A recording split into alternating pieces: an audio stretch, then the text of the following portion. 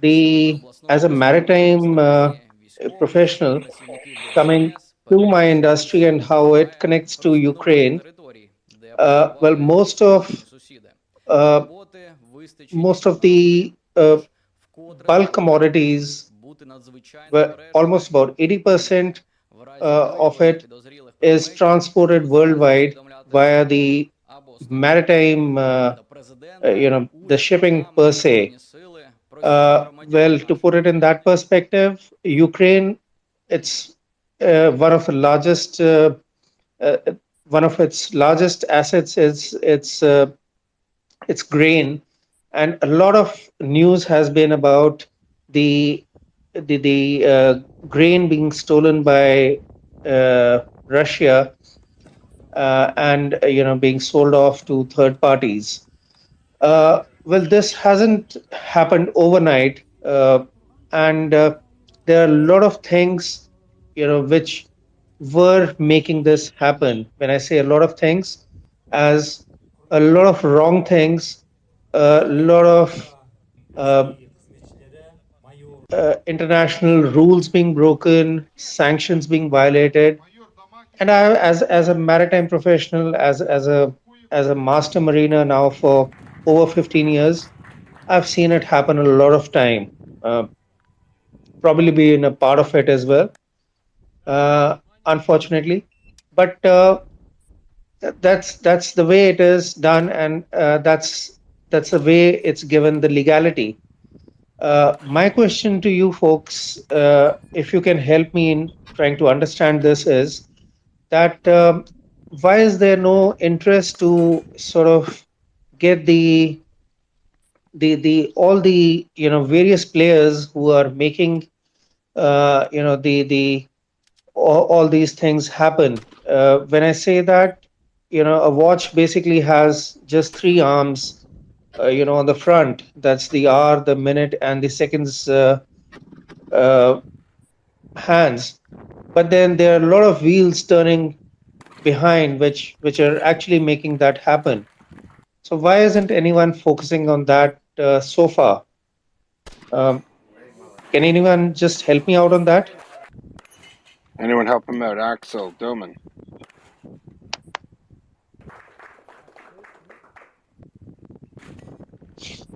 Sorry, Sukhpal, I was responding to a question. What's your question in short was what? Well, it's basically, see, if you look at trying to help in this Ukrainian cause, uh, everyone's being self-centered. If we look at Germany, Germany's got its own problems, and everyone's Right, got right. its own So problems. Germany, what? Let's land the plane now. Uh, What's the but question? but my question is these sanctions, whichever ones, whether it is the European sanctions, and the European sanctions are getting diluted by the day, unfortunately, or the American sanctions. I mean, they've got a lot of sanctions in place, but there is no implementation of those sanctions. Okay. Oh, I see. Uh, Are you trying? Are you? Hold on, Sukhpal. Is this kind of along the lines of why is the West asking India to have sanctions, but they're not No, doing no, no, no, no, sanctions? no, no, no. Okay, I'm not looking at that. I'm not looking okay. at it from the any national Because perspective. the reason why I say that is because you do realize that the West has enacted a ton of sanctions against Russia, right?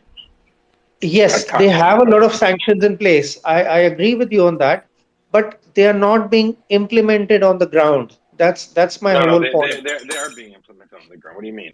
There are thousands of sanctions against Russia. Um, Are there all, one second, are all the sanctions that could be levied against Russia enacted? No. But I mean, countries like, for example, the BRICS countries, China and India and Brazil, they've not enacted very many at all. So I think the argument that everyone else hasn't done everything, therefore we're not going to do anything, is kind of it's disingenuous if you ask me. uh, oh no, no, no. I am not coming to, and I totally agree with you. India is not. In fact, India has more interests In supporting siding with Russia. Russia. Yeah. You know. Let's not beat around the bush on that. So that's No, pretty that's fair. clear. No, I love it. I That's love the yeah. honesty. Uh, I think the issue is that we can't compare Germany to the rest of the West, right? So the United Kingdom, America, the United States of America, and Britain have really gone to bat for Ukraine, and I think the Ukrainians know that and they respect that. So I think we have to accept that yes. as a reality. No, no. Don't get me wrong. What I'm coming to is, and I'm looking at it purely as from the maritime perspective. Okay. Yeah. For example, there's a vessel. I don't know if you've heard about it or read about it. There was an oil tanker, a Russian oil tanker carrying Iranian crude, which was seized off Greece towards the end of May, and while the oil was being offloaded into another Greek tanker that was at the behest of the Department of Justice or Treasury, whichever, I don't know. I'm not sure about that. Of While the this was United States. happening, the yes, United States, uh, Iran seized two Greek tankers. This Right. happened in the end of May, and those two Greek tankers are still being held by Iran as of date. The oil tankers, the two tankers which are there in Greece, off Greece, which is one being the Russian tanker and the other being the Greek tanker, which has the Iranian crude in it now, apparently. I mean, it's a whole mess, and if you look at the cost of the whole thing, it's probably about $1 million already down the drain, and it's bad politics. It's just messy politics. That's all. Agreed. So that's what I'm coming to, and I mean they're not seizing the easier. You always go for something which where your interests are not hurt. That's my whole point, and Yeah, I got it. that is not happening. So that's what I wanted to get a feel about, and even just about a No, week listen. back. Yeah, go ahead. Sorry, go ahead. Yeah. So listen. No one here would argue that the sanctions aren't being enforced properly, or you know, in a consistent manner. I think the fact that the Iranian, I wasn't aware. I'm not a naval officer. I wasn't aware, or I'm not really tuned into anything into the Navy or commercial shipping. I wasn't aware that Greek tankers were seized by the Iranians. I think, No, an as we all Iranian know, tanker was seized by the Greek government in port about 4 months and ago. Sukhpal said that two Greek tankers were seized by the Iranians in retaliation. Is that what I heard right, Sukhpal? Sukhpal? Unmute your mic, please, Sukhpal.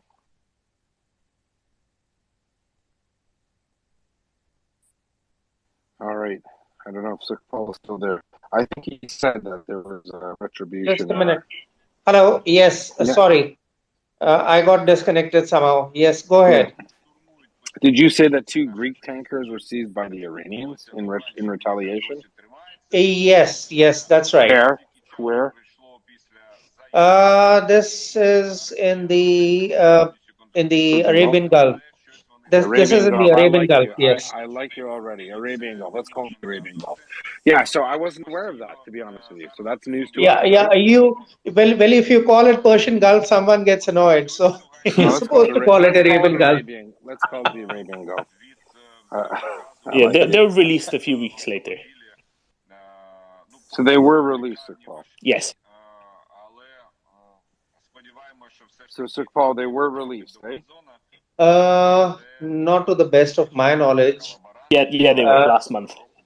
No, oh no, not last month. Sorry, you're wrong on that. But if you want, I can track them down today itself. Zaporizhzhia, full alert. We'd love to hear it. This message has been generated Yes. with municipal Can I data. ask Sukhpal something, Yehuda? Yes, Absolutely. yes, go ahead. Sukhpal, do you know of anyone specifically working to to avoid sanctions on behalf of Russia, any shipping company or any shipper. So here let's not talk about oil, because oil isn't currently under sanctions, but other things, specifically things being shipped to Russia, any containerized cargo especially. Are you familiar with any such circumventions of sanctions? Any specific cases? A lot of circumventions of sanctions. There's a gentleman in Turkey who's tracking all the ships which go in and Here come out siren of alert update. the Black Sea, Zaporizhzhia, full and alert. he puts This up message has something been generated almost, with if not municipal every day, data. every second day, which is a violation in terms of maritime vessels, which is on the OFAC SDN list invariably, and is circumventing the sanctions.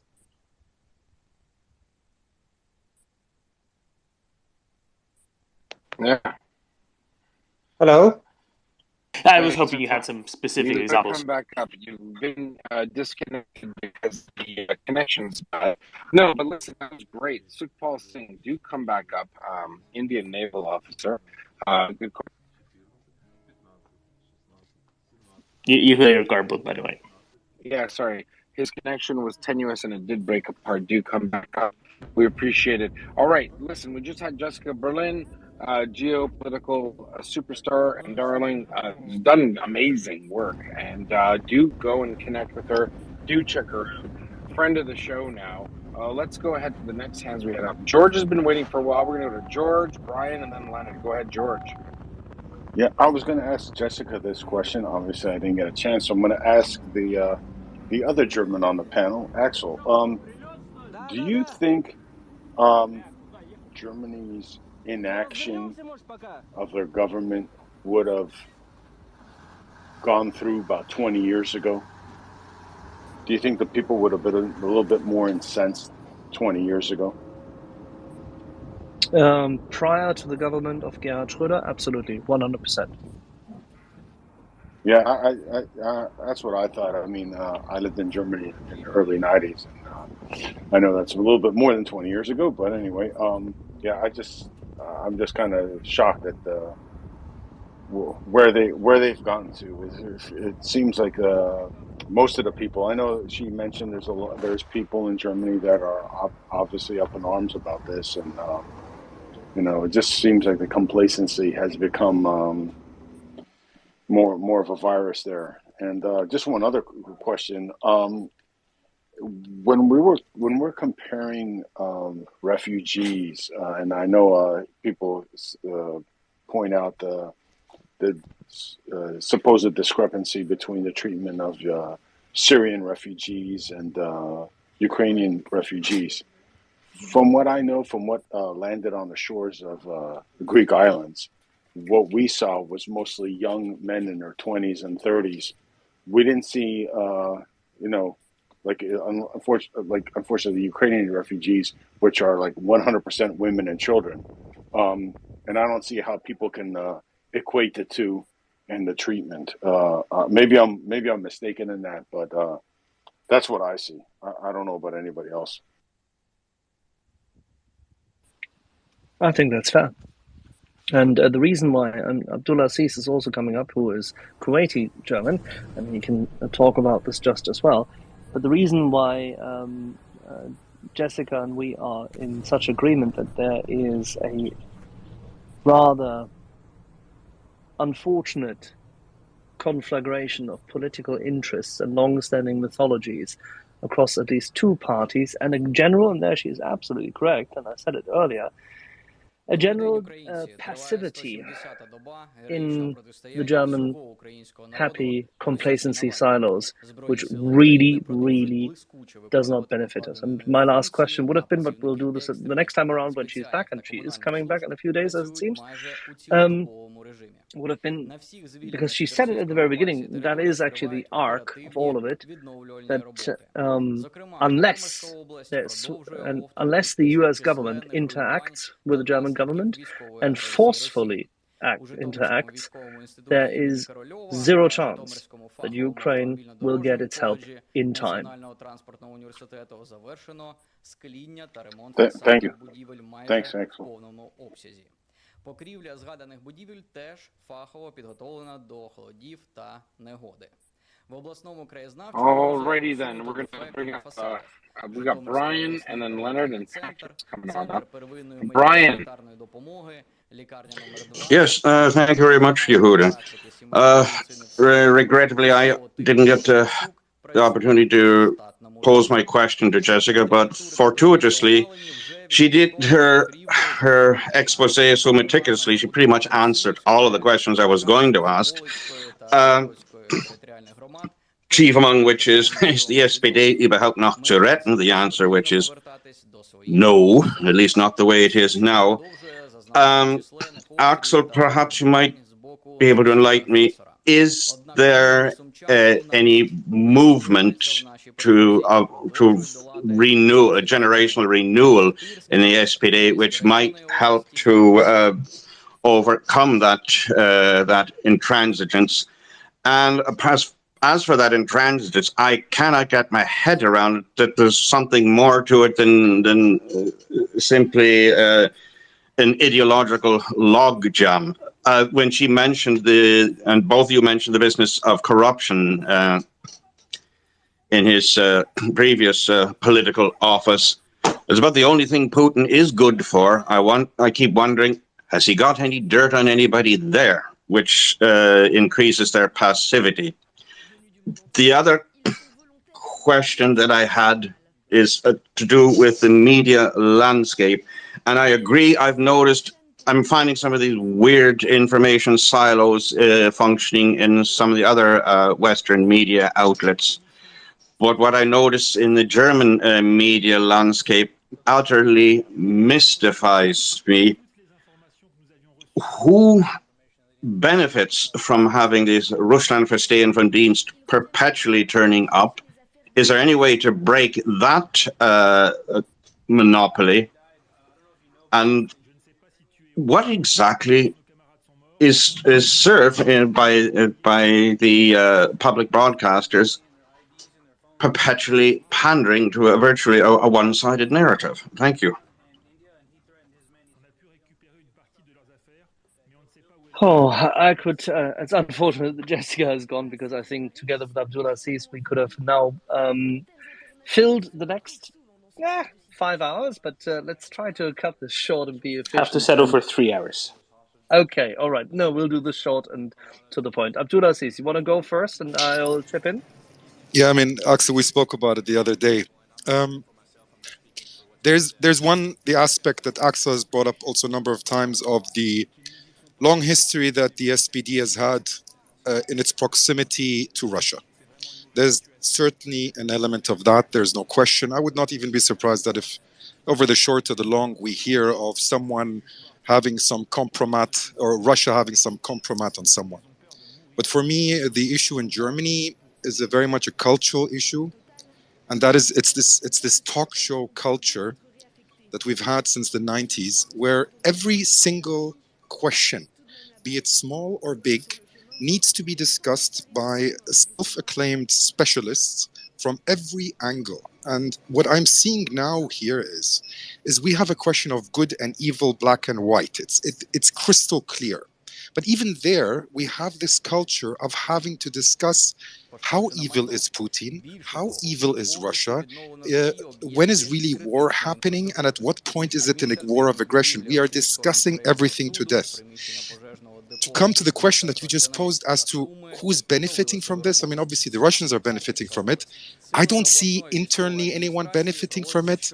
And what I have a real issue with, because I am always at a loss when I'm having these conversations when I'm in Germany, is, guys, there's nothing to discuss here.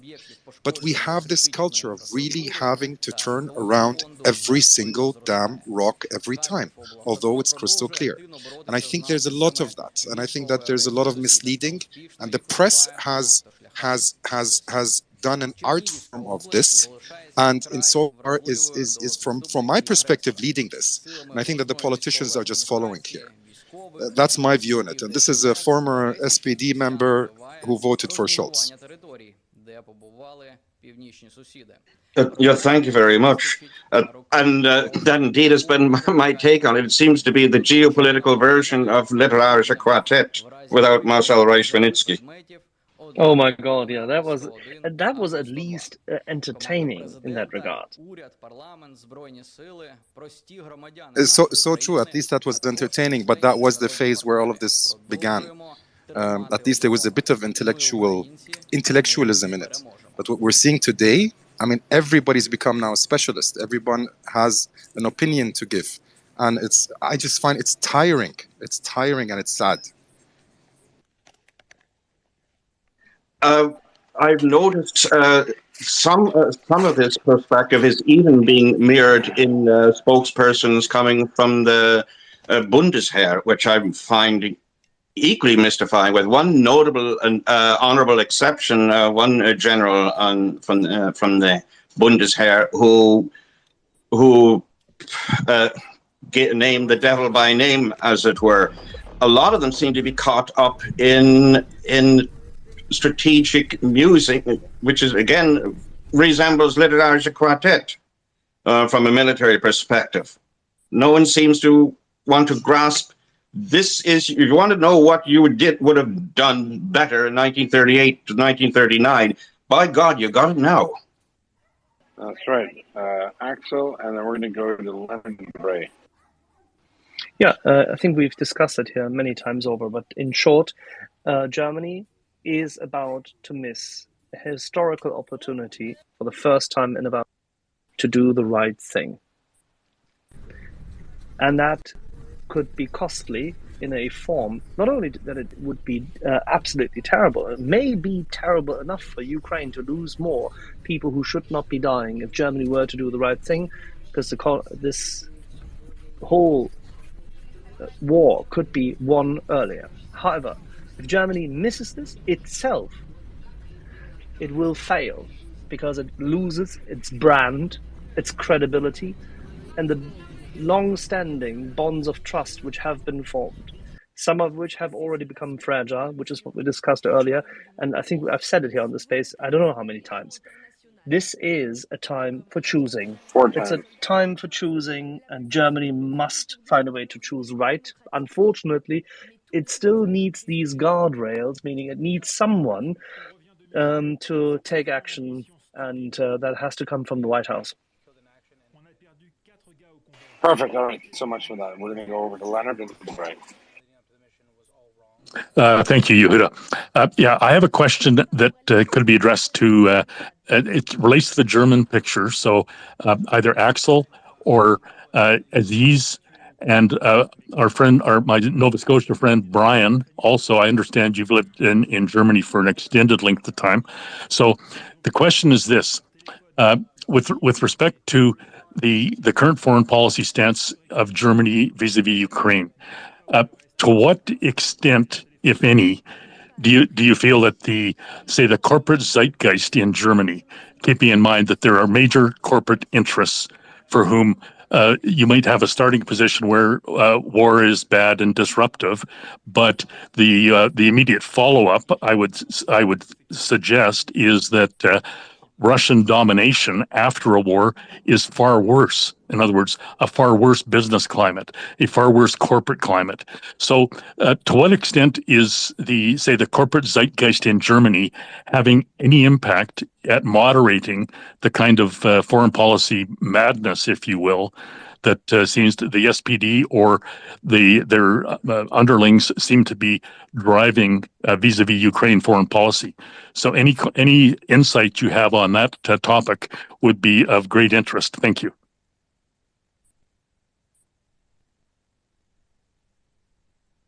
All right, I think we might have lost him. So you're gonna have to park the question, Leonard. He's not here. Let's go to Bray, Finance, Patrick, and Han. Go ahead, Bray. Hello, guys and girls and everybody. First, I want to say that this was a really amazing interview with the guest that we was here before. So I had one commentary based on what I think Abdul said before.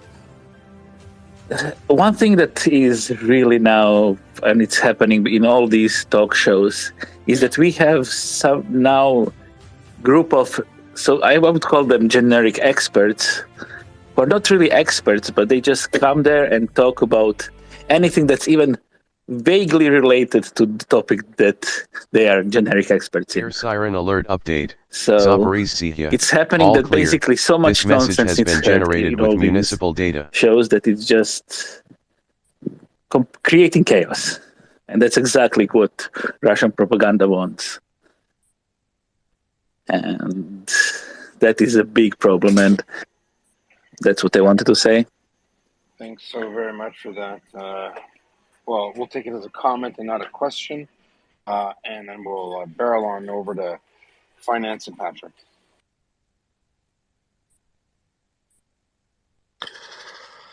Yeah, no, it's a genocide, right? Like there's like how evil it's genocide. To the earlier point, like we wherever the hell the line is to debate that, we have crossed that Rubicon long ago. And as far as the business climate goes, I guess to Germany, they've made a ton Air of money siren alert exporting update. Zaporizhzhia. to All clear.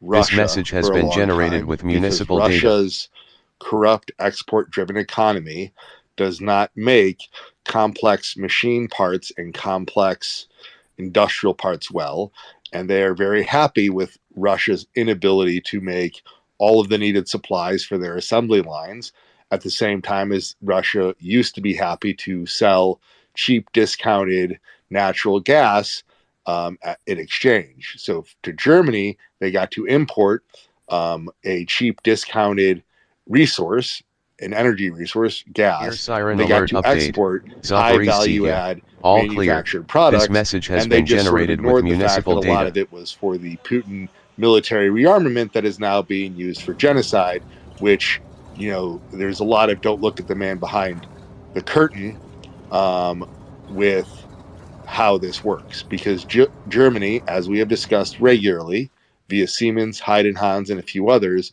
is one of the leading providers of the key machine and industrial parts that the Russian war machine has and still needs to keep their factories up and running. No, good point. Thanks so much, Finance. Over to Patrick, Hans, and Abdul. Yep, thank you. This would probably be a comment, not a question. I heard it said before, that the position that, the U.S. needs to lean on Germany to do the right thing or pressure Germany or explain to Germany and this and that. And I don't think that's going to happen. I think that plays directly into some of the criticism, right, that Western Europe's had about the U.S. and they want them to play the role of partner, not master, or something in between partner and master, right? I don't think that moment's coming. And I really don't. I think President Biden of the U.S. is committed to engage Europe much differently, the European allies much differently than has been done in the past. And I think he's going to stay true to that commitment. And so if the hope here is that the U.S. is going to do something, I just don't think we're going to have that moment. And so that probably means we have to work around Germany, or work around whatever Germany's contributions are going to be, as little or great as they're going to be. We're going to have to work around them. But that'll cost hundreds of thousands of lives, and that is not an acceptable outcome. German weapons system suppliers just need to get the goal that they are allowed to supply what they have. It's not the German Bundeswehr we're worried about. We couldn't care less. We only want the German Bundeskanzler, the German Chancellor, to react to a friendly call arranged by Mr. Klein, and hopefully with Lloyd Austin on the side of the president, to tell him, please make sure that you open the floodgates, nothing else. That's all there is to it, because Germany's weapon system suppliers are currently hampered by that. And they can't even have their subsidiaries in other European countries allow, or can't even have them deliver additional kit, proper kit and equipment to Ukraine because of that. This is the main problem. It is the Gordian knot, and it is not becoming to think that we should, in the West, and particularly there, the leader of the free world, meaning the United States of America, should refrain from cutting through it. There's only one solution, unfortunately, and it has to come. You need the German equipment. Yeah, I don't disagree with any of that, Axel. And you've well made that point before in the past. I think many of us probably would have expected that moment. If it were going to come, it would probably have happened by now. It probably would have happened a couple months ago. And so I'm hopeful, as I'm sure everyone else is. And but I don't know. Thank you.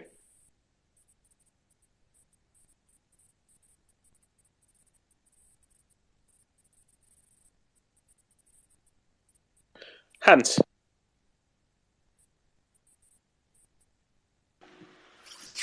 Christian Anderson, you're up next. Go ahead. There we go. Got my mic is on, I think. Yeah, thank you for the interview with, oh, damn. the previous. Yes, yeah, exactly. Thanks. I'd like to offer very quickly. Not to be confused with Susan Manhattan. Okay, yes, first we take, I know. Anyway, I'd like to offer a very quick capsule on German mentality and then sliding from that into media. The general conservatism. Here's an anecdote, personal anecdote. My father, as you can tell by my name, I'm South Korean originally, and my father fought in the... Yes, my father fought in the Second World War, was in Russia briefly, was captured by the Americans in Italy. The Americans, first of all, put turnips on the menu. And he found this disgusting. This is animal food. And rock and roll was just outrageous. This is inconceivable. This is no culture. See, like Mozart, university education, all these sort of conventional distinctions, your PhDs, this is culture, etc., etc. Do you know what I mean? This sort of conventional, formulaic approach to things. And I think that is reflected in the German media. She brought up the issue of 50-50 representation. If you're going to interview a Ukrainian, you also need to equally interview a Russian, etc. You know, that kind of formulaic, conventional 50-50 equality is part of that formulaic and conventional mindset, which I think is diminishing, but that is neither here nor there. It is there to a significant degree, to a degree large enough that it presents an obstacle. And our business is to figure out how do we combat that. That's the end of my comment, and I thank you. Thanks so very much, Hans. It's appreciated. How do we combat it? Who do we ask, Aziz or Axel?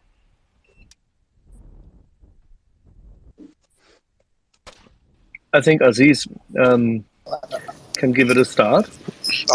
I'll try. Yeah, I'll try. He's equally young. No, but Hans, I understand where you're coming from. I know exactly what you mean. That mentality is also clear to me. However, I think that what we're facing here, and I've been thinking about this since March when it became clear that the government was going in the wrong direction, when I started interacting also more in Germany. For some reason, I really think we have become, you know, based on our history and overcoming our history, we've become so critical of everything that we we are not anymore able to see the right from the wrong because we really don't want to make a mistake again. And Russia, for some reason, seems to be on some pedestal because of our history. And this seems to be more important to many people than the fact that Russia is playing a role right now, is committing genocide and playing an aggressor role in many ways like Germany did in the 30s and 40s. And for some reason, I think we may be,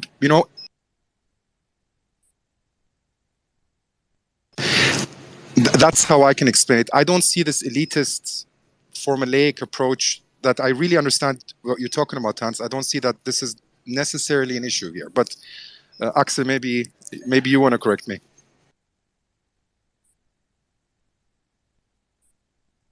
No, I think it's you have to understand, Hans, that the specific German elites of this proports, as we call it, this equalization of having one side and the other, the left and the right, the black and the red in German politics, has closed in on the Austrian example, where this has been always the case since the Second World War.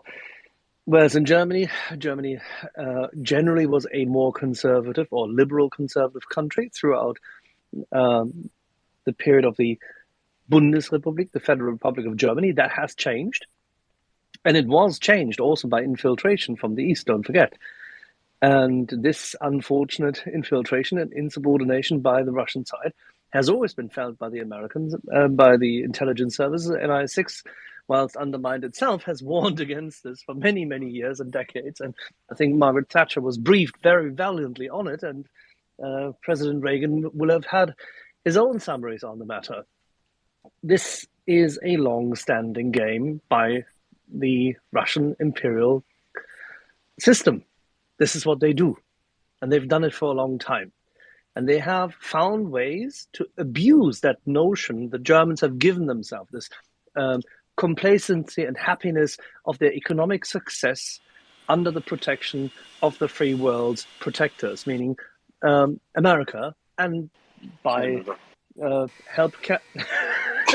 Yes. Of course, our American. I was about to say this. Our American, Canadian, and British friends who actually have borne the brunt. I'm a liar. Yeah, of course. But seriously, they had a free ride. They had a free ride to the extent. Yes, they had 385,000 men under weapons and guns in Germany, and who were supposed to die.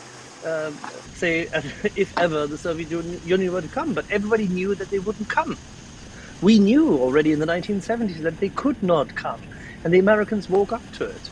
And that's why they put the Pershing rockets as a clear deterrence into Western Europe, which is why the Soviets then incited such resistance to American and British presence in Germany, which is why they sponsored all these wonderful, we call it Bürgerbewegung.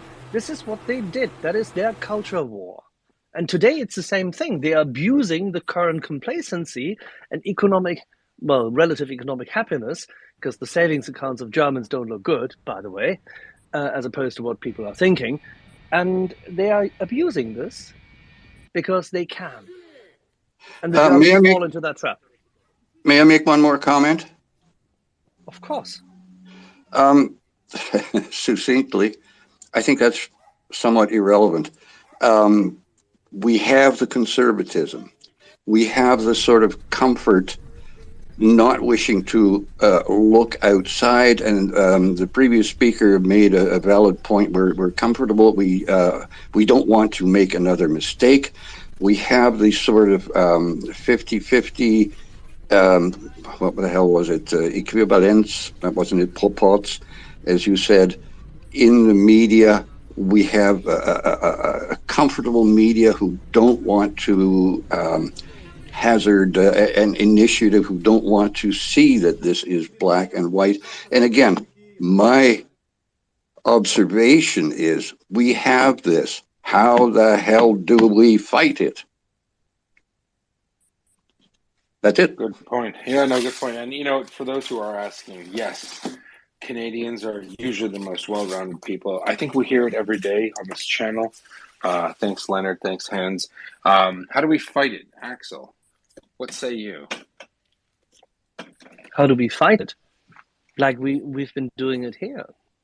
We fight it by talking about it, by dissecting it, by deconstructing the narratives and advocating why it is absolutely necessary, both strategically, tactically, but morally, an obligation to support Ukraine.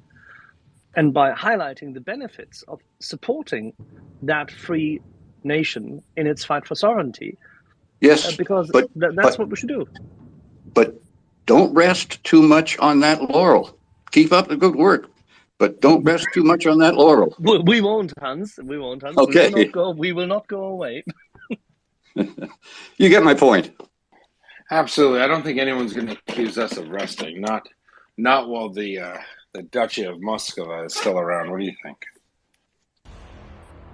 Yeah, I think there is no time to rest. I mean, like this famous statement that whilst Russia can afford to stop the war, and stop fighting and just retreat, but if Ukraine stops fighting, Ukraine ceases to exist.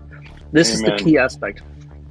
Yeah, as my grandmother, blessed memory, said, you can sleep when you're dead. And that's what we'll do.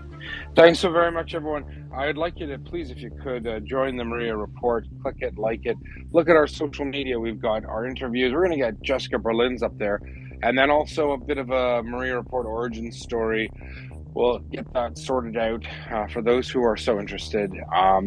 Give Jessica a like, give all of our guest speakers a like. They're great people, and they're dedicating their professional time in order to speak to us, a bunch of yahoos from all over the world. When I meant Yahoo, I'm just kidding. I meant Axel. Do follow us, please. We are speaking truth to power. We have tens of thousands of listeners a day, millions for the last 6 months. We need your help. We're bringing the fight to the Rus. We are enabling Ukraine and their information operation, their information war, their influence activities operation. We are the unofficial and the volunteer organization that will continue to speak truth to power to those who wish to obfuscate and deliver propaganda and misinformation to the world. I want to thank you very much. I'm going to sign off for a bit. I will be back later in the day. Thank you to all my co-panelists and the moderators, our guests, our contributors, those who ask great questions. We do appreciate it, and thank you very much. Axel, over to you. Sure. All right. Let's go to Table Fox. Then we go to Joe, Abdulaziz, and Leonard. Table Fox. Hey, thanks, Axel. I was thinking quite a bit about the whole German question. It's difficult. I don't know, in some ways it'll take something like the FAZ and the Süddeutsche Zeitung coming out tomorrow, explaining the economic situation, how gas prices will affect not only residential customers, but will sink a lot of German companies. Their cost base will go up, will make them less competitive. I don't understand why the owners of these companies, the people invested in, the people who have put money into these companies, the people that have their families have owned it for generations, aren't pressuring the government to do more. Because the longer this goes on, there's already future projections for this end of year and so forth in the energy sector, in market prices for electricity that are going quite high.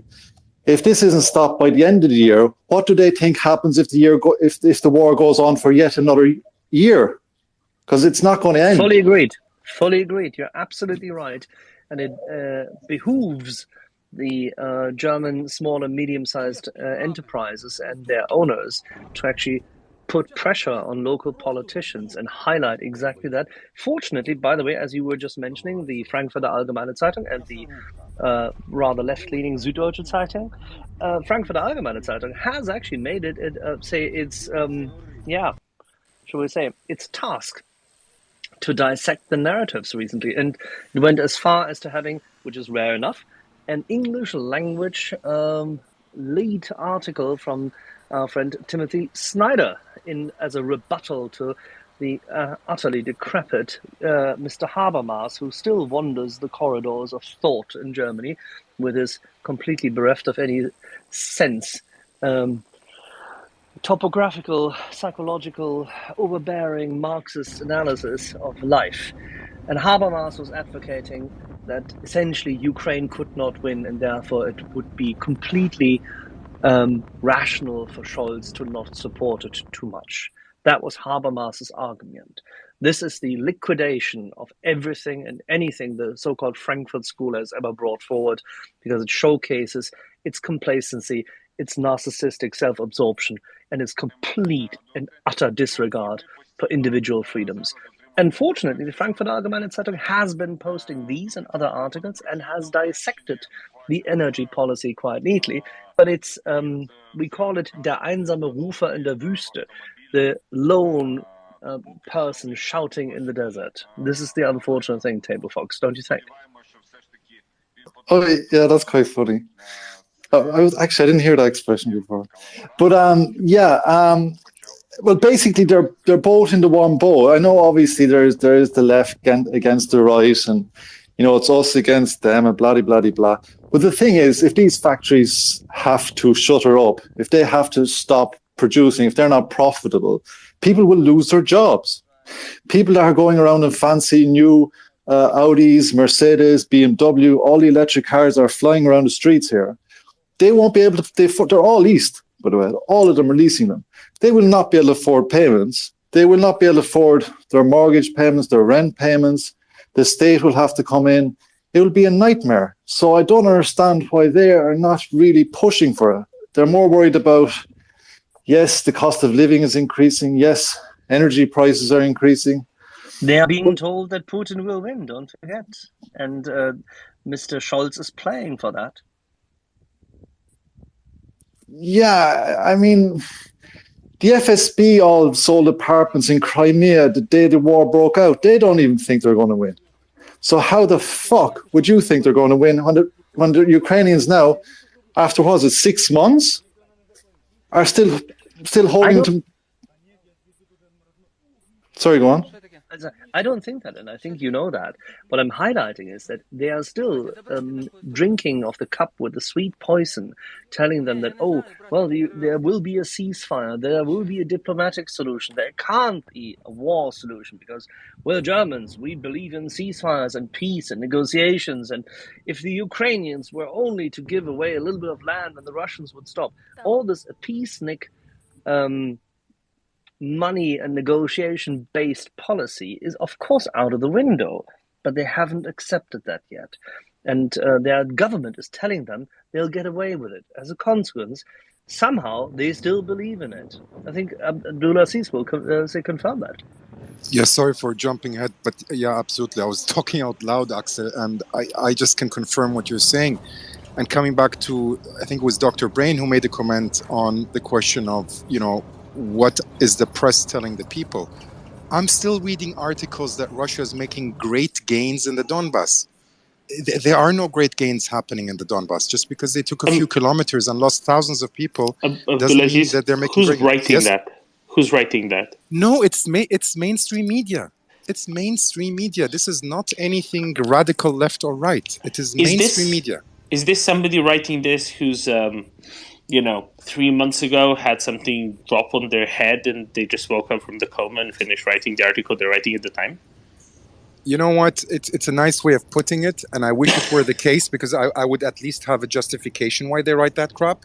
But no, it goes back to the point that Axel was just talking about, this peacenik culture. And what this is, he put it in a nice way, because this is exactly what I mean. We reformed ourselves so much in our culture that we cannot even accept the fact that good and evil exists anymore, and that we have to fight evil. Even in that case, we are frozen. And that probably also supported by a long-standing campaign of undermining our culture. And I just wanted to add also one thing. It's interesting, if coming back to also what Hans was talking about, conservatives in Germany are clear about their position. It's clear, good and bad, most of them, obviously not everyone. They're very clear. That's why also a lot of industry are very clear on their position that we have to fight this evil. I think what's driving a lot of the opinion making in industry today is the fear of not having sufficient energy to keep the factories going in the winter. If that is overcome, things are, I think it will be even clearer from the industry. And if you talk about the arms industry in Germany, they're at a total loss because politics is stopping them from doing business.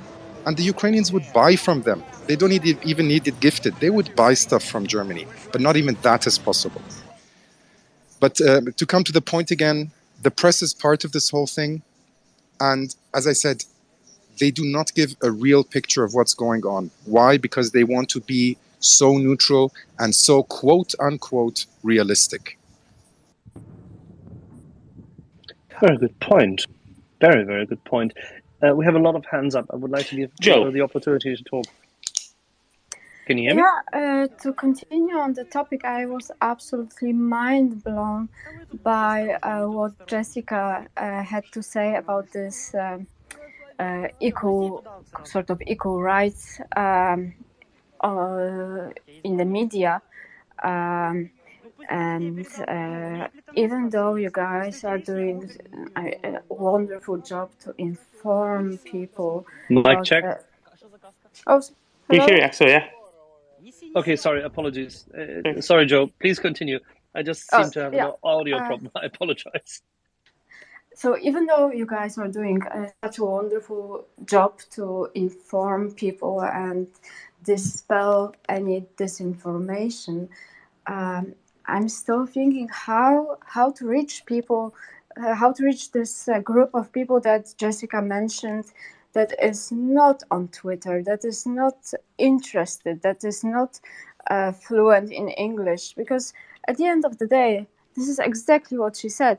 The group that right now Miria Report is targeting is by definition and also via the algorithm that Twitter is implementing, people that are already a bit interested in the topic and of similar views. So my thing is how to tackle this. So my thinking is, and this is something that I raised with Jessica earlier, right? Joe, you're an economist by training. You know where I'll be going with this. I think the problem in Germany is what the public debate is about. Because the public debate constantly has people who want to help Ukraine on the defensive, as opposed to arguing for this is why we should help Ukraine, because it is good for Ukraine, it is good for us, we should stop kowtowing to Russia, there's no need for that, we can do this, we will do this, and it is the best for us that Ukraine wins the soonest possible, because the only moral correct outcome of this war is if Ukraine wins. Therefore, we should do everything we possibly can to ensure that Ukraine indeed wins. And because this will benefit us economically, because the sooner Ukraine wins, the sooner this instability in Europe is over, because what is the worst thing ever for business, for capital? It is instability, right? It's higher risk. The sooner the war is over, the sooner Russia is contained, the sooner that risk drops. That's better for the economy. Also, as soon as Ukraine wins, Ukraine can fall under the proper security umbrella. And at the end of the day, that means that all sorts of German industry will benefit greatly, because it will be able to invest in reconstruction of Ukraine and reap the benefits of that, and that will do wonders for German economic growth, because Germany does what? Makes things and then sells things. And what better is an export market than a country that needs a lot of everything because somebody just decided to bomb vast amounts of industry on top of vast amounts of infrastructure and residential buildings, etc. And this is the argument that isn't being put forward, and this is the argument that I would very much like people who are able to do this, who do have macroeconomics training that I do not, to be writing about, to be putting forward, to be shouting from the rooftops and from the opinion pages of Frankfurter Allgemeine Zeitung and Süddeutsche and wherever else, right?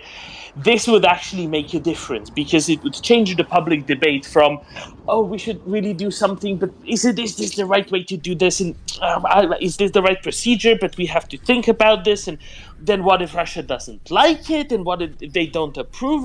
And what if they turn off the gas tap a little bit more? But then what we will do?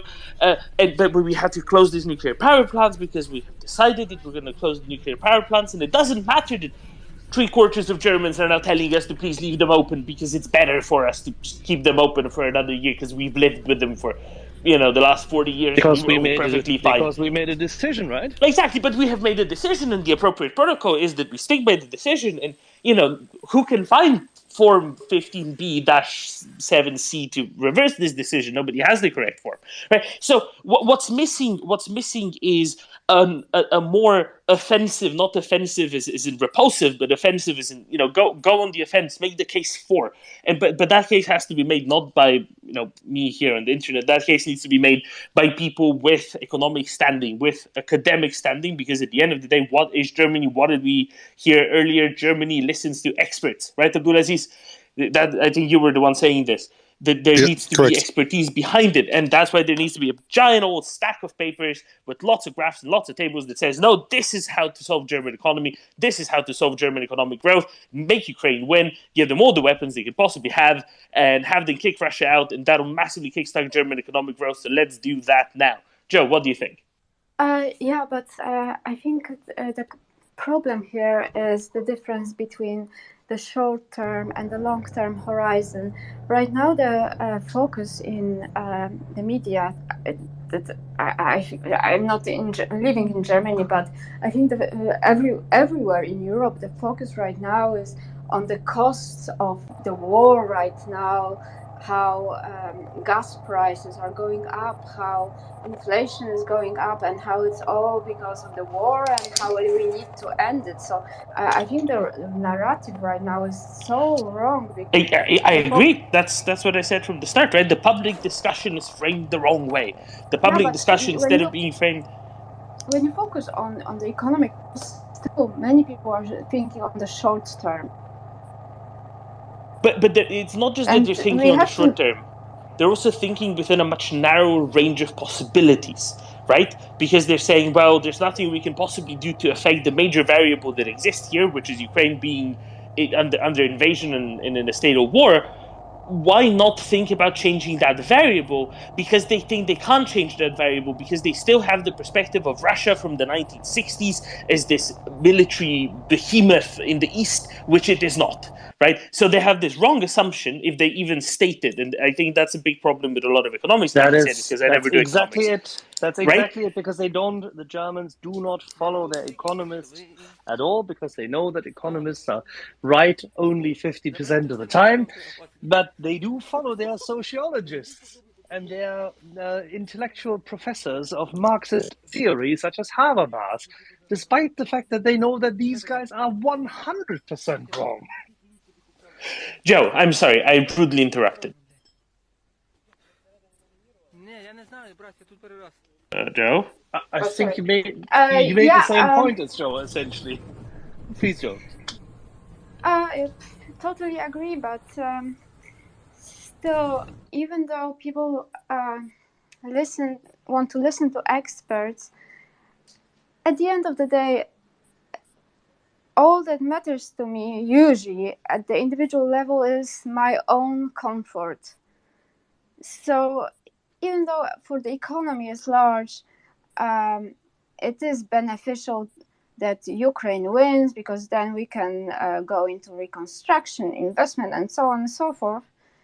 At this very moment, I'm looking at my own finances and I'm seeing the gas price going up, the price is going up, and the press is not helping because there is this focus on inflation. So I think the problem is still, I don't know, I really don't know how to tackle it, because even with more focus on investment and economic gains, that will. Then you win. No. Finance and I have said it here many times. If you focus on the economic argument, you actually win. Because there's no better way of ending this additional level of inflation than shutting down this war by winning it. Because if you keep open the nuclear power capacity in Europe, you have a valve for electricity, which is massive and it's important. If you allow Ukraine to win the war, this will soak up inflation by means of a massive amount of investment. It will end the gas crisis because markets for natural resources, oil, gas, and the likes, are based on futures and availability and essentially replacement of supplies. The replacement of supplies will be de-risked in that moment when everybody knows that they can safely and securely invest into, for example, more LNG infrastructure, which they will do when they know that there won't be any Russian gas coming anymore.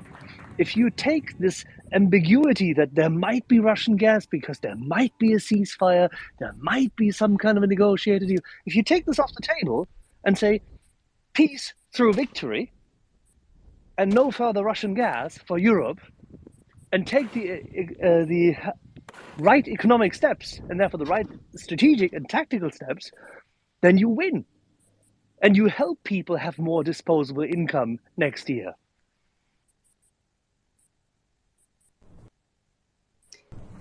Yeah, I really hope so, but I think a lot of people lack the financial knowledge to understand this argument, perhaps. I don't know. Well, then we need to be writing it further, as Norman just highlighted. We need to make it clear. We make this case clear, and we have to present the case clearly. And this, the rest is critical thinking. Joe, It is Joe, true. can I ask a question Go here? back to this argument made by Jessica that you have this equal rights on TV shows, and this makes it very difficult to sell. Yeah, but that's just German talk shows. Let's go abstract from German talk shows. Go to German business leaders, and there they read the Handelsblatt, they read the Frankfurter Allgemeine Zeitung, they flip through casually through the Süddeutsche Zeitung. They read a few more things to see if they are into consumer products. They have to read the tabloids just as well. They have to see what the pulse of the opinion of the populace is, of course. I understand this, but they read the important papers. And if there is a clear argument, as Finance and I we tend to try to do it, and typically we make it, or at least he does, then if you make that case clearly, you can convince them. That is the key. You need to reach the small and medium-sized businesses in Germany. You need to reach the industrial leaders in Germany by means of clear alternatives, clear arguments. Finance.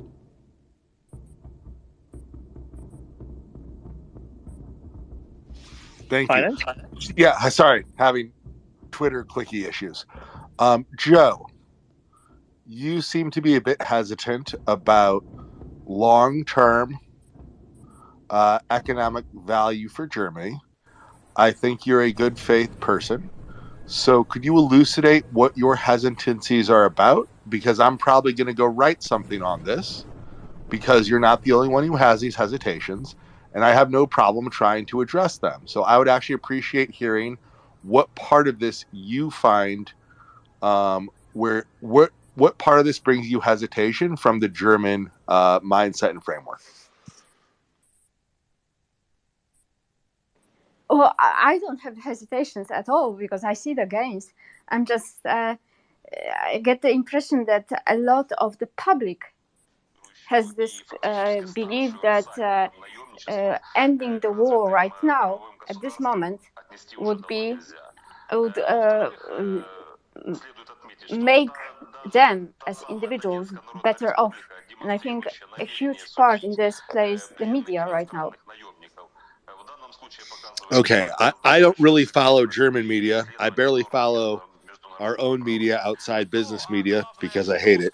So could you give me a feel for what that sounds like to the German mind? I believe you're Polish, right, ma'am? Where I know the media there is very pro-Ukrainian as far as I can tell. Yes, I'm Polish, but I'm living abroad. I don't follow the German media either, but this is still. I'm going back to what Jessica was talking about this stage that it gives equal rights to both the Russian point of view and the Ukrainian pro-Ukrainian point of view. And I think this is the key to solving this problem. To change how the media is portraying this. Okay, thank you. I think that's just we need to make the case again. And yeah, I am aware that there's plenty of people who would, outside of Ukraine, outside of Poland and the Baltic states and the US and UK, who would be more than happy for Ukraine to sacrifice her land and her future so that they can have cheaper gas right now. It's a pretty disgusting stance, but I understand that that is a large viewpoint in some countries like Germany. Can I, Axel, finance just on this specific point, if I just may give you my observations from the street in Germany.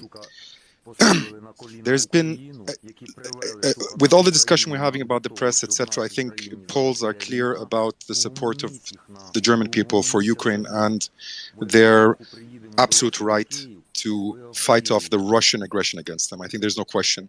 And what's been interesting when I was there now for the last 2 weeks was the discussions about the high gas bills coming out now, because letters are coming in now saying we have to raise gas prices by up to 70%. And landlords are already raising the extra charges on the rental amount. And what the statements I've heard is, well, I'm going to have to wear 2 sweaters this winter. Another statement I heard was, when we get through this winter, we're going to be stronger than before. A third statement, this was from a waiter. He said to me, you know what's great? Putin actually is going to help us to become a real green, strong energy economy. A lot of people think that way. They see the hardship that's coming because it's coming, and they're realistic about it. It's coming, one way or the other. Ceasefire will not help anything tomorrow. And they are realistic that we're going to go through this winter. And even one said to me, you know what? If this is the hardship I have to go through, then sitting in the trenches in Ukraine, so be it. That sentiment is there, and it is widespread. But this sentiment is not reflected in our politics and in our mainstream press. I just wanted to add that from the street in Germany. It's important to me. And that's fundamentally what needs to be changed, right? It is the way that the public discussion is framed, the discussion in the media, the discussion among people. That is what needs to be changed, because we cannot go onward like this. Okay, I have a million hands. The next one on my list is a Leonard. Thank you, Doman. I just have a question to pose here, and for any of the people currently living in Germany or highly experienced in the German polity, kindly chime in. And it relates to this, and this includes Axel as well, because I know we sometimes josh back and forth lightly, Axel, as Englanders and German folk will sometimes do. But I think there's a valuable conclusion or at least elucidation we can reach here, and it's simply this: and I think Joe King puts her finger on a very important sort of the nub of the issue here, and that is, how do we change the balance or swing the counterweight in the German polity towards a sensible foreign policy? And the question is simply this. We've heard a lot of evidence today as to sort of the centrifugal force or the stasis or the huge conservative sort of counterweight that prevents or is somewhat getting in the way of a firm total commitment to the Ukraine war effort. But my question is this: in Canada, and specifically in North America, the corporate boardrooms do not hesitate to weigh in on questions of this weight and this magnitude in foreign policy issues.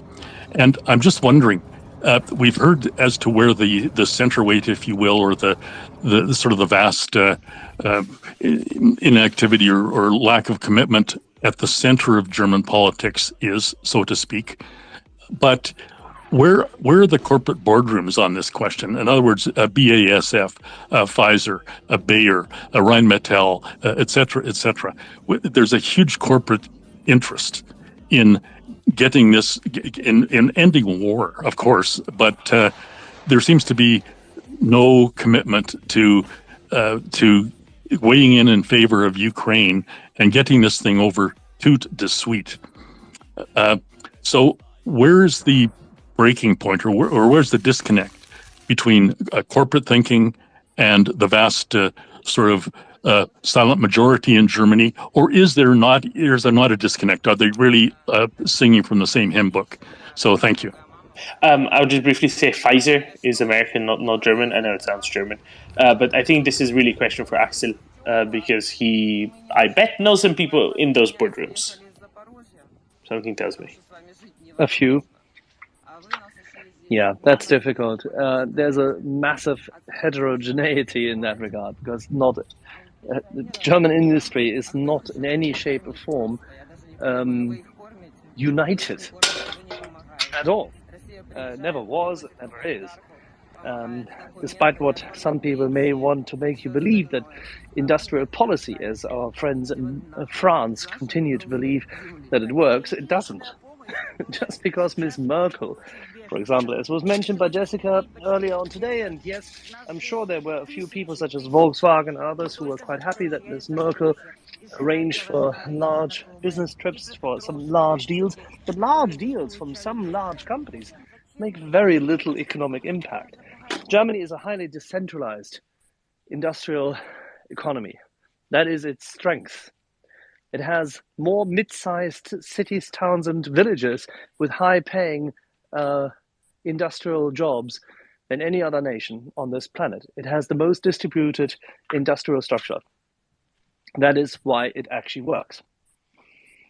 And you will find thousands of German companies where the boardroom members or the owners or the owner managing directors, whatever, will find what is happening currently absolutely despicable.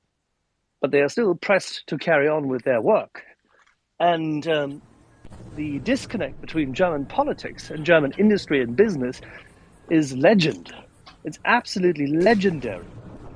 Because German politics often enough simply goes onto the tax and distribute side, and that is both the socialists, so-called social democrats, as well as the Christian Democrats, with what is their centrist kind.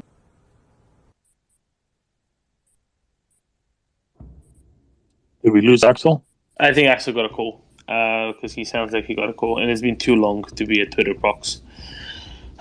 Then I think you got the point Axel was trying to build towards, right? Sorry, guys. Yes, essentially. A slight interruption. I apologize, but it happens that I do tend to receive a few calls. So this disconnect in terms of industrial decision making and planning on the one hand, and the politicians' views is massive. And we should be very careful as to who we accuse in that regard. And by the way, as you just mentioned, Rheinmetall, I've said it before to my friends Alex and Yehuda as well, is that, for example, Rheinmetall has on its own account sponsored massive preparations of equipment which it could ship across. But that is then to be contrasted with someone who is Germany's current finance minister, just to highlight this, as my friend Louis reminded me again that I had highlighted this before, that on the day of the invasion, on the morning of the invasion, after German politicians, despite having had extremely good intelligence, German BND was extremely well informed. German military was extremely well informed. They knew that the invasion was coming. They said so. They told the German Nationaler Sicherheitsrat and the politicians that this was a clear-cut affair and that it would happen. And the politicians didn't believe them. And on the morning when it then happened, or had happened, Christian Lindner, supposed heir to the liberal Free Democrat Party spirit and its spirituous rector, Otto Graf Lambsdorff, and therefore the classical liberal policy German industry and business projecting party, said to the then ambassador of Ukraine, Mr. Melnik, that yeah, of course they are taking this now. They will form a puppet government, and we will, no, not to worry, we will fund all those refugees and we'll help you survive with the government in exile, and we will give you as much money and supplies as you need.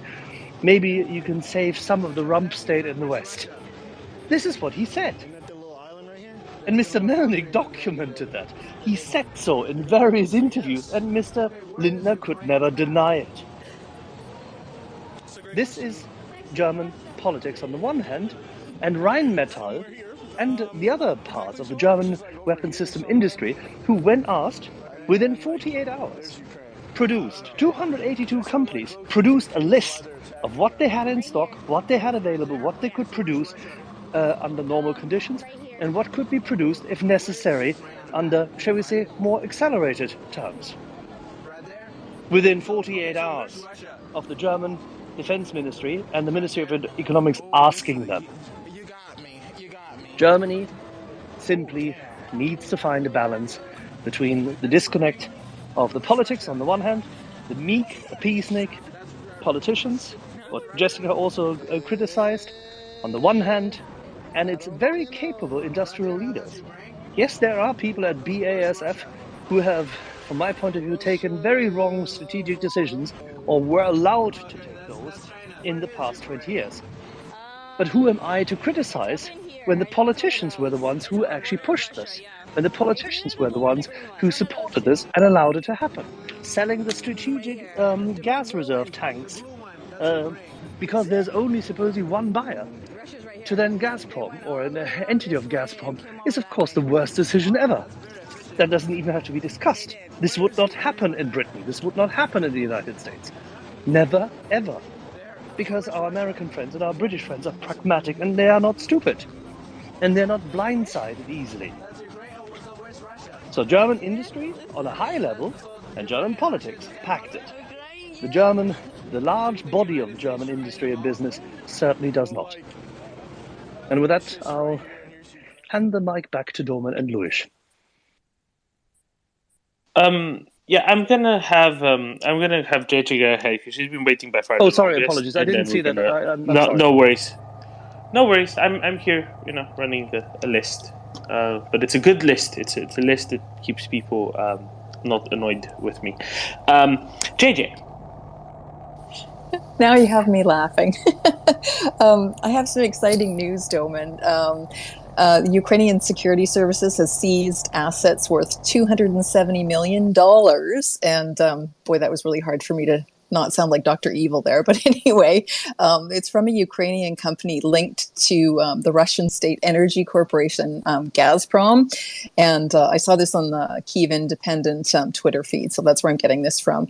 But looking for more details if you have any. The great part is that the money is supposed to go to the Ukrainian military, and kind of excited to see what goodies will come out of it for them and that positive momentum for Ukraine. Thanks.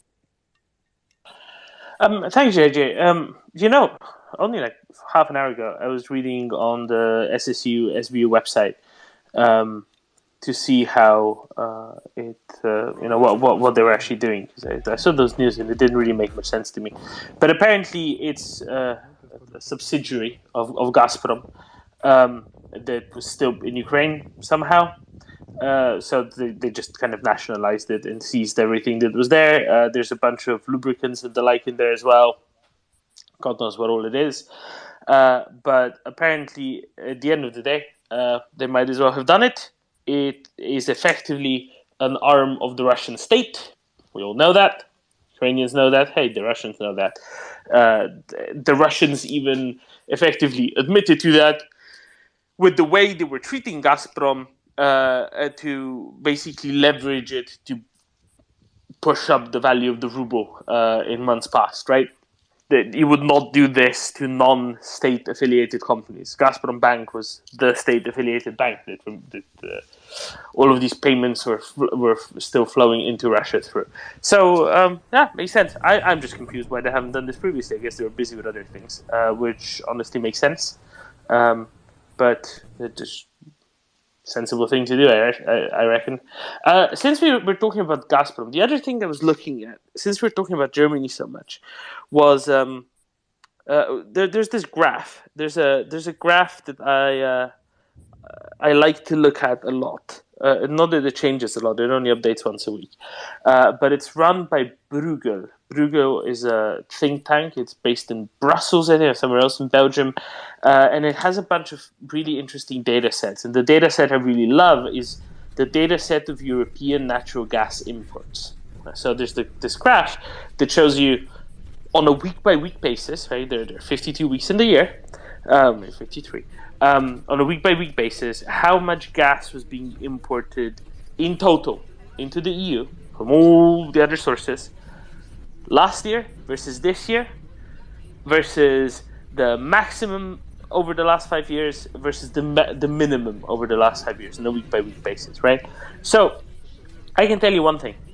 This year thus far, pretty much every week, the EU is importing right around the same amount of gas as they were last year. I mean, it's really almost exactly tracking the same line.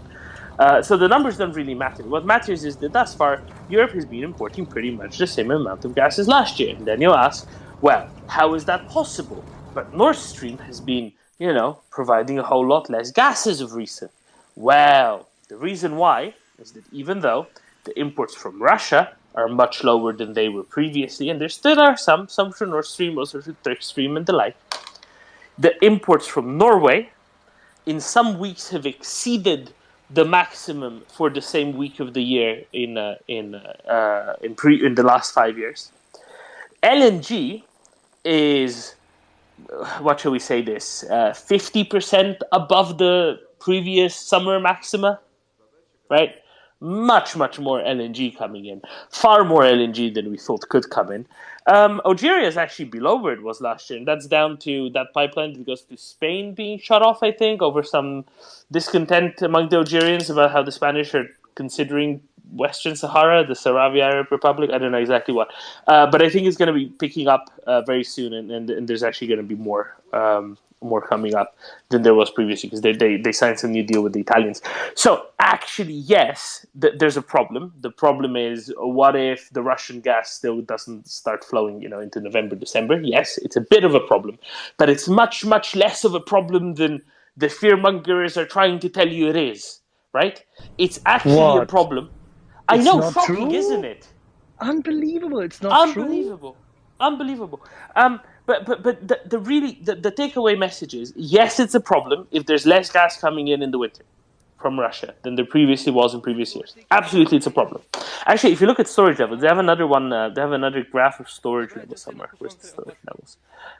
Right, gas storage. Right, gas storage this year is outpacing the gas storage fill-ups last year, and that's because people are already using less gas because gas has gone more expensive. Joe, you're right. However, what that meant is that people are choosing to use less gas, right? They're a little bit more careful with their hot showers and whatever. That's fine, right? Because in the summer, obviously, you don't need that much gas for heating. It's for other uses primarily. But that's really important. Barbecue. Yeah, absolutely. But Axel, most people do not have their barbecue plugged into the gas mains and just get the little container from the pump, once every 2 seasons. So it's not that much. I don't think that's going to be a market difference. But it's really important. And currently, across Europe, the gas fill-up levels as of last week were 76%. Last year, in the same week, they were 60%. Right? It's a big difference. Now, they're far from the maximums, but at this pace, before the winter, all the gas storage is going to be completely full, and there's going to be more LNG capacity online. It's not going to be that bad. Yes, it's bad, but it's not going to be that bad. It'll be manageable. It's going to be expensive, but it's going to be manageable.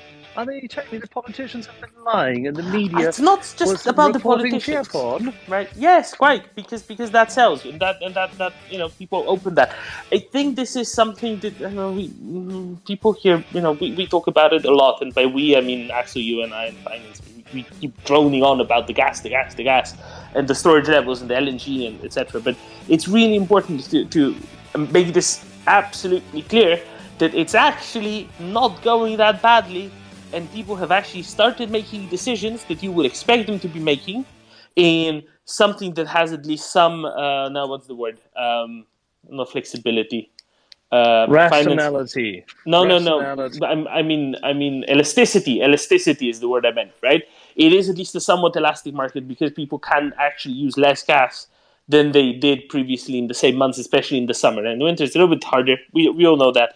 But it's not that bad, is the point. I mean, I know it's really hard to sell the point of it's not as bad as you thought it was, but it's really not as bad as anybody thought it was. And there was this report last week, or earlier this week probably, from some German think tank that basically said, no, we're good. No. We have enough. We have enough in storage. Even if Russia goes to zero, starting September 1st, all imports of Russian gas go to zero starting September 1st. We'll be fine. It will be a pain, but we'll be fine. You needed a report from a think tank to tell you that. But Axel, this is what we need. Did we not say this already in May? Yes, of course, but for you and I, that's fine. But Axel, this is what we need to turn the public discussion, what we were discussing with Joe, 20 minutes ago. This is what is necessary to turn around the public discussion. Because at the end of the day, as Abdulaziz said, Germans trust experts. Germans will listen to experts, but there need to be sufficient experts around that keep all droning on the same point that the politicians are being silly and fear-mongering, and the media is being silly and fear-mongering. And look, we've done our work, and here's our 275-page report with 8-point font and half margin spacings. This is it. This is why we know that it's fine and it's not that big of a problem. And if anything, that report needs to be on every front page of every German newspaper for the next 7 months apparently. Anyway, there's a digression. Let's jump on to Luis, and then to Hans, and then to Mark, and then to Carlo. Luis. Guys, I'm absolutely disappointed. It took you 2 hours to name the main issue here in Germany, why there is still a public discussion on the Excuse me, Luis. We had to work through the first 170 pages of the report to get to this. No. You can't just put it on the first page, because otherwise, who's going to do your entire work? No excuses, my friend. No excuses. The main issue here in Germany is that the people are still getting Russian propaganda from higher profiles in the government, and they are feeding the people with this Russian propaganda almost every single day. Think about the beginning of the war. How many weeks did Scholz came out every single week, 1, 2, 3 times per week, saying, "Oh, there is danger of nuclear war and stuff like that." So the people is absolutely afraid of expressing their support for Ukraine because they are afraid of a nuclear war. And we also have that issue. I mean, look at the German papers here in Germany. Everything starts with the Ukraine war. It's not the Ukraine war. It's the Russian invasion of Ukraine. It's a Russian-provoked war. It's if I give a paper to someone that is not reading the entire article but only the headline, and you see a Russian war, Ukraine war, it's Ukraine's fault that we are in this situation like this. So and the government is feeding this fear every single week. I mean, there is no if the communication, and I'm sorry for not expressing like I wanted to. Sometimes I could bite myself for not expressing myself in English as I want to. But if there is no change of communication from the government to the German population, it won't change, and that's exactly what we are trying to do here. Yeah, that's it. It's the same as just what you just mentioned, Doman, regarding the gas. In the beginning of the war, and Axel pointed that out, people with knowledge came out and said, we have enough gas for 1.5 years, 2 years. It's absolutely no problem. Of course, the prices will rise, but we have enough gas. What did the German government do? Oh my God, we have to fill it up because people will have a bad winter. So that's exactly what German population is being fed every single day. Exactly, Luis. And this is why I keep driving the public discourse. The tenor of public discourse has to be changed. That's the only way out of this. Hans. Sorry, one thing more, Domen, and sorry for jumping in. We have to keep in mind, German government is blatantly lying every single day. They are saying regarding heavy weapons, we send everything we can because we, Axel, hilf mir mal, weil wir uns mit unseren Partnern abgesprochen haben. As we have coordinated our approach with our partners. Yeah, and that's an absolute lie. So I hear they've coordinated it really well. How many Ringtausches went through? I think. What's the number? I keep forgetting. 0. I'm very bad with these big numbers. Oh, it's 0. Right, that's the number. Okay, yeah. No, we couldn't agree more. Couldn't agree more. It's insane, really, isn't it? Yeah, Hans, please. Yeah, there we go. Perfect. Thank you, Domen. Thanks. You brought the subject around to what I'd like to comment again one more time. Tenor of public discourse. You and Axel both mentioned earlier, or you focused on the economic benefits to Germany of the reconstruction of Ukraine after the war. Yeah. So I'm sure that there are that there are a certain number of media people listening to the Maria Report. Unfortunately, it's essentially a radio program, which means it's transient, here today, gone tomorrow. Although there are recordings, etc. And the other thing is, finance apparently is working on a paper of some sort to amplify or make more specific the economic benefits which will ensue from the reconstruction of Ukraine. All this stuff, what I keep puzzling about is how to make it more systematic, how to make it more accessible to journalists who are looking for a story. I'm sure there are many listening, at least there's some listening to the Maria Report, but as I said, it's transient, it's a radio program. I wonder if somehow you could publish a digest of topics covered somewhere in some more systematic manner. It's probably being done or being worked on. I know time is short and people don't have time, etc., etc. But these are my concerns, my issues. How do you get the proper viewpoint in front of the public in the most effective manner? Over and out. Thank you again. Thank you, Hans. I think we're kind of working on it. The problem is that a lot of these things, right? It's like almost like publishing a collection of not very well written essays, and therefore it's kind of difficult to do as a podcast as well. What did you just say? Not very well written. I was talking about myself, not your contributions. Actually, only my own. Thank you. And but that just makes it more difficult to publish it as a podcast, for example, right? That's why we have, for example, lots of interviews with individual guests. They go out as a podcast, Hans, and that's really good. But at the end of the day, it's really difficult to do this for everything because simply the bandwidth, the editing bandwidth, or having somebody to work through 24-hour day of discussions and actually distilling out what's important. It just, we don't have the people for it. We would require way more people for it, and that's just what happens. At some point, the volunteering effort, reaches an end point and an obstacle that it just cannot jump over all that easily. We are thinking about it. We're working on some things, but I don't want to overpromise before we know that we can actually deliver them. But Hans, I agree.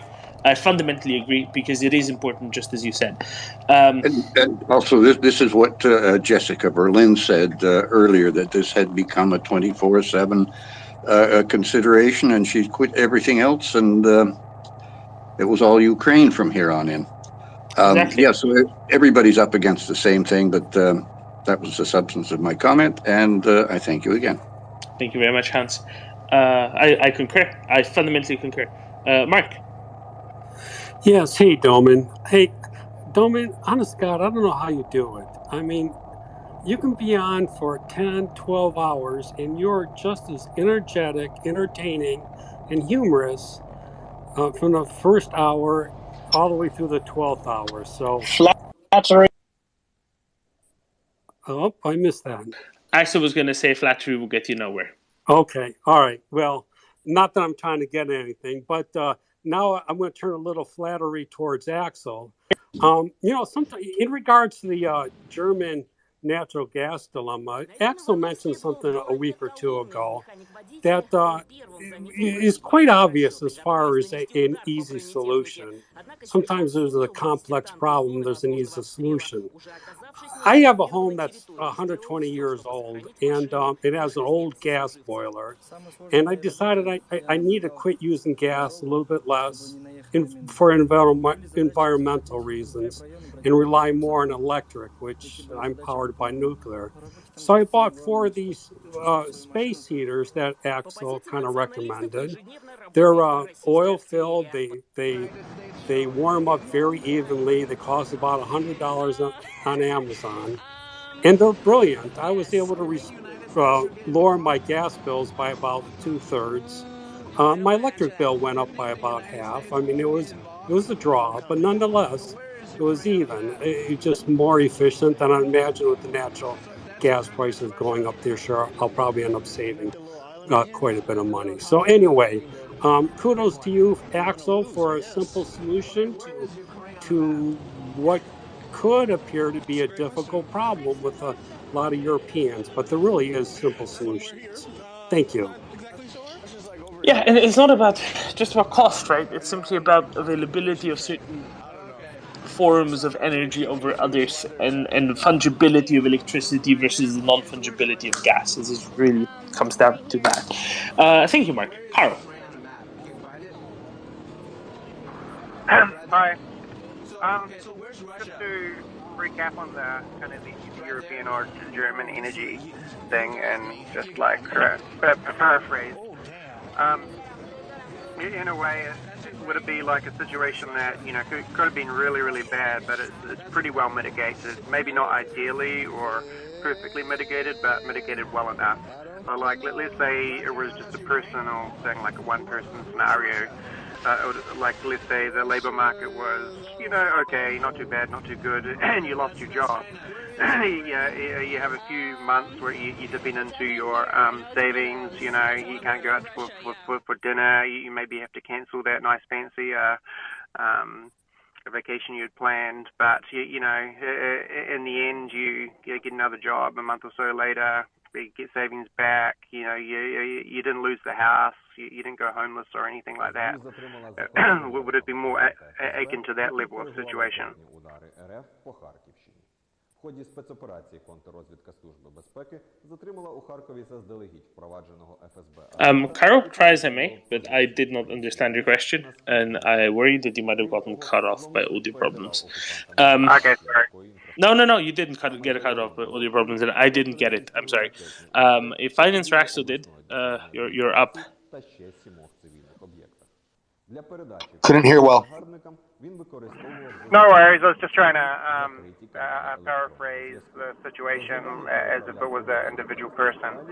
But my main point was, that the situation was one that could have been a big deal, but it's pretty well mitigated. Maybe not ideally mitigated in every way, but mitigated well enough. It's like pulling off the Band-Aid versus having to have your whole leg amputated. Після отримання оперативного псевдоніму та проходження інструктажу, зокрема щодо заходів конспірації. Okay, now I understand why I didn't get the question, because there wasn't a question as a statement, and it's not a bad one at all. Thanks, Carl. In a way, yeah, it's not wholly dissimilar to that. That's for sure. Let's go to Abdul, Finance, Luis, and Leonard. Abdul. Leonard and Finance are before me. Were they? Okay, then let's go to Leonard. And I was before Abdul, so your list You were. sucks, Doman. Well, I'm sorry. That's because I have to then look at the screen, and then all of your hands must have popped up around the same time. So we shall then go to Finance, because he's first alphabetically, and we're going to go in an alphabetical order, but put Abdulaziz at the end, because he said so. Finance. I didn't have my hand up, so I just want to take this moment to remind everybody to smoke Atacam's brand cigarettes, but only if you're around a Russian ammo dump, because smoking kills. Sweet, short and sweet. Leonard. Thank you, Doman. This one is just to swing back towards finance, and the project that he mentioned that he's working on with regard to laying out some of the economic benefits, if you will, or even worse, the economic consequences if German industry does not get on side with this entire program to bring this war to a rapid and satisfactory end. I just wondered, Finance, if you're referencing towards Sonnenberg at Yale and the excellent work that they did with reference to calibrating some of the actual economic consequences of this war, and some of the detailed debunking of some of the prevailing myths, if you will, in, say, the German public sector or public right now, not to mention some of the silent majority, perhaps, so to speak, in the United States. So are you having any reference to that angle of attack, if you will? Thanks. So two things. I don't even attempt to keep up with this kind of work they're doing. They have more time, more resources, and definitely as a group, more skill than I have. I can admit when somebody is a friggin' incredible what they do, and those guys are doing great work. So what I do is, if you notice and you go click on my site, while you can't find a way to donate money to me, you can find a Perception Money blog, which, by the way, links to Maria Aid is the only way you can donate money on there. On the Help Ukraine Fight link. And I realize that I'm hearing so much of this lately. There's a lot of economic arguments coming out, probably because, I don't know, Russia wants to distract from what the hell's going on the ground. For those who missed it, your Crimean beach vacation has been quite short if you're Russian.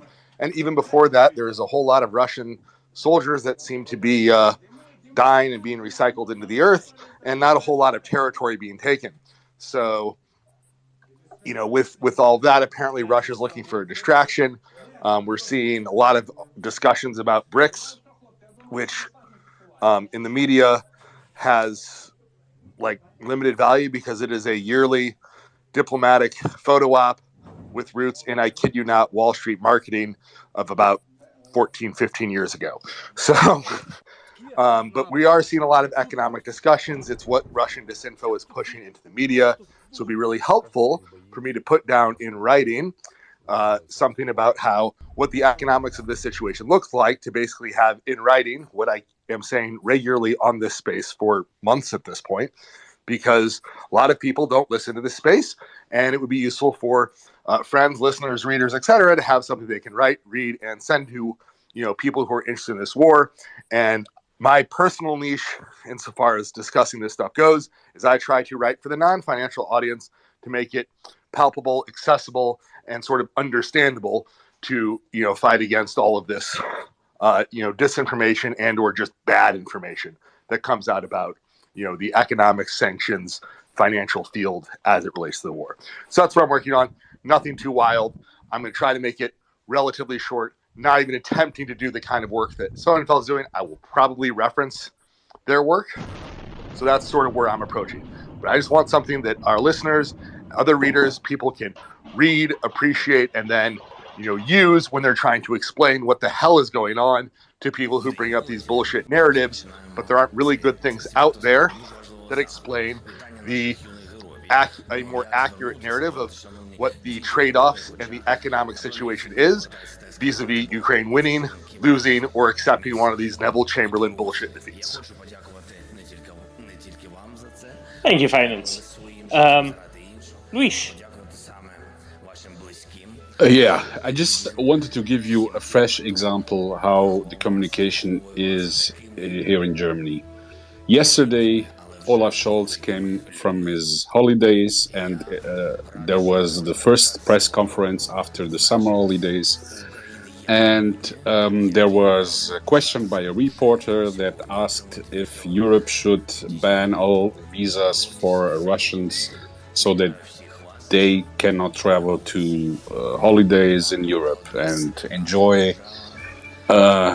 European style of life during this Russian invasion of Ukraine.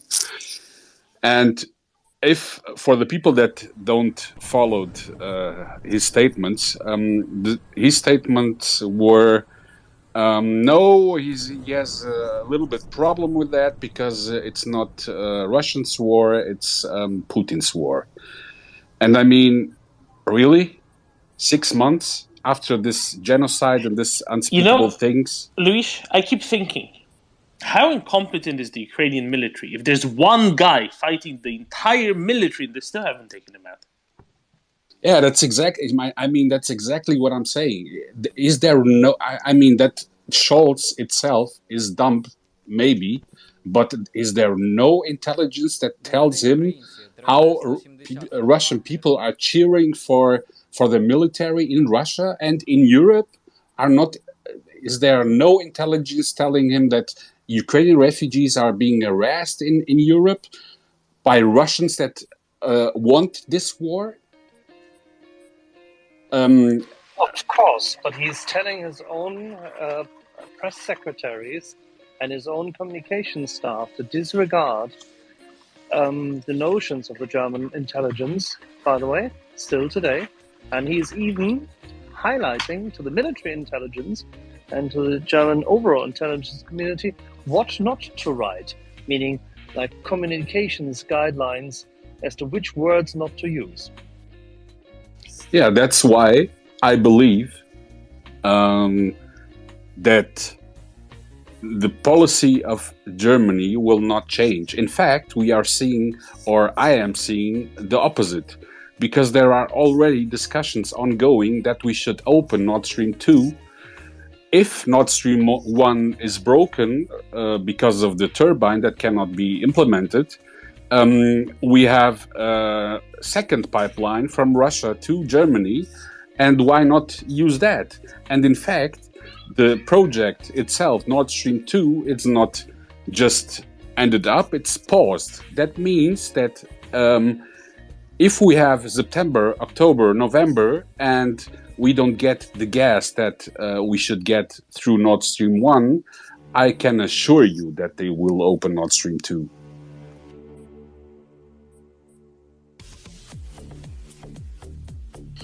Yeah, it's a ridiculous suggestion, isn't it, fundamentally? Abdul, what do you reckon?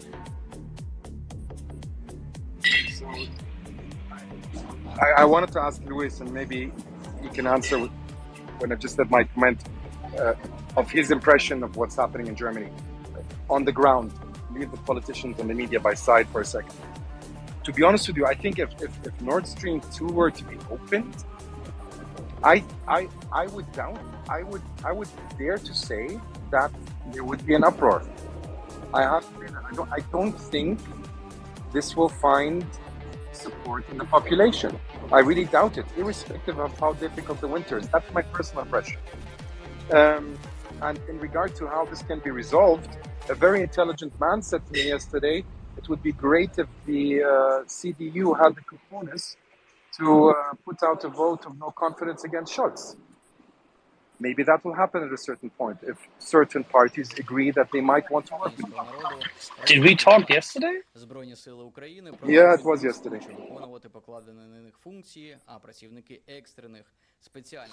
Abdul. How did I get this amount of flattery? Sorry, come again? How did I earn this amount of flattery? Or did you talk to a real intelligent man and he said the same No, thing? I spoke to a real intelligent man. But in any event, the statement was the same.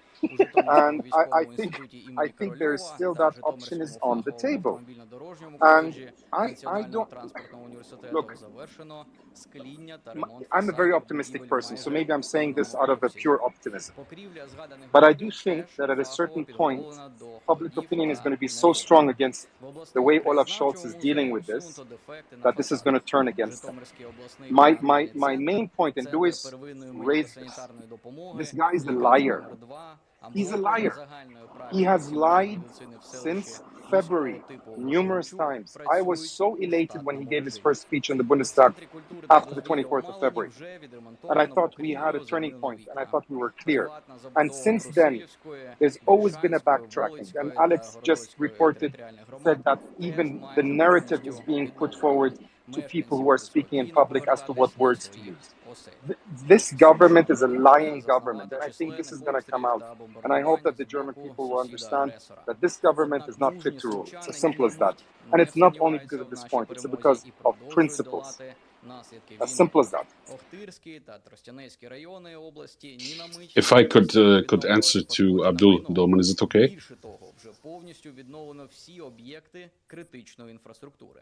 Адміністративні будівлі Охтирського міськрайонного суду, приміщення Doman. депо міста Тростянець. Don is there. He's just currently checking as to how he can get a trip to Germany to go and talk to German newspaper editors and to bang some sense into them. But please go on, yes.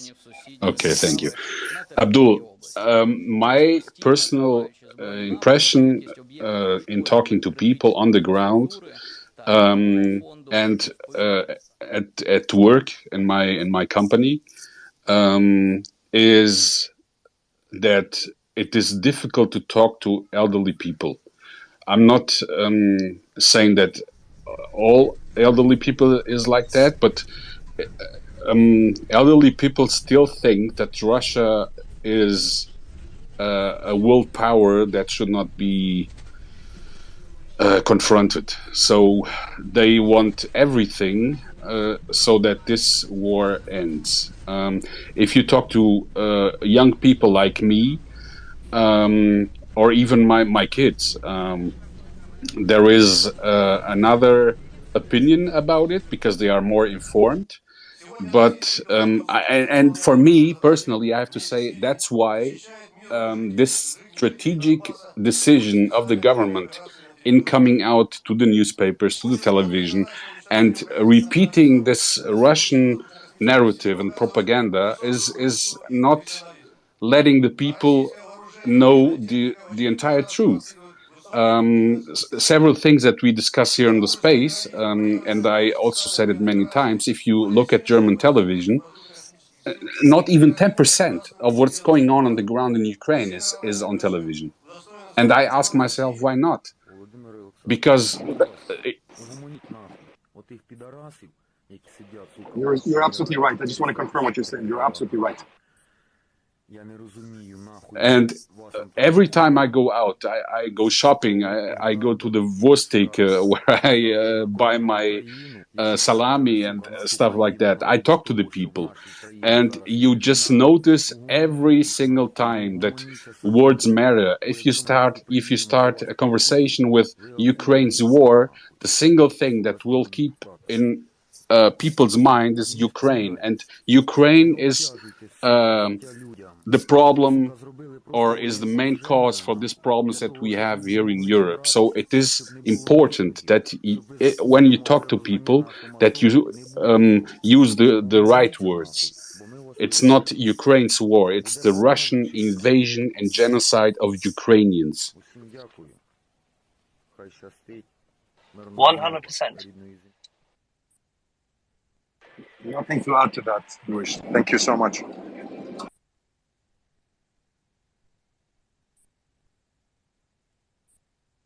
And one small thing, Abdul, if you have the chance for it, just read the article from Süddeutsche Zeitung from yesterday, I think. Axel, I think it was yesterday or the day before, that I sent to Axel also. There is already an uproar here in Germany to open Nord Stream 2, because if Nord Stream 1 is broken, we should open Nord Stream 2. The pipeline is ready. Sorry, So what else did you expect from the House and Hof paper of the German Socialist Democratic Party? Social Democratic Vaterlandslose Gesellen Party. The Süddeutsche Zeitung has turned to the SPD for such a long time that it's not even sensible anymore to read them. I mean, seriously, when Yehuda says that the New York Times is a wonderful paper because it provides so much paper for cat litter, the Süddeutsche Zeitung is good enough for your fish. Oh, sorry, you can't get that much fresh fish in Munich. I apologize.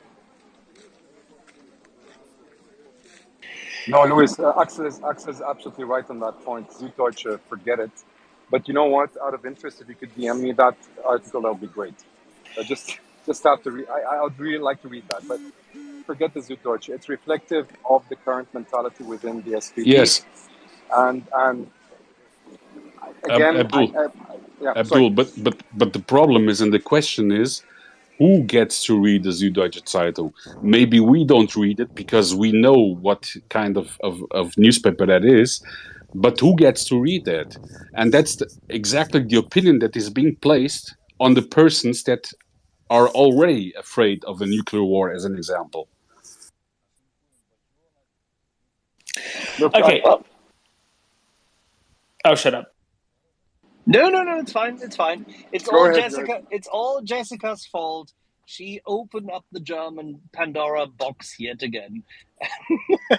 No, that's fine. I was just wanting to maybe go to an outsider's perspective. And before that, Daniel, what is the fresh fish situation in Galatz? The irony is somebody from Kuwait City can see the bullshit from Berlin. Abdulaziz lives in Germany, so... He is half German, half Kuwaiti, and he knows. Okay, or was just a joke. I mean, you'd recover some bicycle of GRU agent who killed some Chechens in Germany a few years ago, and you still have a problem to discover. The fifth column of the Russians. I know. When Allied forces occupied Germany 80 years ago, I think they maybe was a bit too harsher with Germans. They cut too much the meat of the German souls because Germans were anything but peaceful. I know you said the Bundeswehr was very powerful in the 80s and the 70s, but also I remember Germans and tanks were a combination which any European was on shake and tremble and earthquakes because, Germans and Panzer is a bad combo. And now we talk about Germans like poofy hippiots. Even Swedish guys look very, very warlike compared with Germans. And this is laughable. I heard yesterday our friend from Germany, how he's called it, I don't know. He explained to us why United States don't deliver Abrams to Ukrainians, why the Germany must take the Leopards from Bundeswehr. We know Abrams use kerosene, and kerosene is something which is not so available in Ukraine. Also, it's also just the volume. Yes, Abrams drink kerosene like is, I don't know, Budweiser. And Leopards use diesel, which is available in Ukraine. And also, Leopards are very, very fast, much faster than Abrams, more agile, more sneaky. We don't disagree. We had the discussion with Smooth. Yes, because we know Denmark will conquer Berlin, I know. No, and Switzerland they will stop at Hamburg. It's okay. They will never even cross the border into Frisia, Domen. Don't even go there. No. They'd go the other side, on the eastern side of Schleswig-Holstein, not the western. It's okay. No bloody way. This is interesting because Eastern Germans were not denazified for real. They kill all the German army officers, but the DDR were very warlike, very warlike, and it's interesting because there is the reservoir for AfD and Der Linke, and for SPD also. So it's weird because I don't know. You know why I entered into space? Just because I saw a mass shooting in Montenegro and I wanted to make finance happy and put Domen to talk about Montenegro. Because I'm an evil man. 11 people mass shooting in Montenegro. In Cetinje at that, and right, and people should know what Cetinje is. That's like the monastery place in Montenegro, where the old like kings and stuff were back when Montenegro had its Royal Court of Montenegro. Court, exactly. That's what I was looking for. I don't know what the hell happened. I think it's a family thing. That's what the media seems. Yes, was in a family thing, but the guy was in rampage and took his Kalashnikov and started shooting on the street, killing kids. And this make me wonder how the hell happened this in Montenegro. Montenegro was never so weirdo. Of course, madmen are always, but you know, when you see something like this in Balkans, usually you become not happy because it's not funny. And of course, now Germans have a focus because if people die in Kramatorsk today is not important, but in Montenegro, it's a dangerous thing. Cynical me. Okay, have fun with Germans. Thank you, Daniel. You know, I wanna have you hang about because I want to ask you a question later. But I want to go to Luis first, and then to Abdulaziz, and then I have a question for you. Okay, Luis. I yield the floor to Abdullah. I think he was first. Actually, I just wanted to pick up on Daniel's point. He reiterated again what I said. It seems the Allies cut something out of us. Maybe a bit too much. And this is a different way of saying exactly what I'm trying to say. We have turned to a totally different extreme. That's for me inexplicable.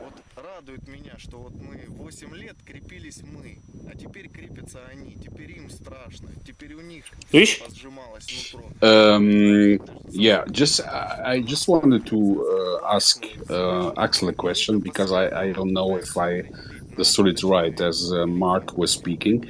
So you recommended Mark for systems to replace his oil boiler, right?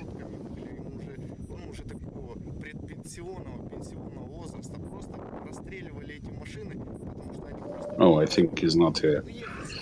I am. I'm just carrying stuff. Yes, I advocated that Germans would have the opportunity to take the hundreds of thousands of rental apartments and from the housing associations, both private as well as municipal, provide them with bulk purchased electrical heaters to replace the dependency and also assuage their fears that they would not have sufficient heating in winter if that is done on time. And I advocated this, by the way, I think in the last week of March already on the space.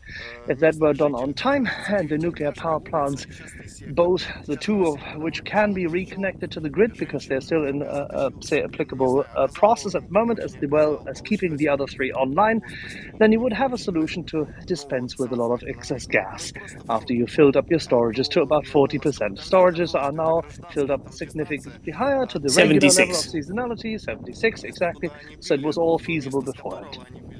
So there you go. If you need new windows, new system, heating system for your house, we also have experts here on the space.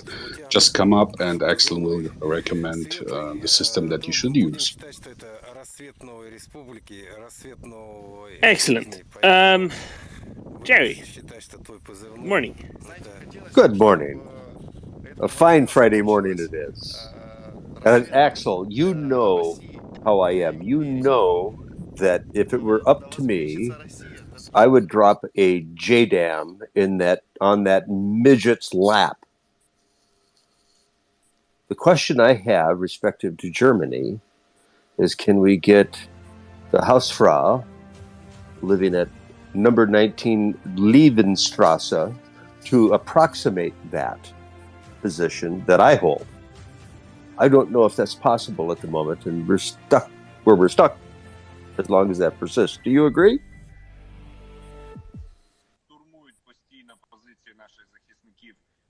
Sorry, Jerry, I got distracted by the powers that be here. I apologize. I'm sure you had a fantastic question, but you would have to redo it. I heard Liebenstrasse, and that was all I heard because I was talking to the woman. If you don't mind repeating, the Hausfrau. Tata, huh? Yes. Yes, that is. Many of us are. We don't believe that midget can follow through with anything serious. And where I live, Ground Zero, is fairly at risk. And I and my fellows are more than happy with the risk of U.S. intervention. More than happy with it. And as I said before, I'd love to see a JDAM dropped on that midget, right on his lap. I think it'd be wonderful. I think it would be applauded worldwide. But Absolutely. Take some you, Moab. Take some Moab. Take out his bunker. Thank you very much. Next. Yes, next. Yeah, I prefer a JDAM. 35,000 feet, right in your lap. But can we get the population of Germany to agree to that? Will they approximate that position? We're kind of stuck, with that leadership that is there and the tightrope that they're walking until the German population says, yes, this is what we'll do. We'll stand behind it, and it's not standing behind it for till next spring. It's standing behind it to the spring of 2042. We're going to have to take a posture for a generation, I believe, a posture for a generation, in order to constrain, isolate, and neutralize that element in the Kremlin. 20 years it'll take. What do you think? Well, it needs leadership. This leadership has to come out of the White House. Without it, the Germans will not get it. The White House, respectively, the Americans can start who are still thinking in terms of freedom and democracy to actually get rid of Mr. Scholz. There are very many ways to do so. He has too much dirt under the cover. He has to report back to say, a committee where he has to state truthfully and under oath as to his actions, and he has no claim to immunity there. So we'll see how it goes. And it's going to happen in a few weeks. Well, we have our own tensions in the U.S., and as I've elucidated before. You got it under control. I have every trust and every faith in the world, and the United States being, in that regard, a completely centrist country which will not fall prey to stupidity. I'm absolutely fine with that, and you've shown this already, and I think your institutions work. But then that's my view from the outside looking in.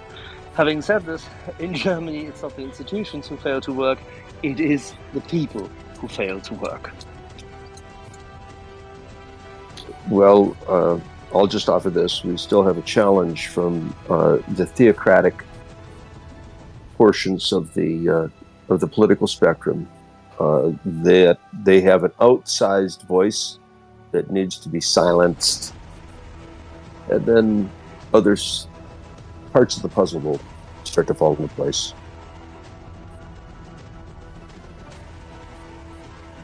And that's why it's also important to change the tenor of the public discussion, as we were talking about earlier. It's all tying back in. Thank you, Jerry. Daniel, sorry, I left you waiting for one more with my question. And my question is the following, Daniel. Is the tenor of the public discussion, media discussion, any more positive in Romania than it is to the West? Is it any more optimistic about what comes after a Ukrainian victory? Because obviously after a Ukrainian victory, Romania, like Germany, will benefit greatly in a different way, fundamentally. But it will nevertheless greatly benefit because it will then be a time for closer European integrations of the freshly freed nations of Ukraine, but also Moldova, of having parts of their territory occupied by Russians, and it will be a time of economic renewal in those countries. And Romania, as a major neighbor of both, will take part in that economic renewal, and that will certainly be rather good for the Romanian economy. Now, that is never mentioned in the German media. Is that something that is thought about in Romania at all? Romania becoming, the gate to the two countries to the east of it as they are fulfilling their European future, as they're developing, much like Germany was when, Poland and the Czech Republic joined, for example? No, because it's not needed. First, Romania is already the gate for Ukraine and Moldova. And is for Moldova past 15 years, because a third of Moldovan Republic citizens already have Romanian citizenship. Some hundreds, thousands, many thousands, I don't know how many Ukrainians get Romanian citizenship. From the beginning of the war, Ukrainians enter in Romania without problems.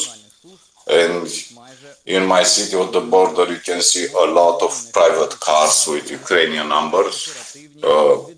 Ukrainian people on the street are normal. Nobody cares.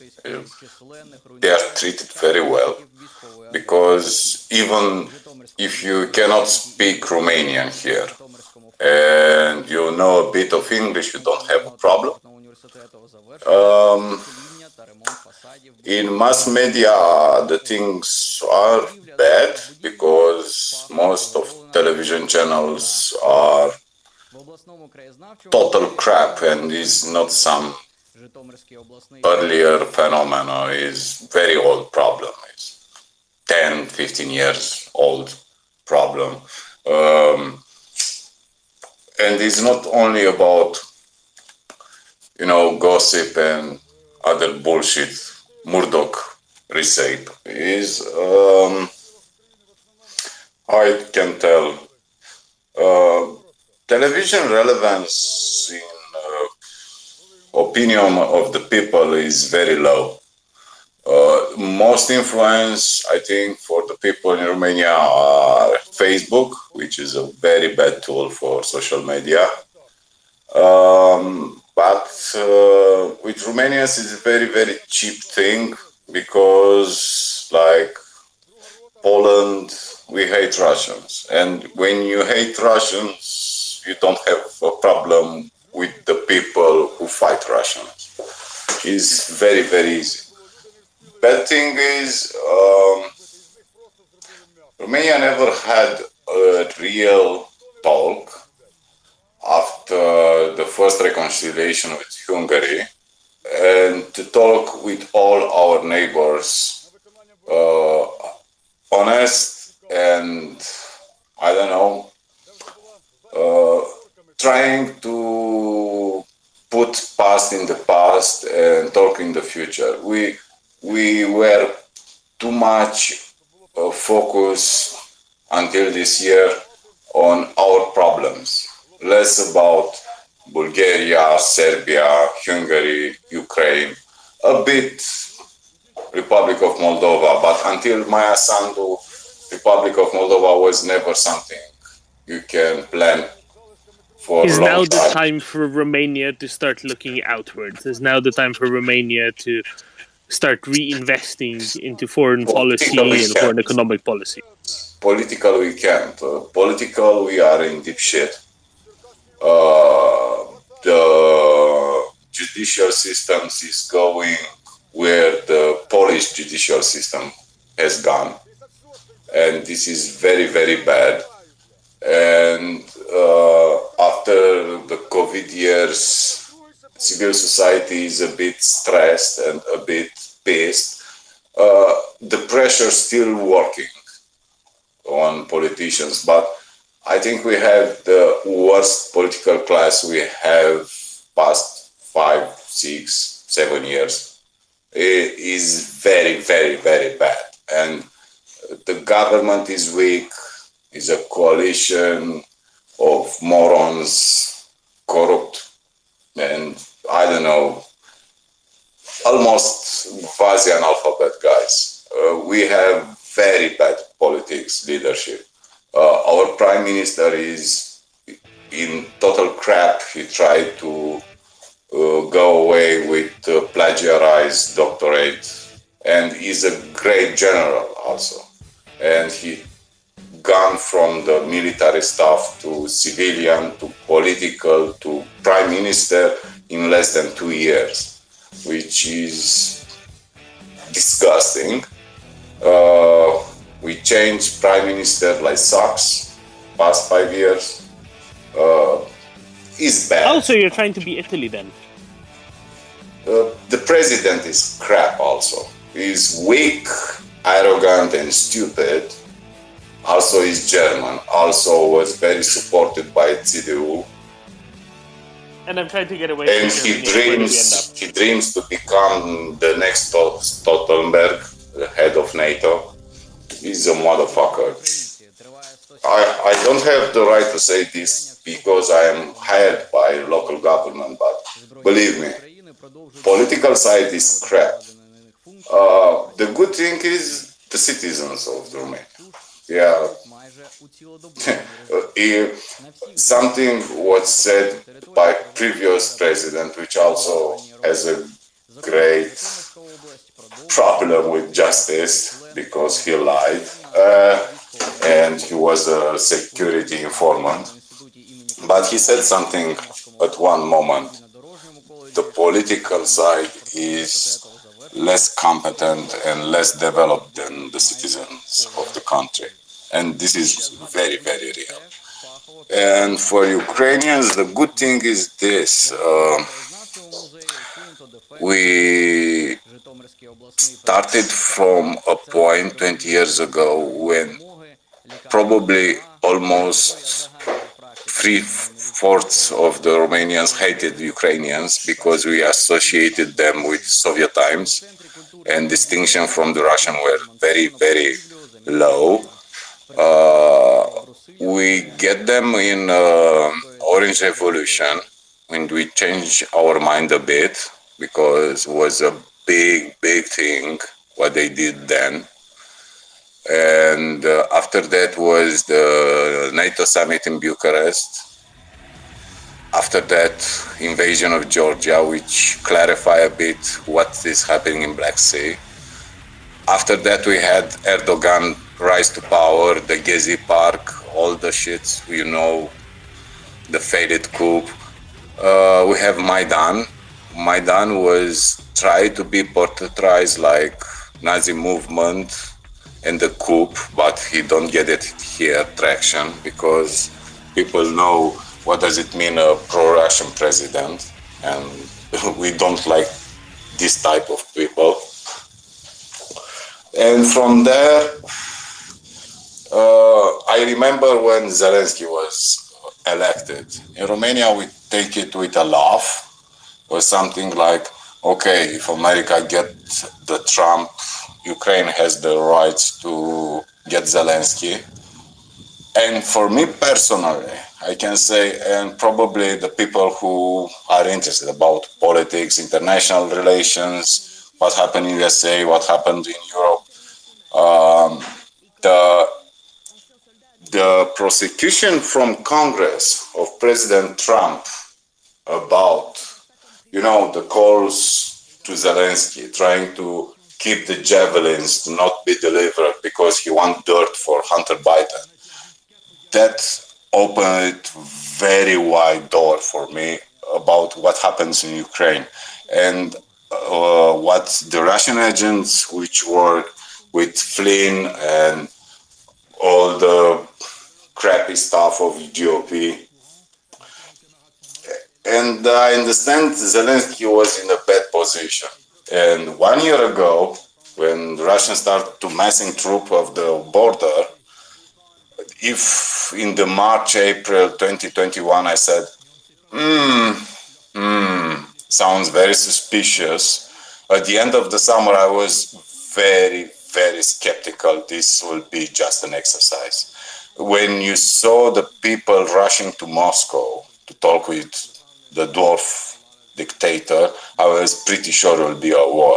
I think at the most listened radio show, which is at noon in Romania, this was the subject for weeks and weeks and weeks. What happens there? What happens in Ukraine? What happens with the troops of the Russians? And I believe most of the people hope there will not be an invasion, but most of us, we understand, is inevitable. At one point when Ukraine government, 1 week before invasion, when White House said they will come at 16, and Kiev said, no, don't induce panic in the Ukrainian people. I was a bit dismayed. I didn't understand why they give this message, because I was totally, strongly saw this coming. And I don't know if I tell you that in the night of 24th at 4:30 local time, I opened YouTube, I opened Al Jazeera Live, and I saw the first strikes. And I don't think anyone here, even our corrupt politicians, they said, oh, we don't give a crap. We are not Orban. We are not Hungary. And somehow made it to be on the right side of the history and act like that. I don't know if we send ATACMS to them. I don't know if we send anything more than ammunition for artillery and Kalashnikovs. But I know we help them. How much, I don't know. I don't have the numbers. I'm not an official to give you some numbers. But I imagine it's a huge quantities, what I see every day. And for us, it will be not an opportunity. It will be security, you know. You don't have a border, somebody in But security limbo. is an opportunity. Less risk. Less risk means better business. The security was always the problem with Crimea. Russian having the missile systems. It was always a problem because you are 500 kilometers to Constanza. And this is a huge problem when you have small navy and you don't invest in navy. Now we understand if you have a navy in Black Sea, you are a stupid man. But 6 months ago, you don't think like this. Okay, I think I spoke too much. Thanks, Daniel. No, you give us a lot of food for thought. I think that's good. Let's go to Nina, and then Leonard, and then Dominic, and then Adrian, and then we're getting Max up. Nina. Hi, Domen. Thank you. Actually, I'm sure that you have been discussing this for maybe 2 days, but as I haven't been here and heard it, so I want to ask about the Crimea high precision booms. As I have read in the Finnish media, it's a lot of speculation and no real solution or answers, and the conclusion has been it's partisan activity because nobody really saw any or what they say, I don't know, saw any missiles coming, and if it's not partisan activity, I would like to know, because I saw what the HIMARS did on the bridge in Kherson, that they came directly from really high up and fell down straight down. And we know that it can't be HIMARS because the range is too short. And also ATACMS were kind of ruled out. So what is the conclusion that you have come to here? Thank you. Hey, John's coming up to help answer your question because he's better at rockets. Actually, I have a question for John on rockets as well to Kim in the morning. Okay, John, please go ahead. John? Can you all hear me? Loud and clear. Wonderful. So regarding the strike in Crimea against the Saki Air Base, based upon the evidence that we've observed, myself, CJ, and Gurney, we've kind of discussed this and looked through the evidence ad nauseum. It appears that the best explanation at this point is a ballistic missile strike. Some kind of partisan or SOF raid is possible, but I would consider a ballistic missile strike to be vastly more likely either ATACMS or Krim-2, Ukrainian domestic system. Thank you, John. I would like to know if, let's say, if we speculate with it, if it would have been like ATACMS, how is the sound? Like, do you hear the sound when it's coming? No. If it's, no, you don't. No. Oh, and this is the thing I was thinking, that if it goes like really high up and it falls down immediately, you don't see any like, usually if they have like some missile, you get like a white stripe in the air, but they don't do that. So the white stripe that you see in the air is exhaust products formed by the burning propellant. That is only formed while the rocket motor is actively burning. That ceases once engine burnout has occurred, and so it only the missiles, be it ATACMS or Krim-2, the rocket motor is only going to burn on ascent. On descent, the motor will have burned out, and so you will not see any exhaust trail. Thank you, excellent. So, is it yesterday? It was like somehow ruled out that it's not ATACMS. Are you still saying that it could be, or are you saying that it could be ATACMS? To my knowledge, ATACMS was never ruled out. Exactly. Statements from Ukrainian government officials have been very contradictory. I'm quite frankly, given how contradictory they have been, I assume that there's probably some intentional deception going on there as to what is actually going on. Again, an SOF raid just doesn't seem likely. We've had Chuck on to discuss this, and he does not think a partisan or SOF demolition operation would be feasible to cause this level of destruction. Given that nobody heard anything or saw anything prior to the explosions, that tends to suggest a ballistic missile. As does the size of the craters and their location. All of those seem to suggest a ballistic missile. And I believe there was also some open source magnetic intelligence that was done that indicated that there was probably somewhere in western Ukraine, Odessa, Mykolaiv area, there seemed to be a magnetic anomaly that would roughly correspond to the launch potentially of a ballistic missile.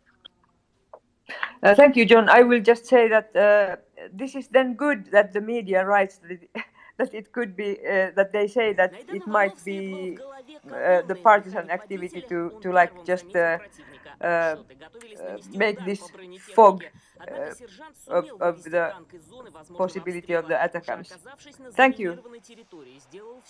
So, John, since you're here, earlier this morning when you were fast asleep because, I don't know, some dark 30 where you were, somebody came up asking what those magneto, you know what I mean, there were some graphs, something magneto something that were circulating around that you were talking about and I think commenting on a little bit. Could you explain what that is and how that's supposed to work and what those graphs mean? Because I'm very confused. And if you could put a graph in the nest as well, that'd be really useful. They mean the world. They mean the world, Dolman, and you know it. Come on, John. I know nothing. John, tell me. So the one thing that's tricky about those graphs is the guy who made them. He's a PhD physicist. He's been doing this since the war began. His stuff is really interesting. The one issue I will preface this all with is he hasn't released his methodology yet, and I would very much like to see it. What he's doing is quite complex, but essentially the underlying idea is that when you have an event that creates intense acoustic waves, so vibrations or waves in the atmosphere, such as an explosion, a meteor bolide entering the atmosphere, a ballistic missile launching, those acoustic waves, they propagate throughout the atmosphere, and when they reach the upper atmosphere, they can essentially alter the ionization of particles in the upper atmosphere. And because ionized particles are charged particles, they have a net either positive or negative electric charge. Changes in ionization of the upper atmosphere produces changes in the local magnetic field, and those changes can potentially be detected with magnetometers. And so essentially what he did is he took some magnetometer data from a number of different local stations, one in Bucharest, one in Lviv, and another in Bulgaria, I believe. There's a couple others in Ukraine, but I believe they went offline a couple months ago.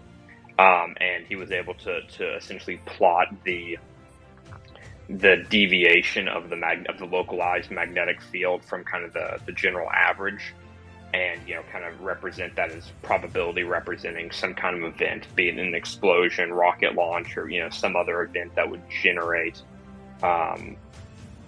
acoustic waves of a strength similar to that you would get from an explosion.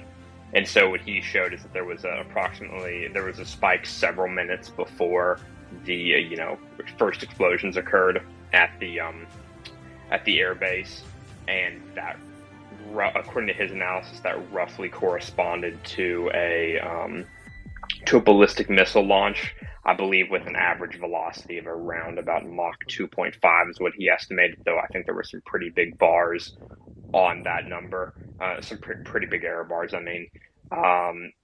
According to him, he does not think the data that he's using, the instrumentation from these various stations, is sensitive enough to pick up subsonic cruise missile launches.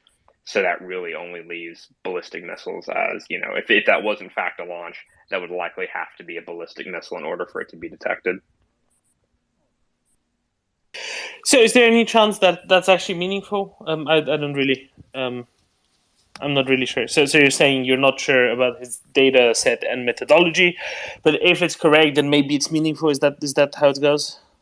Well, it's not his data set. I know his data set is I went and found his data set. It's publicly, accessible. I don't have any doubts about, he's not making up the data. In other words, as far as I can tell, he cited the website that he used to get all this stuff from, and it looked legit, and I was able to pull some data for myself.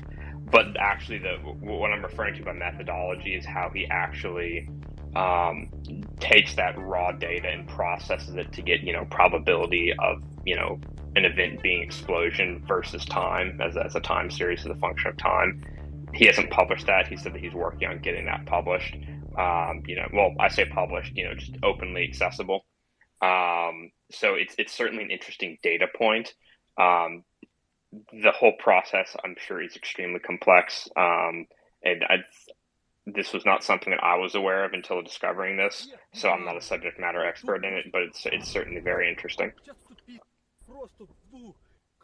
Thank you, John. Yeah, I was just very confused at all, the whole thing of what was going on and what wasn't going on. Thank you for setting us straight. Okay, we go to Leonard.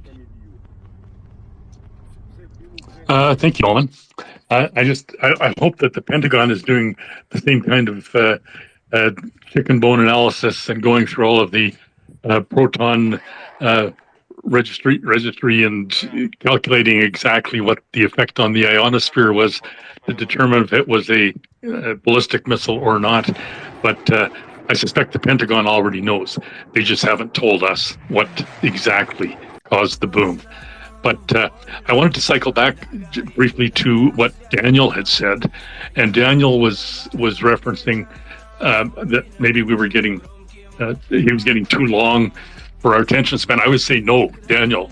You're making an extremely interesting contribution and bringing great value to our knowledge and to the entire general education level as relates to the Eastern European situation right now on the ground and how that impacts the Ukraine.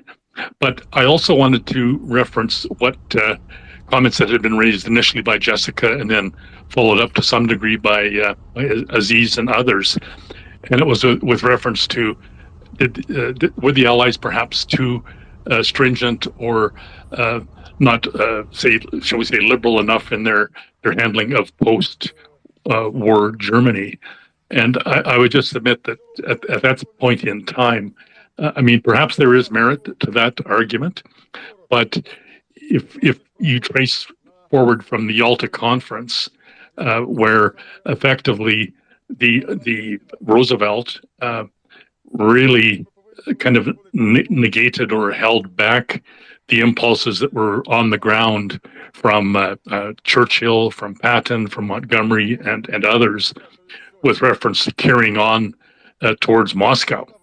That was brought up short and bridled to a large degree by the American approach to foreign policy, and that I would suggest that as of today, we're dealing indirectly with the direct consequences of that particular decision, and we're dealing effectively today with a Russia that has shown a complete resurgence of that entire Stalinist mentality and all the problems that is creating for us, for Ukraine, and Europe as a whole right now. But a serious question that I would ask and that anybody could shed light on is what alternatives would have been effective at that stage, because clearly to deal with the Russian threat, if you will, or polity at that point in time would have seriously challenged a largely say war-weary, perhaps, or certainly fully committed, but ready for an interval, shall we say, in terms of the Allied military presence. What alternatives could have been put in place? And I mean, the sad consequences are what we're dealing with today. And certainly Poland is no exception to that question.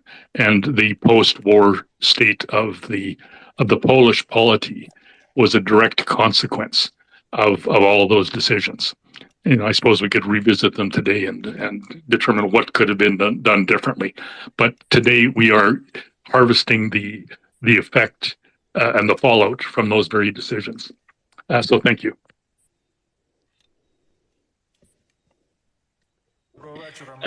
Leonard, I don't know whether to answer in a sentence or a book, but I fear those are the only two options as far as I'm concerned. The sentence is, I don't know, but Patton should have been allowed to go all the way to Moscow, apparently. The book is a little bit more nuanced, but I'm sure that somebody will be willing to take up the banner and try to engage in a more medium sized answer.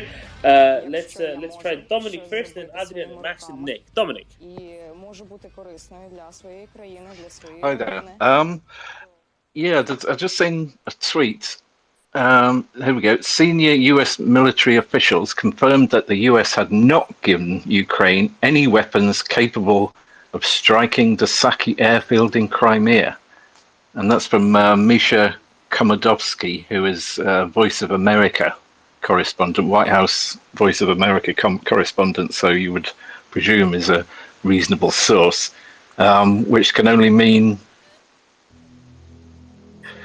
not ATACMS, or who knows, maybe the Polish have been up to stuff in recent years, or the Krim, whatever you want to call it, missile is rather more accurate than we might have thought. I mean, I don't know, possibly there were SOF on the ground and they were carrying laser designators. these things. Who knows?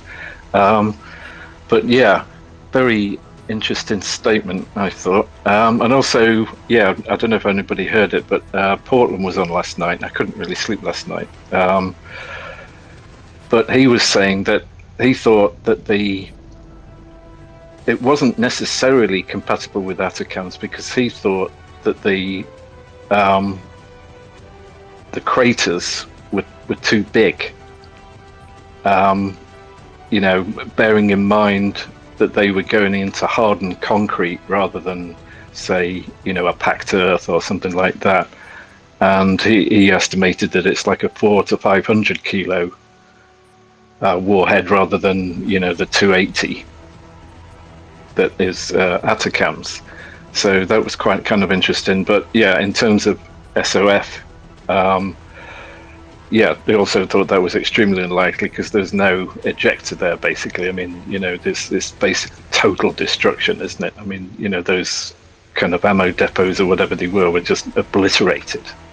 Yeah, and I've also got another question about Leopards, but maybe I'll ask that later after we've had a comment about that. No, let's be done with it. Give me the Leopard question, so we'll get through it. Right, okay. Well, I was just thinking, say, we've got a country, Spain, I'm just using this as a for instance, with a series of Leopards in storage, probably not worthy, you know, maybe they can make a few out of them if they steal some spare parts. What happens if country B does something like what the UK did with the Belgian M109s and kind of buys them, makes them worthy of field operation, and then says, I'm going to send these to Ukraine. Any objections, Germany?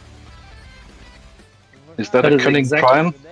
That is exactly what has happened already, and what has been asked of the German Ministry of Economics to provide the third country transfer re-export licensing confirmation, which they have to issue, because those Leopard 2s, as well as Leopard 1s, have exactly that requirement, which is a typical one, and not to be unreasonably withheld, of course, but in this instance, unfortunately, it is unreasonably withheld because the Chancellor can act to block it, because that consent has to be presented to the National Security Council in Germany, which is a different version. It's not the same kind of professionalism as Jessica kindly highlighted earlier, but it's a National Security Council which has military intelligence, military leaders, as well as the National Security Cabinet members, as well as key trusted parliamentarians from the main parties in the German Bundestag who also have access to the German Defense Council. They've been selected, vetted, and whatnot, and they're there, and they then have to hear it, and they can either veto it, or they can just decide, or they can consent to it. But the Chancellor is the one who heads that council and who can say yay or nay. Unfortunately, this Chancellor, as you know, has said nay more often than not, and that continues to be the case. Which is why we are on this space constantly highlighting the fact that unless the Americans remove the constant notion brought forward by Mr. Scholz and his Putophilia group of idiots, that no Western nation has provided main battle tanks. And yes, we all know that we would much prefer diesel-powered, fast, versatile, quick to mount, easy to operate, easy to learn to operate, fast shooting, precision guided Leopard 2s than the wonderful, absolutely battle-proven, superb M1A1 Abrams, because diesel works easier than kerosene. However, if you provide Ukraine, as of tomorrow, with 128 Abrams tanks, you can kit out 4 battalions easy, and that removes the argument. It would also be not enough for Ukraine to move massively. It would clearly stipulate that others would have to chip in. I'm quite sure that if the US does it, they will have convinced their main ally in the world, meaning Great Britain, not trying to discard the Canadians, but you know what I mean. They would immediately take the Britons with them, and they would say provide some challies. And them challies are fantastic in terms of defense as well as gunnery. They may be a bit slower, but they're good tanks, very, very good tanks, battle-hardened, battle-proven, and an absolute fearsome setup. If you have shall we say, 2 battalions or 3 battalions full of challies, them Russians go hiking. But if you can then force the Germans to allow other nations to sell, donate, whatever, their Leopard 2s and the German industry to upgrade them, consolidate them, and also provide Leopard 1s in addition, and the Leopard 2s they have. If you can get all in total 280 Leopard tanks, predominantly 2s, but a lot of Leopard 1s as well as Recce tanks, into Ukraine, the Russians are toast. They know it, we know it, we know that they know, and they know that we know that they know that we know. Yeah, that's interesting. That's even more frustrating, really. I mean, has anybody overtly done this though? You know, because I've said, no, maybe it can only the White House. It's only the Americans who can solve this. This White House, Ron Klain and young Mr. Sullivan, the practicing apprentice in the National Security Council, need to have some friendly, serious people come their way and say, boys, let's go to the Rose Garden. I'll show you your new office. Right, fair enough. Just frustrating, just unbelievably frustrating, but never mind. Thanks a lot. No. You should be frustrated, and you should be absolutely livid, and you should be writing to every politician you know. You should cry it and scream it out from the rooftops. You should say, we are sacrificing Ukrainian children, women, men, soldiers, and Ukrainian infrastructure for the sake of our complacency. Yep, exactly. Okay, I'll be on the case. Thanks. Adrian. Good evening, everyone. I just jumped in when Daniel was speaking because he put it so... I'm so grateful that he's on the space. He is older and wiser. He put it so clear and concise and in very simple language how the situation in Romania is. And I think it's very important to he put it that way because indeed I've said this before on the space. I feel we're a society without a mission. A lot of people are a bit despondent here and disappointed in what we ended up with. Let's call it that way. We also had our fair share of not revolutions on the scale, and I'm going to bring it to Ukraine, of course.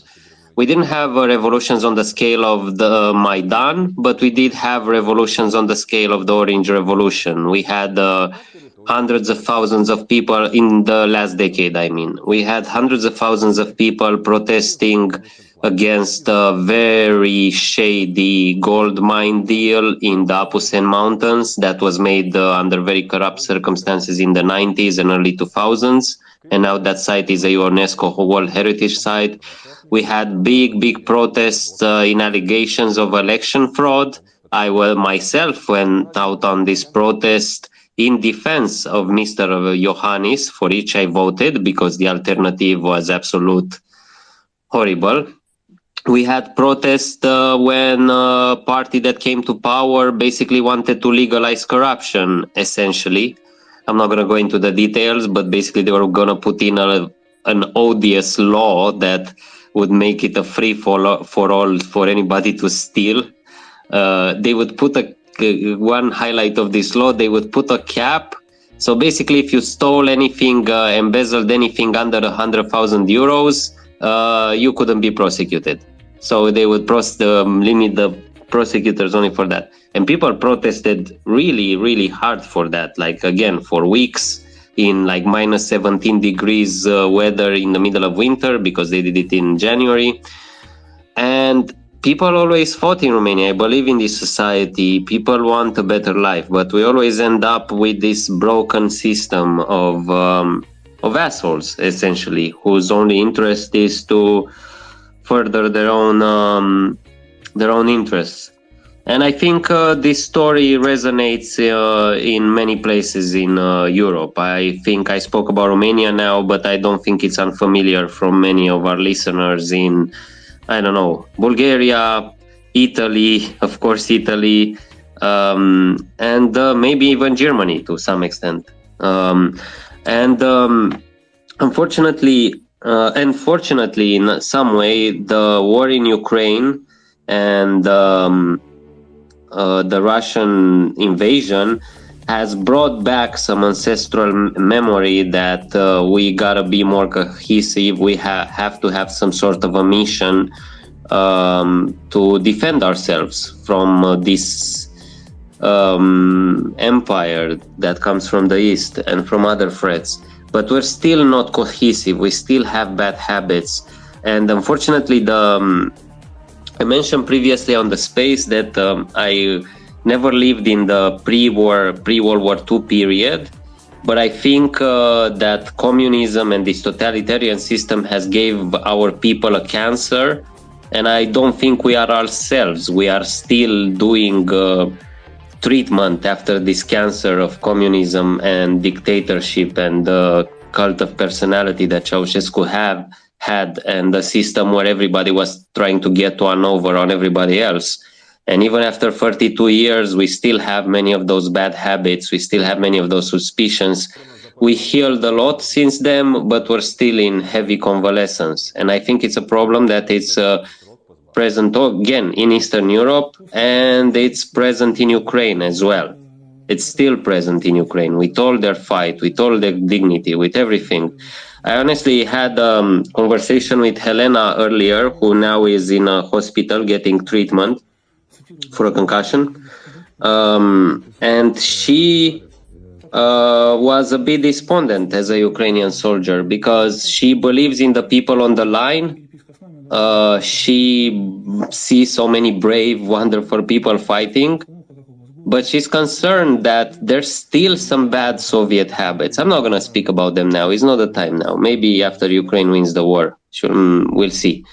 But, I'm hearing these old Soviet habits, this idea of people trying to get an advantage from themselves, this legacy from a system that praised collectivism, but very much encouraged the opposite, which is a rugged individualism where you do anything to make yourself feel a little bit better at the expense of others, because this is what essentially was living in a communist country meant for in the Soviet Union and in the Eastern Bloc.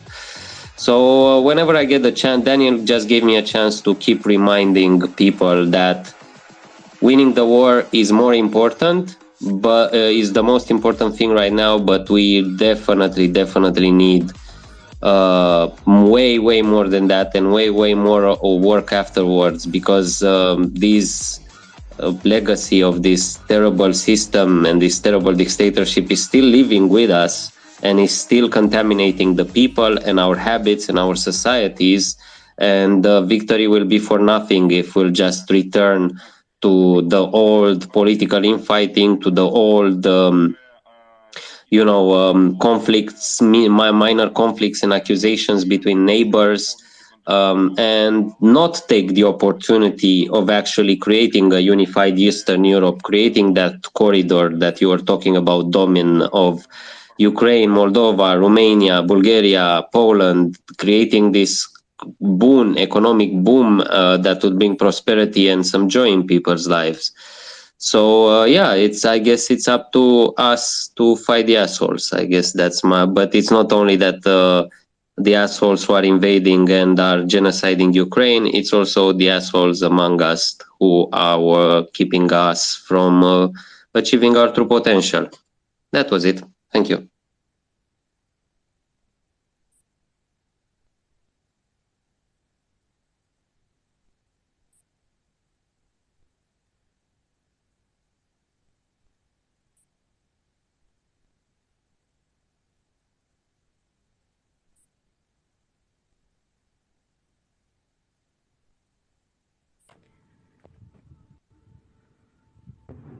Thank you, Adrian. I am not sure if Axel is here. I'm now up as co-host. Of course I am. Of course I am. Oh, wonderful. But you drive it, mate. All right. I'm not sure what the order was. I think it was Max, Dryfly, and then Nick. And we've also been joined by CJ. Max, please go ahead. Yes, hello. I have a question, or I would be interested in the opinion from Daniel Arfire. He was a dude from Romania who talked a little bit earlier. I think he's still here, actually. But actually, I'm also interested in opinions from other people from Eastern Europe. But could you think of other major reasons besides like corruption and nepotism? I learned that word also just now. That block non-corrupt people who are like average from succeeding to become a politician? Or is it like, do you think is it possible for normal people in Romania to I have an answer. Can I jump in? I understood you perfectly, and maybe Daniel can compensate afterwards, but I have the perfect answer for you, in my opinion, but I think a lot of Romanians would agree with me. It's very simple. After the revolution, the people who are in the Securitate, our version of the Stasi, were never held accountable. They never ran away. Some of them really got ultra rich because they knew the levers of the economy. They knew where Ceausescu's money was hidden. And they knew all the right people when those privatizations for $1 were happening. So they got insanely wealthy. But they also kept their influence within the security services. And some of them got old, but they taught their children these habits. So whenever a political movement comes up, or whenever some idealist politicians tries to make some change, there is this, I'm sorry to use a Trumpian word, but there is this deep cabal of people who are a relic of the security services from Ceausescu's time, who have huge influence in politics, who know how to get the right dirt on people, and people are easily corruptible. And basically, in Romania, if you get in power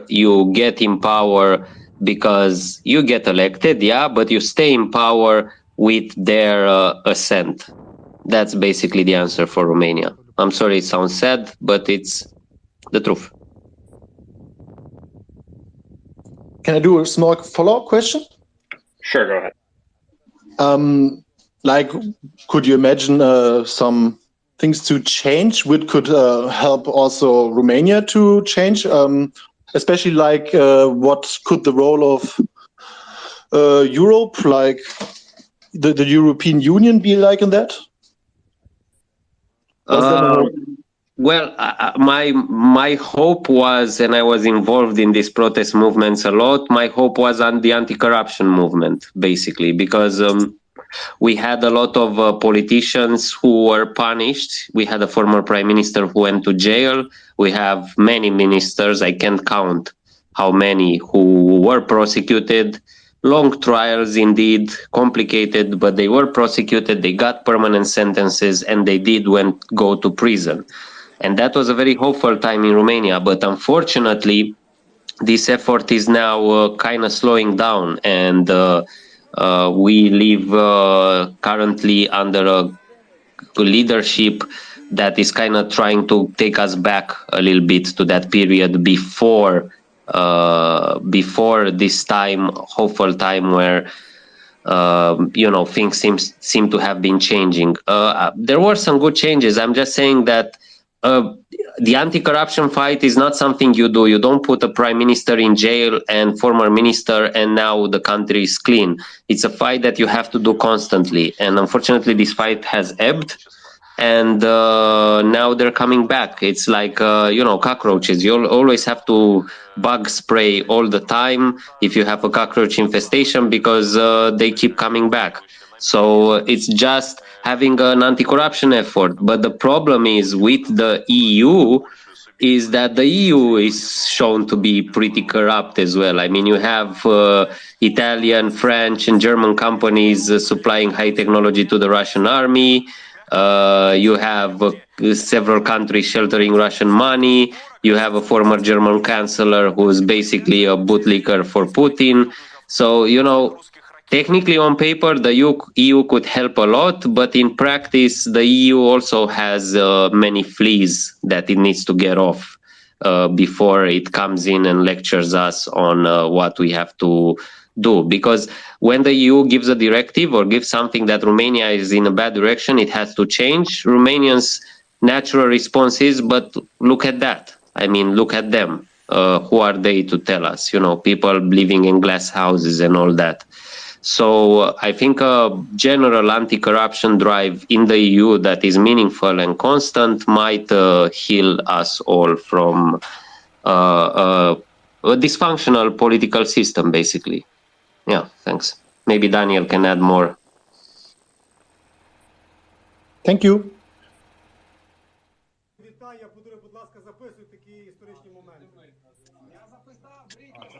Thank you both, Max and Adrian. Nick, please go ahead, and then we hand it over to Drafla. Yeah, I would say just to Max, the EU has some problems, but the majority of those that you mentioned are within member states where the EU doesn't really have any say. The EU doesn't have anything to say about Gerhard Schroeder. And a lot of the time people wish the EU would do something, and it involves the EU having more power than it does. I came up to ask John if he could just, for those of us who don't spend all of our time thinking about this, the war reminds me a little bit of if you switch on the baseball or the cricket or Jeopardy or on TV, and it's assumed that you know the basics by some sort of osmosis. I don't fully understand the rules of Jeopardy because they never have a sort of 5-minute thing where they just explain exactly what the rules are. Ditto baseball. I know the rules of cricket very well, and I know that actually the latest televised cricket series in the UK, they are actually making an effort to explain the basics of the rules to British people who didn't absorb them by osmosis. So can you tell us, John, what exactly is a ballistic missile? What is the line between a missile that is ballistic and one that is not ballistic? And is there some kind of missile between cruise, which I think I understand, and ballistic, which I think I understand, but again, please tell us, how many other equivalent categories of missile are them? And finally, as a bonus, you mentioned that the ATACMS burns all of its fuel on the way up and then drops down from the sky. Is there some way we could use this to spread chemtrails that would also kill the Russians? That last bit is a joke. Oh boy, I know CJ also wants to respond to this. So I'll give you the 3 basic types of missiles and in this context, and then I'll hand it over to CJ. So a ballistic missile is one that follows a ballistic trajectory or a trajectory very close to a ballistic trajectory. And a ballistic trajectory. Okay, you're going to tell me what that is. yes, I am. Don't worry. A ballistic trajectory is the trajectory that is the result of purely the influence of gravity, nothing else. So, it's for example, if you throw a ball up into the air, with a little bit of forward velocity, the path it traces out, through space, that is a ballistic trajectory. It is only being influenced by gravity and also, in the real world, air resistance as well. But that's essentially what that means. So ballistic missile is a missile whose trajectory is influenced really only by gravity, plus obviously air resistance, and then usually, its own propulsion for, whatever part of, for whatever portion of its flight duration it is powered. So essentially, think of a parabolic or elliptical trajectory, and it just kind of follows that, just solely under the influence of gravity, to whatever its destination is. On the other end, you have, for example, cruise missiles, and there's also smaller missiles that, are similar in, principle. They're just not called cruise missiles because their range is significantly shorter. Those are actively controlled, usually by aerodynamic surfaces or, little reaction control thrusters, and there's a couple other different ways to do it throughout the entire regime of flight. So essentially, they fly under their own power plus aerodynamic lift, among other things. So they fly a non-ballistic trajectory, in other words. And there is kind of a middle ground. It's what's known as an aeroballistic missile. This is usually a ballistic missile that has some ability to maneuver aerodynamically, or sometimes, using, attitude control thrusters, either on ascent and or descent. And, so its trajectory isn't strictly ballistic. The whole idea there is that if it's actively maneuvering, it's much more difficult in theory, it's much more difficult for air defense systems to intercept it.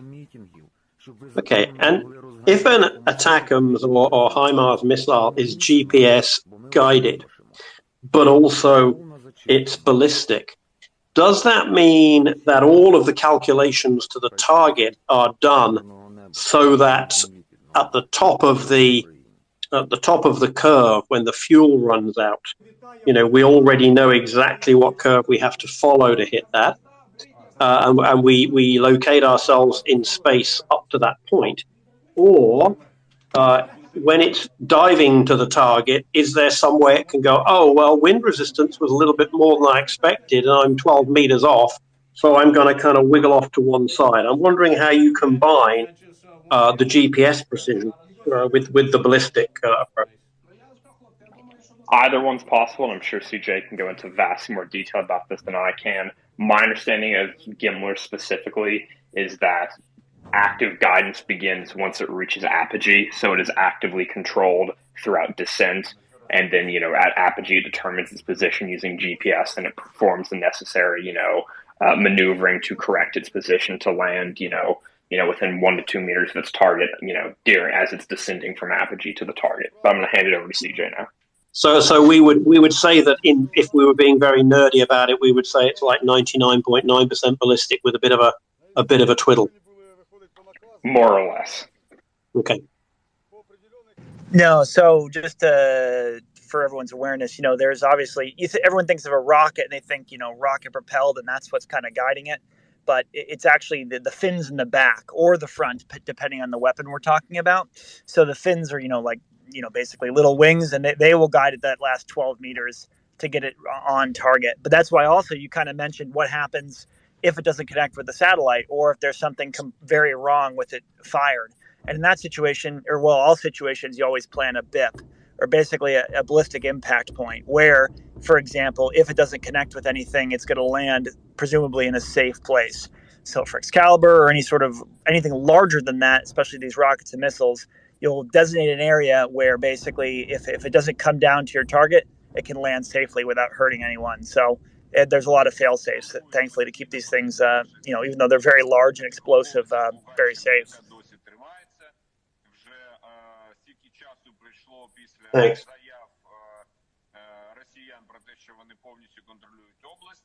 What about the chemtrails, though? When I read about the chemtrails, I think if I really had these chemicals that we're spraying on people to reduce the world's population, I'd be up there flying crisscross flights across Moscow and St. Petersburg, and eliminating the Russians with these secret weapons.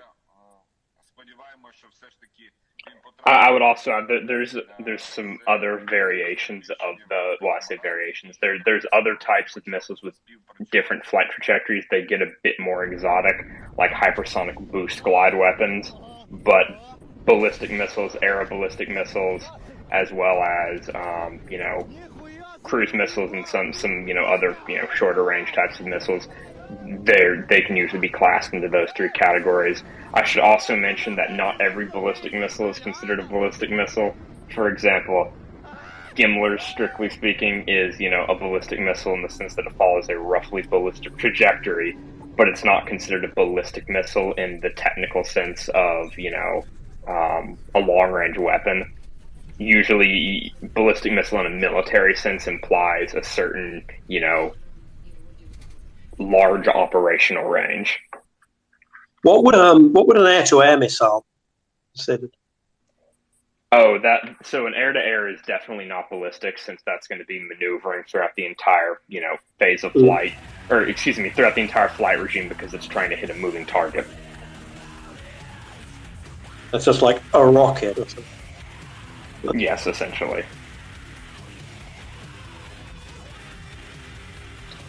John, when was the last time that the Russians have ever shot down a ballistic missile? Oh God, I think they might have shot down a few of the Toshka-Us in Belgorod and a few other places, but I don't think beyond that. I'm not aware of any other ballistic missile interceptions carried out by the Russians beyond those few Toshka-Us. Exactly right. Very low levels of capacity, lack of precision, lack of sensor capacity, and further degradation since. So if something comes flying their way at Mach 3 and over, it's over. Those things you read out just there sound very much like my first year engineering results. See, I try to simplify things, but I'm happy that you still like them. I changed to computer science when I realized that engineering was not for me.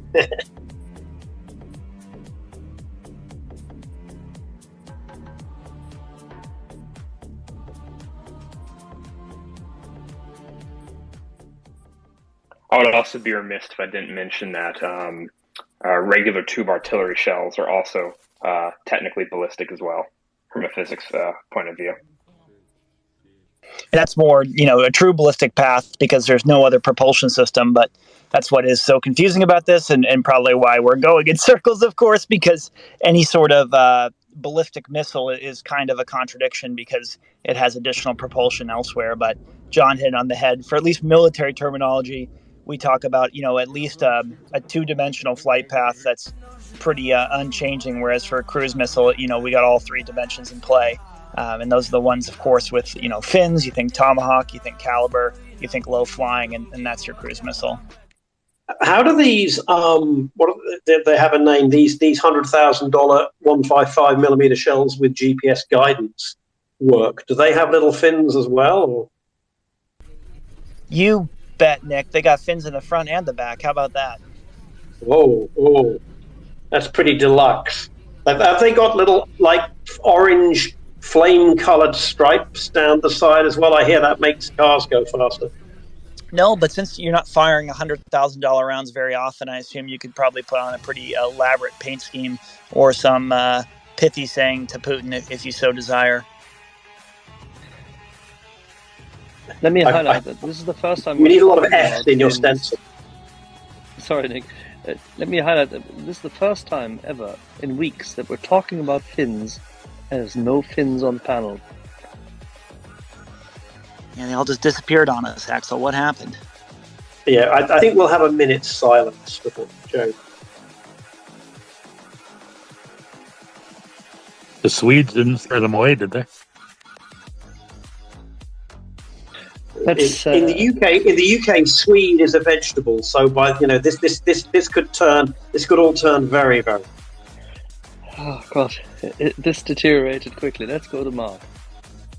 What happened? Mark went away. Well, we have Drive with his hand up. I couldn't see the driver, please. Hi guys, I was listening this morning. I didn't catch everything about Miss Berlin, but it it sounded like a great conversation.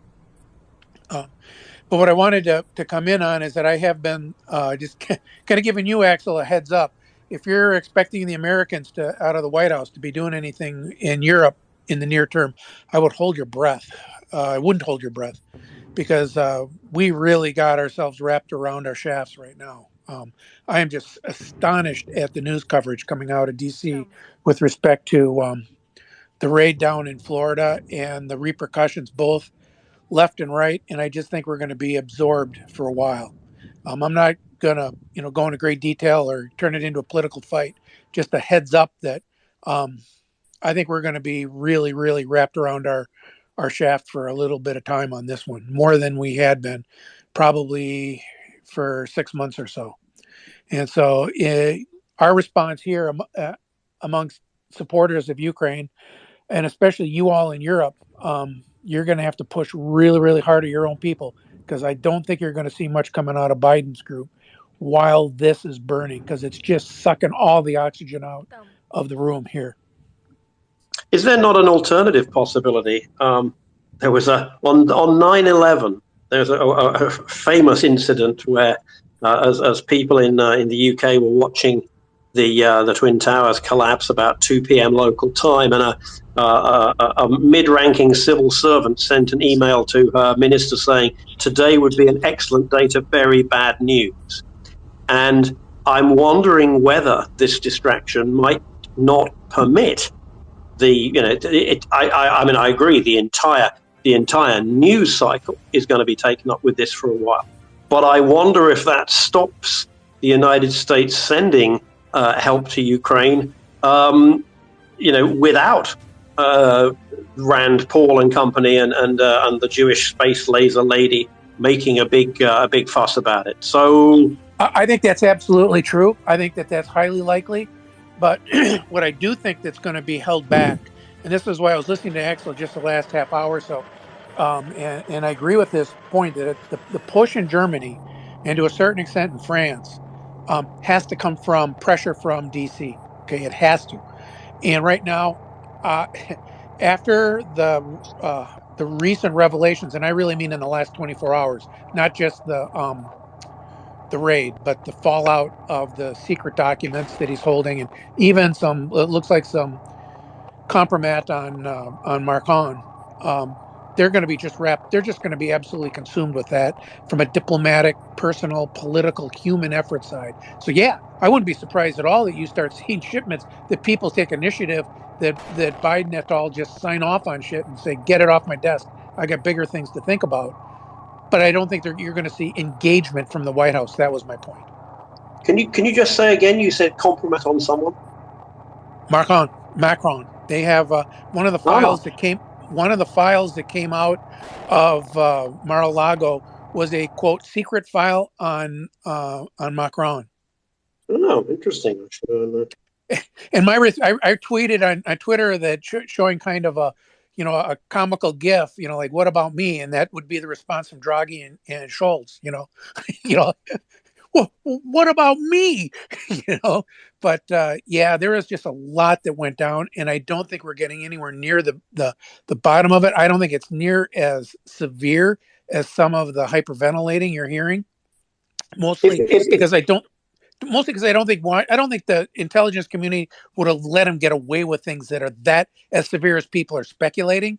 But what's going to have to happen is they're going to have to work through that process. And it's going to take man hours in Washington to work through that. And so I'm just expecting that you're going to see the White House, Congress, friends of Ukraine, foes of Ukraine, all of them wrapped around their shaft while that works out. So I just think the U.S. is just going to be, I wouldn't say, AWOL, they're going to be preoccupied. And I don't think it'll be 2 weeks at least, maybe a month. If Robert Ludlum or Tom Clancy had written some of this in a first draft, their editor would have said, go back and write a more sensible book. It's just incredible.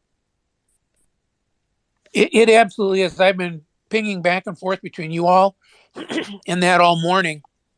And I'm telling you, I can't get 5 minutes away from the stuff in Washington before some new take occurs. However, I think a lot of it is hyperventilating and just inaccurate because the news cycle has to fill something. Okay, I'm not even. Yes. Dry five. One ping only.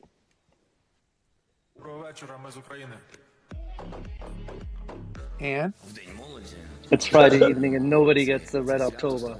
Oh man, people. Tom Oh Clancy. yeah, no, I'm completely flabbergasted. You know, and that's one of my favorite movies. But yeah, you're right. I'm optimistic that this will clear the air. It will help because at the pace we were going in DC, this thing could have dragged on sort of like a slow burn for a really long time. I think there's some gas on the fire. I think it's going to, whatever direction this is going to go, it's going to go. And I think in the long run, that's better for American engagement in Europe. But I think for 2 weeks to a month, it's going to be crazy. And that's what I'm saying. You know, Europe, you got to put the pressure on Scholz and don't look from the White House for doing much, because I think they're going to be completely preoccupied with the fallout from this. And it's not, like I said, I'm not conspiratorial. I'm not saying it's going to be, end of the world or anything like that. I just think they're going to be preoccupied. So, John, do you have the order? Is it Mark, CJ, Dr. Paul, or Moors? Yep. What's going down? Right, it's Mark, CJ, then our favorite pharmacist. Hey, thanks, John. Thanks, Axel. I had a question for CJ, and John, maybe you, in regards to the missile attack on the airport down in Crimea. Is it a fair assumption that the Russians, probably through forensics, have already determined what the cause of those explosions are? I mean, I know we've seen missile and rocket attacks, Russian missile and rocket attacks in Ukraine, and there was enough evidence left behind, even though there was a large explosion, of exactly what rocket it was, what type of rocket it was, even to the point that there might have been a serial number. I just kind of find it hard to believe after the White House or the U.S. said it's definitely not ATACMS, and that if there is enough forensic evidence left over, that the Russians could pull out, a fin or whatever and say, look, the U.S. is lying. Any thoughts on just what the chances are that the Russians already know and already have determined what caused it?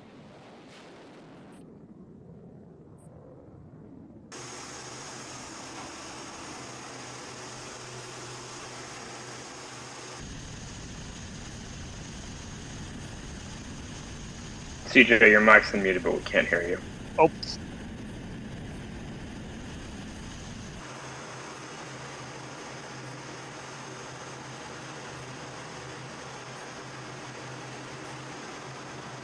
Any thoughts, Axel?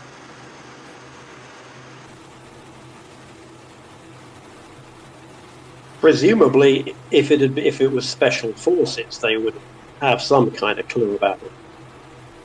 But okay. I mean, unless they're in the habit of just leaving the entire airfield with no supervision for hours on it. Well, my thought is that these are missile strikes, but there is a Ukrainian version of what we believe could be their number 2 choice. And whether that has been used, I'd be pleased to see that. And whether they used it, as some other people have said, that because they knew they were getting ATACMS and therefore risked it, that's possible. Is it probable? I don't think so. Would I consider it likely that these are ATACMS? From everything I've seen, I think the furthest I got was Sidewinders, and that's a different missile. So I can't judge. I'm not a missile expert, but I've been reading a lot now since yet again this spring, and I think I've read far too much on these bloody missiles. I don't see any reasoning which convinces me that this is an SOF strike. I don't get it. I didn't get it before Chuck. After listening to Chuck, I see even less opportunity for that to be argued. That an SOF team might have been there, or a partisan team might have been there to, do additional spotting. Yeah, sure, of course, no, this is what you do, and that's what you should be doing. I agree, but that's far off, very far off. That's a superbly difficult operation to undertake. I'm just highlighting, so it's probably more partisans than SOF as such. And but if it's missile strikes, it's got to come from somewhere. It's beyond the extended range of the Gimlers, so it must be something worthwhile having. It's definitely not a Tochka, by no means.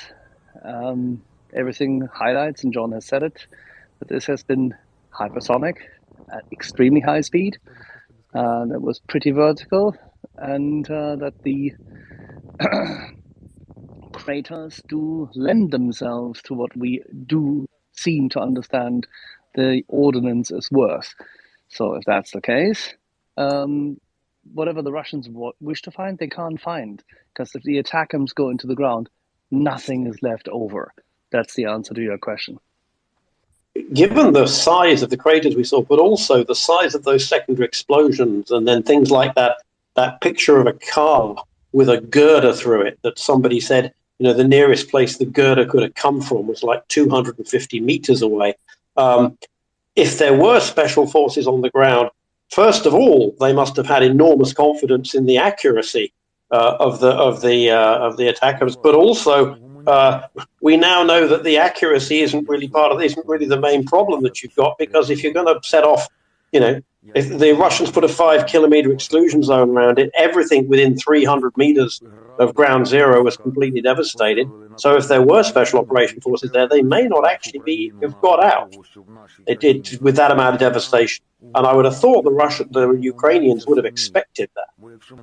They're not just watching while one cruise missile disappears into a hole in a bunker 250 meters away. They would have to be, they could, if to survive, they'd have had to been on the beach, and they wouldn't have been much use. So I'm not even certain what the role of SOF observers would have been, other than to get themselves blown up. Spotting and marking, Nick, spotting and marking. But you can ask a ranger. The rangers do spotting and marking too, right? Yeah, most of, you're mostly right, Nick. I think, the best thing they can do is, of course, provide last minute details, right? If they're moved or they need to input the coordinates differently, they can relay one last time before the missiles are launched, any updates. And then really probably there to watch the effects, record, and see the aftermath. And that's probably what they were there for more if they were in the area. But you're right, they weren't on the airfield at the same time. And I just would say, I don't know if you guys have already covered it, but you almost have to shut off your ears to all the different official announcements, because at the end of the day, even if Russia finds out exactly what happened, which they probably already have, they've already publicly announced that it was a accident, right? So it doesn't matter really if they know it's ATACMS, they're not going to go back on it. Same thing with the Moskva, right? It's been 3 months or 4 months almost now, and they haven't gone back and said, hey, it was Ukraine that blew it up. So it almost doesn't matter. But when you look at all the statements that have come out from Ukraine and U.S., you have, the U.S. saying it wasn't a U.S. weapon for part of this or for the strike, which again is pretty vague. You have Ukraine saying it's special operations forces. You have the United States saying it looks like a Ukrainian weapon. But then at the end of the day, the last U.S. statement, which is the most telling, is the U.S. says they don't know how Ukraine conducted it, right? So these two things can't be true. They can't not know how it was done and also know for certain it was an American weapon. So I'll just leave you with that, because otherwise you get down the rabbit hole too much and you won't find a good answer.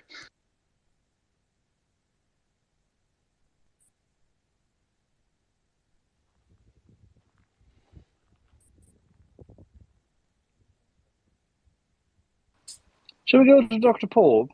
And who called the poor Dr. Paul, who is such an absolute genius as, shall we say, scientific research, just a pharmacist?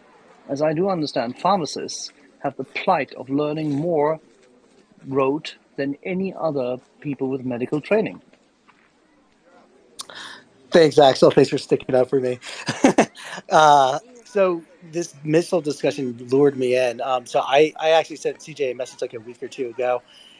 So apparently the HIMARS vehicles have been tested to fire AMRAAM missiles. And John and CJ, can you guys describe that a little bit? And where that's at, if you guys know, because it's actually a massive capability shortfall that the United States has. Actually, is like short, medium range air defense. We have like great like Patriots and like the THAAD missiles. So these are like long range air defenses, and we rely primarily on our plane and our air superiority for just general air defense. But in general, in a dispersed environment, in the world we're in, this is a great capability to be had. It's not just for the U.S., but conceivably even for Ukraine, possibly. So, any thoughts on that, CJ or John? Well, I would just say there's a lot of things HIMARS can do, as you've seen in your research, Dr. Paul. So an AMRAAM, is basically a very effective anti-air missile that, John, correct me if I'm wrong, is also carried by a variety of U.S. fighter aircraft. It's not a missile that's currently fielded by any U.S. air defense. There's no system that has it like organically, and this is what Dr. Paul is getting at. The U.S. lacks short to medium range air defense. The reason why the U.S. lacks this, of course, is because it has the first and second largest air forces in the world, right? The U.S. Air Force and the U.S. Navy. So there's not a huge capability gap, or let me correct myself. There's not a huge vulnerability in air defense when you have that many fighters. However, in a situation like Ukraine, that is something that could be very useful. I'll also point out HIMARS can also be slightly modified to shoot on the sea. So they can be put on an aircraft carrier or some sort of flat platform or a barge and shot from there too. So you really have a lot of options. I don't know, John, do you have any more on the AMRAAM that's relevant, you think? So in terms of short to medium range air defense, NASAMS is designed to fire the AMRAAM or derivatives of it. I believe, I'm not sure if it can directly fire the standard AMRAAM or if the surface launched AMRAAM that was originally developed has some modifications to it. I know that the AMRAAM ER extended range is quite heavily modified. It's not really an AMRAAM at all. It's like, I think it's, it's a Sea Sparrow missile with an AMRAAM guidance unit on it. Yes, so it does have utility in terms of the surface to air missile role. Yeah, just on that point, the AMRAAM ERs, the NASAMS, to my knowledge, and this is just what's publicly available, they don't even fire the extended range, like you said, John. So I hear that, but it's interesting because, even in like the United States Pentagon, the DoD war games, where the United States isn't guaranteed to have to have air superiority, it'd be an air contested environment. I mean, it's a big capability loss and gap that we have, especially as we think about China. But we've produced over 500 HIMARS. It's a great way to get a distributed anti-air capability potentially. But still, I think they're just the launchers. These still need the radars to shoot, fire, and aim them, or to detect and aim the actual missiles. Is my understanding.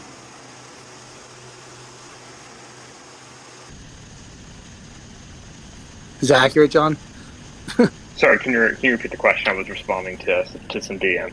Yeah, so even if the HIMARS were able to launch anti-air missiles, they still need detector, the actual radar.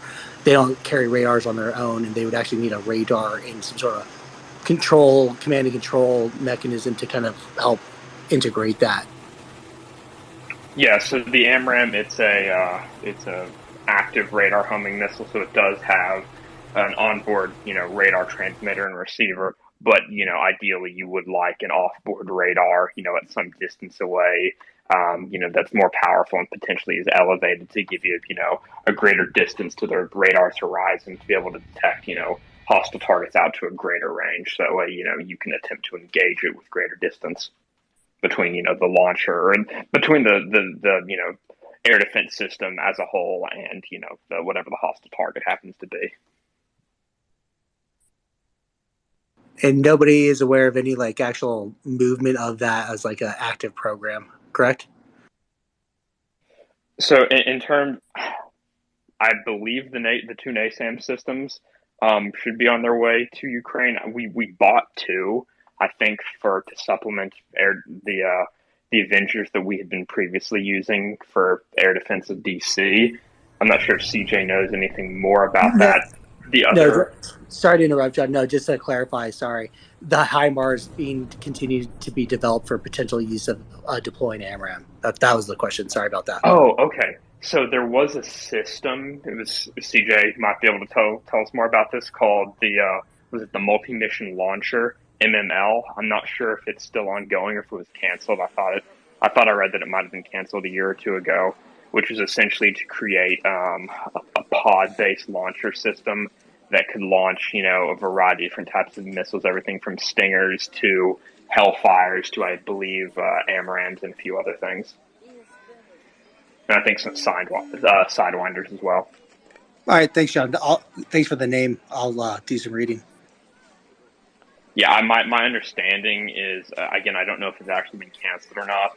I believe that there were some significant issues with overheating, the launch canisters overheating with one of the specific types of missiles. It might have been the Sidewinders, or it was an infrared guided missile. That's why I'm saying Sidewinder. But there was one of the specific missiles that was supposed to be able to deploy as one of its mainstays. They were having severe overheating issues with it. Thanks, guys.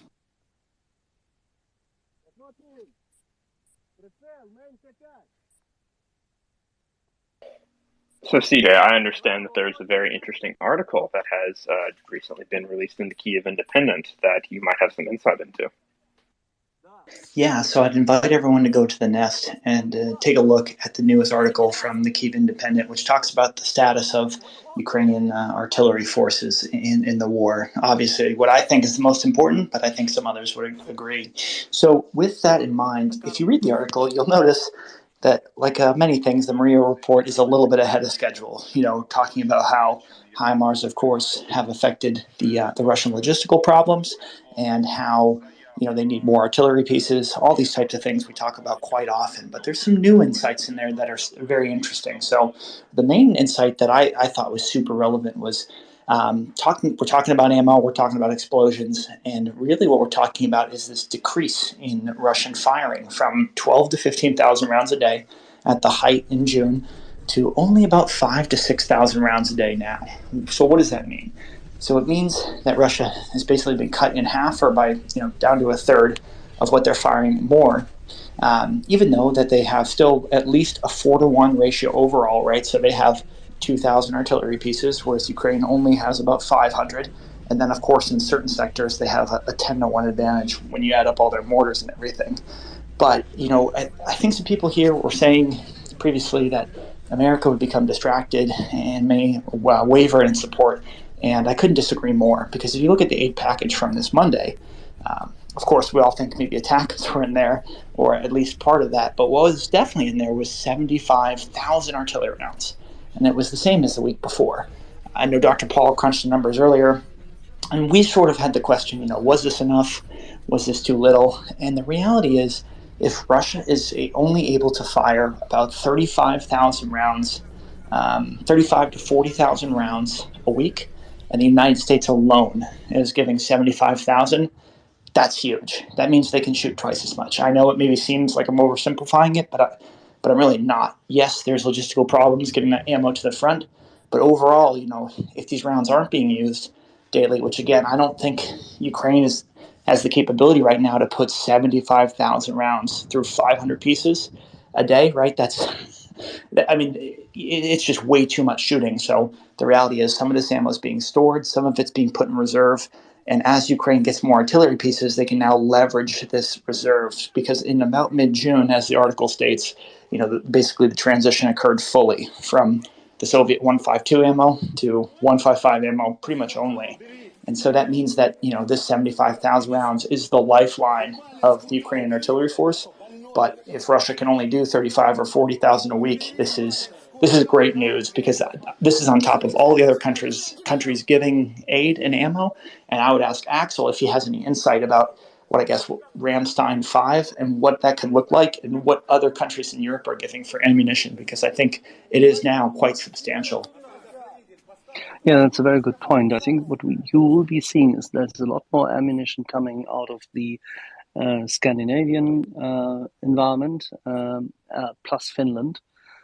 And I would expect to see a lot of, shall we say, ammo stored in Italian storages being released. That is what I expect to see, whilst the government there still can make decisions in a format which works.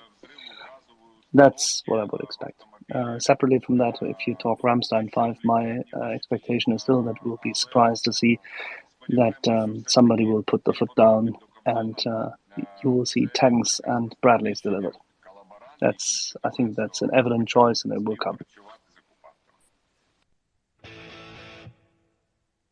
And I think, to build on your point, Axel, I know specifically Finland had resumed 155 production in a big way, churning out something between 5,000 and 8,000 rounds a week that they're not ostensibly using right now. So when you add it all together, even just conservatively, 100,000 rounds given a week, I mean, that's gigantic. That's the kind of numbers you need to beat Russia, at least at the artillery game. Yes, we know they need IFVs, they need tanks. But without this key component, sort of the rest of it doesn't matter, right? Because if you don't have this massive stockpile of ammo, when you go on the offense, you'll look like Russia did in the first couple weeks of the war, where yes, they had a lot of guns, but they weren't pumping through that many rounds necessarily because they were over relying on their tanks, and then not so much relying on the infantry, and definitely in the first couple weeks not really relying on their tubed artillery. They still had, they thought they had controlled the skies, and that turned around in about a month or so. So this is the way they win, and it's just so important that everyone continues to give, even if Ukraine isn't able to fire that much.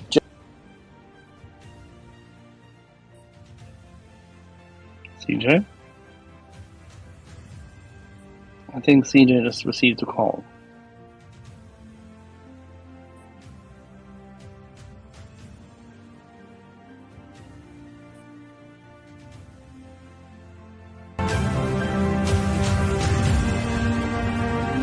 I'll invite him back. Yeah, I just invited him back up. I dropped him, invited him back up. Let's see whether it works. So yeah, long story short, 5,000 to 6,000 rounds still sounds like a lot, but it's a lot less than before, so we'll take it. Yeah, that's a good point. You were interrupted. You dropped you down, but brought you back up. But the Finnish production, which has, as it seems, restarted. 3 weeks ago? That, of course, is big. Yeah, it's not 100,000 rounds a week, but it's big that they did it, because it almost likely gives them capacity to refill their own stocks, which they can now more easily and more leisurely hand away. But I'm not so focused on the Finns, because they need to keep their artillery fed, just in case. But there are others in Central and Western Europe who do not have to fight with their artillery at the moment. There's also American pre-position stock, and a lot thereof. CJ, do you think that the United States of America could just simply release more of its pre-position stock?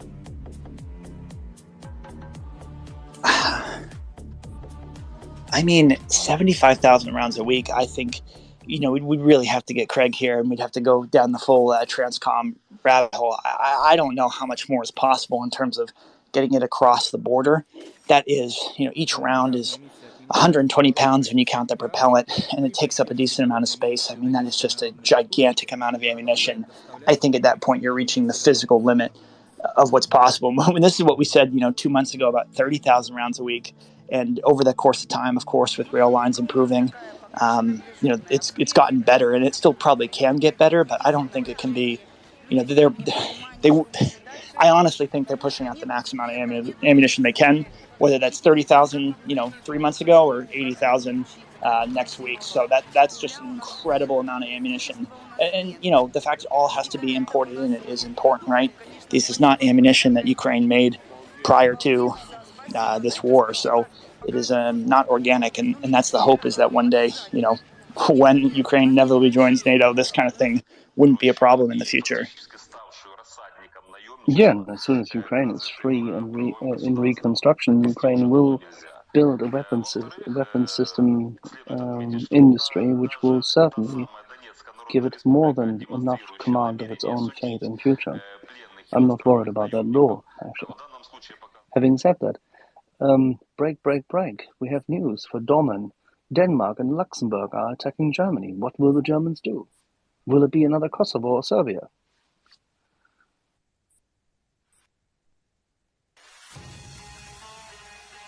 We can't lure Domen. Too much good wine to taste tonight, you know? Yeah, well, he earned it. No, one glass of wine he has earned. Can I ask you, CJ? One of the main points of the article was, Ukrainian counter battery fire and the state thereof in terms of its efficacy. What are there? Obviously a lot of attention was brought to and improvements that need to be made in a number of areas. What are your thoughts on that going forward? So one of that is the main point that the author there was trying to get at, was that the real weakness for the Ukrainians is counter battery fire, and what that refers to, of course, is radars that detect artillery, and then of course the communications process that feeds that information to artillery pieces for them to successfully target and destroy that artillery. It's a complicated thing. It requires not only a lot of training, but a lot of good equipment. So prior to the war, of course, Ukraine had some legacy Soviet systems, but in terms of doing it in mass, it was not something they practiced very well.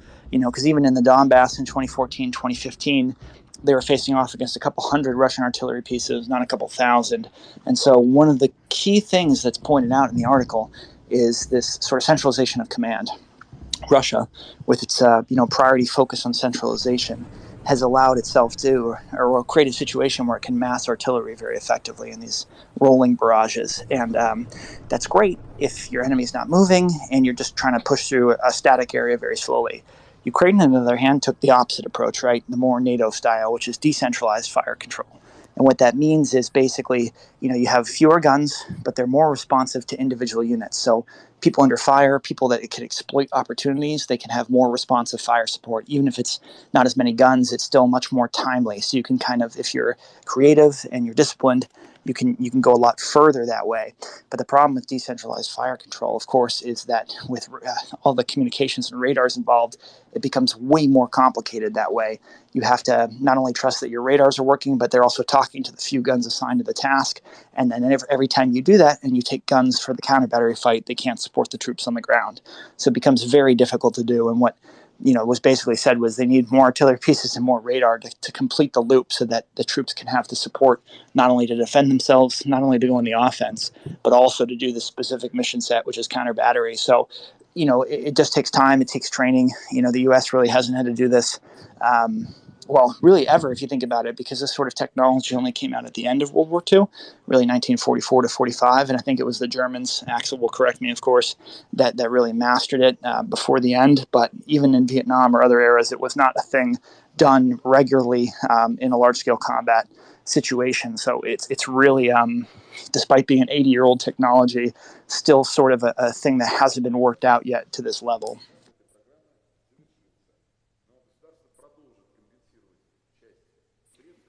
If I could ask you, CJ, so in terms of organizational changes into how, as to how the counter battery fire is, or I should say, in terms of how, data is aggregated, then, various, the orders handed down for counter battery fire missions, would a more centralized approach benefit the Ukrainians, or a more decentralized approach benefit the Ukrainians? And what would kind of like a realization of either kind of like look like, in the best case, do you think?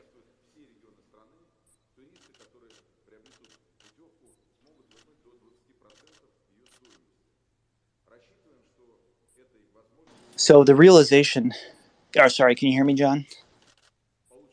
Yeah, the realization would come from basically taking more tactical risk. And so what that looks like is, in order to do this effectively, Ukraine has to risk more guns to this fight. Because for the counter battery fight, you're shooting further, you're shooting more charge, and you're going to make more of a radar signature. So by doing this task, you kind of risk your guns. And this is something Ukraine has not done for the last 8 years, right? They've decentralized and they've spread out their guns further and further in order to be more survivable. So it's sort of like these guns that were fighting in sections of 2 now will have to fight in a section of 6, which does make them all more vulnerable. But in the grand scheme of things, it becomes safer for the whole unit. So it is like a little bit of psychology.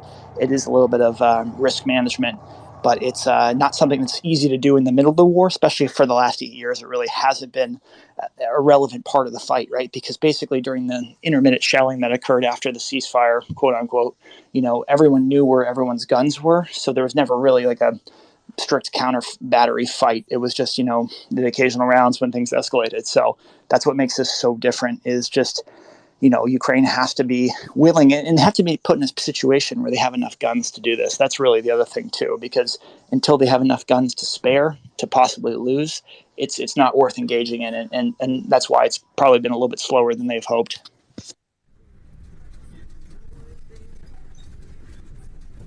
Shall we go to Serbia and Kosovo? Oh, Lord. Thank you, CJ, for your insight to that.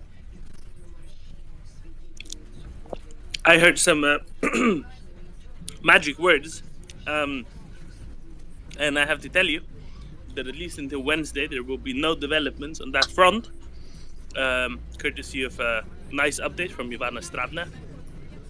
What I want to ask is very much on this topic. How many 155 shells does the collective West produce in a week? Currently, absolutely zero idea.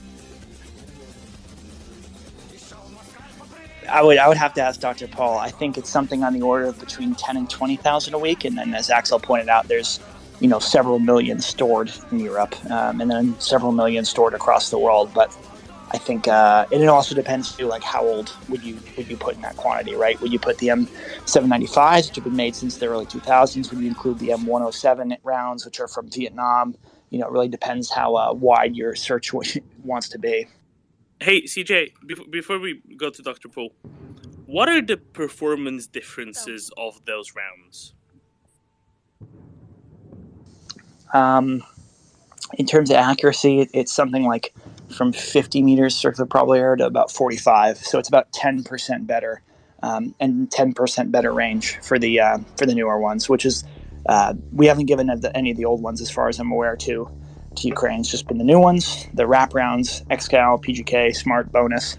So pretty much from what I've seen, everything is newer than 2004, which is, pretty good, honestly. Because what I'm getting at is, if Ukraine launches some sort of massive counteroffensive, right, it should be pretty easy 2 weeks to supply them with many hundreds of thousands of old type of rounds a week for them to employ some of these Russian, vast area bombardment tactics for a while. And then, because for those you don't need all the range, all the accuracy, you just need the volume and the mass, and then that can actually make a difference for a short time. Sorry, doesn't really matter. Dr. Paul, how many 155 rounds does the collective West produce a week? Okay, so I can't answer that exact question, and it was a great question, and our heads were literally on the same page what we're thinking about. But I do have this. Since the war started, Rheinmetall has built a new 155 millimeter ammo supply facility in Australia that's going to produce 100,000 per year. And I believe it was Rheinmetall who also won a 50,000 155 contract for a NATO customer. So it's 150,000 of new ammo, I'm calling it, for this year, which equals 12,000 rounds per month roughly. And that excludes anything from BAE or any other United States NAFO or NAMO, what they already can produce. And I would note for Rheinmetall, which I know this, their ammunition factories have historically only run 3 months out of the year, 3 to 4 months out of the year. And so I believe Why they say was that? Dr. Paul, why was that? No orders, right? Germany. There was just no need. And so keeping costs No, low. the Allied orders, because Rheinmetall predominantly produced for the Allies. Rheinmetall, by the way, operated the factories for about 4.5 to 5 months a year, and Abdul Aziz can talk about this in detail. But Allied orders were substantial. Pretty much half the production was Allied. So But there were not enough orders because we were not fighting wars. Abdulaziz, how's Rheinmetall today? They would do better if the German government were a bit clearer about its position. No, but 3 months is not completely correct. That's regarding possible German orders, but there are a number of production sites for 155s across the globe. Australia was the latest one, but that production site is going to be purely for requirements of the Australian Army. It's more than 3 months, definitely. And as Axel said, yes, they are delivering not only to Germany, but to neighboring countries. And they do have other production sites outside of Germany. Yeah, absolutely. And, I'll cite my source, Goldman Sachs. So I'll take that to the grave that if Rheinmetall's putting that out to the Goldman Sachs analysts, that's probably more accurate than whatever else is being put out there. So that was a report published in July, I believe. And you're right. There's multiple facilities. And the point I'm getting at, there's roughly 150,000 of new global capacity. And I think that's the more important point. Not that it's going to go to Ukraine, but the key thing I'm looking for is increased capacity globally and kind of new contracts and things like that. And, Rheinmetall has said like they can double their capacity to support these munitions, being manufactured. So, in my view, I think there's plenty. Like CJ has said lots of times, there's plenty of ammo in stores. So I'm not super concerned about it personally. And like I said, there's new supply coming online already, and that likely is probably lowball public estimate. Is just how I view it. Not to say that's how it is, but I tend to think that the defense contractors aren't going to, in the countries, aren't going to put out that accurate of information on their actual capacity to produce. One more really quick question: how long does it take to train the people making 155 conventional, non-smart, nothing HE rounds? CJ's the only one. I think I have no idea. Yeah, I don't want to speak out of turn. I got no idea, but you're asking all the right questions, I think. If I could also ask, maybe Abdulaziz has an answer for that. So, Doman, to be honest with you, I've seen production facilities, and at the end of the day, it's a question of putting into the line of production these specialized differences on a more highly sophisticated round. Personally, I'm not a specialist, but from what I've seen it would not make much of a difference in order to put in those different slots within the production line of making a very standard 155 round into something more sophisticated along the line. I don't see that would be a big issue. And I do know that there is production capacity available. It's a political and a monetary issue at the end of the day. I mean, these are companies. They need to survive. They're not going to produce on their own cost if there's no buyer or if they cannot sell their goods. And that's what's standing in the line right now. Nothing else. The capacity is there. They have the space and they have the technology. There's no question whatsoever. I get all that. So what I'm getting at is they're the only things that are limiting to the capacity, right? Because those factories are massively underutilized. The things that are limiting the production are currently 1, will, that is to say money, 2, appropriately trained manpower, and 3, material. Now, I think material for standard HE rounds is trivial. Okay, good. So that means that if you want to train people to run 3 shifts instead of 1 shift, that means it takes days to weeks of training as opposed to months of training, right? I don't see the manpower. The manpower issue is not an issue. Now, what I did realize is that in these production facilities, you have generations of people doing this. I mean, literally, father to son. Handwork people doing their job, knowing exactly what they're doing, and they've learned it from a very early age from their training time. But the problem is not manpower. I don't see that, not necessarily in the ammunition production area in Germany. I don't see it as being a machinery capacity or the like. The main issue is a political will issue. This is what it boils down to. If the political will is there, those production facilities can grow very quickly within a short period of time. There's no question whatsoever. They just need orders. And the other key consideration is actually from what I call from a couple months ago, propellant. And there is some issues with that potentially with Russia and Ukraine. They're major they're major producers of a lot of these fertilizers that go into propellants. I'm not an expert there. John probably could speak to it more, but that's my final point. I think that production is covered. When it comes to what Rheinmetall can produce, I think Rheinmetall is well stocked up for that, and the production line for that is also good.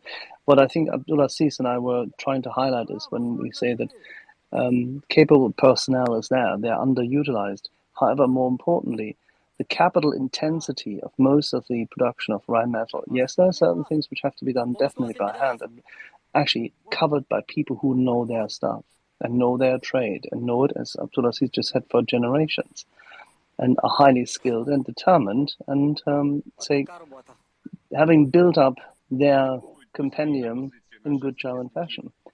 However, the capital intensity of the industry should never be underestimated, and the precision with which the work can be done and how it can be scaled is massive. So this is just a matter of somebody finally getting out of the way. Abdulaziz.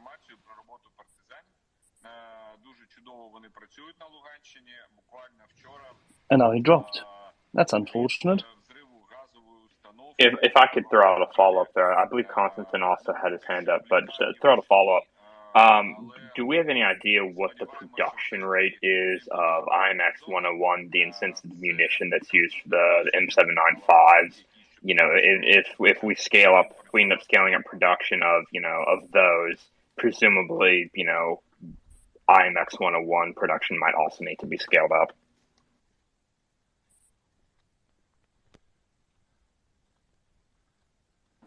I personally do not, John. I could look into that, though.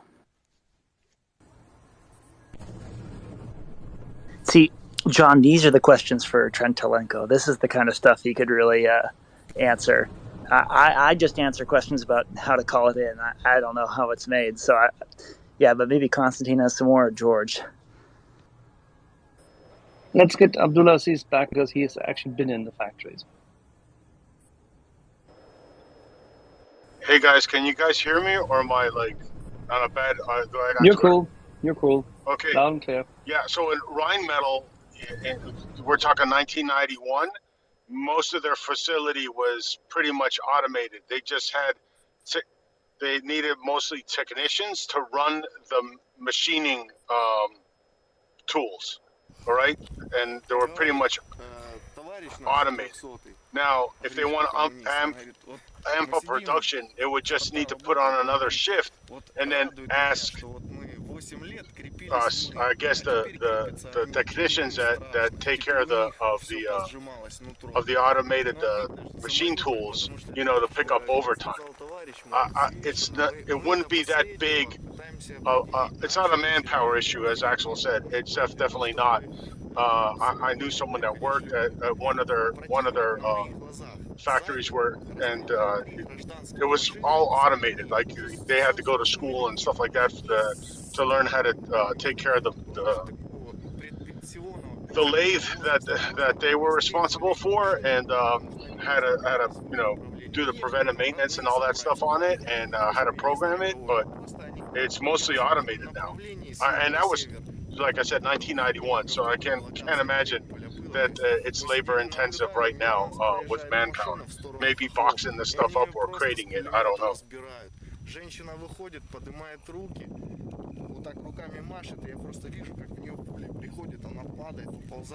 Very good point, Abdulaziz. So what I wanted to say was, yes, on the question of munition production, It is to a large extent automated, but you do require specialists to do that. And my point stays that production can be ramped up without a problem.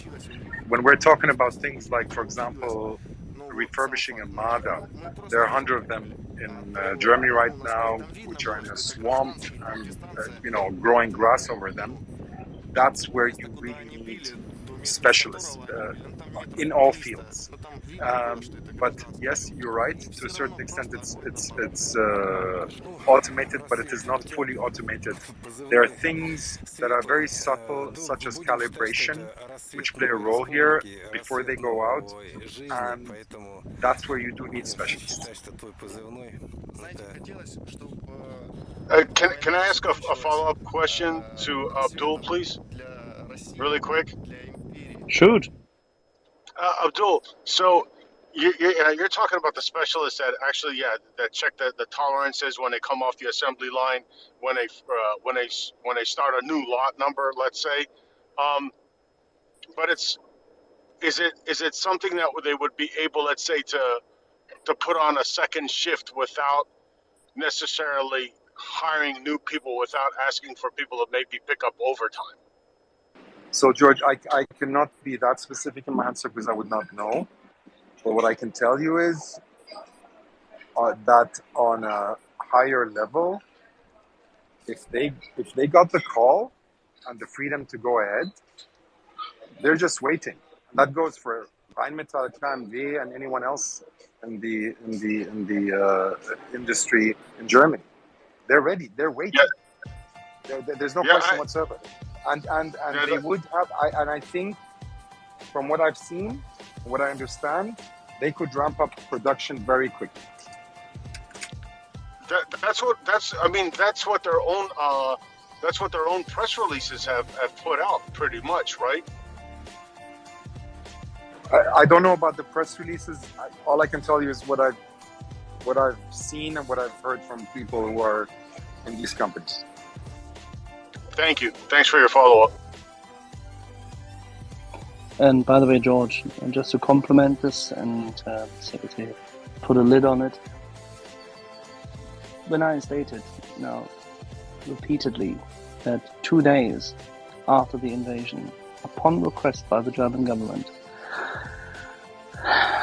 282 weapon systems manufacturers who are active in the German market and supplying were asked to provide their guidance as to what would be available, what they could supply out of inventory, what could be produced, at what time, in what time frame, at which level of cost, and what weapon systems could be provided from stocks abroad or in cooperating countries, but with access through these weapon system manufacturers.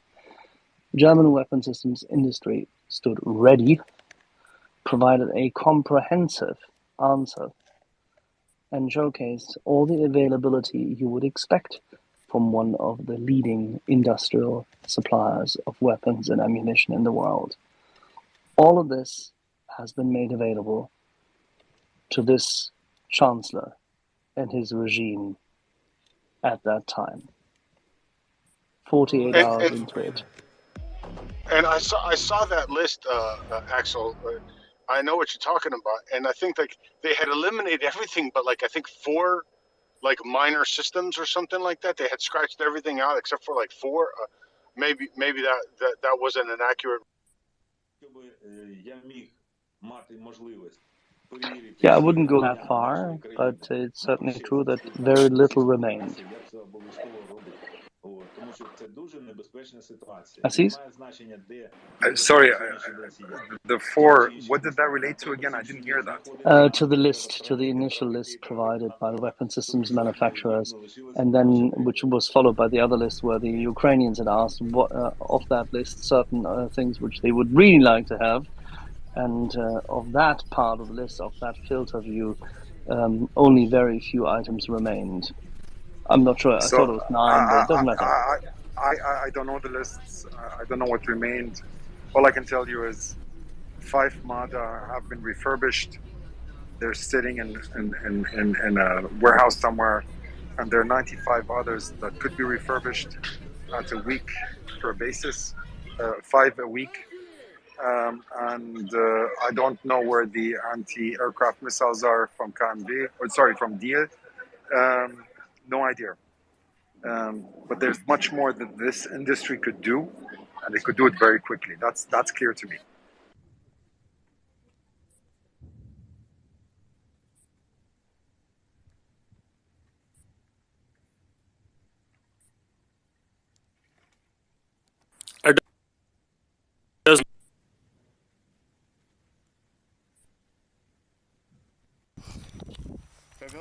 Domin, I didn't hear what. Could you repeat that, please? Are those IRIS-T anti-aircraft missiles that you mentioned? Are those Yes. IRIS-T? Yes. These are the Thank you. IRIS-T from Deal Defense. Yes, correct.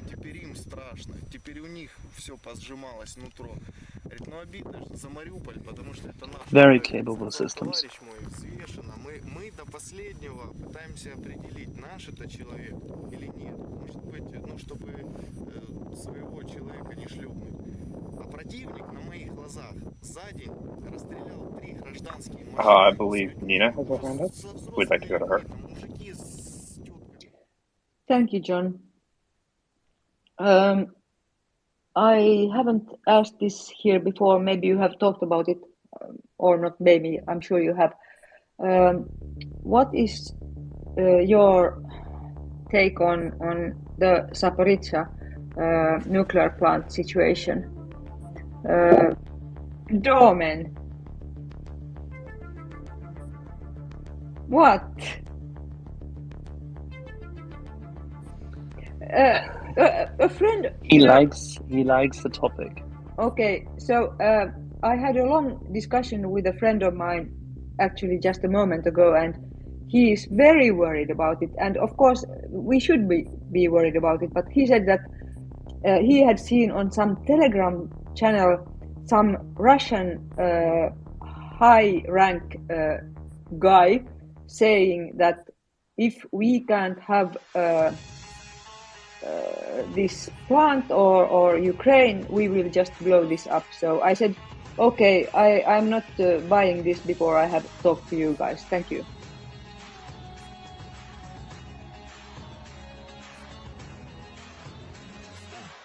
Okay, I'll start, and I think there will be a lot of us that will have thoughts on this. And if you can't hear me, just like emoji at me or kick me down. It is a very excellent Russian attempt at fear-mongering. And by very excellent, I mean it is very Russian. And it is great at fear-mongering among people who are already panicked about everything nuclear. The shelling that Russians are doing at Zaporizhzhia nuclear plant in Nepodar can't probably really harm the nuclear power plant. It is just incredibly cringy and stupid sort of activity. Because it's the sort of thing that you really shouldn't be doing anywhere, and certainly not next to a nuclear power plant. However, that doesn't mean it's actually endangering the nuclear power plant, probably. As to the guy, he's a colonel or something, or a major general possibly. He's a dumbass. That's a technical term for people who put explosives inside a nuclear power plant. It's a regulated term for such people, according to the International Atomic Energy Agency. It is how it is. He's a dumbass. It's there in black and white. Now, what do they mean by mind? That is not entirely clear. Do they mean boob trap? Do they mean remote-controlled explosives or whatever? Either way, he's a dumbass, as is everybody else. Does it mean that likely means some sort of more nuclear material apart, the less at risk it is for an actual serious problem. So it wouldn't be, I mean, it would be sort of a pollution problem. It would be maybe similar to 3 Mile Island, but most of it would end up in Russia anyway, because he's a dumbass. And again, that is a technical term for what he is. I'm sure other people have thoughts on this, but I Could you stretch that technical terminology and then engulf the Western press in it as well? Sure, I could. I mean, it is really falling for fear mongering is a problem. It is very difficult to explain the nuances of nuclear technology to people who don't understand it very well. And it's very difficult to explain risk to people who don't understand how risk and orders of magnitude work very well. The situation here is the following. Yes, there is a very, very, very, very small infinitesimal... Dome, you are breaking up.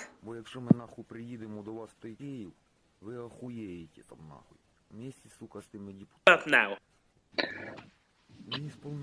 Better. Your microphone can only handle 3 successive varies, and after that it thinks there's an error.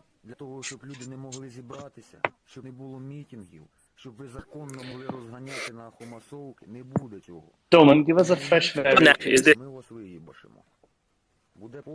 a what? Perfect. One vary, please, Vasily. One vary. Very. It's an infinitesimally small possibility that something tragic would happen with all the dumbassery that's being done there. However, with the way that nuclear safety is treated, and honestly correctly so, the infinitesimally small possibility of something tragic is important. And this is why, say, the head of the IAEA is communicating that thoroughly. This is also what the Ukrainian government is communicating thoroughly, as was, for example, Olga Kusharna, who's a Ukrainian nuclear safety expert, who was on with us last week on Saturday or Sunday, one of those. I think Sunday. However, I mean that is very probable in the slightest that any of these, massive problems would occur. So it's a very difficult thing to explain without graphs and numbers. But basically, it's probably not a problem. However, it is a massive exercise in dumbassery, if that is the correct term there. At this point, I can't contribute any further, and I shall shut up. Dumbassery in the Donbass. But it is actually it's not the Donbass. It is Zaporizhzhia. It's Donbass. It's dumb.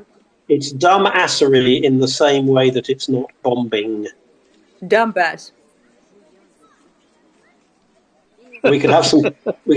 Are we having prawns? Garlic prawns. Gambas in the Donbass. Served to a Donbass. I think you just broke Doman. Добрий день, українці. Триває 170-та доба героїчного протистояння всього українського народу. So, Domen, as a follow-up here,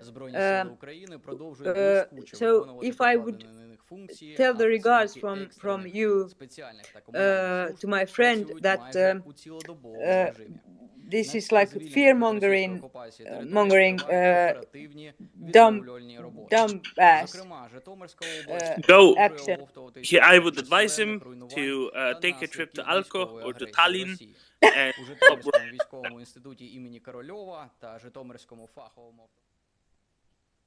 take a trip to Alko. Who do you want to send to Tallinn? The man who's excessively worried about the situation at ZNPP. You should either go to Alko or to Tallinn because they fulfill much the same role in Finnish society. Thank you. That was great. I thank you so much. So, for the purpose of our wonderful, patient, stoic American audience, we will now go briefly to our friend Playhouse. Yes, because God knows I am always the most calm, impassionate, and direct, stoic one of all of us. Now, so unpacking this a little bit further, right? Why would the Russians be interested in fear-mongering? Obviously, there's strategically a lot to be gained. when you're on your heels and you're losing, you want someone to come in and snap the chalk lines. And the best way to do that is to compel a larger overall sense of fear that you possess the means and or the intention, or your opposition does, to create a directed, intentional or indirect, unintentional nuclear conflagration. And as such, the cessation of hostilities or a cessation of your enemy's hostilities until you determine otherwise is in everyone's best interest. And that's what we have going on right here, right now. That being said, while it is difficult to achieve a uninformed, unintentional or indirect fires, i.e. artillery, mortars up to 88 millimeter, random lobbing of missiles, it is not impossible or necessarily even improbable that an informed strike could achieve the directed or the intended result. My point being, Russia has a lot of nuclear physicists. Russia is familiar with most of the nuclear designs in Ukraine as a result of the time where both countries were part of the Soviet Union. It is not beyond the pale to think that Russia would have engineering support helping to determine where to fire if they in fact did decide that they wanted to create a nuclear conflagration. It is no longer beyond the pale either, despite levels of what we would assess as dumbassery, to think that the Russians would not fire on that nuclear facility and then blame it on the Ukrainians. God knows they've already done it with prisoner of war camps and many other places, both within enemy-controlled Donbass regions, i.e. the separatists of Ukraine and Wagner Group, etc., etc. So they fire on their own troops. It's been something they've always done since before World War II. They'll fire on a nuclear facility that will generate fallout to their own country. And we need to be recognizing that that is a potential and not necessarily an even all that unlikely potential. So while I agree that we should not allow fear-mongering to compel the Ukrainians into accepting a ceasefire that would put them at a ridiculous disadvantage and keep the Russians within the borders of Ukraine, we also must prepare ourselves and should be helping the Ukrainians with proper equipage to have to deal with a nuclear conflagration when the Russians decide to get serious about actually taking out a facility. Because despite all their stupidity, despite all their ineffectualness, they do still possess the engineering requisites to conduct such a targeted strike, whether through sabotage or through a guided missile strike. And I will yield to, I'm sure, plenty of people who may disagree with me. I'll just take 5 seconds, sorry. I think you're right. They possess the ability. However, I will note that one, quite a bit of CBRN equipment has already been provided to Ukraine by various parties, including the US. And two, I have some doubts of Russians actually coordinating successfully those capabilities with their military. I'm not saying it won't happen. I'm just saying that it just drops the probability down by another order of magnitude. That's all. Sorry, I'll step down. Don't go away so quickly. I think if Russia wanted to create a nuclear, I mean, I don't know what really you mean by conflagration, 1776. Chernobyl wasn't a conflagration. You can't make a nuclear explosion out of Zaporizhzhia. That's not the point we mentioned. No, conflagration, a release could be already. Yeah. But the Russians can release nuclear material over Ukraine or Russia or Europe anytime they want. They don't need the Zaporizhzhia nuclear power plant to do that. It's not like they suddenly come across. It's not like they suddenly come across the only store. I think you kind of missed the point that I'm driving to, and I'll see if I can articulate it better. My point being, if the Russians are trying to compel fear to have the Europeans lean on Ukraine. The method to do that is not to engage in direct CBRN attacks. The way to do that is to create obviously when it would be obvious to us that it's not an accident, but the appearance of an accident caused by indirect fires, which would require, as we've established on this page, direct fires, a direct sabotage, or a very precise guided missile strike, in order to create the thought that this could happen to any other nuclear power plant, and therefore the entire battlefield must be put to rest, else an overwhelming fear that something could happen that would pose a risk to all of Ukraine and the rest of Europe. That is my point. So yes, I agree with you. If they wanted to launch a dirty bomb, they could do it yesterday. If they wanted to drop a nuke, same thing.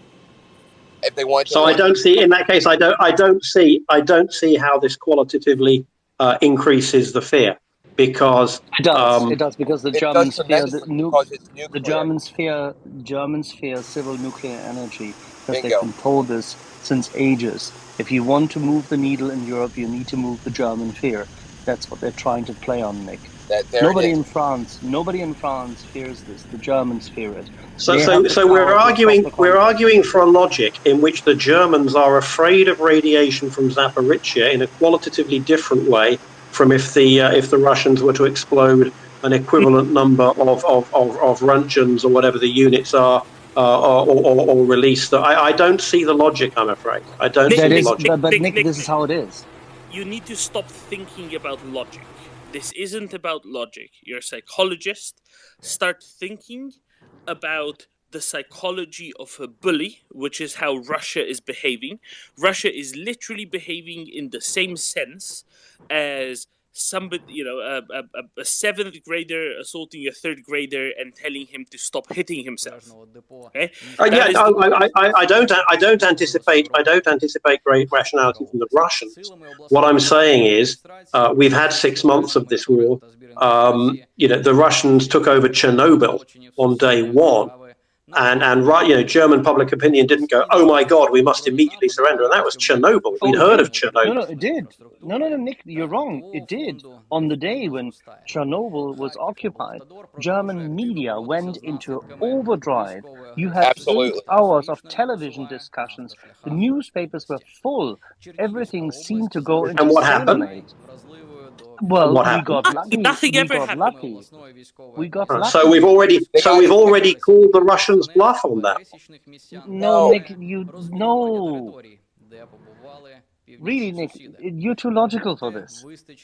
Axel, darf ich mal? Ja, gerne.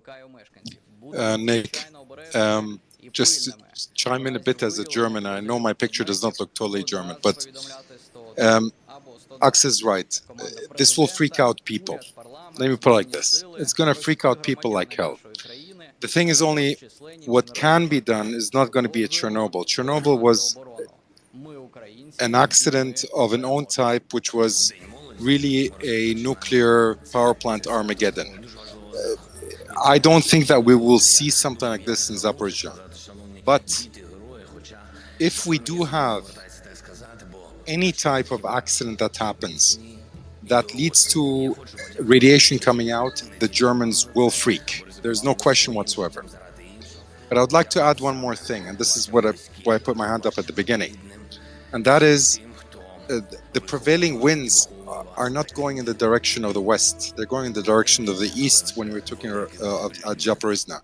Because I saw a weather map maybe 2 months ago where this question was specifically asked. And if they would do something there, most of the radiation, not all of it, but most of the radiation would go towards Moscow. And therefore, I don't think that Mr. Dumbass, and I have another point to that, would be so stupid as to do something like that. On the other hand, we don't know how the Russians will react if they start losing ground. And this could be a prelude to something much more worse, and maybe just a warning sign to the West. Look, we can do it worse by exploding one of these reactors, or maybe a number of these reactors. We don't know. Just the last point on the question of Damas, just as an Arabic translation, it's bin Gahbah. So for everyone who wants to write it down, it's B-I-N, new word, G-I-B-A-H. That's the kernel. Two things. Firstly, I think we may be conflating the threat to release something and the Germans are going to go, and then, or the actual release. Because once they've done the release, then they've kind of lost the benefit of the threat. So I think, first of all, the argument needs to address the separate issues of the worry that they might and the worry when they do it. But also, both of those... I disagree when you have as many nuclear power plants in Ukraine as you do. Well, okay, but also, both of those constitute a conscious, deliberate, I mean, no one's believing the accident theory, a conscious, deliberate release of nuclear material by Russia. We've been worrying about that. I've been worrying about that for the last 6 months. I don't see why it is qualitatively different that material comes out of a power plant. Because there's plausible deniability, and because Russia isn't just Russia, it's all the individual units in the field, it's all the generals, it's all the vassals, it's all the warlords. How do you have plausible deniability when you're telling the West you're going to do it? Yes, but it's like but Nick, it's the psychology of the bully that's telling you to stop hitting yourself. That is where it's different, because if Russia were to just dump some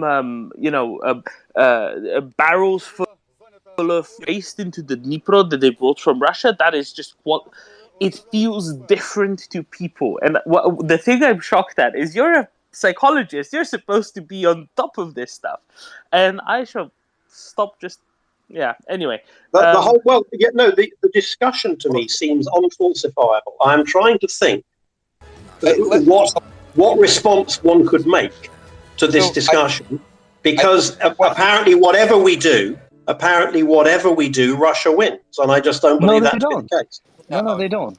Say no to help. You're conflating foreign policy with a sociological response by people. Okay, so yes, one action, military or foreign policy, begets another action, foreign policy or military, by another country. We have pre-planned responses, we have red lines, tripwires, you name it, between NATO and Russia. If you do this, we will respond. Okay, that's foreign policy. What we are discussing here is domestic reaction in Europe, principally in Germany, who has demonstrated a sociological freak the fuck out anytime there is anything related to a potential conflict within the vicinity or on the grounds, on the campus of a nuclear power plant in Ukraine. The question... And what are we worried about? That Germany might not send any more heavy weapons? They don't seem to be doing much at the moment. What you don't understand, or maybe that you're not considering, is that if the German population leans on an already inconsistent or not exactly reliable German government, this leads to complications within NATO. And then this can easily spread to countries like France, to Spain. We've already seen a lot of German bellyaches causing issues with Spain. Let's look no further than the Leopard tanks, which we have discussed many times, especially in the morning here in this space. So the reaction that respective NATO countries may have to certain situations on the ground is very relevant. It's extremely relevant. And it is not necessarily tied specifically to American or European or NATO pre-planned responses, but it has the ability to influence them. That is the point, and I think it's a valid one. Yep, 100%, Thanos. 100%. Let's briefly wrap this up with Aziz, and then we move over to Light Sniper, Tom, Rosalie, and then Leonard. And George, Jesus. Full deck of hands here. Thank you, Alex. But really, I have nothing to add to what Thanos said. He summarized it absolutely correctly. If something like this happens, there will be a different reaction. I mean, my God, we're scared about gas prices. How scared are we going to be if we're going to have nuclear cloud coming over us? And that has to be kept in mind. You know, many people would say it's the price we have to pay, but many people are going to say, no, this is not a price we have to pay, and who cares? Who cares? Especially in countries like Germany or Italy or Switzerland, where at least the political leadership and the press is leaning in a different direction. Thank you. And you will not have any new nuclear reactors coming online in Germany if you witness a nuclear conflagration happen within Ukraine, which will then create a greater dependence on hydrocarbons, especially natural gas. And I'm sorry for interrupting. No, completely correct. I would have said exactly the very same thing. Now that the tactical aim is for them to stall German replacement of gas by means of re-engaging with the two reactors, which they can recommission as a trade-off. And that's what they're trying to do. Live Sniper. Yeah, I just want to add that besides tactical target of hiding sort of the Russian artillery in the vicinity of the nuclear power plant so that they are untouchable. That's one part. And another part is actually that they are they're pushing the nuclear phobic buttons of the Germans. The other way would have been if they would have transferred some nuclear weapons and said, okay, hey, now we have nukes here, 80 kilometers from Donbass eastwards. But now they are pressing the nuclear phobic buttons of the Germans without actually sort of using their nuclear weapons for that. And I think that's, could be said, it's clever how they play the West at this point. Thanks.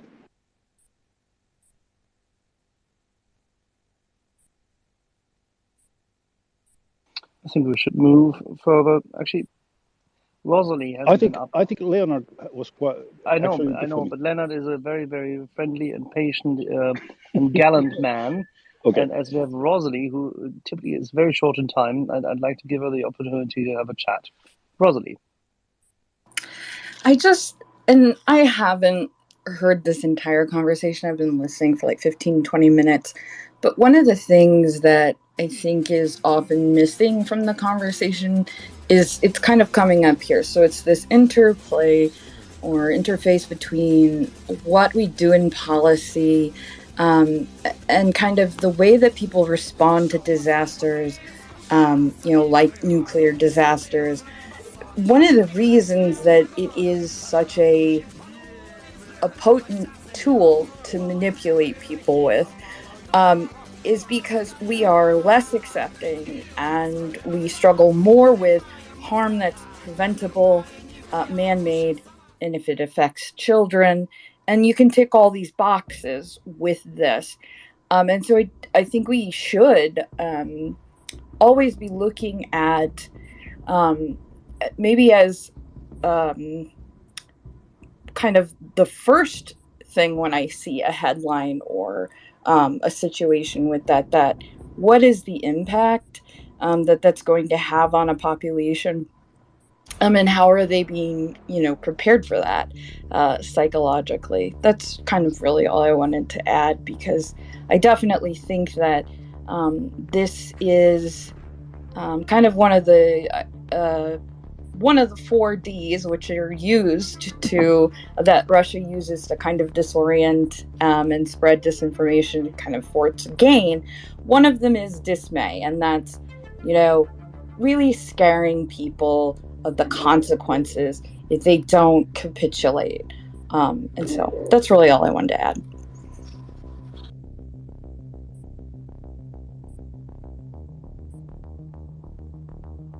Alrighty, thank you. Tom. Hi guys, can you hear me all right? No, not at all, Tom. I couldn't hear a word. It keeps dropping my audio, so if it drops me, I'll try restarting my phone and coming back up, because I wanted to speak a little on this. I think there's a few things that we need to think about with the Zaporizhzhia power plant situation. I think one of the first things we need to consider is that if the Russians were absolutely 100% confident that the Zaporizhzhia nuclear power plant was going to stay in their sphere of influence, as in there was no chance the Ukrainians could take it back, there is absolutely no way they'll blow it up. Because firstly, that would be a disaster on Russian territory in their mind. And secondly, it provides a massive amount, I think it's about 9 or 10 gigawatts of power, and costs dozens of billions of dollars to build. They're not just going to blow something like that up if they think that they can hold on to that territory. Now, could they just fake blowing something up, as in imply that there's a risk of it being blown up by the Ukrainians for fear-mongering? Yes, they could. So the lie that they tell that the Ukrainians have shelled it is a bluff, it's a lie, but that could still work to scare people, because people are uninformed and because people fear things like nuclear power vastly out of proportion to the actual risk. So, for example, there's good research that people vastly overestimate the chances of dying in an aeroplane crash and vastly underestimate the chances of dying in a car crash. People vastly underestimate the chances of dying from something like smoking, which is reasonably ubiquitous. Things that, if they do happen, like a plane crash, which are a big disaster, because the consequence is big, what happens is people overestimate the likelihood of it happening. And so disasters are something that people fear out of proportion to sort of everyday deaths that kill people in vastly bigger numbers, if that makes sense. So, yes, they could be just trying to fearmonger and have absolutely no intent of doing something.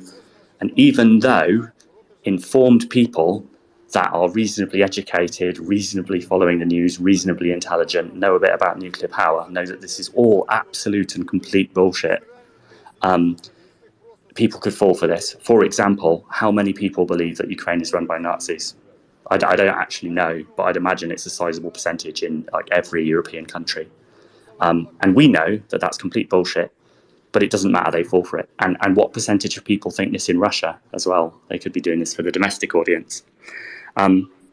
Now, there's a second threat, though, that they've made. The thing is, there's actually two threats. There's one lie that the Ukrainians have been shelling the power station. But the second threat is we have mined it. And this is a completely different threat. Because, that's either another lie, just another bluff, but it's a completely different sort of bluff. What it's saying in that case is, if you try to take this nuclear power plant back, we can blow it up and cause a massive disaster. Which also fulfills the first fear-mongering thing, trying to make people in Europe fear that if this war continues, there'll be a nuclear disaster and we shouldn't help the Ukrainians, let's get peace. So it fulfills that. But it's also an implied threat to the Ukrainians. Oh, you want to get your country back? Fine, we'll irradiate it.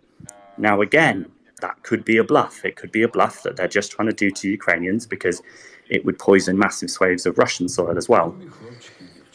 And I'm inclined to think that it is just a bluff, that they wouldn't do it. But then I remembered what happened when Saddam Hussein's army fled Kuwait in 91. They set fire to all the oil fields, if people can remember that. And I wouldn't entirely put it past them to do something as horrific as that. But you can't just strap some dynamite to the side of a nuclear reactor and cause a meltdown or a hydrogen explosion. They would need to have people that know what they're doing. Obviously, the Russians do have people that know what they're doing that could work out how to engineer some kind of meltdown. Whether nuclear physicists would actually do that, I don't know. I'm inclined to believe that the people that have the intelligence and know how to do this are not of the same psychopathic mindset of vast swathes of the Russian army. But I may be putting too much faith in the Russians again. We had this conversation after 9/11. Go ahead, Thanos. I'm sorry for interrupting. I believe not that you would be putting too much faith in Russians in particular. This is something that transcends humanity. Some of the best minds, best scientists and physicists in the world worked for Nazis in Germany. We then stole them through Operation Paperclip and brought them to America, and they became NASA engineers. But these people exist. They've always existed. Smart people find themselves drawn to military applications and special.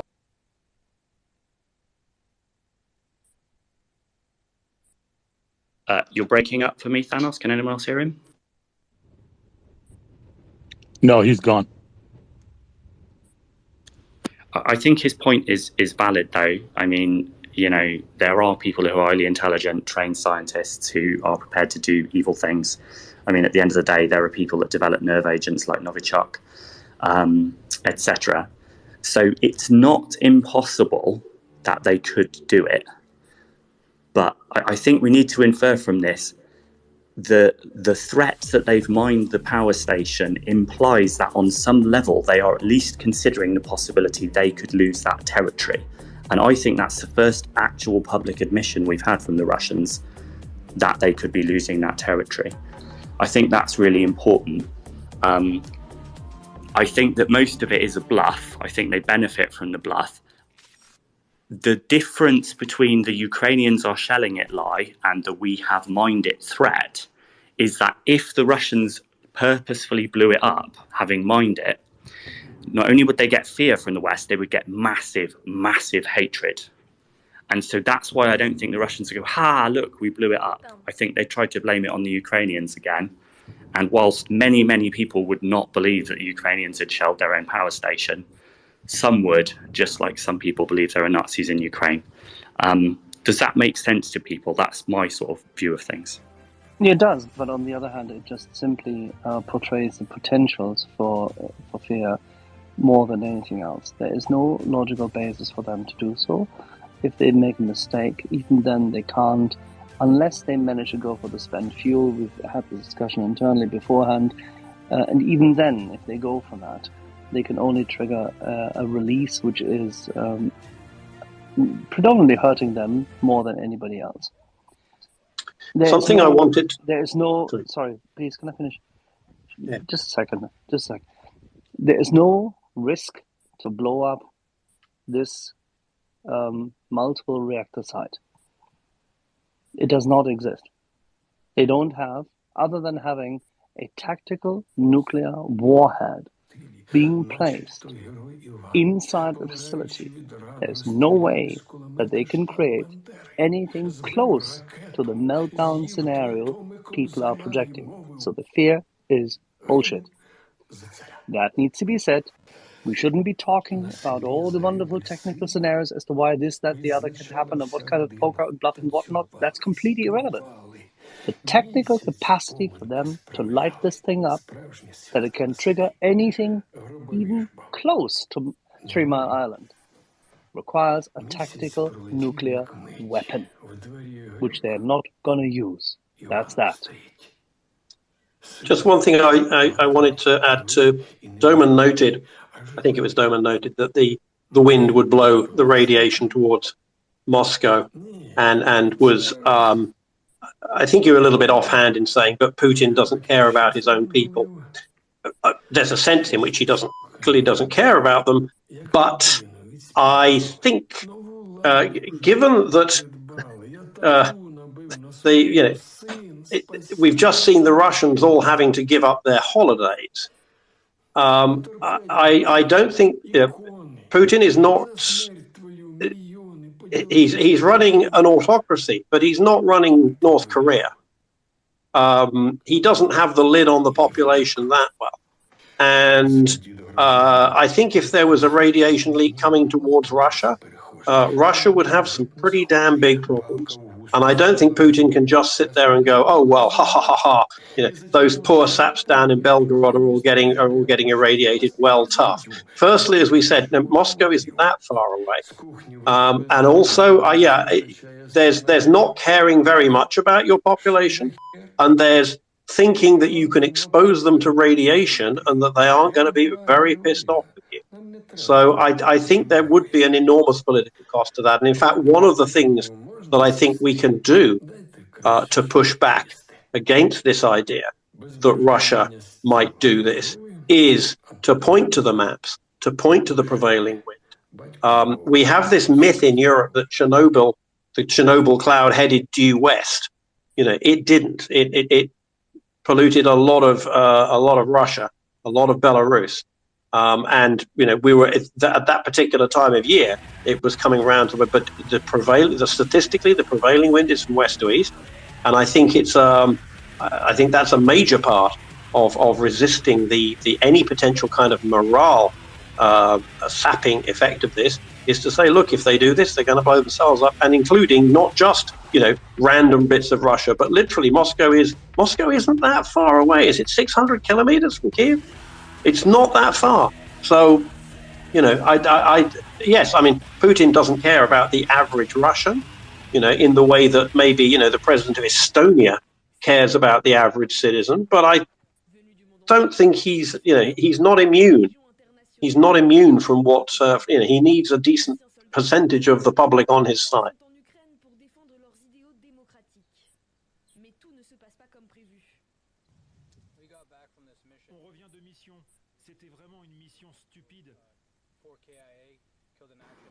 Are you there, Axel? I am. I'm just reading something about not the prevailing winds, but about tactical nuclear weapons and how they could be used in such a scenario. And I think it's a massive ask for them to do so. And by the way, we would probably find out before. It is, and also, if you use a tactical nuclear weapon, irrelevant. If you use a tactical nuclear weapon, the nuclear power station kind of becomes irrelevant. No, it doesn't. No, it doesn't. Because this is the whole point. If you use a tactical nuclear weapon to create a massive blow, the tactical nuclear weapon would not have the consequences of a blow up of nuclear power plant. It's completely different impact on the dissemination of a cloud. So people need to get their heads straight as to what a tactical nuclear weapon is and how it works. In terms of becquerels, yes, but in terms of spread. Nick, spread. In terms of in terms of spreading the becquerels, yes, but in terms of what we'd be talking about for the next week, it would be the fact that the Russians had exploded a nuclear weapon above ground in anger, and not the fact that there was people wouldn't distinguish. You won't know. Nick, the problem is you will not know. The Russians will say that was not the case. This was a meltdown, and nobody will be able to say so. Because at that point in time, the whole area is going to get ring-fenced. The IAEA will break down in tears and pieces. The African nations will complain about this being terrifying and whatnot. This is going to be complete and utter meltdown in the media, and the Germans will still push through with their panic of nuclear power, not to actually continue with nuclear power, and they will try to push for a ceasefire. That's the whole point. That is the threat which Thanos described, and this is very real, which is why it should be taken as it is. It's a complete and utter bluff. And if we fall for it, if we give it too much oxygen, if we discuss it to death, it won't get any better. It is a bluff.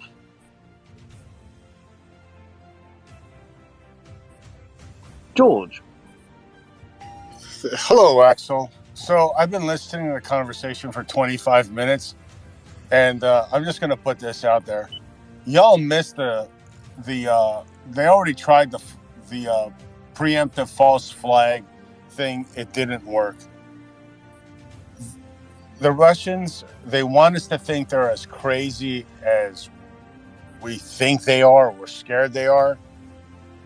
Olenivka, remember, they tried to blame the Ukrainians. Did any Western government that supports Ukraine, did anybody buy it that Ukraine bombed Olenivka with a HIMARS?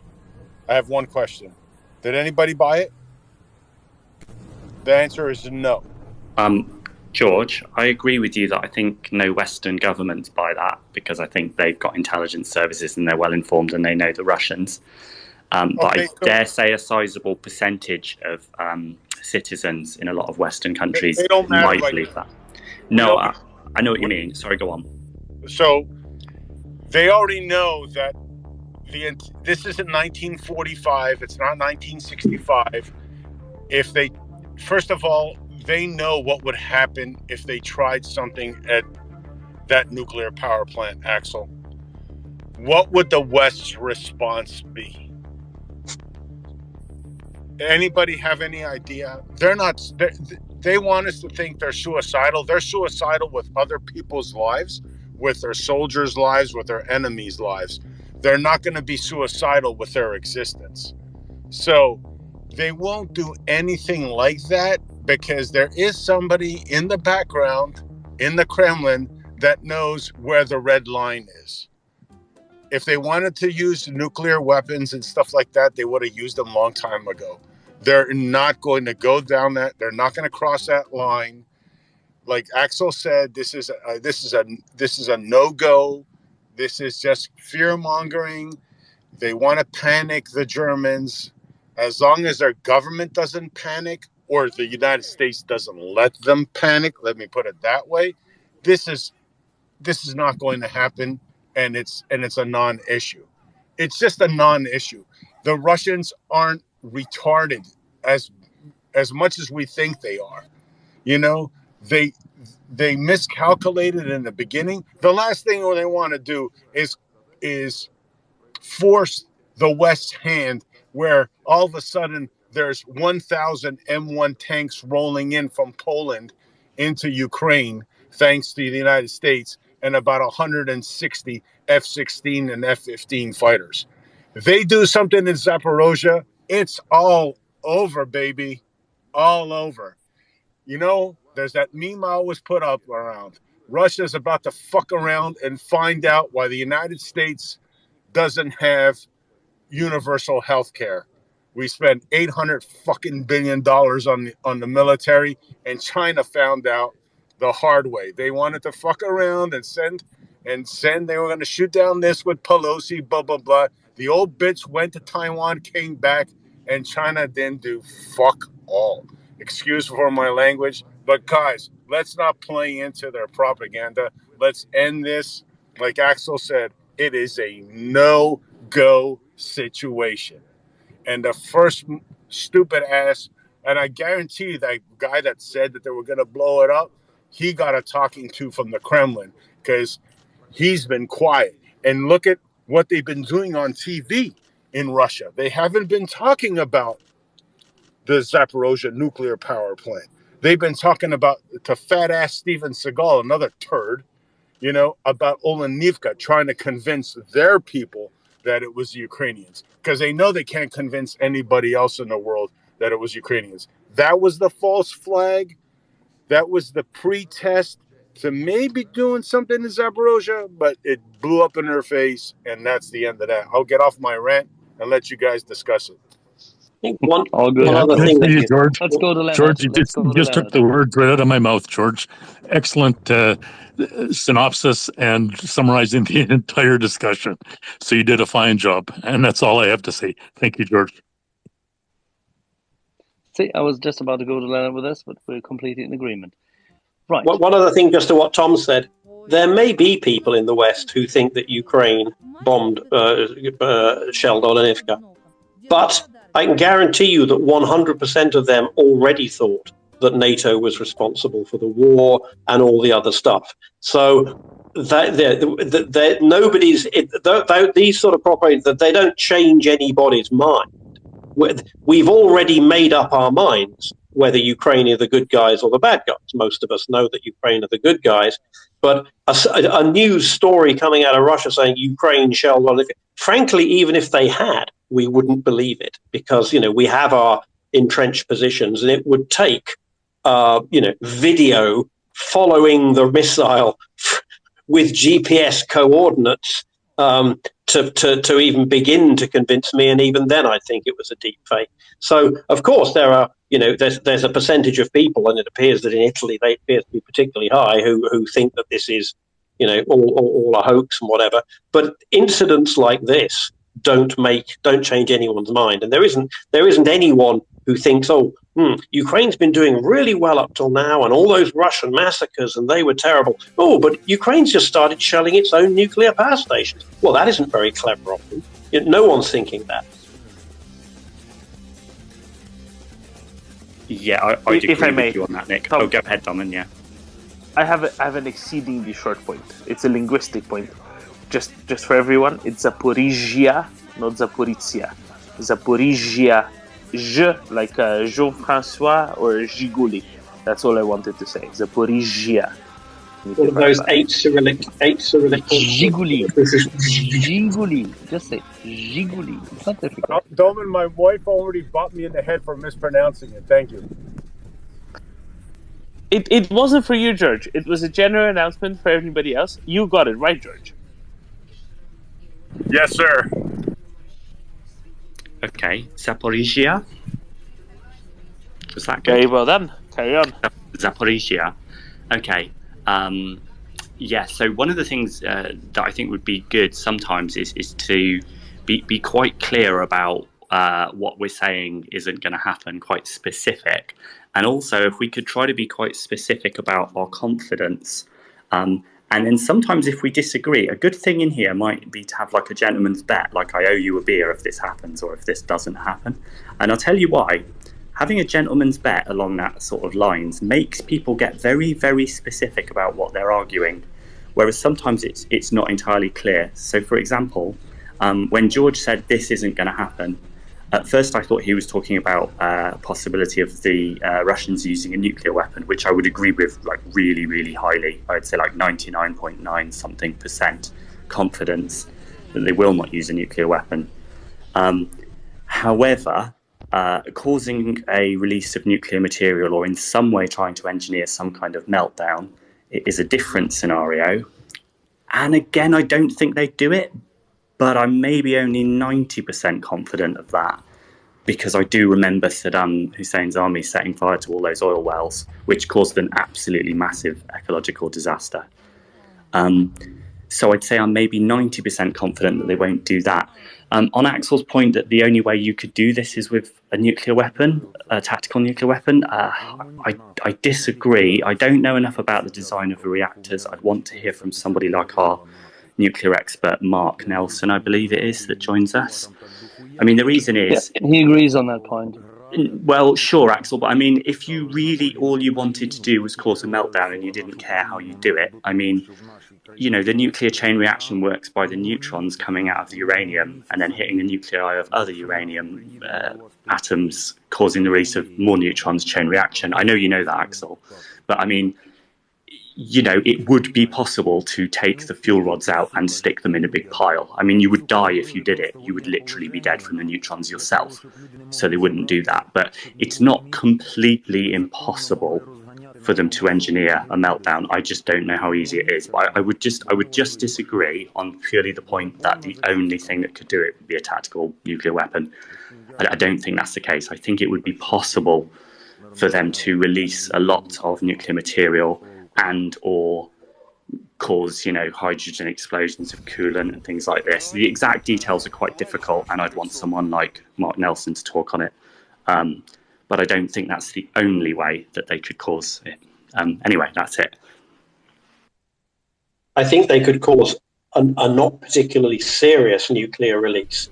And where I will agree is that I think the effect on public opinion of a nuclear release of any kind would be likely to be not linearly proportional to the amount of radiation release. So I don't think they would need to engineer a meltdown. They could, literally just blow up the reactor and spread the fuel everywhere.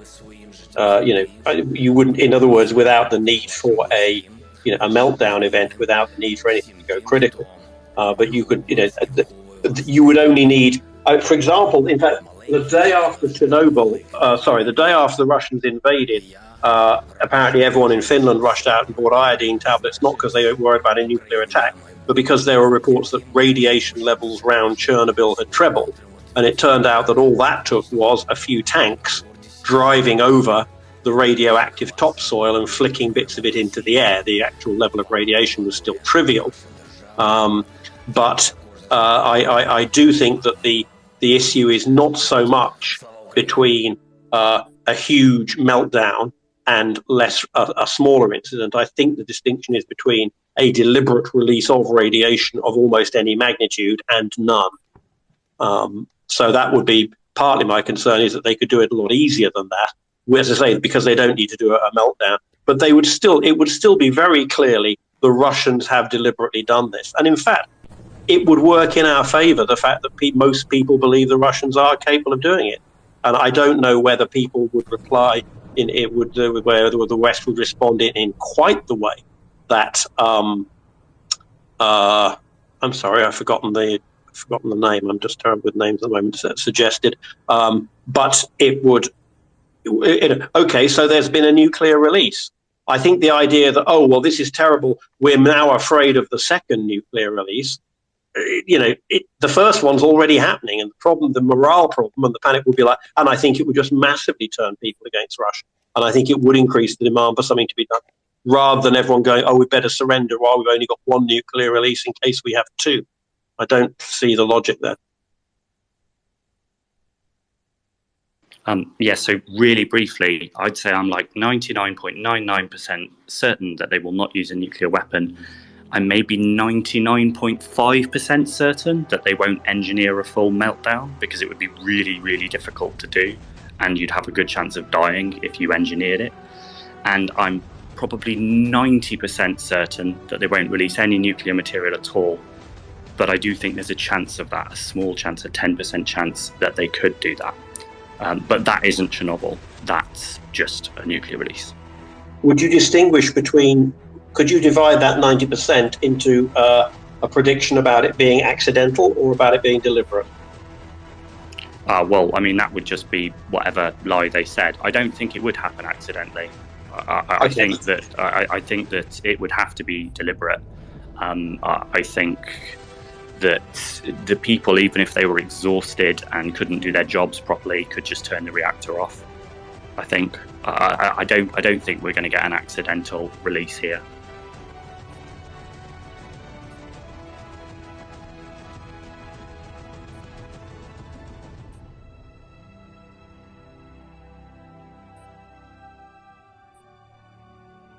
Mic check. I can't hear Axel. Is it just me? I'm here. Oh, you're 100%.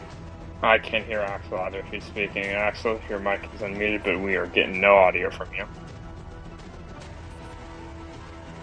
Oh, we lost Axel. Okay, so, Jesus, there's about 1 billion people in requests, and we've lost Axel.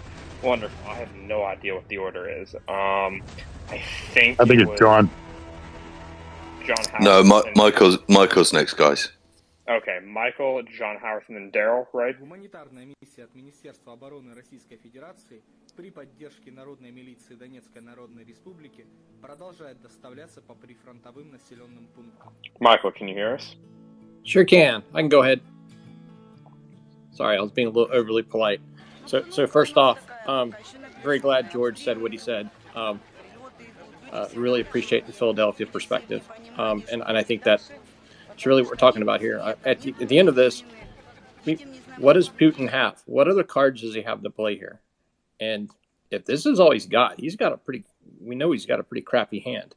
And if this were to happen, I mean, if you look at everything within about 400 kilometers of there's some pretty big cities like Rostov-on-Don, et cetera, and a lot of the growing regions of Russia that would be put at risk. I mean, if he were to do something like that, he could potentially put the food supply of his own people at risk.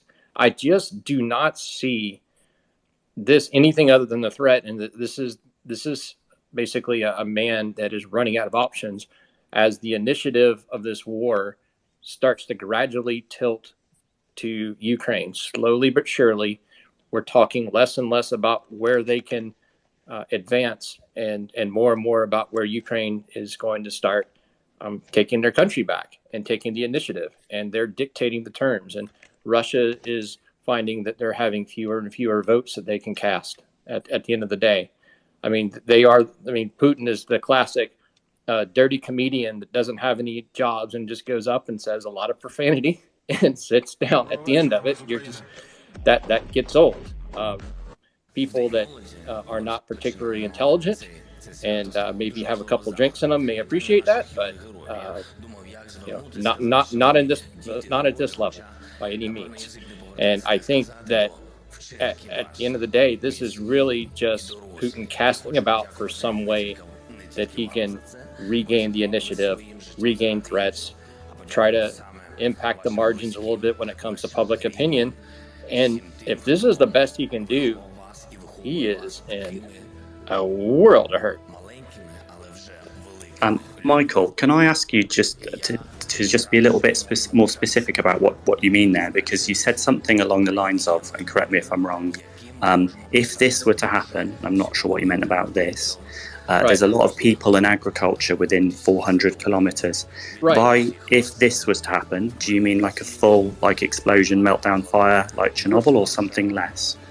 It could be some type of elevated event, and there are different levels of it. If you were to do like Chernobyl, and I think Chernobyl might be some of an analog.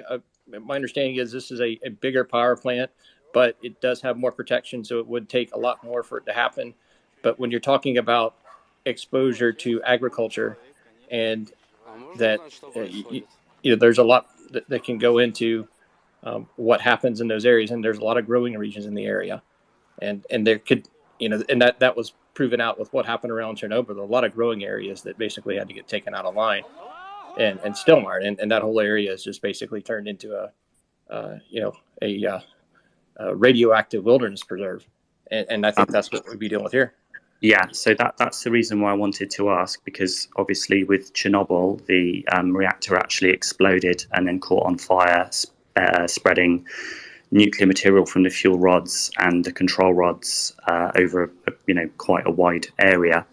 But it was the 400 kilometers bit that is the really specific thing. If you look at a 400 kilometer radius around Chernobyl, there's absolutely masses of people. I mean, Kyiv is within 400 kilometers. Etc. There's absolute massive areas of people and agriculture which are fine. If you look at a 30-kilometer radius around Chernobyl, yes, it's pretty bad. If you look at a 15-kilometer radius, it's really, really bad. But it's just to try and be really specific with what we think about just how bad this could be, because if we're not specific, we tend to reason more emotionally, and then we might become more anxious.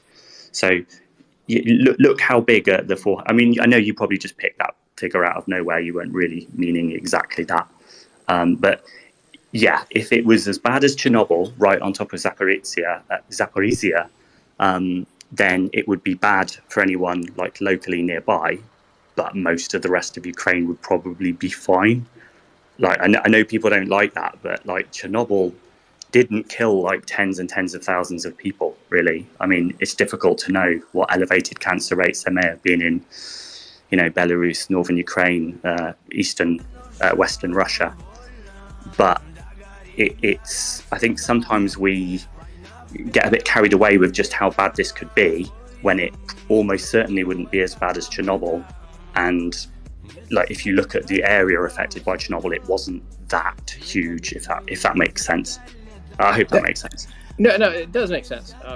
There was, a lot of agriculture areas. You're right. The closer you get to it, the closer it is. But it's a question of just absolute risk. You're right that the probability of it is quite low. And I guess my larger point is this is completely irrational. And if this is the card he's got to play, it's a pretty crappy card. I agree.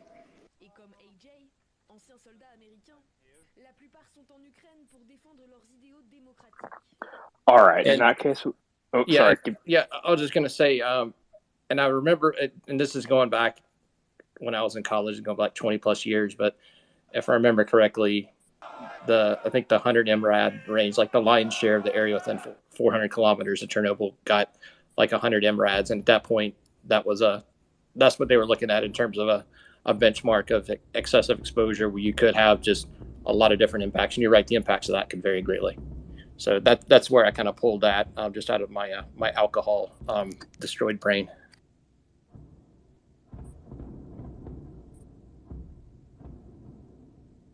Well, thank you very much, both Michael and Tom. In that case, let us go to John Howard and then Daryl.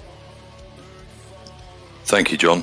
Apologies if this has already been said. I only came up when George was giving his very accurate, very pithy summary of the options or the likely outcomes, if anything was to be done by Putin along these lines. But I just want to make a very quick point on the narrow issue of nuclear weapons.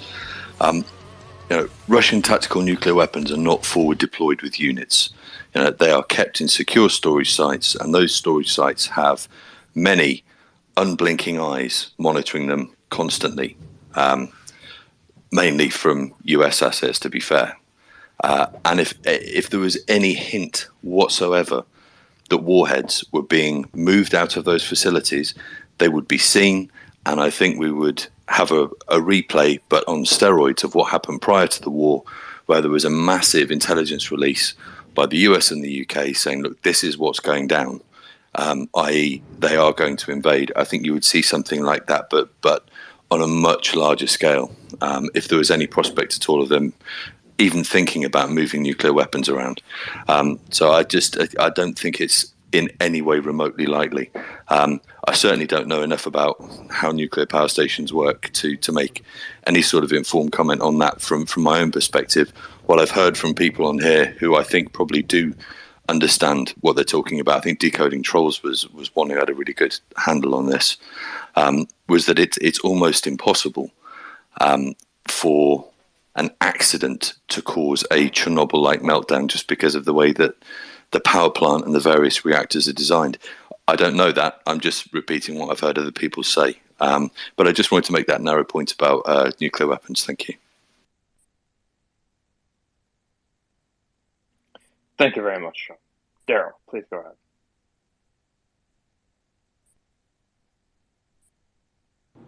Yeah, I just want to make this point. And this is minus all the science that everybody's talking about with the nuclear weapons.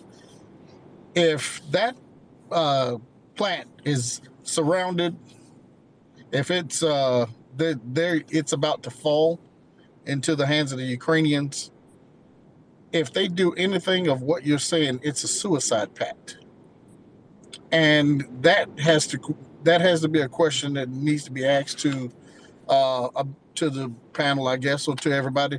Do you think that they are actually in a suicide pact? Because there's no way, if they have no way to get out, whatever they do impacts them first. And so are we looking at them having a suicide pact? And do you think the leaders, the officers, the FSB agents, everybody, do you think that they really want to put themselves at the mercy of a nuclear death? Because I'm pretty sure they have seen it. They know what it is. The enlisted folks may not know. The conscripts may not know. But I'm pretty sure the people that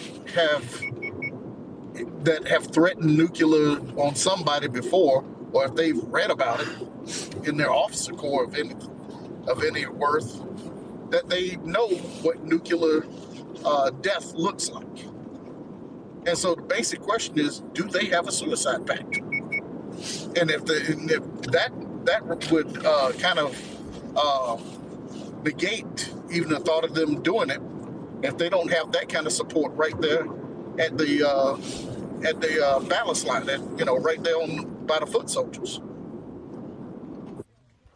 Yeah, I'll try to answer that if I can, although I actually think that only somebody who's got some degrees and advanced degrees in nuclear reactor physics would be able to properly answer that.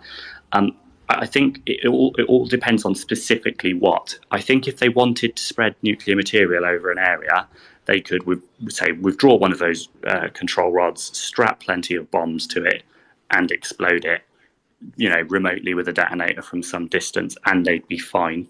I think if they wanted to try and create some kind of Chernobyl-type meltdown, I think we'd need to ask Mark Nelson about how feasible that would be. But, in theory, they could remove all of the control rods and stack them up on top of each other. But if you did that, you would literally die, so it would be suicidal. So they wouldn't be able to get any nuclear engineer to do that because it would mean they'd die. So I don't think there's a way that they could easily cause some kind of Chernobyl-type meltdown. And again, maybe I've got a bit too much faith in humanity, but I don't think Russian nuclear engineers would want to do that. But, maybe I'm wrong. As I say, I think that the meltdown possibility is very slim, maybe like 0.5%. The spreading nuclear material, I give a slightly more likely, maybe a 10% probability. This is just trying to give you a ballpark idea of what I think is likely. And as George says, nuclear weapons, they're just not going to do it, really. So like vastly, vastly tiny probability. And that's exactly what I'm saying, though, is that it's a suicide pact. And you have to, are they in a suicide pact to please Putin? Yeah, and I think that's the main reason why, the use of nuclear weapons probability is absolutely tiny, because it's a suicide pact, it's mutually assured destruction, and everyone that is in control of nuclear weapons, I'm sure, knows that in far, far more detail than anyone in this space does. The meltdown thing, if you were to cause that and you were right there, you'd probably die like a lot of the, the engineers at Chernobyl did. So I think that's extremely unlikely as well. Could they spread, there's the idea of a radioactive dirty bomb where it's not a nuclear explosion, it's just a regular explosion, but it spreads nuclear material across a wide area. Could they do that? Yes, they could. But as Nick's pointed out, they could do that anyway. Could they do that and blame it on the Ukrainians? Yes, they could. Would people believe them? Probably most people wouldn't. And as Nick pointed out, the people that would believe them are probably the people that believe the Ukrainians are Nazis anyway. So it seems unlikely that they'll do a lot of this. A lot of it seems like fear-mongering. But I think there's a reasonable outside chance that they might try and do something if they're forced to retreat, just out of spite, just like Saddam Hussein's army with the oil fields. So Anya, but my point is where they're going to retreat to. That's exactly what I'm saying. Yeah, if they were retreating to retreat to. Yeah, so imagine if, say, the Ukrainians take Kherson, and then a few months later, or maybe a few weeks later, I don't know, they continue to push east from Kherson, and then they start to push south from Zaporizhzhia city, and the Zaporizhzhia power plant is going to be liberated. I'd give it a 10% outside chance that they try and spread a whole bunch of fissile material over an area just to spite them as they retreat east into Russia or south into Crimea. So they would have somewhere to retreat to. I think they do it before they were completely surrounded. Like if they were completely surrounded, I think you're right, there's even less chance they'd do it because they'd risk killing themselves. Is the y'all, I need to interject here. So regarding the meltdown, as someone who studies physics, I'm going to have to interject here regarding some of the discussion of a nuclear meltdown. It's kind of irrelevant, to be quite honest with you all, because even if they cause a meltdown in one of the reactor units, there's a containment building. All of the radioisotopes are mostly going to be contained within. The only potential issue there would be, the potential having to periodically release, gaseous, radioisotopes, hydrogen among other things, to prevent, explosive conditions and, other such unfavorable conditions as to the internal atmosphere from developing inside. But beyond that, any meltdown in any of those reactor units would be contained by the concrete containment building.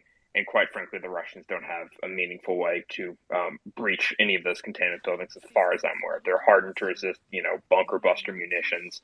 It's kind of, it's mostly a pointless discussion. The real object of legitimate concern, I would need to speak to a nuclear engineer to get a better sense of how much of a concern this actually is, would be the spent fuel pools. I'm struggling with my English today. Those contain spent fuel rods that have been removed from the reactor. You have to understand is that when a reactor, in a reactor core or in the fuel rods, even once the fission reaction has ceased, there continues to be heat generated by the decay of the fission products. Many of them are highly radioactive with short half-lives that decay quickly following their production in the initial fission reaction.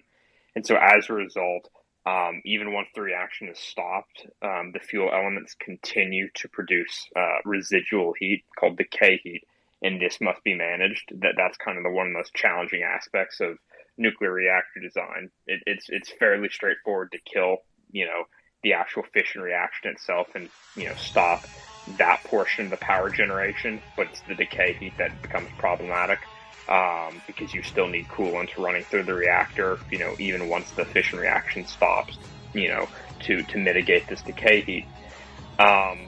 So the main issue there is that those spent fuel rods that are in the cooling pools, the amount of heat that they produce will vary depending on how recently they were removed from the reactor. Those that are removed more recently will obviously produce greater amounts of heat, but the issue becomes that those fuel rods have to be actively cooled, by circulating coolant water.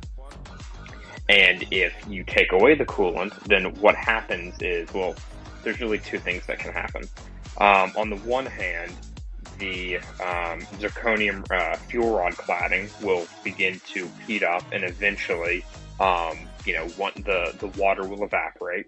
The zirconium cladding will heat up, and eventually it will catch fire, and you will potentially have an open air fuel rod fire that will disperse radioisotopes into the atmosphere, which is obviously very problematic. The other potential issue is that the heat given off by the rods while submerged in the cooling pools tends to cause the water, which is obviously H2O, that makes up the coolant, to dissociate into hydrogen and oxygen gas. And if you don't have some sort of ventilation system to properly take care of this, you can have a hydrogen buildup, and that can cause the internal atmosphere to become incombustible or explosive for that matter. And if you have any spark or any other ignition source, this can cause, a very large explosion. This happened at Fukushima. Once they lost power, they lost the ability to remove hydrogen from the internal atmosphere of buildings that contained the cooling pools. Hydrogen built up.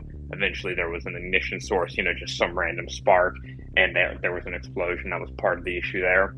And there were concerns that, the fuel rods would become exposed, and they might have actually become exposed in one case. But that's the real concern. I say that as someone, who again studies physics. That would be my concern at the reactor power plant. That spent fuel pools, not the reactor cores in and of themselves. I don't think the Russians will be able to get to those containment buildings. Quite frankly, it's a non-starter. We've been working in the background and trying to get a nuclear reactor designer to come up onto the space. I don't know if we've been successful. I haven't seen him pop up in the requests. So if we can get him on, I'd love to hear him speak about it. But in any case, that's kind of what the general lay of the land is. And any discussion regarding the reactor cores themselves is kind of fruitless and pointless. It doesn't really have any practical meaning or bearing. That's really fantastic explanation, John. Thanks very much. I've got one friend who works in more in nuclear medicine, creating isotopes using a cyclotron, and he used to teach on the Birmingham Nuclear Physics Masters course, so I could maybe see if he'd join us. On the idea that, if the coolant, which is normally water, I think, well, it is water, you just said it was water. If the Russians were to destroy the water source for the coolant pool for the spent fuel rods, that's the sort of thing that I give the outside 10% chance of happening, and that would spread some nuclear material in, like a fire, or a hydrogen explosion, as you said, because they could do that, destroy the water source, and then while the water is evaporating off, they could get the hell out of there. so it wouldn't be a total suicide pact, which was Daryl's point. Again, I really think it's unlikely, but it's not outside of the realms of possibility. So that makes sense that you're more concerned about that. This isn't going to be a Chernobyl type, reactor explosion, fire, and meltdown. Поставили на коліна Україну, які привели, сука, нашу країну нахуй до того, що в нашій країні зараз іде війна. Thank you very much, Tom. I see we've got Axel back up with us. Axel, welcome back. We were having connectivity issues earlier. What on earth did you do whilst I was on the other call? Oh Lord, the reactor discussion has continued. What do you mean, the reactor? Did you leave the reactor alone?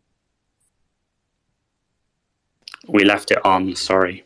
You left it on, okay, fine. Normally, what happens is John goes there, has a little look-see, and lets his Mars bars somewhere close to the, it's not a good place. It didn't melt. So, no meltdown of Mars bars, that's a good start. Alrighty, shall we go to Leonard then? Thank you, Axel. I just have a quick follow-up to Tom's, what Tom was laying out in terms of potential dangers here. And I would think that John Howarth's comment with respect to how many eyes are on the current entire nuclear arsenal, if you will, within the Russian Federation is a very significant deterrent to anything being done with respect to the talk as to a tactical nuclear device or something of that sort. In other words, I would suggest that is entirely off the table. And in terms of what Tom has laid out from a psychological standpoint, I can appreciate your sort of covering the waterfront in terms of what is the impact of this psychologically. But the bottom line is that the final assessment is going to be what advantage is garnered by Putin and his Kremlin cabal if they even venture down that road. And the discussions as to how an incident, if you will, might be triggered in the Zaporizhzhia plant. Obviously, we have just scratched the very surface of that in terms of the physics of it and the actual steps that would be required. And some of us listened here for several hours to the Ukrainian nuclear physicist who was on explaining in detail the ramifications of the Zaporizhzhia plant. And the final conclusion being pretty much that to induce the level of incident or nuclear occurrence, if you will, that would be required to cause this kind of a panic. The design of the plant is such that it would be virtually impossible without some kind of a direct and targeted and extensively engineered tactical approach to this. And of course, both Tom and the assessment that Daryl had laid out is quite clear that whoever is on site engaged in engineering that kind of an incident is signing their own death warrant. Aside from all tactical considerations and where this may end up in terms of the cost-benefit analysis to Putin. So, I mean, the overall conclusion is probably best that this is just simply a scare tactic on the part of not even Putin. It's not clear that Putin has even authorized this kind of scaremongering. This could well be just more sheer screaming harridan nonsense from somewhere within the lower level Russian echelons. So thank you. And thank you, John Howarth. I think you laid the thing out very clearly. Could I chip in very briefly again? I've just realized one other thing the Russians could do if they were forced to retreat from a Zaporizhzhia nuclear power plant, which is the staff that are working there, the highly trained nuclear physicists and engineers, they could kill them all. they could just simply kill them all like they did with people in Irpin and Bucha. Will they do that? I don't know, but I think it's far more likely that they would do that than cause a hydrogen explosion or a spent fuel rod fire, or try to engineer something worse, which would be far, far more difficult and probably be causing people that did it to die. Maybe a 30 or 40% chance that they kill all those nuclear staff. But they didn't do that at Chernobyl, and they retreated from there. So maybe I'm being overly anxious in my prediction there. Again, I think it would be really good when we're talking about future possibilities in this space, particularly if any of us get into a bit of an argument or a back and forth, if we try to be as specific as possible about what we think might happen. Try to give probabilities. I know it seems a bit fake, but at least you're saying, I think this is more likely, this is less likely. And if people can't agree, have a gentleman's wager. You know, the loser gives $50 to Myriad Aid or something, because in having a gentleman's wager, it will make people be very, very specific about what they mean in order to determine who was right. Thank you.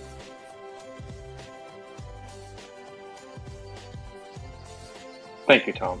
And by the way, Axel, I see you're trying to get up. I cannot add you. Nothing happens when I try to add you as a speaker. In the meantime, Nick, please go ahead. Yeah, on the Zaporizhzhia, if we can move away from the nuclear question, I'm just looking at where Zaporizhzhia nuclear power plant is on the map. And under likely scenarios of how Ukraine would liberate that part of the world, it seems to me that there's unlikely that there's any military reason for them to go to Zaporizhzhia nuclear power plant. They could just, I think, if they take Kherson and they roll up that road to the Crimea land bridge, could they not just kind of ignore it and wait for the Russians to get bored or starved out? It doesn't look to me like the NPP is actually kind of in the way of anything. I mean, there's a reason for that. You build these things out in the countryside next to a source of water. So it doesn't seem to me like this. You know, it isn't as if the Ukrainians have to go on a frontal attack through it in order to get to where they want to be next. But maybe that's an oversimplified view from somebody who has always served his country best by staying out of the bloody way of the military. I agree, Nick, and I think that would be a very wise thing for the Ukrainians to do, to not go through it, to try and ignore it and go around it. But I think at the point at which it becomes apparent to the Russian military in the area that they might become surrounded or cut off, and they decide to withdraw, even if they're not being attacked, at that point they may consider doing something like killing their hostages, trying to cause, a hydrogen explosion, a fuel rod fire, etc. But they didn't do it in Chernobyl, actually, and that's data. And the best predictor of behaviour, future behaviour, is past behaviour. And the fact that they didn't try to, cause anything in Chernobyl or kill, I think they took them all hostage, didn't they? They're all like prisoners now, the staff from Chernobyl. But also, I mean, I think we were discussing this yesterday. Somebody pointed out, if you think it's a lot easier to massacre people or, blow shit up or whatever, if you think you're about to withdraw.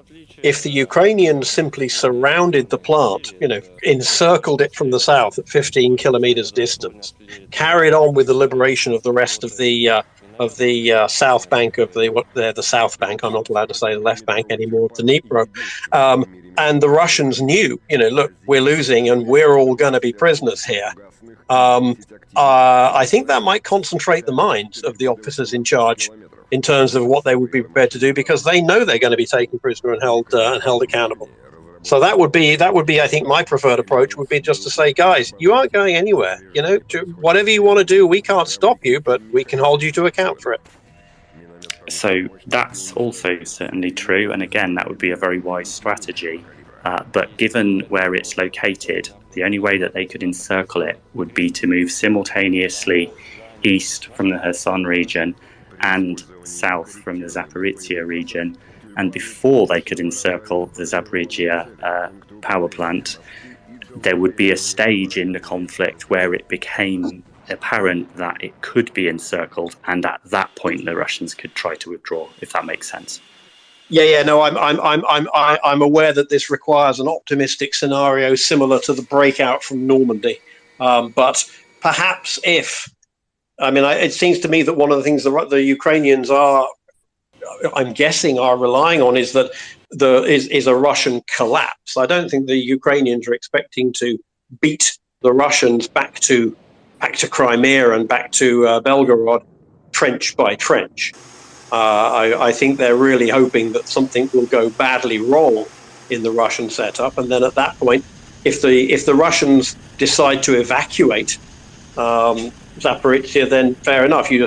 But as you say, they could always cause a lot of trouble on the way out. But I don't know. I just have the impression that there's no particular need, as a minimum, for the Ukrainians to confront the Russians on that site, which is at least one piece of good news. Everybody, I have to interject. It's got a host connection warning. We may crash. If we do crash, we will try to have the space up within no less than 120 seconds, 2 minutes or so, hopefully sooner. So we can continue with Nick, but just everybody be aware, we may crash in the coming minutes to seconds. I finished, thanks. All right, we have a lot of hands up, but I'm not quite sure what the order is. Let's go to Nina and then George. Thank you, John, and let's hope that the space is not crashing while I'm speaking here. we have seen that the UN is absolutely teethless in anything. They can't probably do anything about this situation. Have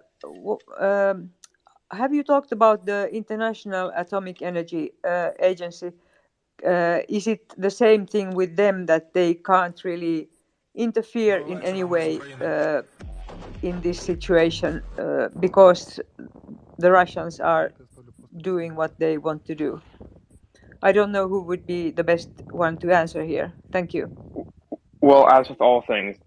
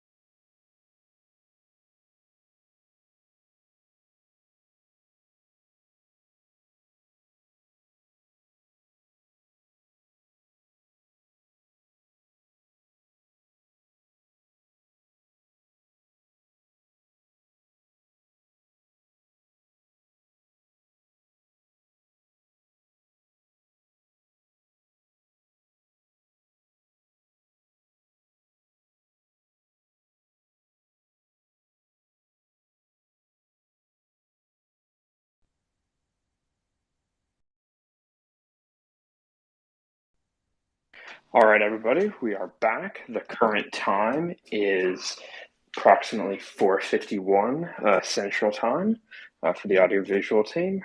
Report has successfully restarted. We are back live. I see we are now joined by our most esteemed nuclear expert, Mr. Mark Nelson. Thank you, Mark, for joining us. Thank you for coming to save us from this nuclear reactor discussion. Please give us a minute while we try to get people back up on the panel and fully repopulate everything, and then we can go right back into it. Но обидно за Мариуполь, потому что это наш, как сказал товарищ мой, взвешенно. Мы до последнего пытаемся определить, наш это человек или нет. Может быть, чтобы своего человека не шлепнуть. А противник на моих глазах за день расстрелял 3 гражданских машины с людьми, уже со взрослыми людьми, там мужики с тетками были, он уже такого предпенсионного возраста, просто расстреливали эти машины, потому что они просто двигались в их направлении. Ну, ехали там родных забрать, собаку, дочку, я не знаю кого. И просто они двигались в их направлении с юга на север. Немного в другой share, retweet the space. If you go down to the bottom right corner of your screen, you see a little potentially purple button or a little looks like a little chat bubble. Just hit on that, and that'll take you to a tweet from Maria Report with a link to the space. I'd ask everybody to please like, retweet, share that, help us repopulate as many people as we can before we launch into this very interesting discussion with Mark Nelson. Оказал он им помощь, не оказал, получилось у него спасти их, не получилось. Ну вот сам факт, мы просто в шоке были. А то, ну насколько там видно было, что это гражданские, там дистанция. Axel, welcome back, my friend. Yes, excellent, wonderful. What a great thing. In the moment when Mark was about to join and I was about to rejoin, the thing crashed. But there you go. At least we got lucky and we're all back here and we can discuss exactly what we discussed beforehand.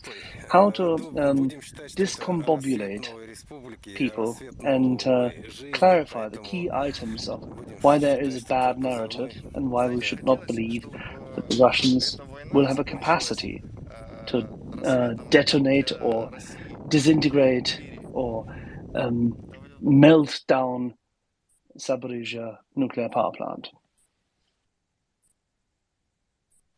Mark, why is it so difficult to create the conditions which Chernobyl suffered from with this excessive accident and the meltdown there?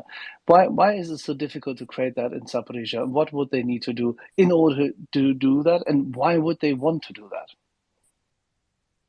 So Chernobyl used a nuclear plant design that has a really large blocky core, and the power of the reactor was divided up into a bunch of individual pressure channels. So each channel was a skinny tube, a number of meters long. And so because there was no large pressure vessel, like in other reactors, the reactor designers saw no need to provide a large enveloping containment structure.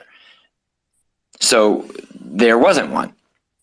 And in fact, I mean, the Chernobyl design has not blown up afterwards, and it's still in use in Far Eastern geographical Europe, near the city of St. Petersburg and a few other places. So, I mean, I guess they fixed it. And one of the weird, dark secrets of reactor designers and nuclear experts is that once you fix the part that blows up the Chernobyl reactor design, once you fix that, as they did after Chernobyl blew up and revealed the presence and the possibility, that reactor works pretty well and sure enough hasn't really caused problems to this day afterwards. However, the Chernobyl disaster was, of course, extremely traumatic, killed a number of people, and left a massive psychological scar across Europe. So it's important not to have that happen. And the way that other reactors that were already under construction by the Soviet Union and avoid exactly the type of thing that happened at Chernobyl with an uncontained release of radiation is to have an extremely tough, thick concrete and reinforced steel rebar dome surrounding the reactor, which itself is a single pressure vessel that is many centimeters thick, very thick steel to contain the water pressure that surrounds and cools the fuel rods in the nuclear core. So, did that answer your question? Absolutely. Now, how has Zaporizhzhia been built by comparison? How is the overall security setup there prior to the invasion, prior to the occupation? Can you speak to that? Sure. When you say security, do you mean like physical security with guards with guns? Or what? Physical and operational security. How are the people trained? What kind of redundancies are in the plant? Because many people are flooding us with questions as to, is this big Ukrainian power plant actually safe? And we've had this discussion with Olga, and I think we laid it out plainly already, but then again, we have many thousand other listeners at the moment. Right. So every nuclear plant in the world, of course, noticed with concern as a tsunami flooded the Fukushima Daiichi plant in 2011. Just like airplanes around the world got new features and staff training after the events of 9/11 hijackings, and we've not had anything similar happen since 9/11. Power plants around the world had very intensive drills, upgrades, and training that occurred after the events of that tsunami. And it didn't matter whether or not a nuclear plant was vulnerable to a tsunami. The way these training exercises worked were to say, who cares how it happened? Imagine that some massive devastating event has just knocked the grid offline, put the plant into blackout conditions, destroyed some of the backup safety systems, hurt or killed some of the plant staff. What do you do now?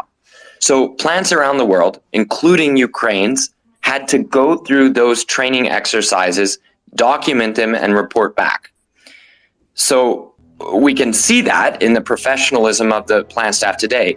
It's not clear to me whether the terrible social conditions at the plant and now the physically degrading conditions at the plant would have caused a problem already without this intense upgrade and training exercise around the world following the tsunami and earthquake at Fukushima Daiichi. But we don't live in a world where we can test that. All we can say is that the plant apparently has been doing extremely well, keeping its operations going, despite being occupied, despite the environment of mistrust and fear among plant staff, despite the disappearing of plant staff. If we can take the reports that are coming out of the plant as fact, and I don't see a reason that wouldn't be true. And also the plant staff has managed to keep the plant riding through a drone attack, apparently again by Ukraine, and also the current artillery barrage. Worse 2 days ago than today, but still exactly what you would not want to happen at a nuclear plant for the mental security and physical security of plant staff, and ultimately to have the absolute lowest possibility of an event that could damage the plant seriously enough that you either lose the plant or have off-site radiation release that would panic the public. The way I'm talking, though, it's just not the same as Chernobyl reactor core blowing up with a series of 2 massive explosions, then releasing a massive amount of radioactive elements to the atmosphere in a huge graphite fire. I mean, there isn't graphite in the core of the nuclear reactors at Zaporizhia. There isn't carbon to catch on fire and burn. So the number of physical differences are just immense, but you still have one of the most valuable single industrial sites in all of Europe, and something that would be a cornerstone of a rebuilding Ukraine. We just don't want to see any of the staff hurt or harmed, and we definitely don't want to see the plant written off and lost to future Ukraine. Thank you for that. John, you had a couple of questions. Yes. So, Mark, we've kind of beaten the to some extent, anyways. We've beaten the meltdown question a little bit to death, in the sense that, before you hopped on, I was kind of explaining to everybody, there is a concrete containment building that is rated to survive a number of extremely harsh conditions, including, I believe you had mentioned one time when you were on the space, bunker busting munitions. So even if there was to be some sort of meltdown, any release of radioisotopes should be, for the most part, contained within the concrete containment structure. What I wanted to ask you about, and because this is not something I've heard anybody speak to, is the spent fuel rod cooling pools. Is there any concerns related to those? Because my understanding is they are not housed within a concrete containment building. They're just housed in a separate structure on the site.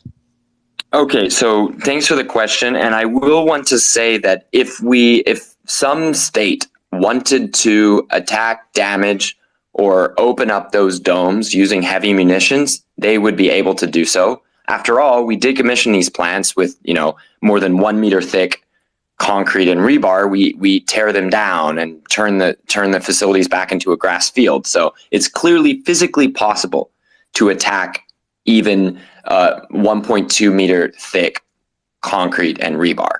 Now, it would take an extremely specific intentional effort.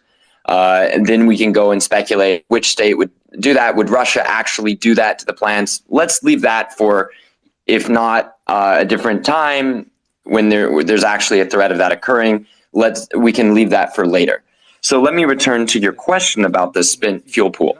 When you're saying spent fuel pool, that is within the containment structure under the domes. So that's given the level of protection that the reactors would themselves.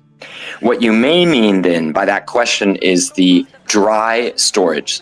So the way this works for those listening, fuel rods go into the nuclear reactor. They stay in for 2 or 3 or 4 refueling cycles. I believe in Zaporizhzhia it's 12-month cycles, and you would put the fuel rods in for 2 changeovers before they got removed. So 3 years residence time in the reactor approximately. And then those fuel rods would come and sit in a pool of water that is kept cool in order to let some of the most high radiation particles break down and go away. So that would take another, say, 5 years. And then those fuel rods will be moved into steel-lined heavy concrete containers. And those containers are located outside of the dome. I presume that's what you meant, correct? Actually, I was referring not to the dry storage, but the pools themselves. I didn't realize they were in the containment buildings. Thank you for correcting me on that. No worries. They're there with the same protections being afforded to the reactor vessel. Wonderful. Well, that answers my question then. We discussed it earlier as well. What would the Russian armed forces have to do in order to cause a substantial nuclear accident? What would their options be? So I think I have to ask you, and I really hope people aren't thinking this is a deflection. I think it really matters in this case to clarify a major nuclear accident. What do you mean by that?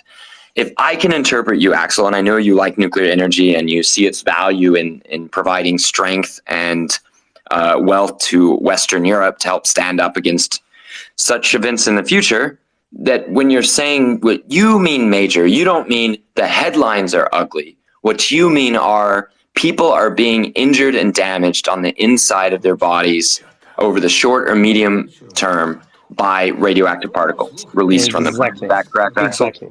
Yes, okay. Exactly that. So that is a really, really high standard.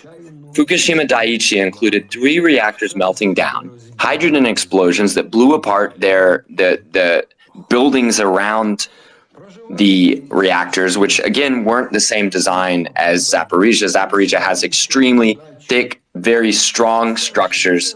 The units that melted down and suffered hydrogen explosions at Fukushima Daiichi had structures that were not designed to contain anywhere near that sort of internal pressure. And sure enough, it blew out the panels and released radioactive particles in that event. Well, even in Fukushima Daiichi, the massive amount of radiation released did not give a single person radiation burn. And there's been 1 person declared by Japanese courts as having a lung cancer case that the courts say was exacerbated by radiation release from that plant. There's a bunch of weird scientific dispute over that. It's not clear that that's particularly realistic. But anyway, my point is, even that triple meltdown with release of a lot of particles into the air and water did not lead to serious radiation burns, much less like thyroid cancer. And the UN has declared that it's unlikely that there will be any observable changes in cancer rates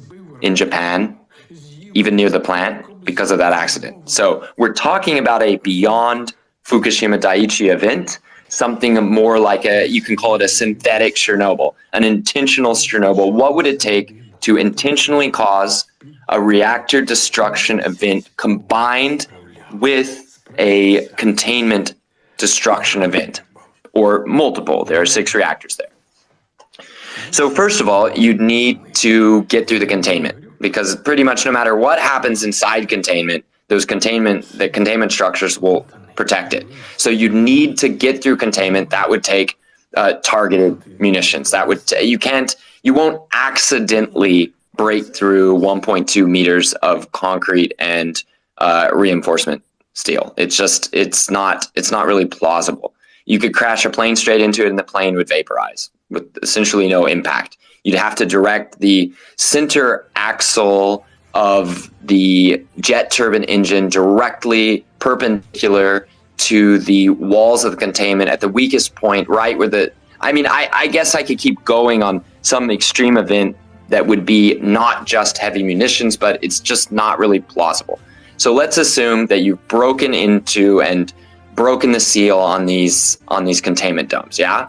Then what you'd need is some kind of meltdown event in the reactor. Now, this is going to be somewhat easier to intentionally cause because the reactors that have been operating recently, the ones that are on now, will still have easily enough heat in them such that if you shut them down and broke the seal on the reactor vessel and you leaked out the water coolant and couldn't put any more in, then you would cause fuel to melt on the inside of those reactor vessels.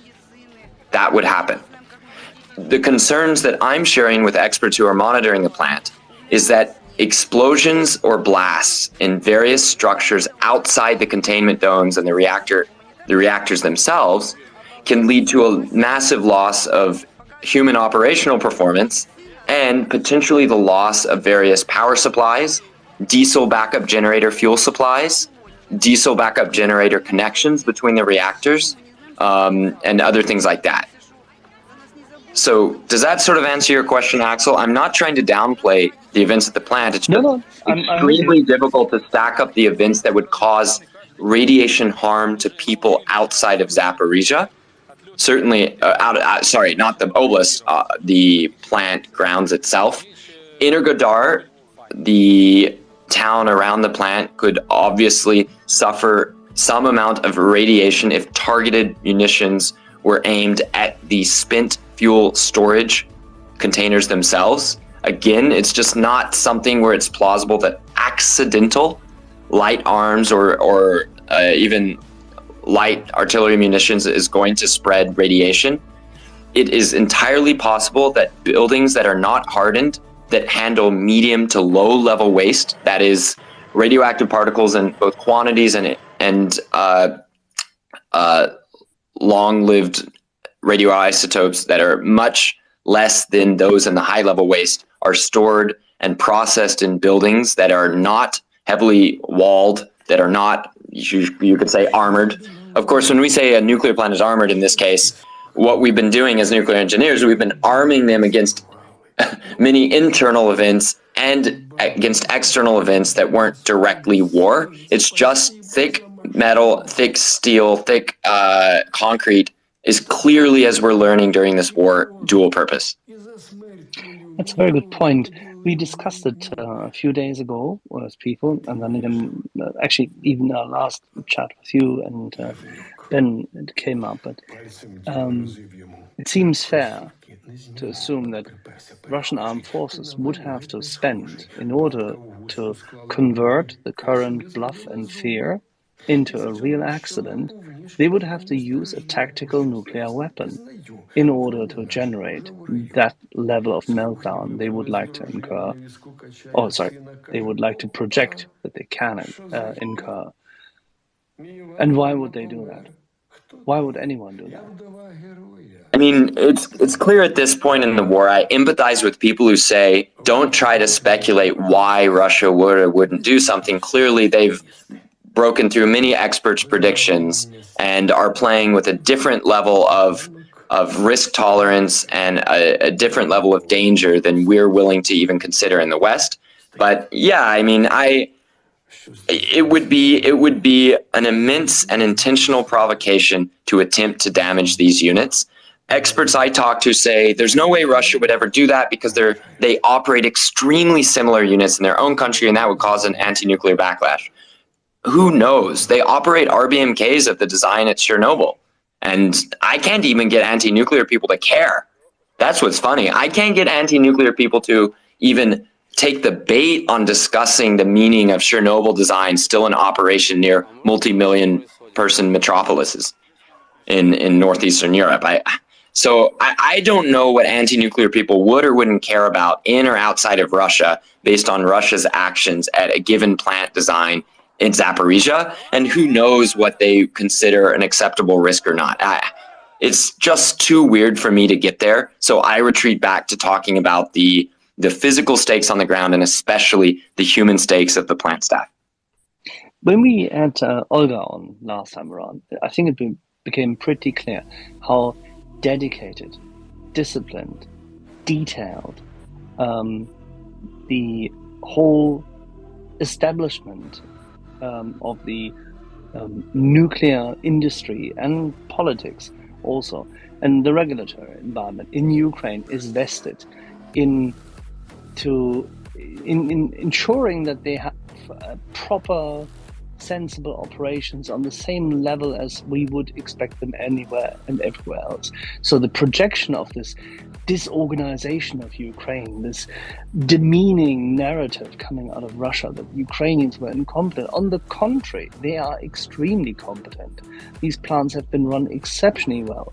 Maybe you can talk to that and maybe summarize how the standards in Ukraine have evolved and what the engineers and scientists have been doing there.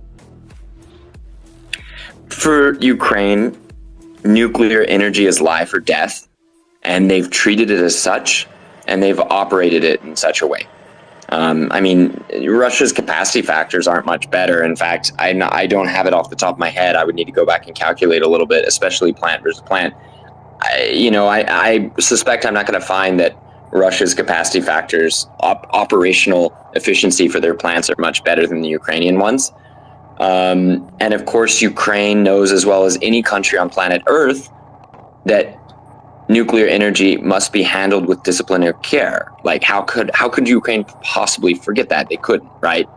So yeah, I have to admit I've not been that interested in anything Russia has to say about nuclear energy, especially in Ukraine. Russia is a huge part of the world of nuclear energy. It's been extremely weird in the large bodies that make up the nuclear industry because so many of the leading positions are Russian because they're the biggest exporter of nuclear energy and they're pretty much the best at building it in different cultures. So it's been a very weird time in the nuclear industry, and it just makes me ill to think about. I don't even know what it's going to be like encountering Russian colleagues at upcoming events. It will be impossible to avoid them, and I don't even want to. So weird. But we can keep our eye on this particular situation and say that Ukrainians have been magnificent, that there had better be movies made out of this. There had better be books that come out of this. There better be named national heroes that come out of keeping this plant on and operational and without core accidents during a time when doing so has been life or death for millions of people. Thank you for that. We have tons of questions in DMs and the likes. If you don't mind, and if you have a few minutes to share with us, would you mind if we go on and have a few of them? Hit them. I'll answer them as quickly and carefully as I can. Great. We'll go to B14DE or Blondie. Yeah, Axel, it's still Bionade. I know, but it hasn't said. You know. My question or my hypothesis is, I think the nuclear fear, which we discussed earlier, is maybe a generational problem. So when I think about my grandparents, they're like 90, 60 and earlier born, they're like, they're really feared about everything about nuclear. Oh, something with nuclear and the nuclear bomb and whatever. They're really feared. So the generation of my parents, you can have a discussion with them about nuclear disasters, about industrial disasters. I can tell them like, you have a higher radiation near to a coal plant which burns actual coal from the ground because you can't burn these heavy elements like uranium and plutonium and so on. You can burn them, so they will be in the surroundings of the coal plant. So you have there higher radiation than near an actual nuclear power plant. So this is a discussion I can have with my parents, but not with my grandparents, because they don't have the education and they don't have the information that we have. And I think this is a big point we have to see. Can I just say what's been fascinating to me during the events unfolding in Ukraine over the last few months is that because there are so many stories about previously unthinkable events happening at nuclear plants, headlines that say head of IAEA says Zaporizhzhia nuclear plant out of control, or blasts heard at nuclear plant, or flames rise above nuclear plant, or Chernobyl radiation killing truckloads of Russian soldiers. All of that news has come fast and furious during this war, which is solving one of the biggest problems that nuclear energy had, which is not having enough vents that sound severe, that allow people to judge the seriousness of those events. Here's what I mean. When coronavirus was very new and we didn't have an idea of how deadly it would be, then even predictions of how deadly it would be that are way below the number of people that have died now terrified people who have fully accepted that death rate now. Does that make sense? In other words, it doesn't matter how deadly a thing is for the public. What matters is being able to intuitively understand the variance of extreme events. How bad could extreme events be? So what I've seen is that people who are already scared of nuclear energy before Ukraine, in some cases have been convinced during these events that it's safe. In some ways, this is a repeat of what happened to a lot of folks that I knew in the UK. When I arrived in the years after Fukushima Daiichi, I met people who said, I was afraid of nuclear energy until the triple meltdown in Japan, because then I saw that meltdowns could happen and it wasn't the end of the world. It wasn't even the end of nuclear plants nearby. So thanks for that note. And I just wanted to say my empathy for people who are still scared of nuclear is because they could very well know the averages or the historical rate. What they're afraid of is the extreme infrequency of severe accidents, ironically, right? Compared to even something like jet plane crashes. I have a short story for this as a note. I think we understand what I wanted to say. A friend of me lives in Kiev. Yeah, she is, I think, 3 or 4 times a day. There's air raid, alarm. She goes into the bunker. She fell down the stairs 2 times. Now, in the last in the last few months, and 1 time she was hit by a car. So the probability you get hit in a bigger city in Ukraine by a rocket is smaller than you have a accident with a car. Yeah, but this is not what the people see. The people see, oh, it's a big incident, Fukushima, Chernobyl.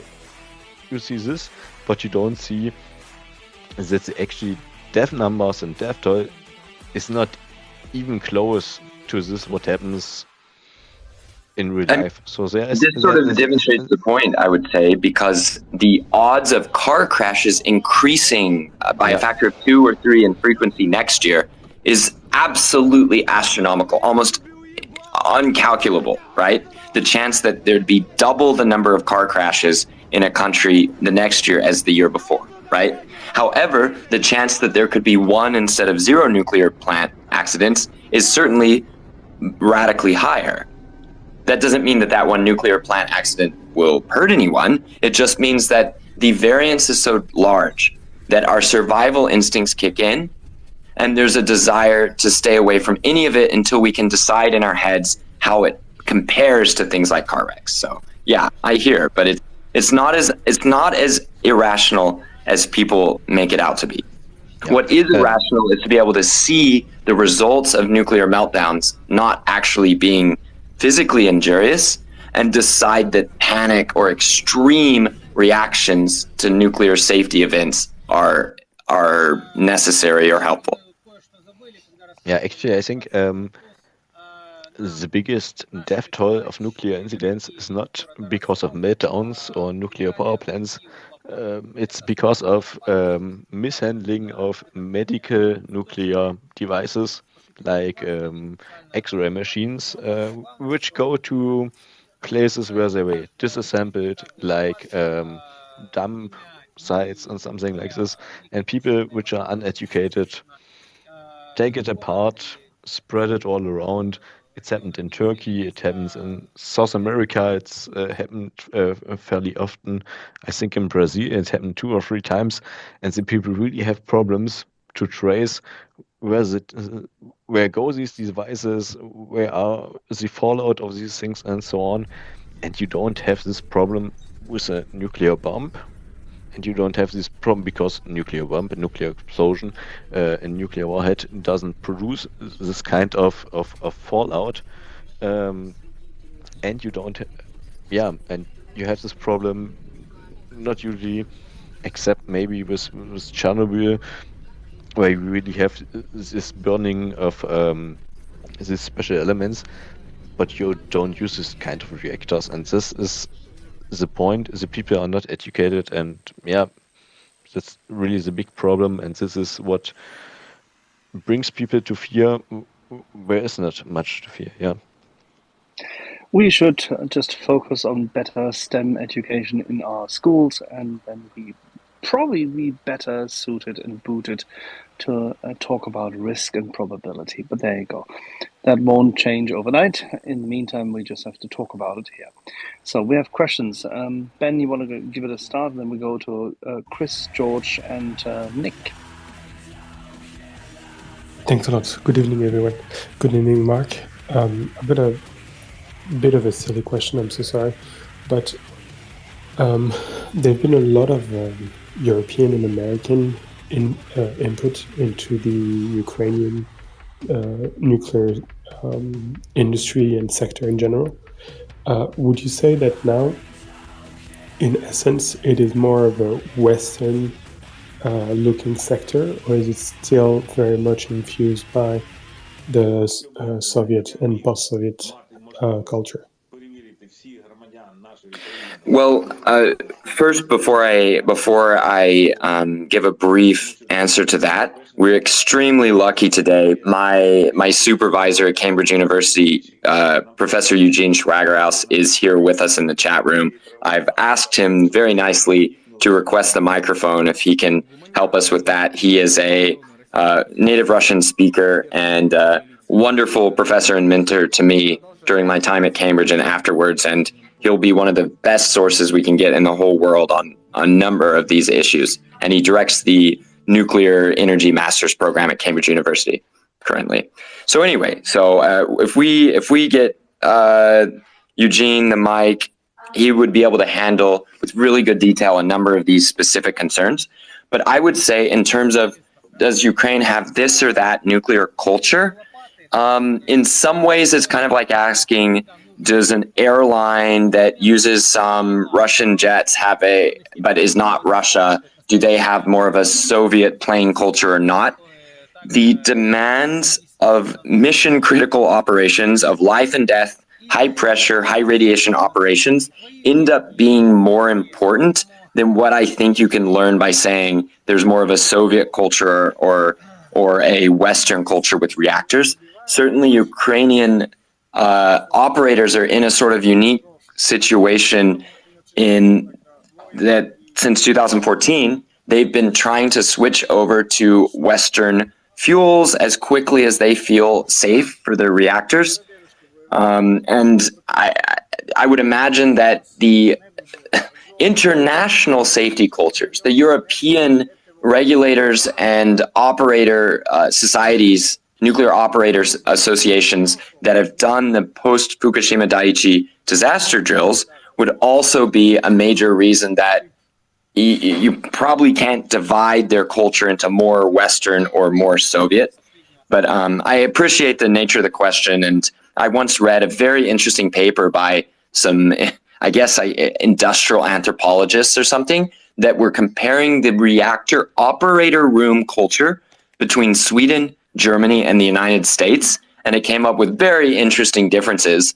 But with all those differences, the end result has been almost identical safety and performance records. So just wanted to see if that answered a lot of your question.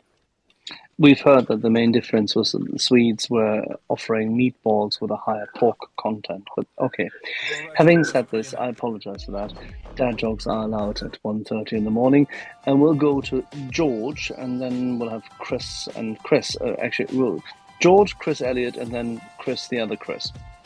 And Axel, if you see that Eugene has asked for the microphone, I sent him an invite already. If all right. Thank you if he very wants to come up, he just needs to press the button, or he can also just request the mic, and I will be happy to cycle him up. All right, it's in his hand. George. Hey, hello, Mark. Just one really quick question. You were talking about the spent fuel rods. Now, before I ask my question, just a clarification: where are they stored once they come out of the reactor? You said there's a 5-year phase that they have to go into, and they're completely cooled down. Is that what I heard, or am I mistaken in that? Correct. Yeah, that's correct. Okay, so they're in liquid, right? Being cooled down. Water. Correct. They're in pools that are in the concrete containment structure. Okay, and then once those, after 5 years, once those are cooled down, where are they? Are they put in further liquid, or are they in some kind of dry storage? At that point, they enter dry storage. And the 5 years is not something I know from very specifically this plant, and that might be something that Eugene could help us out with. But it's pretty close to the industry standard, and it's not. It's based on the practical. What if you have to design the dry storage so that airflow just naturally takes away any remaining spent heat that would otherwise build up? What's the amount you want to spend on designing and building that dry storage versus just letting the fuel rods spend a little bit more time in the reactor containment building in water? Because water very, very efficiently carries heat away while providing a large buffer for the fuel rods at their hottest state. And it's kind of almost more of an economic decision about how you want to spend your money to deliver continued safe handling of the fuel storage.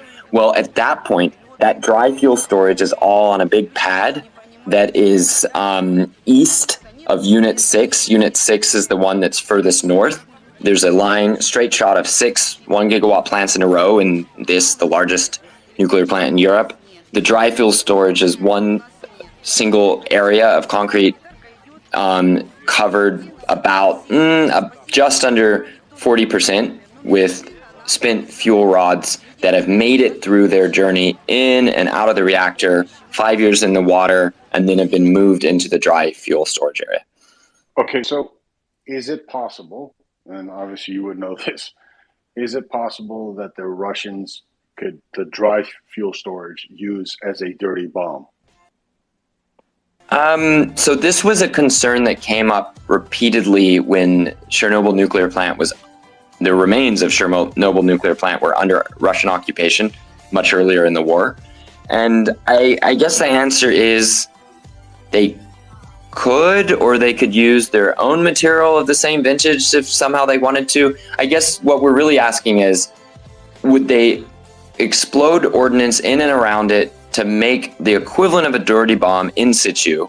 Or are we asking, would they take material from it, knowing that it might have a specific isotopic ratio that ties it to Zaporizhzhia nuclear plant dry fuel storage specifically? Is that what you're asking, the second situation?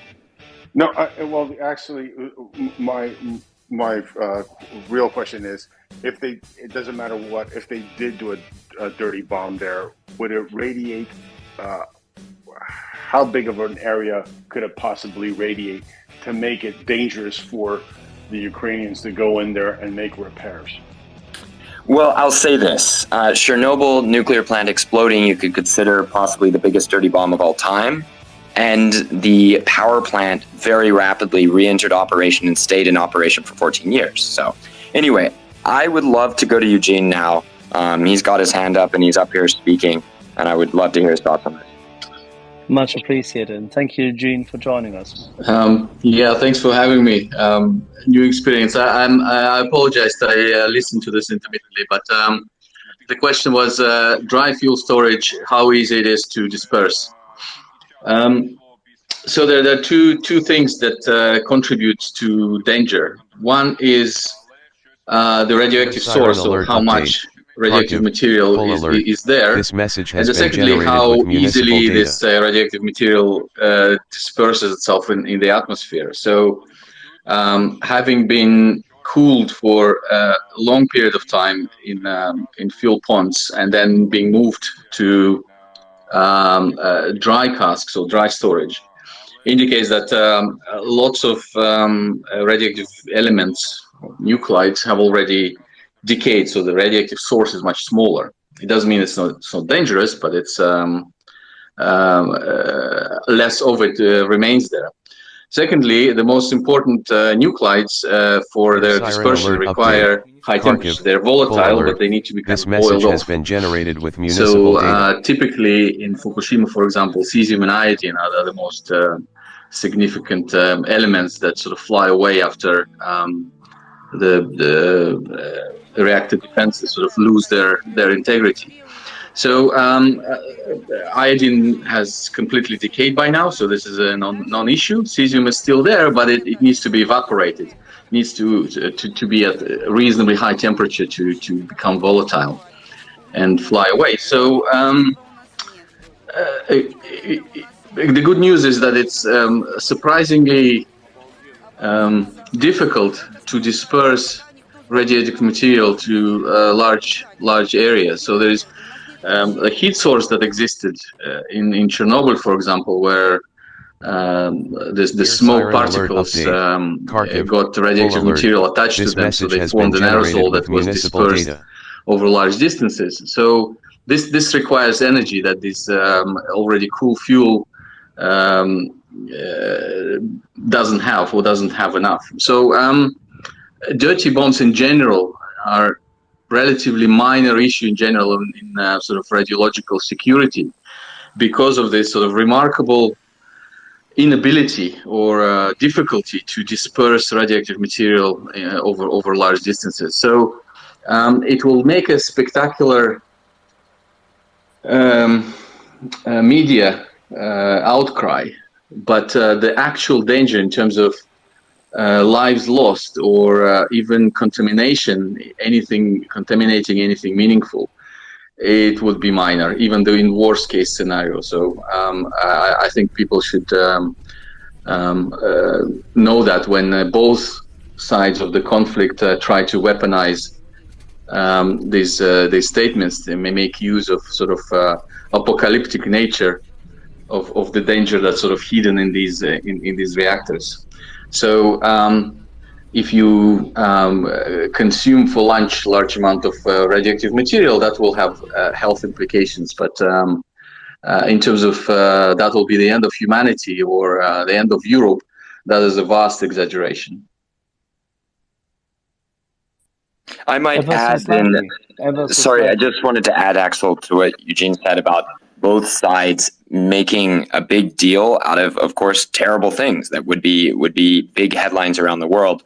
It's this: if I had to name the two countries that are least likely to exit nuclear energy, it would be Ukraine and Russia. Ukraine for survival reasons, Russia for survival and power reasons. Neither country has any desire and any chance of closing down its nuclear plants, but both of them have a severe, potentially life or death conflict going on, for which other people around the world may change their actions based on communications around nuclear risk. So it's a very odd situation we're locked in here.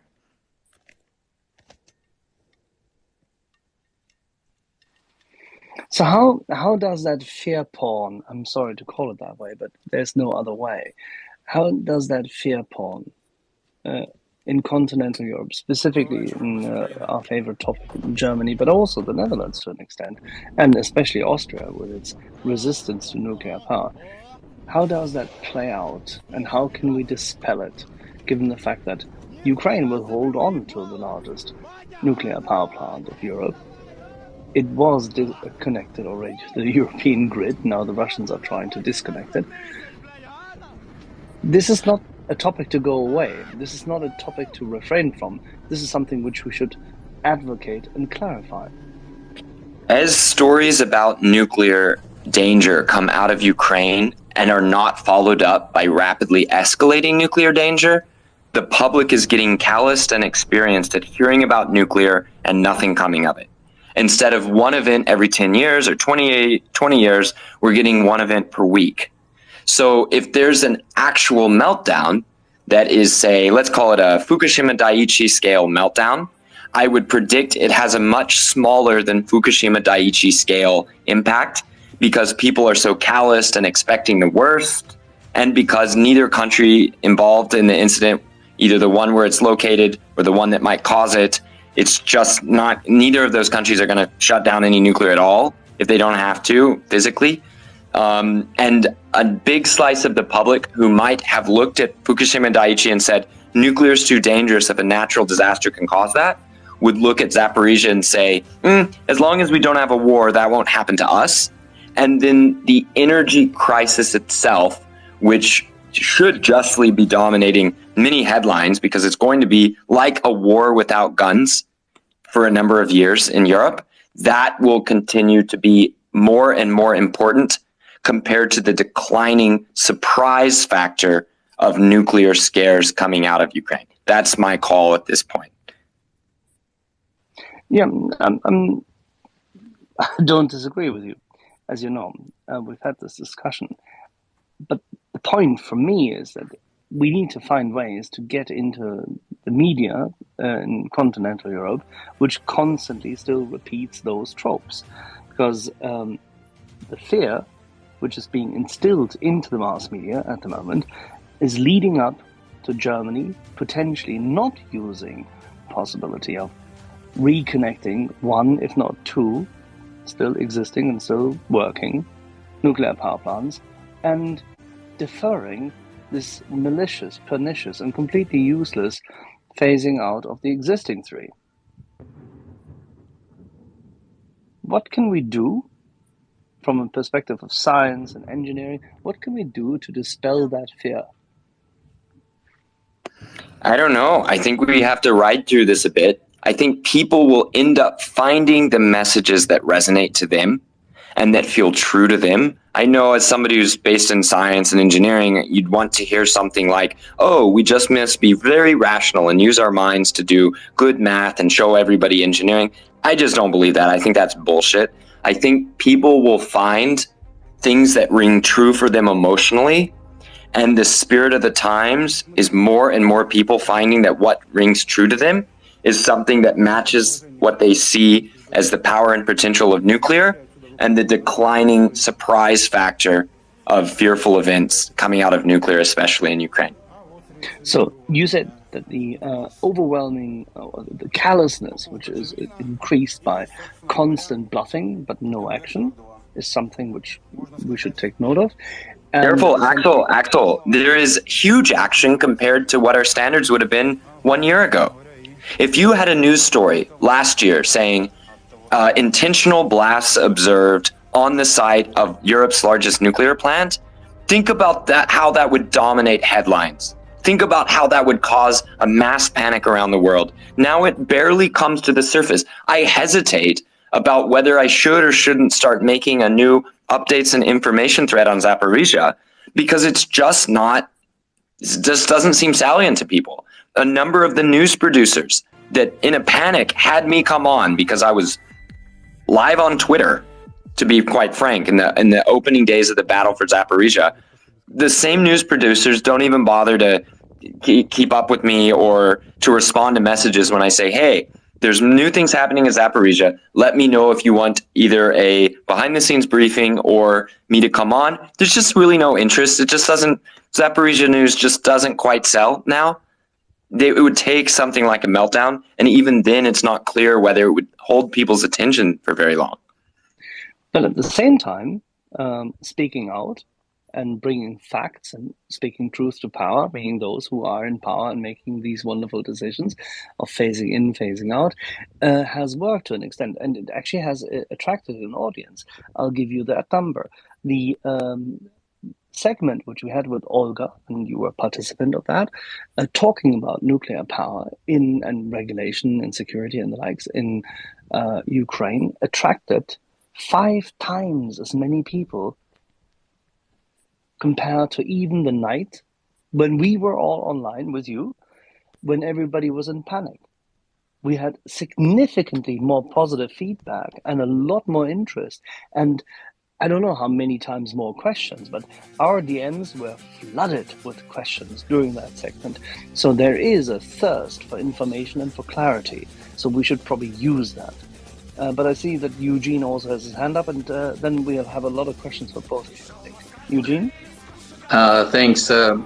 Just to add very, very briefly and commend you both, and I'm more familiar with Mark's work, who sort of siren alert update bridges the full alert. This message the gaps has been between generated with municipal data. Engineers and people who just genuinely want greater good, being that just simple peace or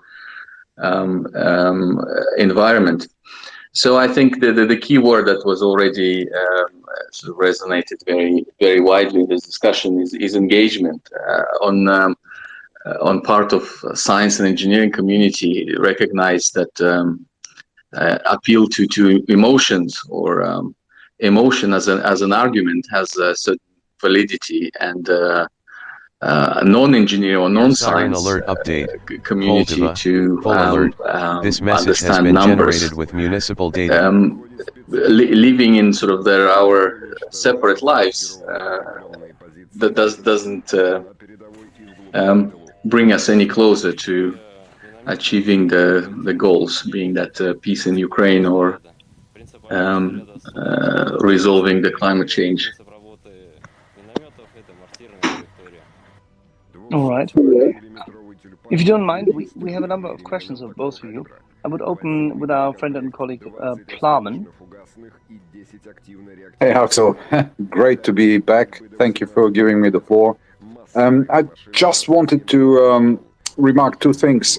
Really, the situation around the scare tactics around the nuclear plant in Zaporizhia.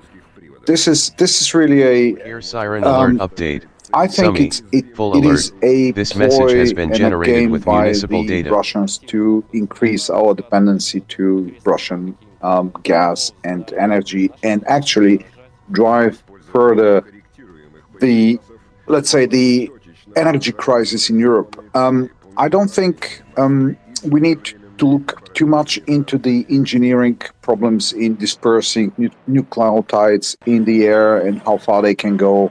These are all very technical things. What they do is very simple. They try to evoke feelings. They try to evoke fear, and we have to counter the feelings and the fear. We have to be emotional. That's what they do. They try to evoke an emotional reaction by the listeners and by the general public by threatening to blow up the thing, to blow up the dry storage or whatever, to blow up the power station. This message has been generated with municipal data. In the general public, and that's what we have to counter. We have to work, and potentially, I don't know how. That's unfortunately a very hard question, but I think this is the main drive. They wouldn't do anything. I don't believe they will do anything. Well, that's a personal opinion, not an expert opinion. But I think what they're trying to do is really to instill fear in the Europeans' minds, to instill fear in the Western society, to get the people to rethink their position and everybody to think about Chernobyl and how bad it was. Full alert.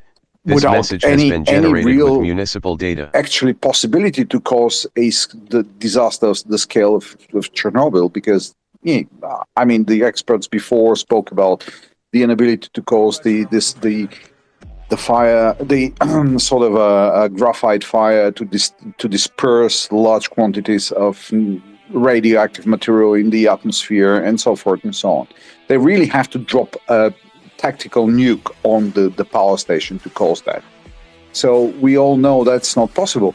But that's not the question. The question is they're instilling fear, and this fear has to be countered. This fear has to be, I don't know how, but it has to be eliminated, or it has to be turned around and said, actually the fear has to be dependent on Russian energy supplies, to be dependent on Russia supplying gas and potentially oil to Europe. That's the fear we have to have, and therefore we have to have our nuclears, because this is the only way we can survive without buying these large and vast quantities of Russian oil and gas, and really supporting the war in Ukraine and the massacre of the Ukrainian people. Well, that's my sort of emotional opinion, but as I said, this thing is fought on an emotional level. No engineering, no scientific arguments will reach the white masses out there, which are scared about the Fukushima, scared about what happened in Chernobyl, and this is really an emotional point. And it's very easy to plant an emotion. It's easier, much more easier to evoke an emotion than to evoke a rational response, as we all know.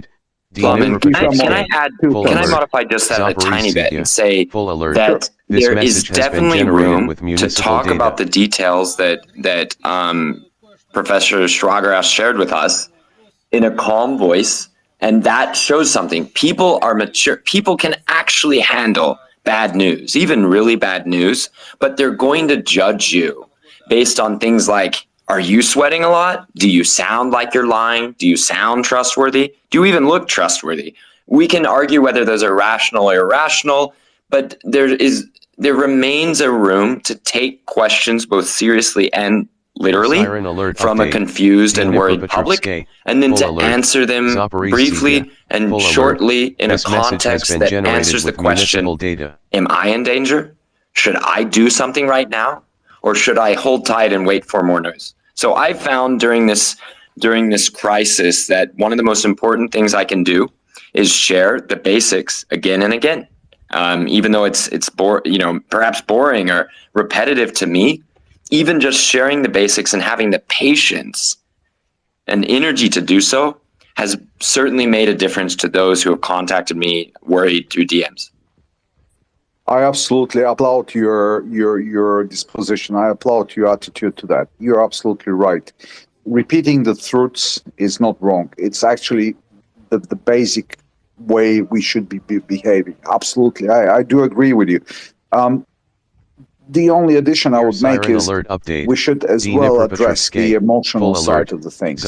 I guess repeating the truth is never wrong. It's the fundament on which we have to build let's say, counteracting the aggressive, misinformation which is spread around. This is the fundament which we have all to stand on. And really, you're absolutely right, and I applaud you for that. You're absolutely right. Thank you. Mark, you made another engineer emotional. I like it. That's good. Let's go to Den John before we go to our psychology bench and to Chris and Chris. Den John. Thanks, Axel. Yeah, I agree to this thing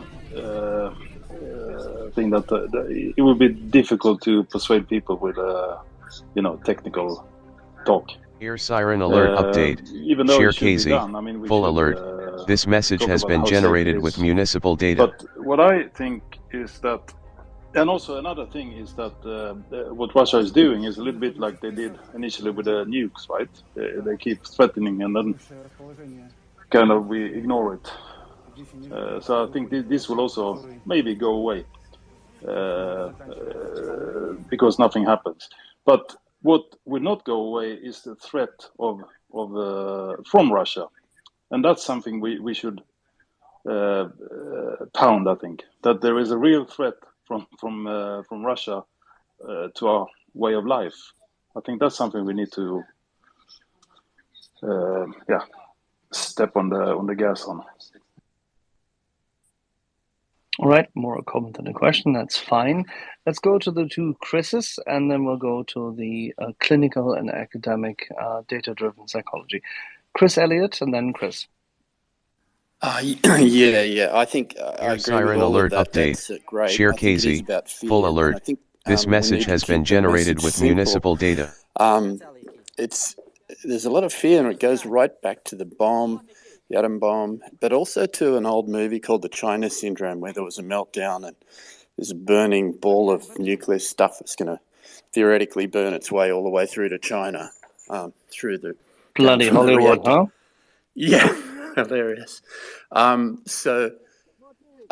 think a lot of people still have that kind of idea and vision in their head, and because of that, I just want to ask a really dumb question, which I'm sure you've already answered, which is the old idea was that the nuclear reactor was kept cool by water. So really, all you have to do is remove that water, and then you've got this horrible meltdown situation. Now, I think you've already Siren alert explained update. that if Hero that Vorad. happens, it's Full contained alert. within a concrete This message dome has or been wall, generated something with can't get municipal out. data. So if you could just clarify and confirm that.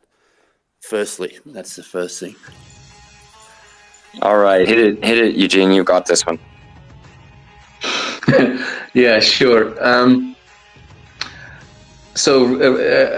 Reactors are designed to cope with all sorts of situations, including loss of cooling water.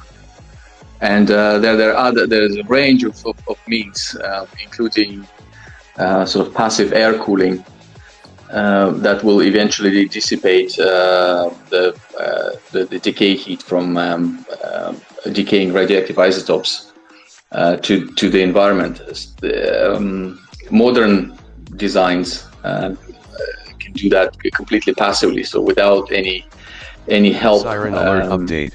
Hero Vorad. Or Full any alert. energy source, This message has either been stored generated in, with municipal in data. batteries or in some other form, but relying entirely on nature, on gravitational forces, for example. So the containment function and cooling function can be performed completely passively in modern designs. In Sizewell B, for example, the latest light water reactor built in the UK, there is a range of instruments, Siren of alert tools update. that do Kiev require City. some Full alert. It's a This combination message has been generated with municipal passive data. sort of natural forces and active features that do require some stored energy to function. That will perform both cooling and containment. But controlling chain reaction, cooling reactors, and containment of radioactivity is a mantra that all nuclear engineers learn on the first day, and will never forget. This is sort of embedded in the brains of all nuclear power plant designers, Russians or not. So just to follow up on that, the fear that's still in the back of a lot of people's heads that probably are not listening to this this talk right now. Russia's acting like Siren terrorists. alert They keep update. threatening Kiev City. Full Europe alert. and This almost the message whole has world been with generated with horrible municipal things. data. And this is going over to the perception and psychology of the thing, but I just feel like in the end, people are just going to get bored with listening to all this. They don't, they're going to switch off. So, and the idea of this terrorist sort of approach of trying to horrify and terrify everyone with atrocities and threats of nukes and meltdowns or whatever, it's designed to intimidate people and make them give up. But it's a double-edged sword because it also makes everyone hate the Russians. So it makes everyone even more determined to beat them. So that's he is a master strategist, is he not? Exactly. Yeah, Darth Putin is making me laugh a lot. So I don't know. Not sure where it goes. Much appreciated, Chris. If you don't mind, let's move to the other Chris because we have too many Chris's here. I don't know. Sorry, there's not enough Chris's, of course. Chris, please. Thanks, Axel. Doing a great job. Thanks. Appreciate it. Yeah, it goes back to the further back we were talking about. Well, Russia's not that stupid. but then we talk about something else, and man, are they ever stupid? So I can't really figure out which one it is. Are they stupid, or are they so stupid that they're smart? I mean, I don't know. Hard to understand that line of thinking. But Mark, I appreciate your input, and I'll be the first to say that I had a lot of fears about nuclear, and from the early days when you first were on, you hit me with a lot of information I did not know, and so I've learned a lot from you and others like you in this field. So for that, I thank you. You did also just touch on a little while ago, the fear that maybe Russia was going to steal or take the spent fuel rods from, I believe it was both Chernobyl and Zaporizhia here. Do we have any information whether they did do any of that? Is there any fuel rods taken? And then my other question is, and maybe this is just a simple, stupid question, but why do they not, or why have they not threatened, and I thought that this, when we first talked about this way back months ago, is would they not threaten to turn off the reactors and shut everybody down and kill everybody's energy and kind of start, we talk about the gas, holding back gas reserves and whatnot to Germany and making them suffer. Would that not also have a similar effect, or does that make them sitting ducks because if the reactors are shut down, then there's no danger and then they can't play that card? Thanks. Great questions. So Chernobyl, there was concerns, did they take high-level material? Is that why there were reports of Russian soldiers having fatal radiation poisoning? Well, those reports have never been corroborated, don't appear to be true, and it doesn't seem like anything approaching spent nuclear fuel is missing or gone. So glad to clear that up, and may it stay that way. Venetia. So the second question is absolutely fascinating, and I have to admit it's one of the questions that has obsessed me since the very first day of the war. Why have not, especially nuclear plants like Zaporizhia under Russian occupation, why have they not been disconnected? And by the way, that question goes deeper than asking why haven't the Russians shut the plants down? It's also why hasn't Ukraine attempted to shut down the plant?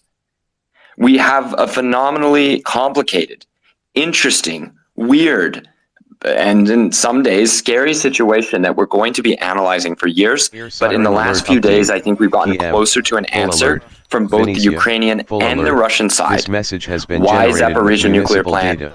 never went to zero power, despite the battle in the employee parking training building in the opening days of the war, and despite the shelling that goes on now. Why is the plant not shut down?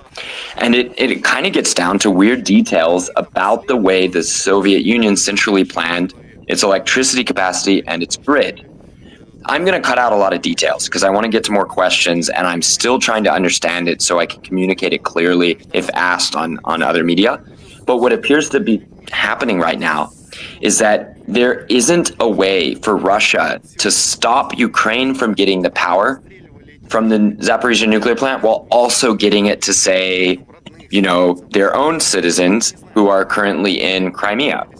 So one of the overriding imperatives for the Russians, based on my experience living in Russia and following Russian experts, I agree that one of the major problems the Russian state has is stopping too big of a decline in the quality of life of everyday Russians. That's one of the major things that could alert Russians that there's a war going on and that it will have consequences.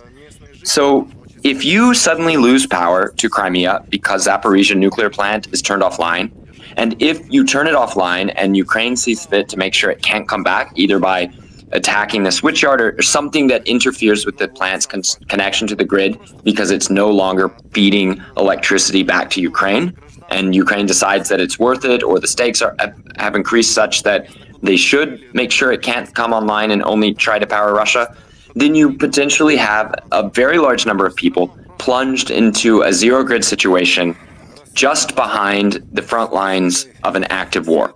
And it looks like Russia's not interested in that.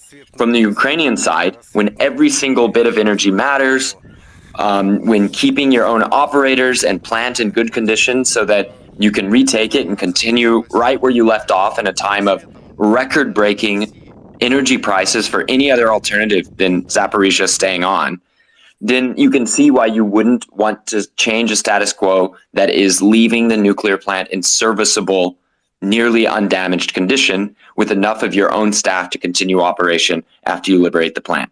Does that kind of explain things? Yeah, that's lots of great points there, and especially the point about Crimea and not wanting to upset their own citizens. So yeah, that puts it in perspective. Thank you. Yeah, so the way the transmission works is that the plant appears to be able to deliver power to far distances away and big load centers, but not immediately, directly, and only to the local grid, because it's not got the equipment at the right voltage. Again, it's stuff we're still understanding now, just in the last few days. The people with the right technical details have come forward, and I'll have more about it later. But yeah, because of the design of the transmission system, you can't get Zaporizhzhia power only to local areas without having it to the long distance areas, most of which are Ukrainian territory. Axel, may I just jump in very quickly in here? Yes, of course.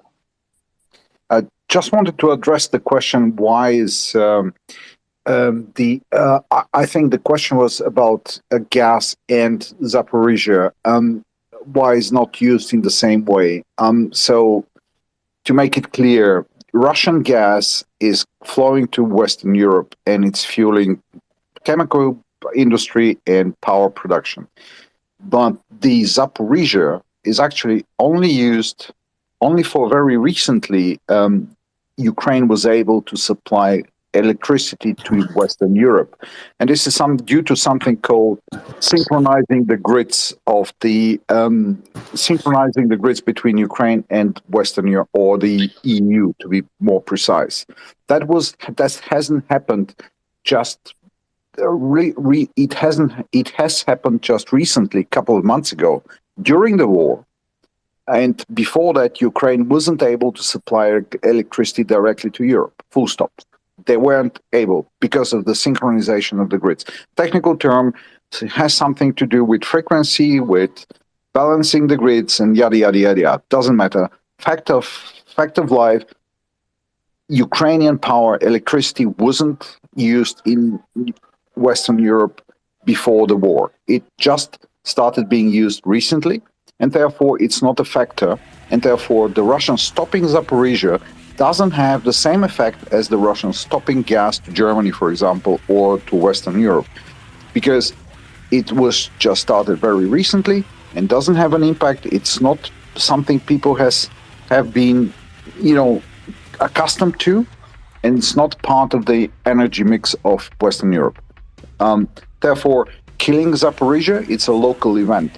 It's stopping it to Ukraine. It's a very severe event for Ukraine, or Crimea for that matter, but it's not an event which will really hurt the energy supply to the EU and to Western Europe. Thank you. All righty. Let's have this stand as is. We had questions more for you, Mark, and I think Eugene as well. Tom and Nick are here, so we'll dive into nuclear physics and clinical psychology. Tom. Oh, I think Nick was first. If you want to go first, Nick. I handed it to you because I knew that Nick would come with data. Whoever wants to shoot first, please. Mark and Eugene, greetings from a former member of the Cambridge University Engineering Lab. I didn't do very well. I was interested in what you say, Mark, about how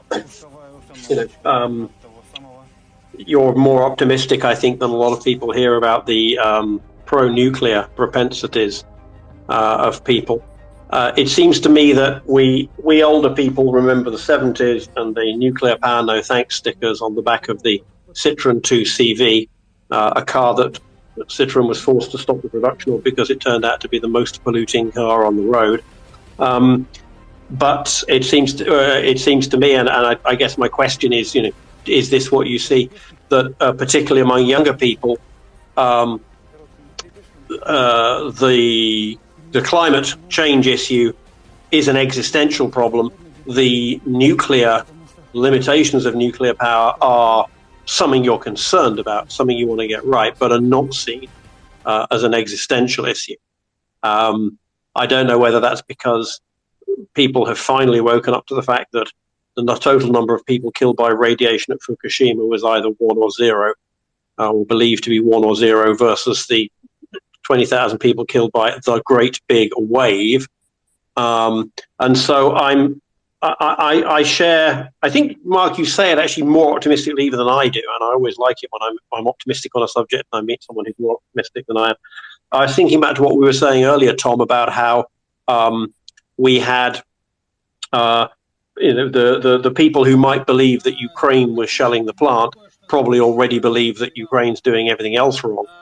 And we're seeing a resurgence now across Europe of support for nuclear power. I work with a guy who's been very closely involved with getting Belgians, with the Greens in Belgian government, to not cancel their remaining reactors. Germany looks like it may be able to hold on to it.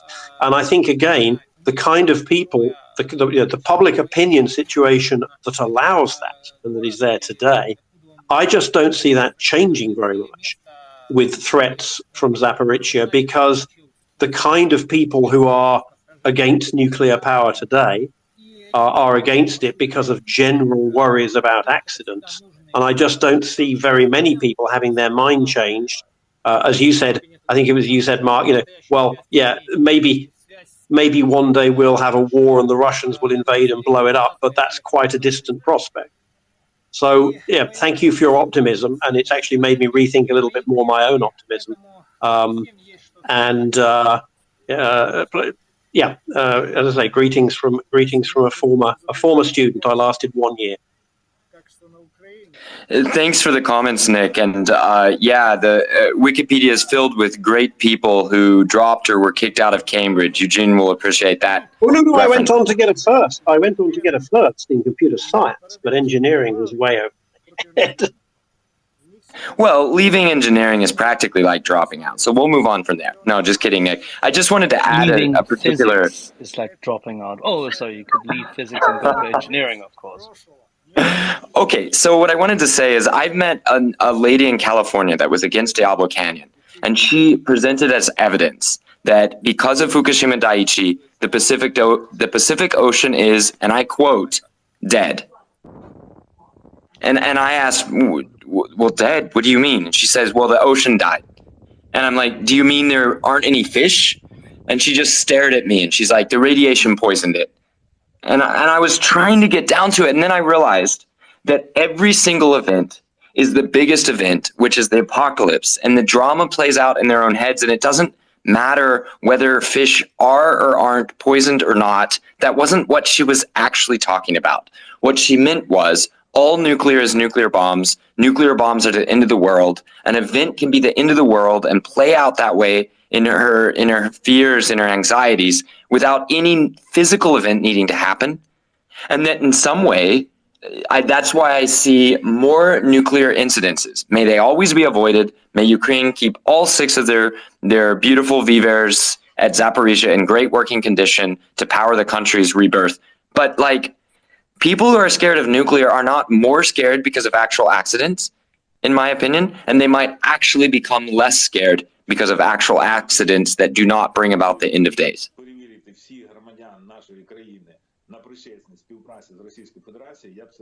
Terrific. I hadn't thought of it that way, but I should have done. But as Axel will tell you, I'm the data psychologist, and Tom is the one who actually understands people.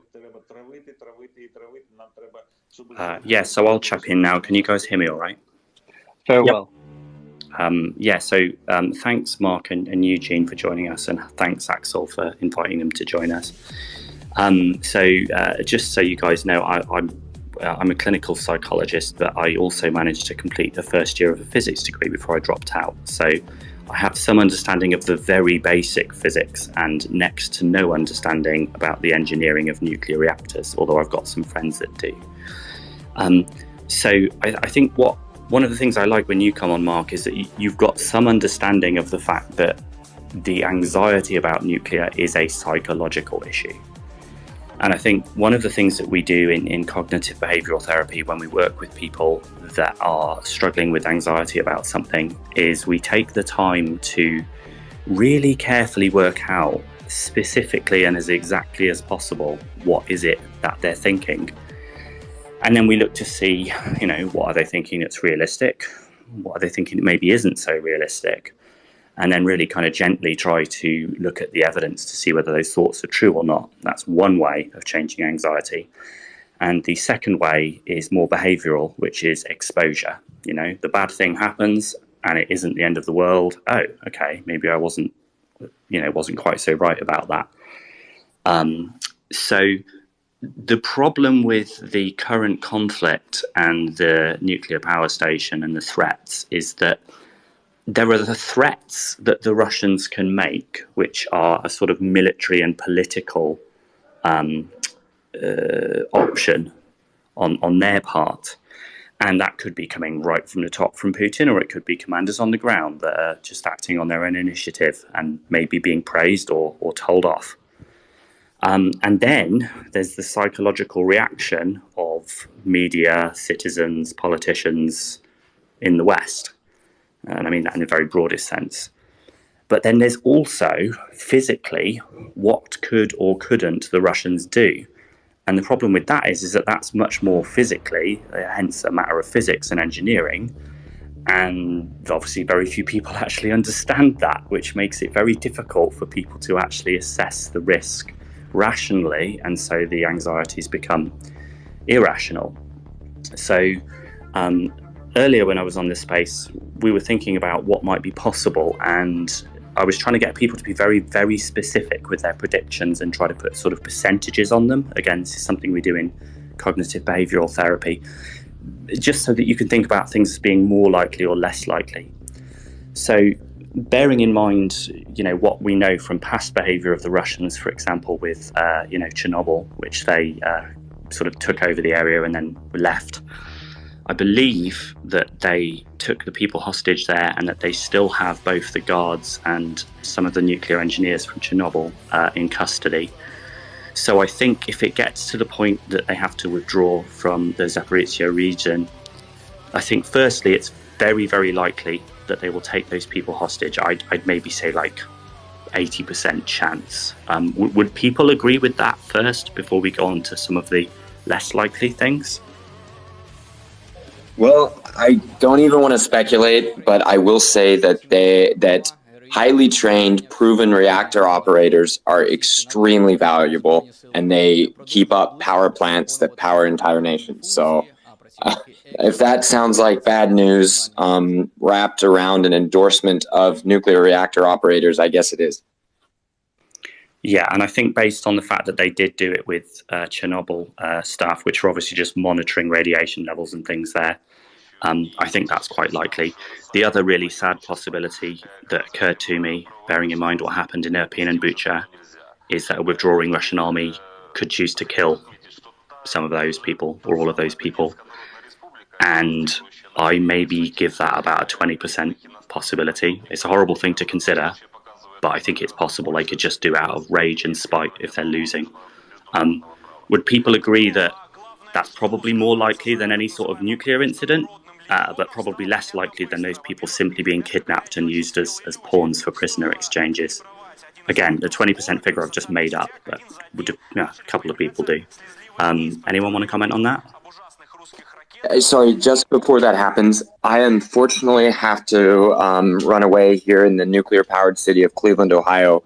But as long as Eugene is here, you're in extremely capable hands on all technical issues and a lot of the other ones too. After all, he was my professor. All right, so thank you for having me on, Axel. Thank you for the wonderful questions and discussion. Sorry to jump out as you started saying very interesting things, Tom, but any unanswered questions, you can always reach out to me through DMs. They're always open, and I eventually answer all of them. So thanks, everybody, and talk to you next time. Mark, thank you very much. Much appreciated. Absolutely stunning. And thanks for reaching out to us quickly. Eugene, now you're literally imprisoned here on the panel. What shall we do?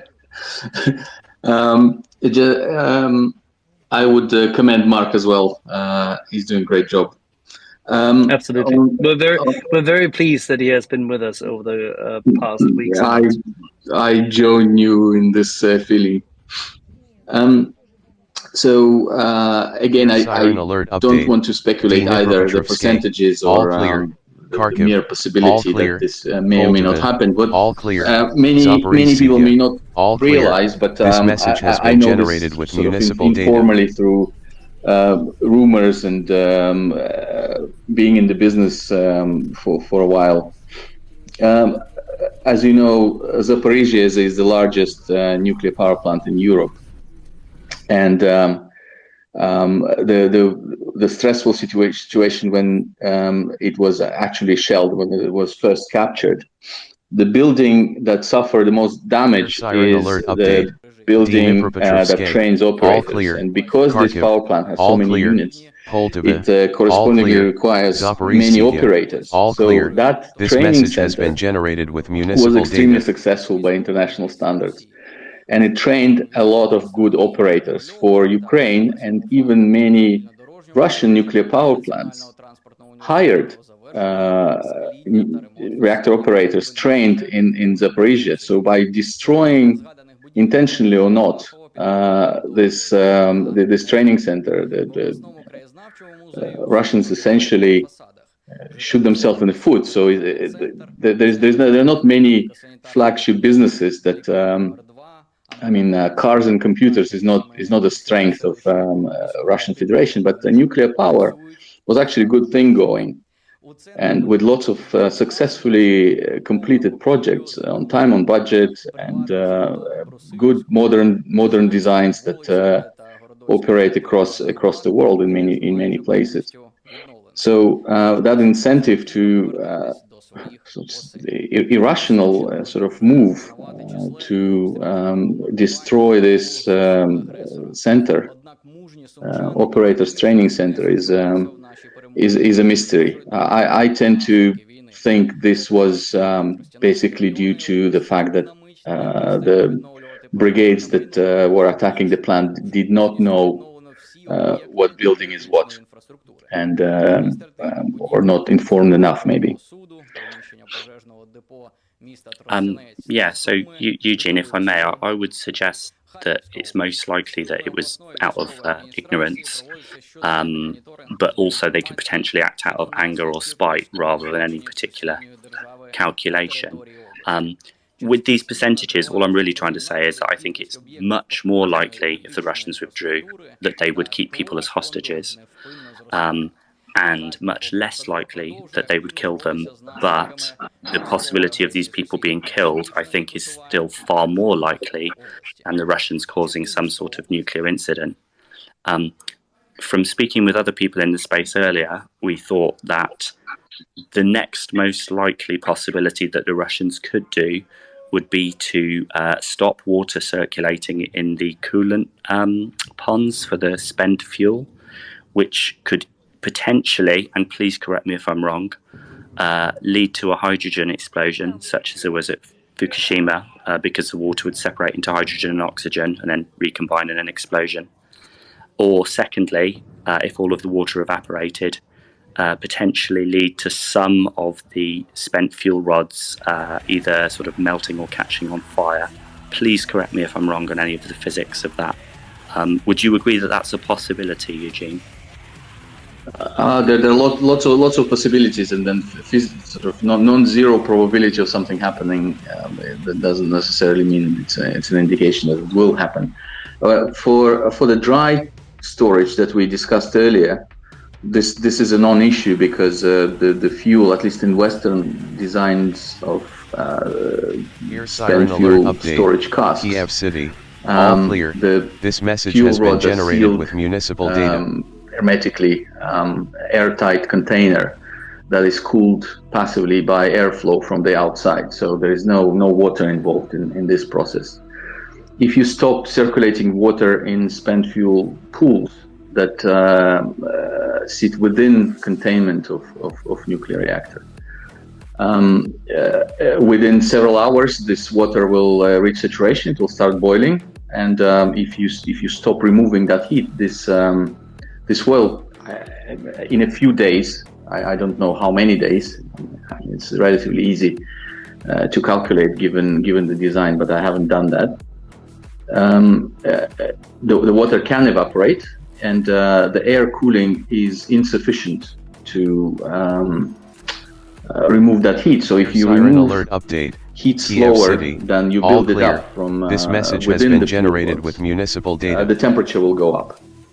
And if the temperature, the first thing that is likely to happen is that the fission products or radioactive material sealed within fuel rods, the fuel rods will lose their integrity, so there will be small holes or cracks appear, and volatile fission products, such as cesium, will fly away. So what you're talking about in terms of hydrogen, you do need presence of water and zirconium, which is a very popular or probably the most common material for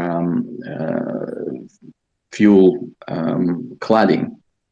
So uranium is encased in zirconium metal, which at relatively moderate temperatures, I mean, they're still high, but human standards, but before fuel starts melting, zirconium in these rods is used as a cladding for the roads. Starts oxidizing in all clear. This message has been generated with municipal data. Steam environment. So when there's a boiling water around and the fuel rods are sufficiently high temperature, it triggers a reaction between zirconium and water and steam, which decomposes water into hydrogen and oxygen, and then hydrogen starts building up. So in order to achieve explosive potential, there needs to be sort of optimal combination of reactants of essentially oxygen and hydrogen in that area. So, for example, in Fukushima, had someone opened the door or removed one of the panels in one of these reactors, which did happen. There's a famous picture that one of the workers in Fukushima tried to remove one of the panels successfully, so that all clear. Additional air, all clear. So ventilation that was all clear. Enabled. This message has been generated with municipal data. Hydrogen explosion. So let's assume the absolutely worst case scenario where these fuel rods do oxidize and fission products that sit within the fuel rods get exposed to air, and everything around it, so the few cubic meters of hydrogen that is generated in the vicinity in that room, in that building, does blow up. Would that be a disaster? Would that be a major radiological emergency? Let's start with immediate vicinity of the power plant. That could theoretically happen. Venetia. The severity of this message has been generated with municipal Chernobyl data. For Fukushima, just because spent fuel has already been cooled, so there is not as much radioactive material, or the material is not as active. So iodine, which is the most immediate threat, usually will be a complete non-issue because it would have been decayed. Cesium may be hot enough to fly away. Would that be a radiological disaster? Again, in principle, if you have humans standing nearby, siren alert update. That could contaminate some area, hundreds this of meters message has been generated with municipal or a kilometer away. But it is hard to imagine that it will have any serious health effects any further than that. So, and obviously even the minimally measurable amounts of radiation anywhere off-site that would be picked up by anyone would immediately spread the news around the world, and all the weather stations will pick it up immediately. So it will change the course of how the world treats the war, essentially. So I think it will be a major change in attitudes, and rational or irrational, stupid or not stupid, this is a separate issue. I think this scenario is at least on the back of everybody's mind on both sides, and I don't think it's in the interest of any of those. I mean, threatening with the possibility of major radiological emergency. That's one thing. Actually, initiating it, I think this is not a very credible threat. Eugene, thank you so much for explaining that in detail. So the key things I hear is that if they did do that, which is something that they plausibly could do, this would be in no way as serious as Chernobyl, in no way as serious as Fukushima, but potentially could spread cesium in the sort of vicinity of the power station itself, which would be bad for anyone in the vicinity. I think you're right that it's something that they could threaten to do and people could be scared of for two reasons. One, because they may believe that the Russians would actually do this, and two, because they won't have the knowledge of nuclear physics and engineering to understand that this wouldn't be like Chernobyl. And that's the problem that we have. They're overestimating both the likelihood and the severity, which will lead to very high levels of anxiety. Absolutely. I might just add, all the people who are listening, you're now ambassadors of this good news. Please spread it, because if enough people appreciate the actual hazards, these news cannot be weaponized. Eugene, welcome to this space. We've been talking about this since the first week of the invasion. Yes. Glad to hear that. If I can continue on the theme of likelihoods of things, I don't know what the exact likelihood would be of the Russians trying to prevent all of the water going into coolant ponds. I think it's vastly less likely than them keeping nuclear staff as hostages. I think it's considerably less likely than them executing those people. I don't think it's zero. I think it's quite unlikely. But I gave the example of Saddam Hussein's army retreating from Kuwait in 1990 or 1991 and setting fire to all of the oil fields, which caused a really massive environmental disaster. Ballpark figure, I'd say maybe 10% likely they might try to do something out of just sheer hatred and spite. Again, I don't know that the 10% figure is realistic or precise. I'm just saying that I think it's vastly less likely than them doing the other things. Does that make sense, guys? I'm not saying this is a precise estimation. I'm just saying it's less likely than them just killing all those people, and vastly less likely than them taking hostage. Does that make sense? I don't want to speculate about the figures, but two possible scenarios. One is the decisions are made by rational players, in which case this is a no-go. A second extreme scenario is the mercenaries, I don't know, Chechen mercenaries that are fighting on the Russian side and arguably participating, if not leading, the invasion and holding the Zaporizhzhia power plant. It requires certain amount of knowledge to know which pumps to switch off. What are the vulnerable places in the power plant that could lead to sort of ignite the sequence of faults that will lead to the either core damage or some release of radioactivity. Again, power plants are very sophisticated machines. They are designed with the mind that sabotage is or insider sabotage is one of the threats, and it takes certain amount of knowledge and expertise to push the right buttons to trigger an event that will lead to release of radioactivity. So I doubt it seriously that people without this prior knowledge will do the right thing. So they may damage the reactor to the extent that it won't be able to produce electricity any further, or drain some tanks or switch off some pumps. But to cause serious amount of radioactivity to be released, this is tricky. and highly unlikely if you ask. And that's really good, Eugene, because I think there's a couple of issues there. I think one is that a person that might be crazy or irrational enough to do something like that probably wouldn't have the technical knowledge of how to do it. And the exceedingly small number of people that would have the technical knowledge of how to do it probably wouldn't be crazy or irrational enough to do it, which puts the probability of this down further. And then that was my point. Yeah, that's what you were saying. And then the point that Mark made before he left, that the Crimea depends upon this electricity, means that a rational actor wouldn't want to endanger the power plant, because then Crimea may lose power.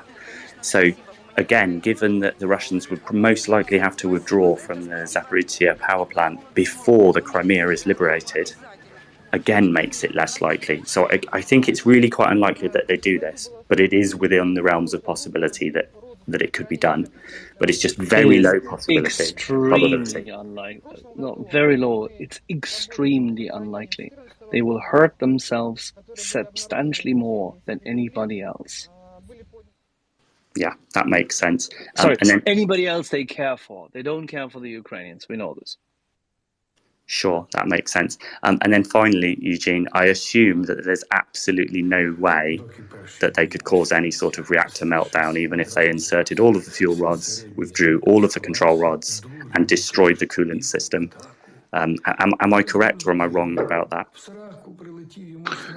Well, the categorical statement that you cannot damage the core. So there's a difference between core damage and release of radioactivity. And again, roughly speaking, reactors are designed such that probability of radioactive release into the environment is about 100 times lower than probability of core damage. So you can melt the core 100 times and still have no radioactivity released. Withdrawing of control rods, that's the easy bit. So fortunately, again, reactors are designed in such a way that the geometry of the fuel or geometry of the core is such that it's when it operates, it's its most reactive configuration. So any perturbation that changes that geometry leads to reduction in reactivity, not insertion of reactivity, which means one of those C's that I mentioned earlier, control chain reaction, contain radioactive material, and cool the fuel rods. The first of those, the controlling radioactivity, is the very easy bit, especially in the type of light water reactors that Zaporizhzhia is an example of. So the larger activity insertion enough to release enough energy to damage the core is out of question. So the core kind of controls itself in any perturbation, and it shuts itself down essentially, with or without control rods. So that's easy. As we know, and Mark probably mentioned many times, even if you shut the reactor down, it continues to produce heat because of the decay of fission products or radioactive elements that are created in the fission process. So that heat needs to be removed. The most efficient way of removing that heat is by passing water coolant through the core, which means you need water, and which means you need some power to circulate that water. Either of these, or absence of either of these things, can lead to either complete loss of cooling capability, or it's just enough to have fuel rods producing more power or more heat than the cooling water manages to remove. So the temperatures stay constant if the heat produced equals to heat removed. So if you change that balance, you will either be cooling your core, or the core will heat up. So luckily, decay heat is a small proportion of the total power that reactors generate at normal operation. and they are designed in such a way that the circulation, the driving force for circulating coolant is provided fully or partially by natural convection, meaning the force of gravity, which does not require any external power. You're talking about hypothetical situation where you damage the integrity of the cooling circuit and ability to provide makeup water. So both of them do exist in modern reactors, including those in Zaporizhia. So you'll have to do many things. So drain the water, drain the makeup water, and remove all sources of power. So these are a lot of things that need to happen simultaneously. So in the presence of sort of hostile action from military adversary actions, that's possible. I mean, it's not unimaginable. In day-to-day situations, this is extremely unlikely. That's why I would say reactors are so safe that the issue of safety is not worth the anxiety that nuclear power causes in people. But again, in the war situation, of course it's possible. I mean, if you switch off all power and you drain all water that otherwise would have been available to cool the core, it will overheat, and these things that I talked about will happen. So the fuel rods will lose their integrity, and the cladding will react with steam, produce hydrogen, which may or may not ignite, helping dispersion of radiation, but not on the scale that people fear. Okay, thanks so much. That's the key thing. It's there's a cascade of actions which have to be taken by the Russian occupying forces in order for that to be effective. They can't do them extremely quickly. If they were to try them, the Zaporizhia staff may actually obstruct them. It's highly unlikely that they can motivate educated staff on their own end in the Russian armed forces to do so meticulously. In such instance, if they were instructed, they may even fail to do this appropriately and therefore insubordinate their own process. And even if they were to do it, they may not succeed. So the improbability of the execution of that malign intent is not to be discarded easily. From a purely, probabilistic point of view. I'll just ask another, or add another comment that may sort of calm people down. Is that what I described happens in a concrete capsule, which is also hermetically sealed. So it's about 1.5 meters of reinforced concrete lined with about 1 inch thick steel liner that provides this airtightness. So hydrogen explosion, release of radioactivity, all I'm talking about is within this containment building, which is essential for all practical purposes, war or not war, is indestructible. So being able to withstand an airplane crash means that there needs to be very sophisticated, very modern and high cost munitions that are capable of penetrating such building. So anything from RPG to just whatever is sort of ordinarily available to troops on the ground will cause absolutely no damage. It will be unmeasurable compared to the strength of this building. So you would need something extraordinary, extremely sophisticated for this containment building to lose its integrity, which is a good thing.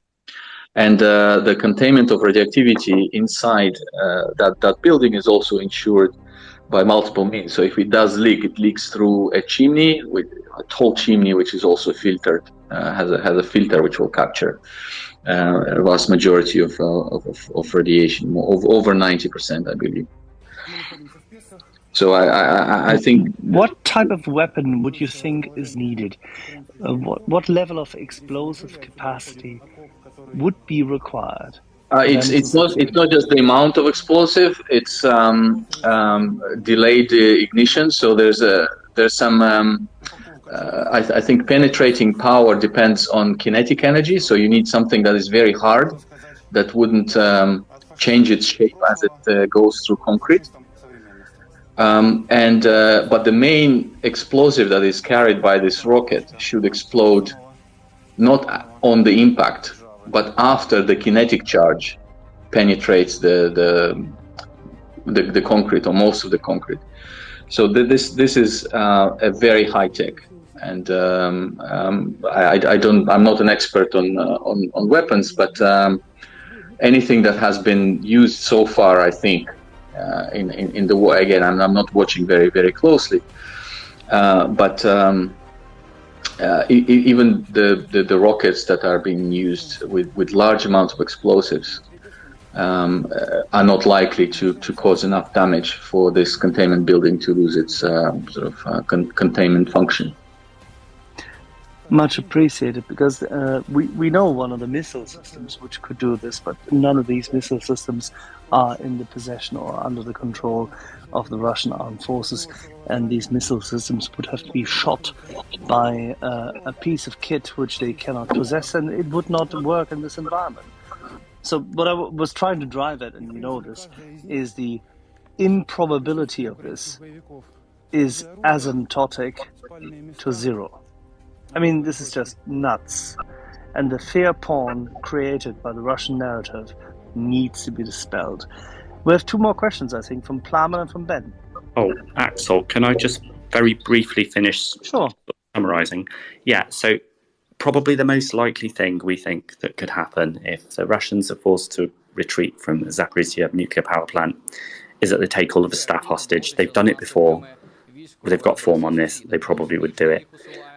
There's a smaller chance, sadly, that they may kill some or all of those staff. I think it's pretty small compared to the chances of them taking hostage, but it is something that could happen. There's then a much, much smaller chance, perhaps a vanishingly small chance, that they could try to cause a spent fuel rod fire or hydrogen explosion, as we discussed. And then there's an almost infinitesimally small chance that they would try to cause reactor damage, but that wouldn't cause a reactor explosion and fire, as with Chernobyl. So both the probability of it happening and the severity of it happening is nowhere. It's just not Chernobyl. It's just not. But it's very, very difficult for people to grasp that without quite a long conversation like we've had. So thank you so much, Eugene.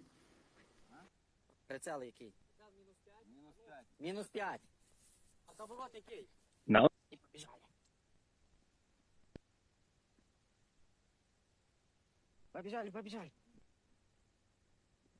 I didn't hear Axel then. Did the rest of you hear him? I said, Tom, now you have to write Précis so that all the other children can actually learn from it.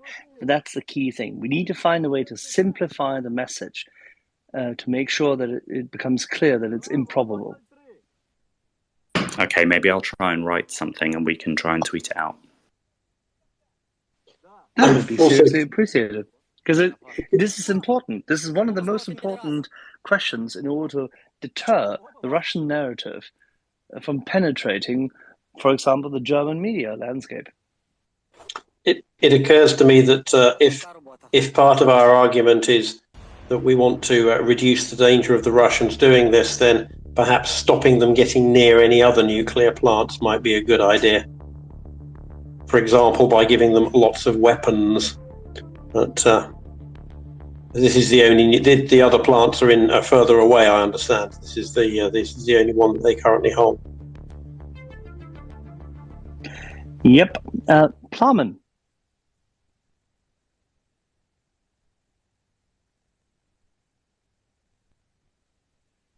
Plamen.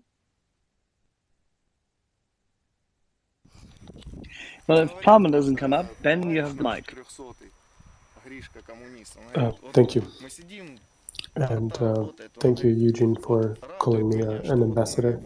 I'd like everyone to call me His Excellency from now on. But more seriously, you mentioned that the training center in Zaporizhzhia had been affected one way or the other.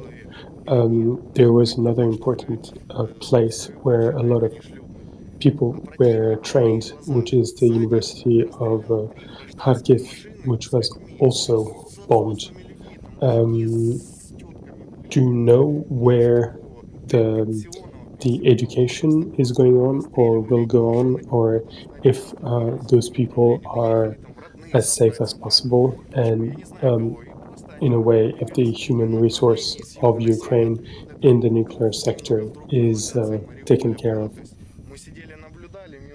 That's excellent question. I have only anecdotal knowledge about this. My perception, opinion, is that the country is in survival mode. The universities are probably closed, including those in Kharkiv. You're absolutely right. Kharkiv is a very student city. There are many universities, not only the one that prepares specialists in nuclear engineering or nuclear science. Many people fled.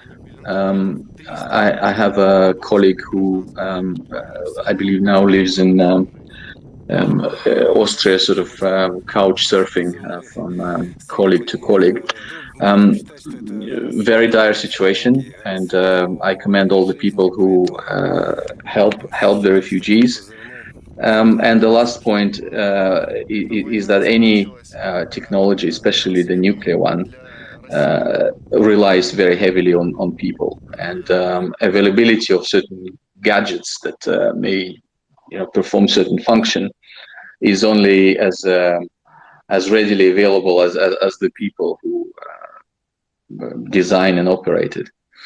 So having that capability is way more important. And the trickiest bit is that these human resources, they don't come up overnight. Even with large amount of money being invested in education, the culture and expertise it takes years to grow and dispersing. So one of the examples is German nuclear scientists. Until recently, again at the forefront of their respective subjects, but the message that nuclear power is no longer on the agenda basically removes this career path from the minds of young Germans. And just like you cannot start nuclear power overnight, you cannot switch off nuclear power overnight. So it will probably take a century to phase it out, whether the remaining 3 reactors continue operating or not. Even if not, it will still require lots of nuclear expertise, which is disappearing. And this is a very serious short-sightedness on behalf of German policymakers. Objectively, I mean, this is not a speculation or an opinion.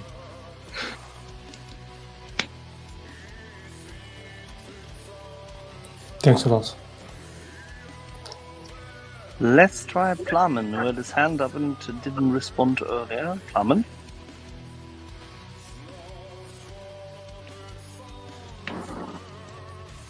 Eugene, I'm sorry. It seems our wonderful engineer, Plamen, is stuck in a loop. Raver.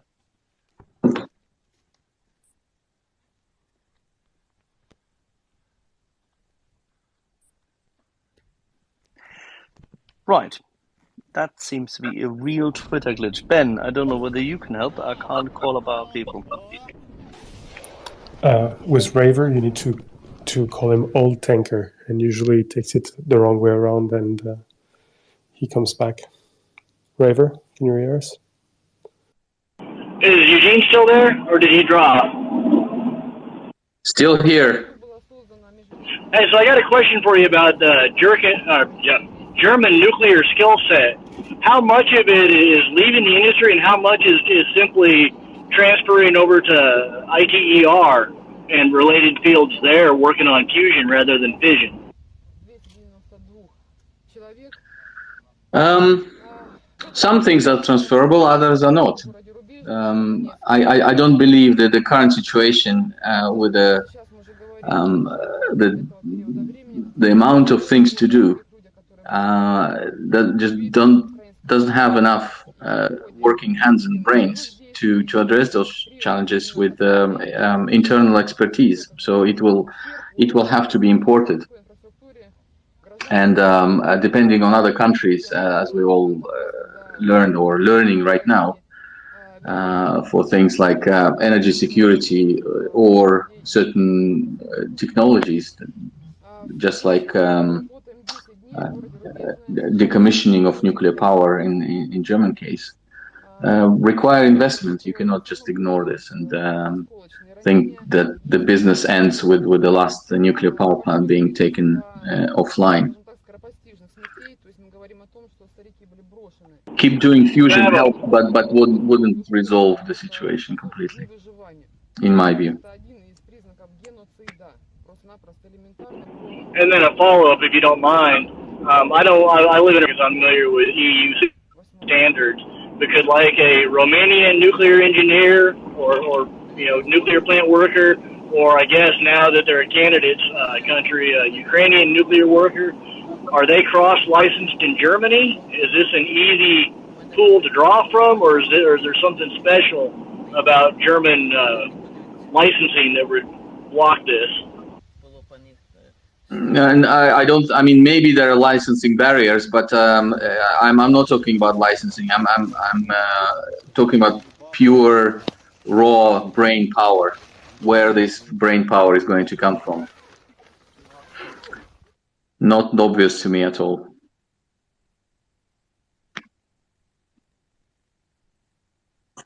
Yeah, one of the energy experts, it may have been a month and a half, 2 months ago, the days are running together now, had talked about Romania's nuclear industry and how it was still expanding. That's why I brought that up. And then, of course, the Ukrainian nuclear industry has been in the news quite a bit since February. Well, Romania, if they're expanding, which they do at least have plans, long-standing plans, need to train their own engineers, let alone export it to Germany. So I don't see expanding programs in neighboring countries are going to help immediately, at least, to German situation.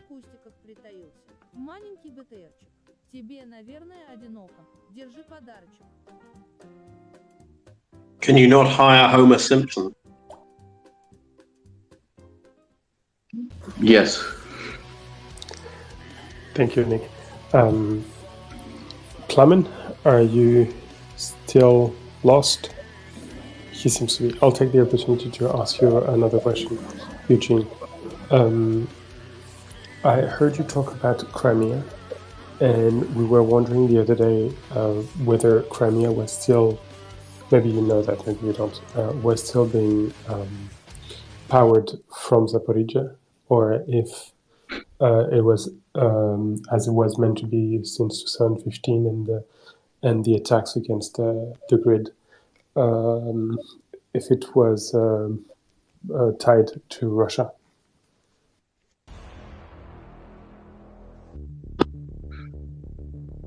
Is that me again?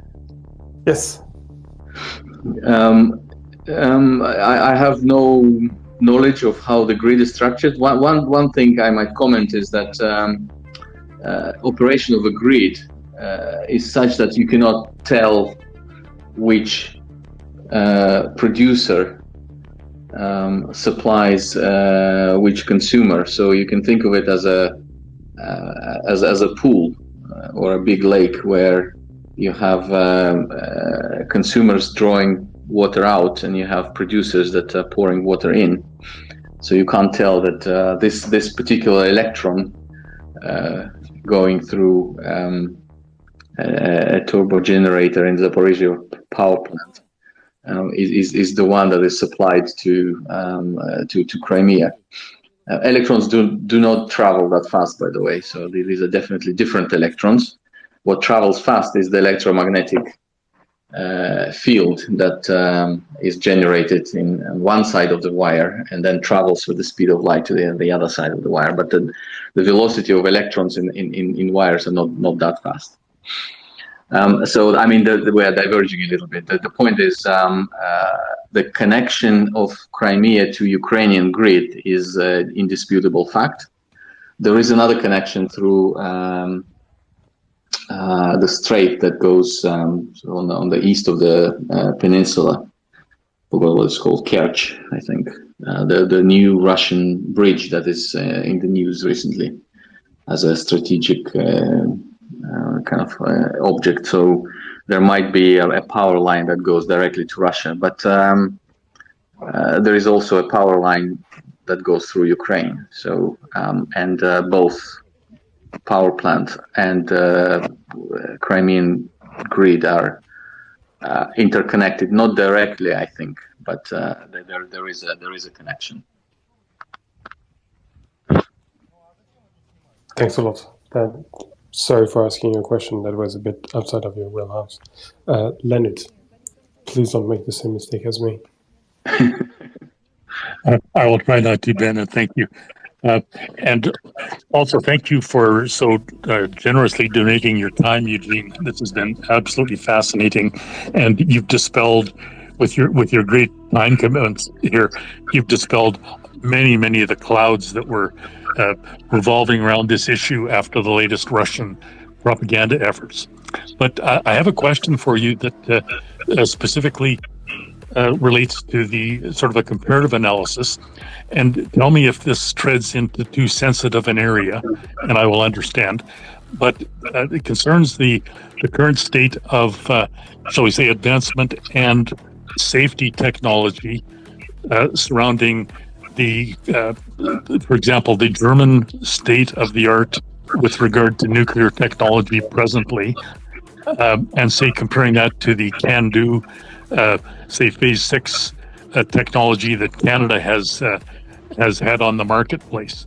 Do you have any assessments of that nature, and is that something you would care to comment upon? Thank you. We all have our favorite reactors, and they all have a share of the market. They all proven to be working.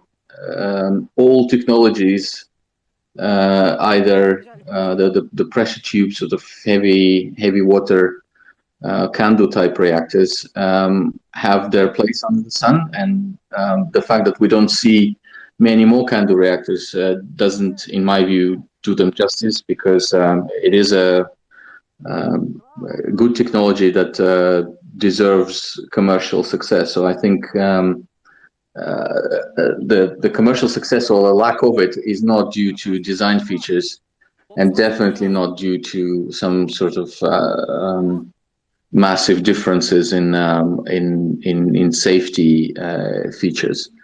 All modern designs, including CANDU 6 and all the light water reactors, those that also originate in German Convoy or Siemens or KWU type reactors, they have excellent track record of both operational track record and also design features which are probably, I'm going to say something heretic here. So the fear of nuclear energy pushed engineers to do more and more safety, to the point where reactors became uneconomical. And the manifestation of that, the pinnacle of this line of thinking is EPR, the European Pressurized Water Reactor, where German engineers and French engineers joined their forces and wanted to put the issue of safety to rest. So they wanted to design a reactor that is so safe that the public will never raise this issue ever again. so that it's completely removed from public agenda. And surely enough, this lack of engagement that I mentioned earlier led to the complete opposite. So on one hand, you're telling me that this is so safe. On the other hand, you're spending billions on all these walls and pumps and heat exchangers. So the rational public will make a rational conclusion that you're either lying to me, that you know what's going on, so you probably don't, or it is not just dangerous. It's as various speakers in this forum and others mentioned, it must be apocalyptic in nature. So a nuclear accident, a major nuclear accident, will cause end of humanity. So this is the message that sort of we are sending with sort of different commercial reactor designs competing who is safer. So the nuclear industry got itself into the corner. This is my opinion. I'm not on payroll of any company, or this is purely observation of a free-spirited academic. Thank you, Eugene. That was very helpful. Thanks for your time. Pleasure.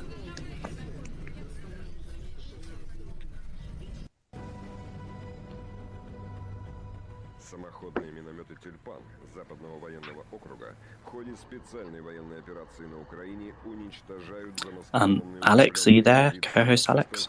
на передовой и в глубоком тылу. Okay, I'll step in for a moment. Plowman, I think it was you, and then Raver. Thanks, Tom. Yeah, go ahead, Plowman.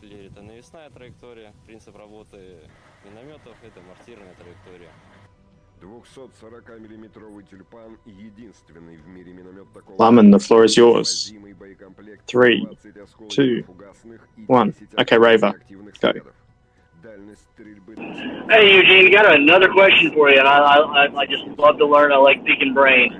So, in general terms, can you describe for us the difference between a commercial reactor and like a naval reactor? What's the difference between them? Very good question. Power plants on nuclear submarines or aircraft carriers perform a function of propelling the ship. They also have no restrictions, statutory restrictions on fuel enrichment. So the higher the enrichment, the more compact the core becomes, usually, which is obviously a crucial thing for a submarine.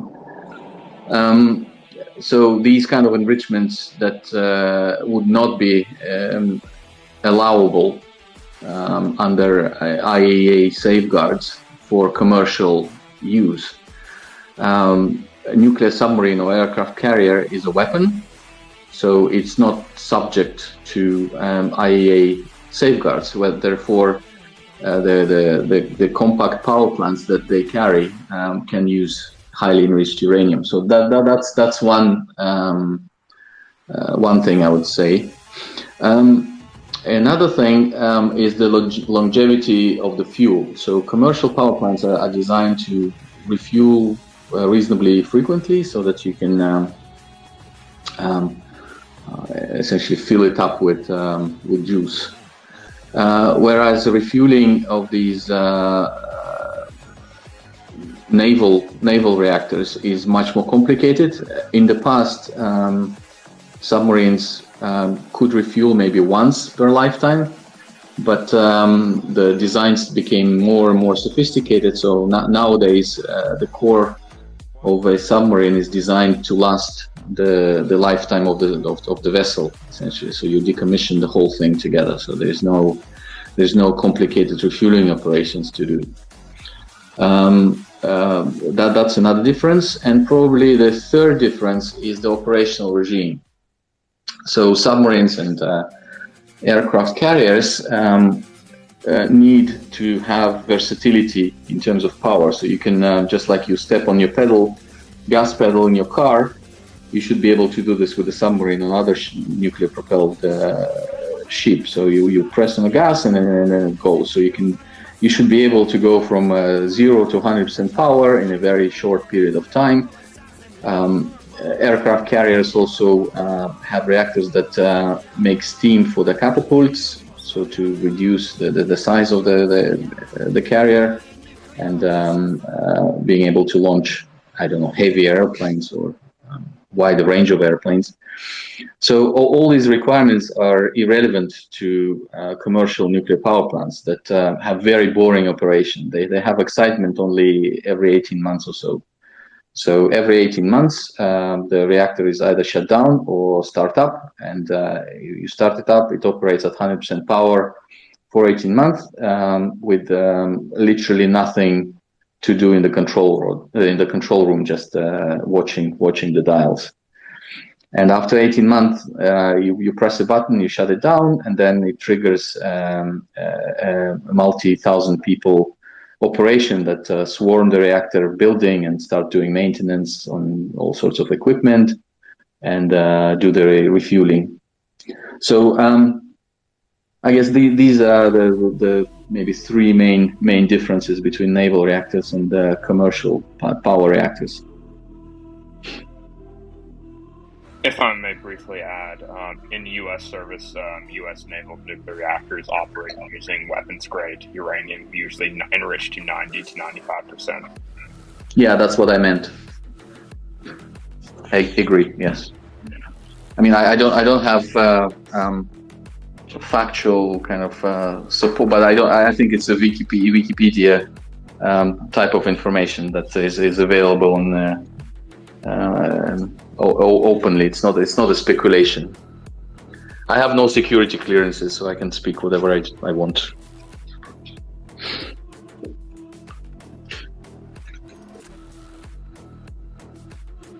Alex, I just hopped on. Do you know what the order of hands is? Maybe try yeah, so Barman it again. would be but try Barman. If not, we'll go to Gurney and then Tom. I think it is. Is that a problem? Barman, can you hear us?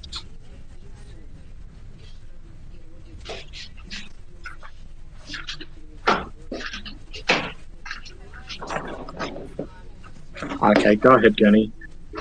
Yeah, hey, thanks, guys. Good evening here. I'm dropping some panels, so ignore the noise in the background here. John, I've been waiting for this exact moment all my life here between you and Eugene, a nuclear physicist here. Wait for it, folks. No, seriously here. I would love to pick your brain, and whether this is a joke or for real, about nuclear thermal rockets, because the topic came up with Mr. Ridge last night. But I don't know if tongue-in-cheek Eugene has any way to help describe that for us. But yeah, I mean, it's like a match made in heaven for me.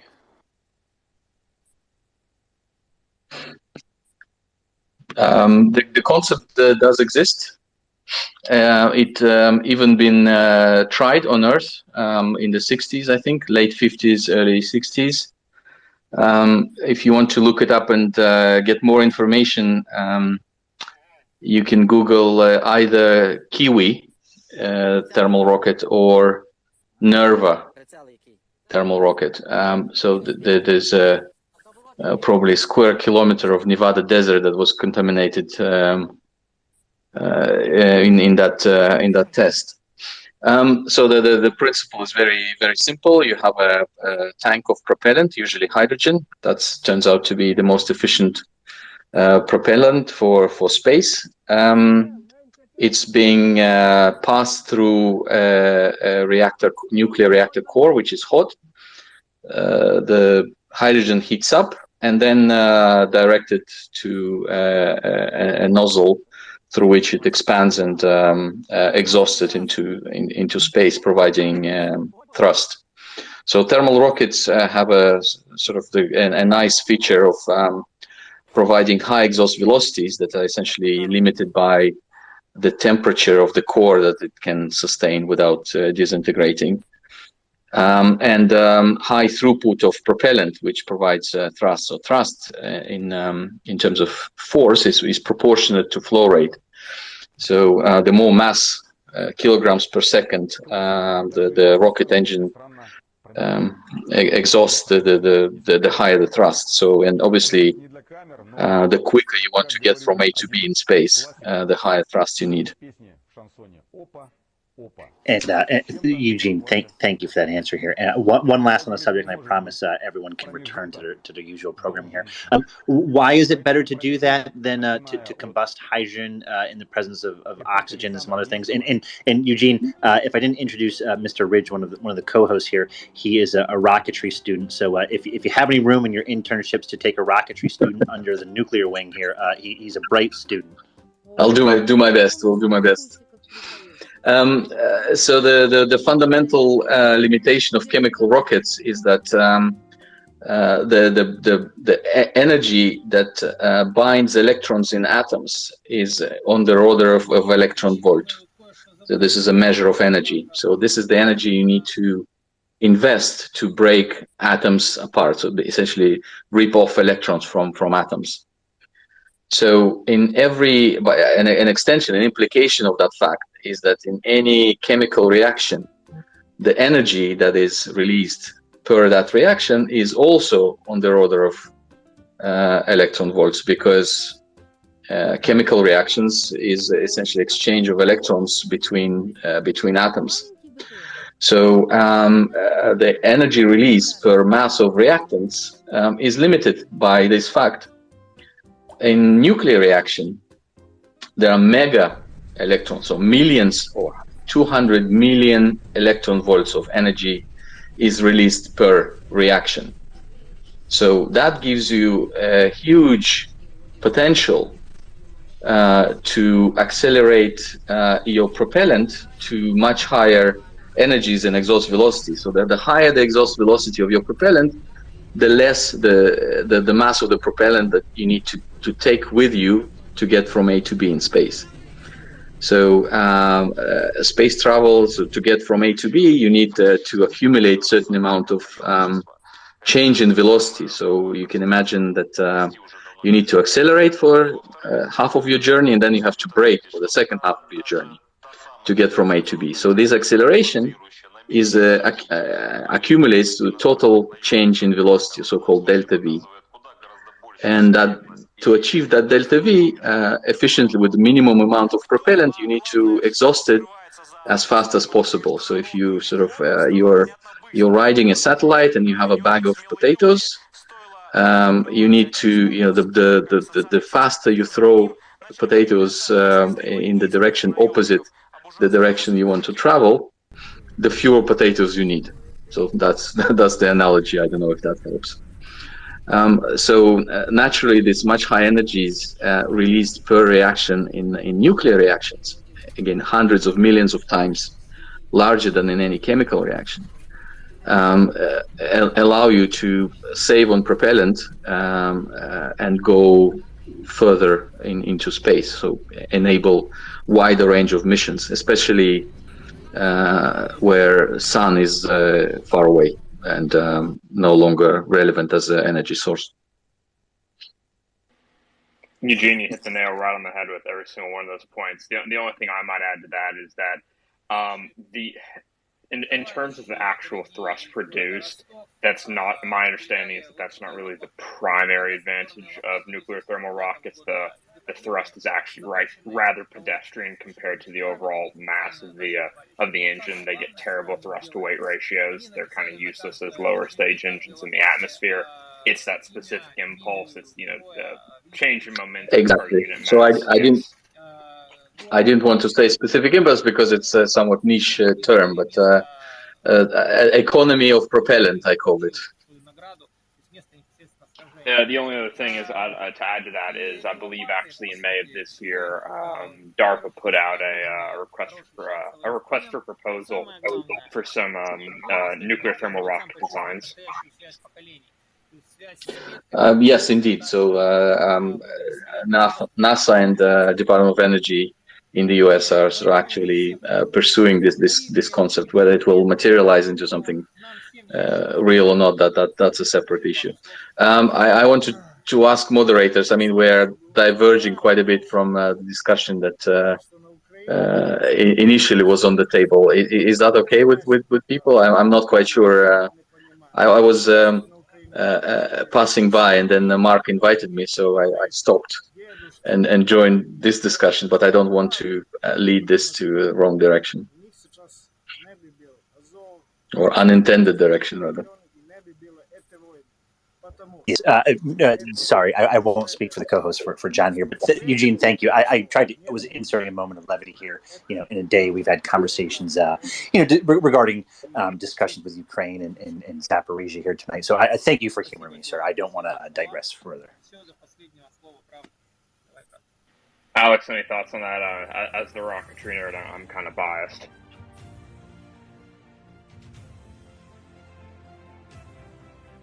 Well, I think we're a broad church. I think it's an interesting, as Gurney says, it's an interesting diversion from some otherwise complicated and weighty issues, but also a reminder that there are that nuclear energy is not as a narrower field as we sometimes might imagine. But yeah, Tom, you've got your hand up. Go ahead. So thanks so much for joining us, Eugene. I think in terms of the current threats that the Russians are making, I think you've really helped us. I think we've probably got to the end of that conversation, given that there aren't any further hands up. I think that you've helped us to understand both the low probability of some of these things, given the complexity, and also the relatively low severity in comparison with things like Chernobyl and Fukushima, which are what people immediately fear. I wanted to briefly answer just a couple of questions that I'd been DM'd, and then I had a brief question for Eugene as well, but perhaps for a future time, unless you want to stay with us for a while, Eugene. Firstly, one or two people have emailed me DM'd saying that the whole conversation has really scared them, and I just wanted to say sorry, guys, that the whole intent of us asking Mark and Eugene about this was to get an idea of that it's much less likely than the Russians might be threatening, and much less severe as well. And I have had other people DM to say thanks, this has really helped as well. So thanks again to Eugene and Mark. The question that I had for you, Eugene, and this might not be for now, this might be for a future slot in the space, is we're facing something of an energy crisis in terms of fossil fuels, both in terms of climate change, but also in terms of depletion, and it being massively exacerbated by this war and regimes like Russia essentially being able to hold Europe hostage. So I know in the past, Mark and others have spoken about conventional fission reactors as being a vital part of the energy mix. I also wanted to ask Mark, I did ask him if he could talk about thorium reactors or fusion reactors at some point in the future. I wonder if that's something you could either talk about either now if you want to, or potentially in the future. Yeah, absolutely. I probably know more about thorium than I know about fusion, but I know the basic plot and have my opinions on what's possible and what's realistic, which is, I think, what's on everybody's mind, because the news headlines may suggest otherwise, or suggest either unnecessary hype or excessive pragmatism. So I did spend some proportion of my time on my research on thorium reactors. So that subject I do understand well and know the limitations and appeal of thorium use in conventional nuclear. But you're right to make the story sort of more compelling. It's comprehensive and spectacular. It's probably wise to postpone it to a different time. if we maybe ask some of the organisers or co-hosts to invite you on, perhaps a little earlier in the evening in Europe. Sure. Well, judging by the accents, the audience is from all over the globe, which is very pleasing. Yes, we are very fortunate to have an audience that represents a very diverse cross section of the global community of people. Yeah, I agree. It's really fantastic. Eugene, in the interest of just being courteous, how are we doing on your time? Well, it's 1:20 in my area. Tomorrow is Saturday, luckily, so I'm not that constrained. I mean, if there are burning questions, happy to entertain them now. If we are here again out of courtesy, then I'll rejoin next time, and maybe we'll be more prepared, because that was very spontaneous. I was literally passing by, and then Mark messaged me, and then I joined without really knowing what this is.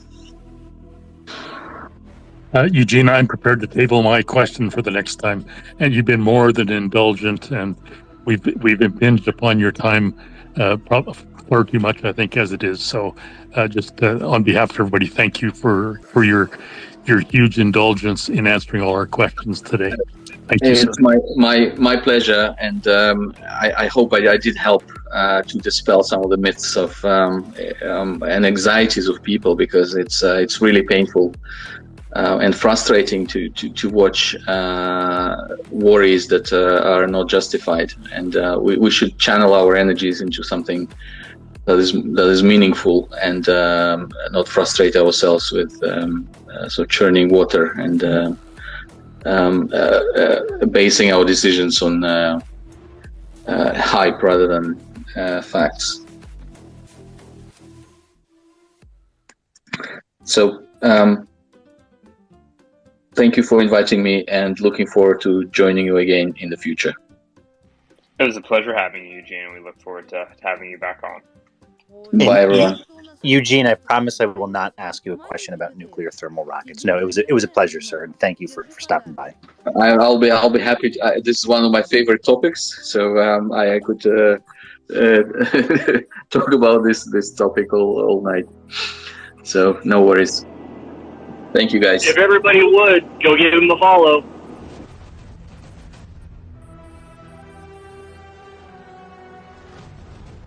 Absolutely. Thank you very much for your time, Eugene. Much appreciated. Profile. Click his avatar and go ahead and give him a great follow there. We love both appreciating our contributors and welcoming them back to our space, because Eugene, I had heard that Mark was your student, or at least that's how it was introduced to us, but there's a bunch of other like-minded experts that come to this room, so we're very happy to have you join the crowd.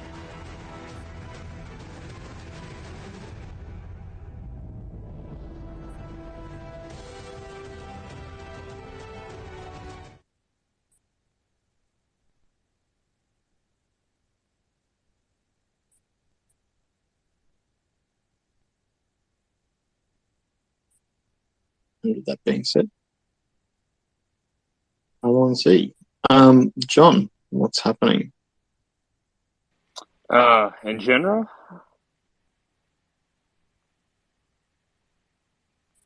I'm dredging through my feed right now. Looks like some new articles have come out about the plan for Baykar to build a manufacturing facility in Ukraine.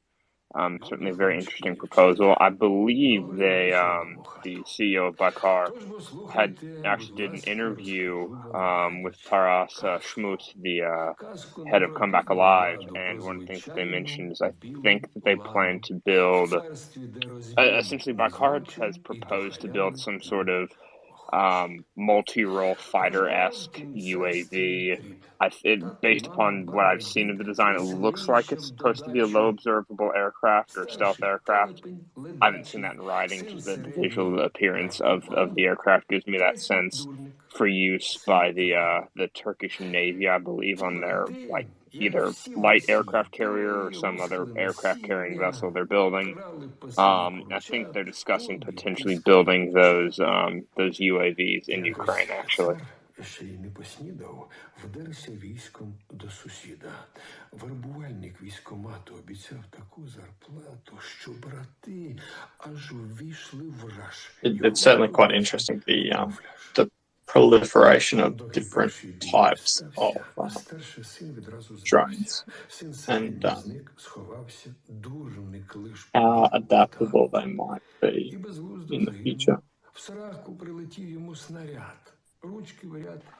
Agreed. I mean, I think we kind of saw it, going back a year or so to Nagorno-Karabakh. That was obviously, one of the major decisive factors there for these areas was, their use of extensive use of UAVs and loitering munitions that really,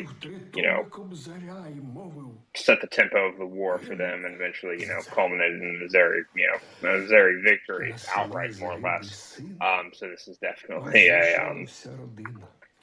a domain of military operations which continues to see, rapid advancement and progression.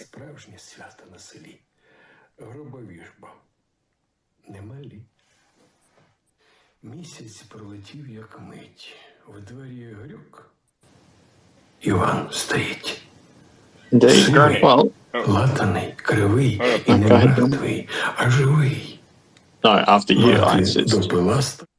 No, I was just going to ask Gurney if he had seen anything that was of interest to him that he wanted to broach for us.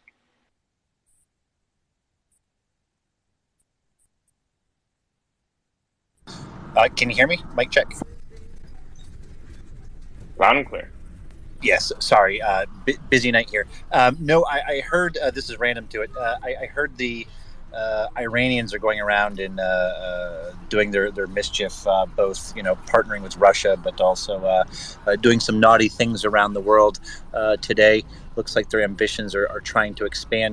So my question to you, for even bringing this up here, I was curious, do the Iranians benefit from a rocketry perspective with potentially partnering with Russians on this, or what's your thoughts? So I would say the answer is yes. Arguably, the Iranian space program, they do have one, and I think they've put. Hold on, give me 1 second. I believe they've put 1 or 2 small satellites into orbit as part of their domestic space program. It's a little bit convoluted because Iran has a national space agency, but at the same time, I believe most of their it's essentially kind of a condominium for them between their in theory civilian space agency and the Iranian Revolutionary Guard Corps. I believe that they have this really weird convoluted system where the IRGC kind of runs things, given the military applications of the civilian space program. But I believe they have potentially put a few satellites into orbit. But that being said, they would definitely benefit from cooperating with Russia, as Russia's capabilities are dramatically more advanced in terms of, mass that they can put on orbit, the range of orbits they can, deliver payloads to, and the reliability with which they can do it is significantly greater than anything Iran can do domestically.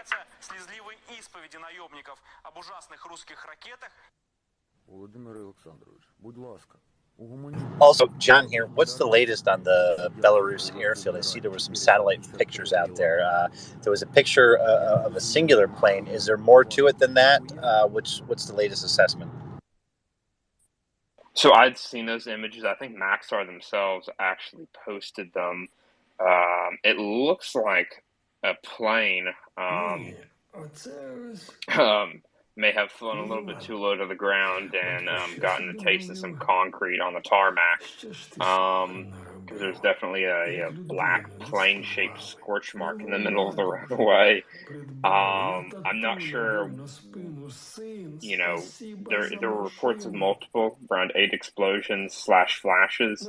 So I'm not sure if that was potentially, a plane that was, had a full combat load of munitions that crashed, and then, followed by a series of secondaries of the munitions potentially going off. But it does look like at least one plane had a very unfortunate incident, shall we say. Yeah, I think we had, maybe 8 or so reported explosions or noises and flashes at that airfield. I mean, loosely reported because, it's quite a distance away from Ukraine. So I think a lot of people are relying on the Belarusian Hayun project, if I'm saying that correctly here. So a little bit of fuzzy info there.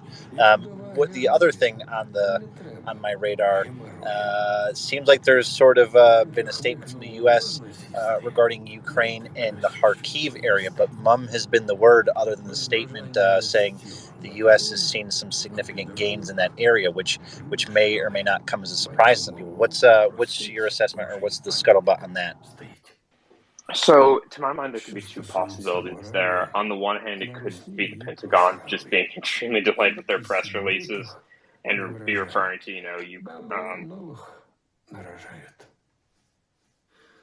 За бабло здадуть і тата. Отака хуйня, малята. Mic check, John. I think your mute button's on. Yeah, I think you muted yourself there, John. No, sorry about that. I was taking care of something. Where did I stopped talking at? Right, so Kharkiv. So there's 2 possibilities that immediately come to my mind. The first is that the Pentagon could just be extremely delayed in their press releases, and this is just, reports of Ukrainian advancements that were made quite some time ago. That's a possibility. It's a little bit unsatisfying. The other possibility is there could be Ukrainian gains there that have been unannounced, or recent Ukrainian gains there that we're unaware of that have been unannounced due to some, extremely strict operational security on the Ukrainians' part. That's the other possibility. That's what I hope it is. But yeah, the statement struck me as very odd, all things considered, given that, from open sources, everything that's indicated at the front line has remained basically static. Yeah, I think I'd heard, again, this is just all hearsay, speculation, and rumor. There were some talks. I think Vovchansk was maybe referenced obliquely by non-official statements. So, that being the Russian logistical area or conversions of rail lines into Ukraine. So yeah, I think maybe we should just stay apprised of it, see what's going on there. But I've got a jet here. But John, I tried to see if there were some internship opportunities out there for you for nuclear thermal. Always growing a big tent here, so please understand my intentions with with our new friend Eugene there. No, thank you, Gurney. I appreciate it. I think the 2 companies that received the contracts from DARPA, I believe there's an engine design from General Atomics and 2 spacecraft concepts or designs from, I think, Blue Origin and Lockheed Martin. So those would be the places to be for that, I suppose. And maybe I'll leave you with this nugget. And if Dr. Paul's out there listening, he always loves talking about ATACMS. But there was Portland had mentioned something last night, and I haven't been able to ascertain. I haven't been able to look up some open source things in there, and it was discussion. And I'm trying to ask some people today, and maybe Dr. Paul, if you're listening, he was there for the conversation last night with myself in Portland, and John. I think you may have been there, but it was regarding potential spare payload capacity on ATACMS, whether or not that could actually, you could actually utilize that, another story. But Portland had mentioned something about that, and so I thought maybe it's worth chasing down or shaking it out. Maybe it's true, maybe it doesn't. I wasn't sure what the source was, and maybe Dr. Paul if he's listening again, he's Dr. Paul seems to be apprised on some of the upgrades for the ATACMS from the olds to the Block 2s and then to the Precision Strike. But it looked like there was the potential for whether it was the fuel was there for extra capacity or physical space or both. But Portland had sort of implied there that maybe the Ukrainians had stuffed some ATACMS with extra warheads here to pull off the Saki Air Base. But anyways, I leave that as food for thought because I've got to jet here, but I always appreciate the conversation. And Alex, good evening to you, sir. Thank you very much, Gurney.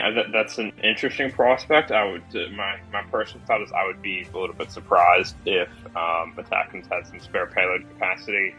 I should know that there's probably a little bit of there's probably some margin of a few kilograms on there to account for variations in motor performance, since that's essentially determined at the time that the motor is cast. Since it's a solid rocket motor, you can't vary it in flight like you can with a liquid fueled engine. So there's probably a few kilos of margin on there just to account for potential engine overperformance or underperformance, within whatever the relevant quality control margins are. But in terms of being able to fit 750 kilos of additional explosive on there, that's quite something, because on the other hand, if you assume that there's physical space for it, but the motor is designed to carry a 225 kilo warhead, 300 kilometers, if you put in additional, 775 kilos, that is going to cut your range to basically nothing, according to the rocket equation. And similarly, if it's designed to be able to support a payload of, 775 or 1,000 kilos at 300 kilometers, that means it can go vastly farther with only a 225 kilo warhead. So there's some assumptions there that would have to be worked out. I would be very interested if CJ has anything to add to that. Yeah, thank you, John. And I think it was more, roughly he might have said 480 kilograms. So still a large amount, but not quite the 780. I think it might have been somewhere around 460 or 480. And I don't remember if that was total capacity in addition to the warhead, which is 280 possibly, John? The ATACMS warhead in kilograms? So I believe the warhead's about 10. Well, so the trick thing is it's the warhead mass is its exact mass is in pounds, not kilos, because we use the U.S. customary system for some godforsaken reason. But in kilos, it's about 226 to be a bit more exact, like 226.5 or something like that. It's a 500-pound warhead exactly, but that converts to roughly about a 226 kilo warhead-ish, or somewhere in that ballpark. Yeah, that might comport with some of the specs he was saying last night.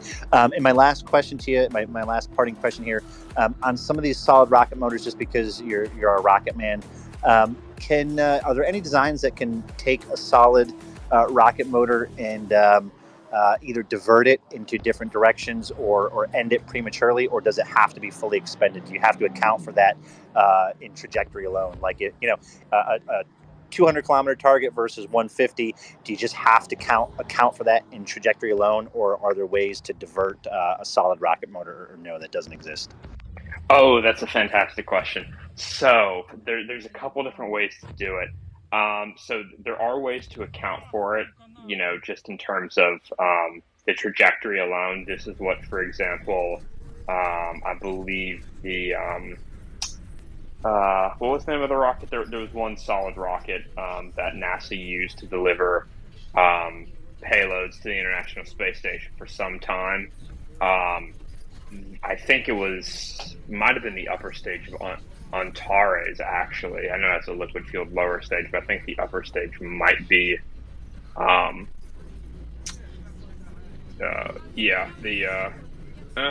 maybe not. Yeah, the second stage is solid fuel. So what they do is, given that the mass of the Cygnus cargo vessel is going to vary, from mission to mission, depending on what exactly NASA is sending up. The upper stage in flight can perform a series of maneuvers. Essentially, it will pitch up and down in a way to essentially add velocity along a vector that does not, really contribute to its actual, I'm going to say, contribute to its orbital trajectory, because that's not really accurate. But essentially, what it does is rather than just, directing all of its thrust exactly tangent to the direction of motion, it will pitch up and pitch down to try and, bleed some of that velocity, above and below that vector. Ideally that all cancels out. And so that's how it corrects for potential overperformance. And there are ways to do it without, modifying, the trajectory like that. I believe in some, I think US ICBMs on the upper stages, what they do is they have blowout panels located around the sides. And so once it's on a proper trajectory to, whatever its given target is, those blowout panels will blow out. And that provides essentially an opening in the side of the motor wall that the hot combustion gases can escape through instead of the nozzle. And while that doesn't stop the combustion reaction, it does essentially reduce the produced thrust to zero. And that's how they finely tune. To my understanding, that's how they finely tune. Being able to actually strike a given target, given the limitations of a solid rocket motor. And then there's also been some patents filed of solid rocket motor designs that can be throttled, shut off, and restarted in flight. I don't know how those work. That would be, extremely impressive if that can actually be put into, a workable prototype or, a workable launch vehicle of some kind. But I know there's patents, at least, for some of that technology. And then, yes, there's also ways to kind of redirect some of those hot gases to use them essentially as little attitude control thrusters. Gotcha. Thank you. I think I fibbed a second here because I remembered one last question, so I promise this is my last one here. There was a photo. I believe I DM'd you a photo here. There was a photo of what looks like the tail section, or at least half of an AGM-88. Can't make heads or tails whether the photo is legitimate or not. And I was hypothesizing if it is legit, is this a booster section? I know it may not be a published thing, but what are your thoughts on this when we were discussing AGM-88 and sort of that the missile itself, and in that picture there, it looks like a perfectly intact rear section, but rear section only. I know it's not sort of published that it separates, but are there potentialities here that the AGM-88 has a rear booster section? Is that a possibility, and that could account for why this perfect tail section exists with no front attached to it? So, according to some images that I've seen of the AGM-88E, which is the latest variant currently in widespread U.S. service, it's the AAR-GM, which is like Advanced Anti-Radiation Guided Missile or something. So I've seen pictures of it in the terminal phase of flight, immediately, literally meters away from its target prior to detonation. And in all of those images that I've seen, the warhead has not separated from the booster. The whole thing looks to be one single solid unit. None of them separate as far as I can tell.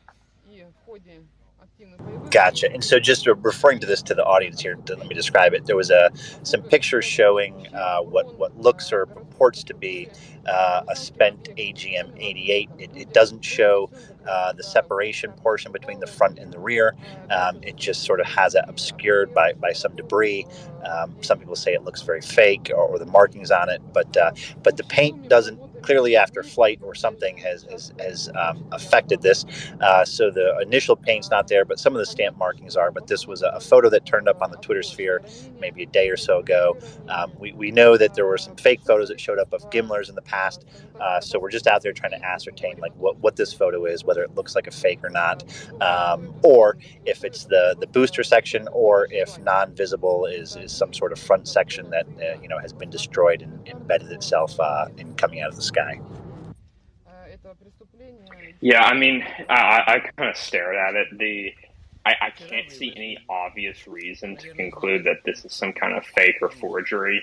The two odd things to me are that is that the rear fins, the aft fins on the body of the rocket seem to be missing. They appear to have detached. There's some photos of them separate. I mean, I think that's somewhat feasible because some of the first images that we saw of a harm that were released, the tail fins were clearly separate. I think that one had actually properly detonated, but it's weird because you can't really see the guidance unit of the warhead of this particular harm if it is legitimate, or you also can't see the forward fins. They're either obscured, destroyed, or buried into whatever surface this rocket seems to have embedded itself in. It looks like it came through the roof of some structure in this picture and then, buried itself in the ground. Yeah, I mean, the fact that the booster, I guess there's a couple possibilities there. The warhead and the guidance unit, the forward part of the missile, could have always been destroyed upon impact with the roof of the building, especially maybe if this was a multi-story building, and it went through multiple floors. It's also possible, as Gurney was saying, it could have embedded itself in the ground. But I think it's also interesting that the fact that the booster section is intact seems to indicate to me that the warhead might not have detonated, which is very odd. U.S. weapons, obviously there are duds occasionally, but U.S. weapon systems seem to be quite reliable. Yeah, thanks, John. All right, I'm going to head out here and tune to listening mode. I got some other stuff to do. But if anyone's got thoughts on that, or able, Noclador, other listeners, CJ out there, can decipher some serial numbers and see if those lot production numbers line up with the real deal, maybe we can sort of put that issue to bed. But John, thank you very much. And Alex, on the down under side, keep it real, guys. Thank you for your work. Thank you, Gurney. Enjoy your ride, or drive, I should say, and good luck with whatever it is you've been working on, my friend.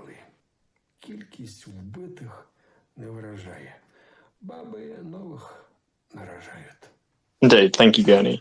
If anybody has any questions, comments about what we've been talking about, or what we've been talking about for a while,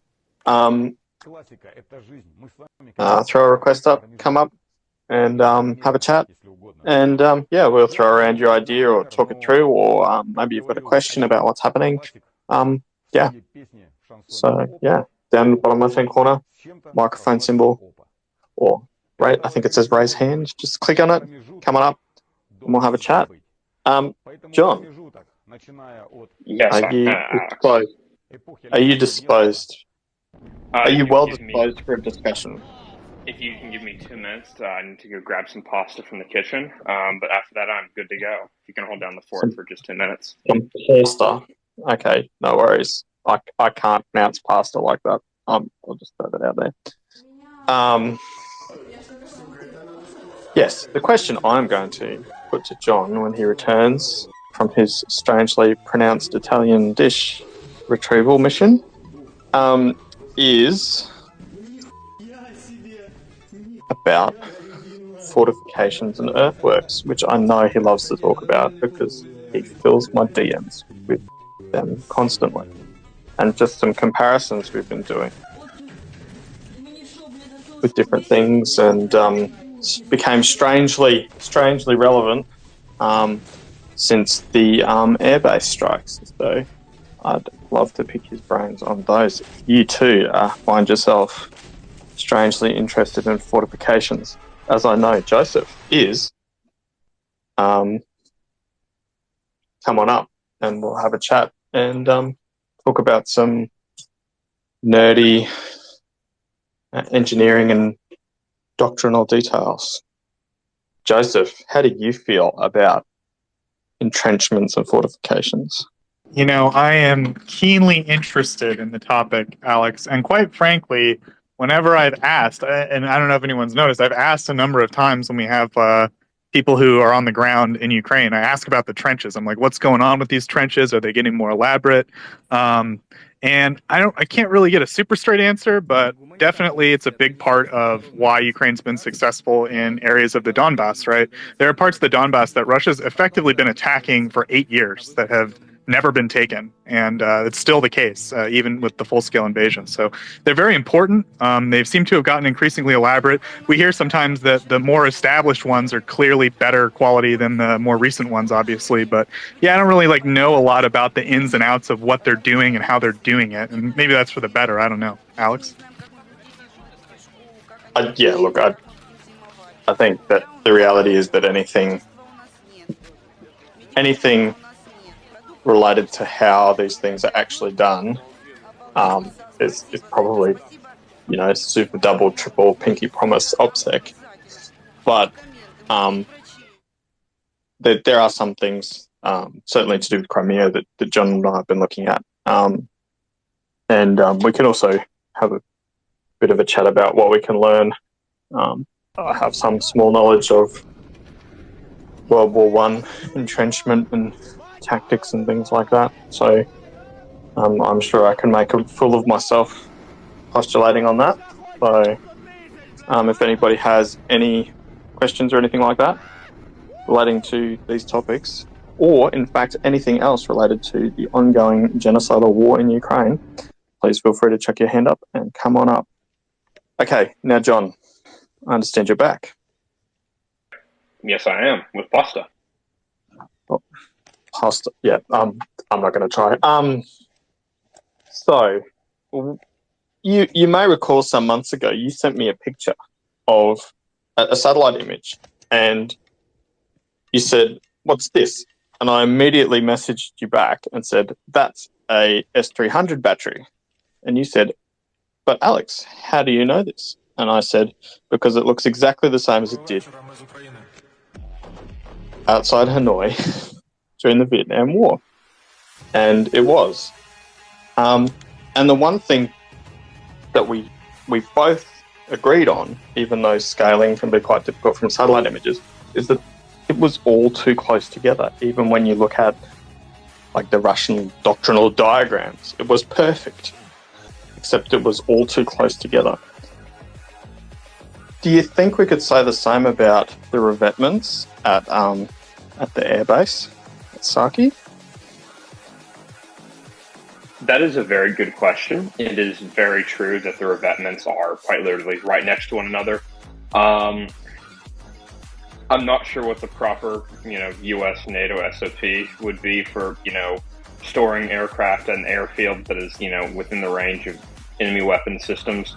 That would be that there's people who are more qualified that actually have an answer to that question. But I imagine that those revetments are maybe not necessarily designed to protect against a direct strike, directly against whatever is in the revetment, and is more so meant to, protect against, nearby, concussive blasts or fragmentation. My understanding is that that's generally the case with a lot of these fortifications. They aren't, usually speaking, designed to, protect against a direct strike, like we've seen with a lot of the, for example, a lot of the hardened aircraft shelters that the Iraqis used in Desert Storm and Iraqi Freedom. Those can be quite effective at protecting the aircraft inside, from nearby, munitions detonating. But at the end of the day, you can still drop a precision-guided munition straight through the roof of the thing. Yeah, I think,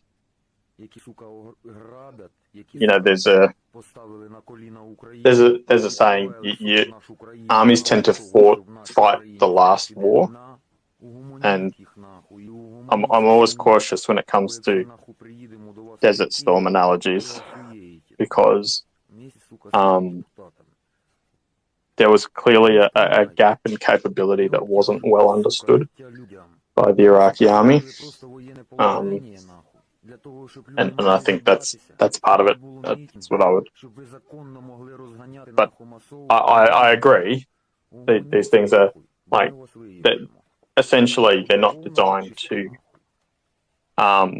stop, as you say, a direct hit, as it were, but rather to limit progressive damage. But it strikes me that there seems to have been this attitude in their construction that, or there may have been this attitude in construction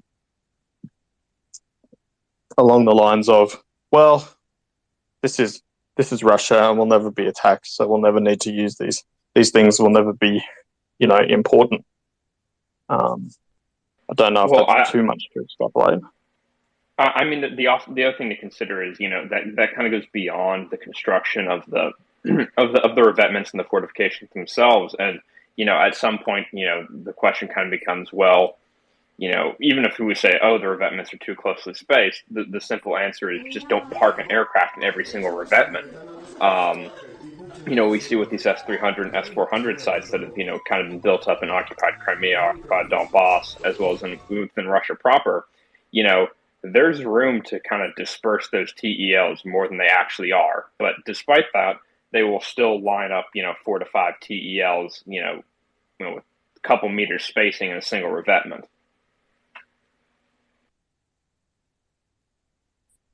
Well, I'm pretty sure we've actually seen pictures of them lined up in a destroyed towers in a field, lined up with like 5 meters spacing between them.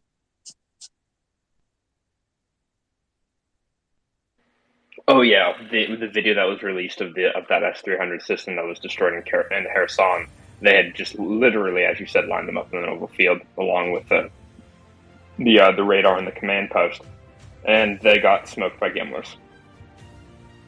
Shockingly. Color me surprised. Joseph.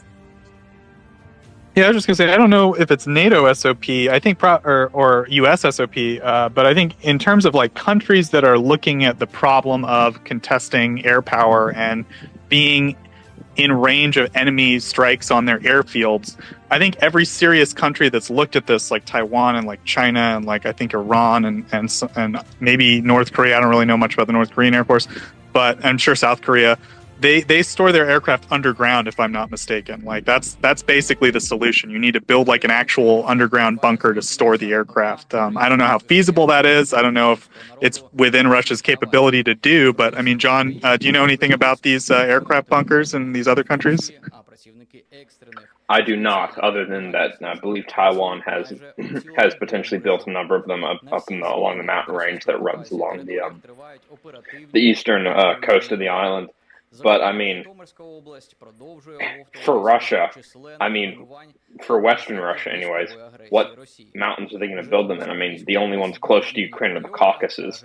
Other than that, unless you want to build those places out in the Urals, I mean, well, now I should say there are mountains in Crimea. Perhaps you could build some there. But, Western Russia is relatively flat for the most part. You have some mountains in Crimea. You have the Caucasus Mountains down south, and they have the Urals out out further east. But I mean, I don't know if there's a mountain range or place they could build them into. I mean, unless they just wanted to just dig into just level Earth. Alex, do you have any better thoughts on that? Yeah, I think maybe a lot like the U.S., just Russia big, right? I mean, the idea being maybe that there hasn't been a lot of thought to this, but I think in maybe countries that are a little bit tighter, like South Korea or some of the other, Taiwan, right? It makes more sense. You have to have a denser, more protected area. Alex?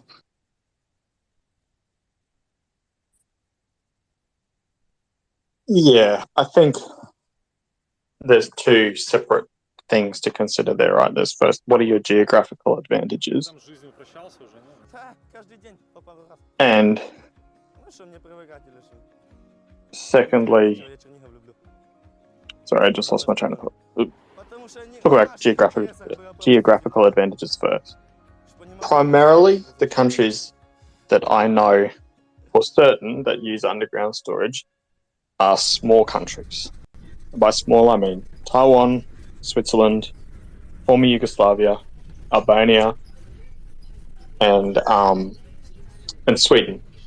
So not only are they small, they also have the ability and the geographical features and geological features to be able to create that storage. Now, it's my understanding that there is this type of storage in Crimea, but I'm not necessarily sure that it's used for aircraft. I mean, looking at the satellite photos, it seems like these aircraft were just stored in the open air.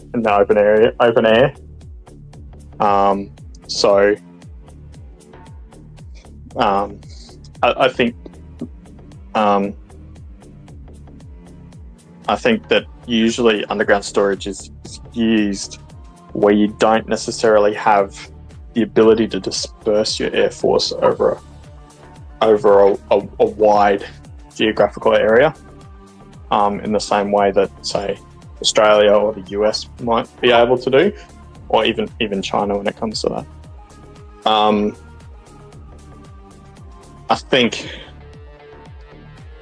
I mean, as we've seen the whole time, the US and its allies have a fundamentally different understanding of the use and application of air power, which comes from many decades of an expeditionary model of organisation. So sometimes it's hard to say, okay, well, we do this in the US and Australia and the UK, you know, pick your country, but Russia does this because there's a different relationship. I mean, there's still, you know, practical matters to consider, but yeah. Sorry, I got a bit waffly there. I hope that informs. Well, to your point, I believe at one point in Crimea there was actually a hardened underground submarine pen that they had at, I believe, the southern tip of the peninsula that was designed to house like 5 or 6 Russian, sorry, not Russian at the time, Soviet submarines, and it was supposed to be able to withstand the U.S. Nuclear strike. And then, you know, to shelter the submarines within, and then the submarines would then be able to leave following the nuclear strike. And I think it was meant to have maybe some of the smaller Soviet ballistic missile submarines, and enable them to survive and, you know, carry out retaliatory strikes against the United States. Yeah, I think underground, I mean, submarine pens go back, you know, to World War II essentially, and you know, lots of countries use these big, you know, secure and fortified type buildings to store and conduct maintenance on submarines. It's certainly not something that's limited to Russia or the Soviet Union. The Chinese, I believe, have some assembly halls that are underground, so to prevent your friendly eye in the sky from seeing what's going on. So yeah. I think there's a bit of a distinction between using, you know, having, you know, an operational aircraft facility underground compared to, say, submarine pens. That just the scale of submarines makes it, I think, a bit more practical. But yeah, it'd be tough to have like an operational, you know, airfield kind of doing this underground method. You'd have to have like a pretty clear design, I guess, to make it efficient. Sorry, go ahead, John. No, what I was going to say is keep in mind that you don't necessarily have to destroy depending on the aircraft, you don't necessarily have to destroy the aircraft itself. You can also crater the runway, and, you know, an aircraft's no good if it doesn't have a place they can take off and land from. And so that's when it becomes critical to be able to have features, you know, that allow an aircraft to take off, you know, from any, you know, just, you know, from a section of a cleared field. I believe that was one of the reasons why the Ukrainians expressed interest in the Gripen, the Swedish aircraft produced by Saab, was specifically because it has an ability to take off from, you know, roads in the middle of fields. That's a non-trivial requirement, because the whole issue is, you know, you have these air intakes that are facing fore on the aircraft, and if you try to take off from just a random road or a field, essentially those air intakes, they have compressors in them that suck air in to, you know, feed it into the into the engines, where it's then mixed with jet fuel and combusted. Those compressors, because of the suction that they create, they can suck in FOD, foreign objects, and debris, and that can easily destroy your turbine blades and destroy the engine. And so you usually have to have some kind of like special intake that can like pull air from above the aircraft while it's taxiing on the ground to enable it to take off from those irregular locations. Yeah, and if you look at a MiG, right? Sorry if you guys hear the ice cream truck. If you look at a MiG, right, it's got those special designed intakes, right? So that it can supposedly it has this capability. I've seen them take off from roads. I haven't seen one take off or land in a field as of yet. John, have you? I don't believe so. I'd have to do some more digging on that, but I'm pretty sure that a number of MiGs, I believe the MiG-29 and such, can operate off of road surfaces. Yeah, I've definitely seen a video of one taking off on a road.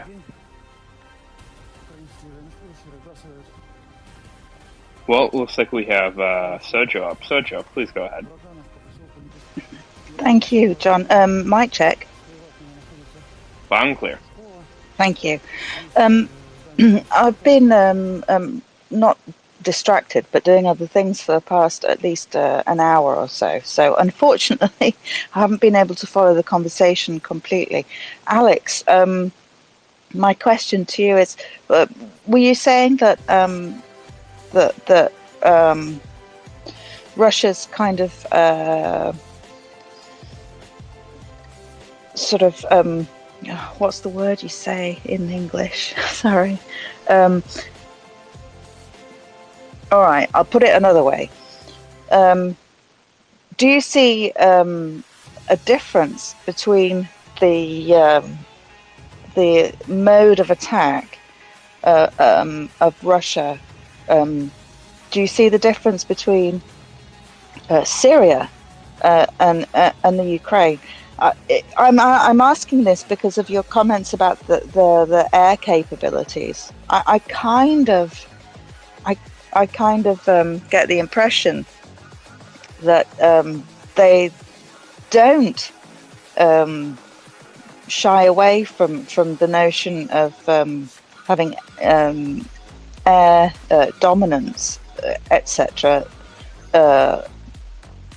To begin with, would be a good thing for them. Oh God, please excuse me, but I just think that they were unable to in Ukraine. I'm sorry, I really did not catch most of the conversation, so forgive me if No. if I've got the wrong end of the stick. No. I think I know where you're going. What I mean when I said that was that because so the US faces a problem, right? It's on an island. So if it wants to help its allies, it has to be able to move firepower quickly and efficiently in order to deliver it quickly and efficiently to its neighbours who are a long way away geographically. And what the takeaway from World War II, and more specifically the campaign in the Pacific, was the best way to do that is by air, because you can move your aircraft around quickly and efficiently, and they can deliver that quickly and efficiently. There's there are people that obviously more qualified to speak on this than I am, but that's my understanding of it. Whereas Russia, it's the enemies it perceives are quite close, so it doesn't face that same challenge. Does that make sense? Yeah, it kind of does, but I'm not sure that I agree wholeheartedly. But yeah, it does. It makes sense. Yeah. So. But Sojo, is your question maybe about the difference between Russian air power in Syria and Ukraine? Is that kind of what you're getting at? Not really, but what I'm getting at is that the fact that they've used their air power in Syria differently than they have in Ukraine, only because of the restrictions placed on them in Ukraine. That is to say, the absolute and utter might of the Ukrainian people. Love them. Yeah, so there is a difference in that in Syria they enjoy complete air superiority. There is no challenge. So they are able to, go on their merry way, bombing civilians as they please.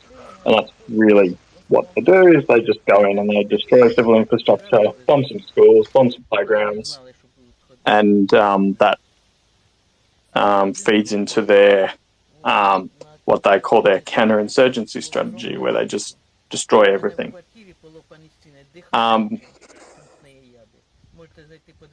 So the difference in Ukraine is obviously they don't enjoy complete air superiority.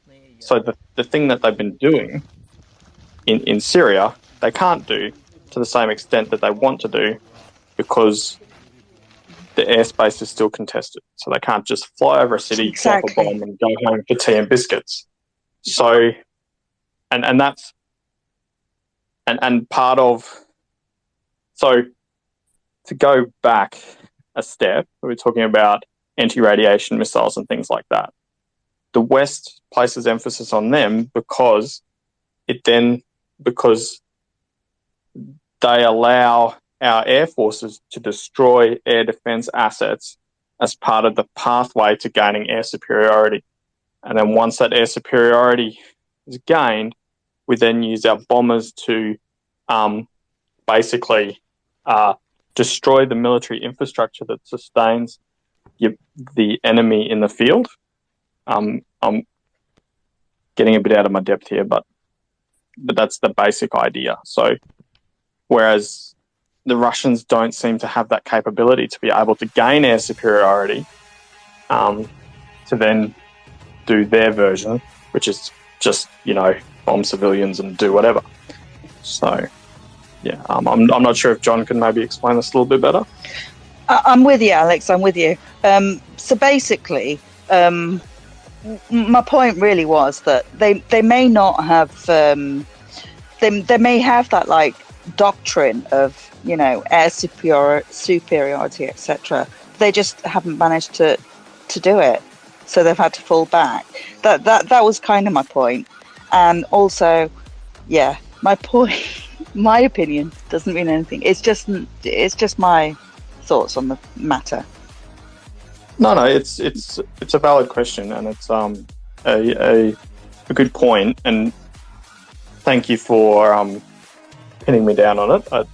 It's always useful to, it's always tempting to take the broad brush to these things, but because air power is the West's big stick, whereas the Russians sort of perceive their big stick to be artillery, there's a different relationship, if that makes sense. It does make a lot of sense, even though I do believe that that they believed that they would have air power, but they're not practiced at it, and yeah, they failed. A useful comparison might be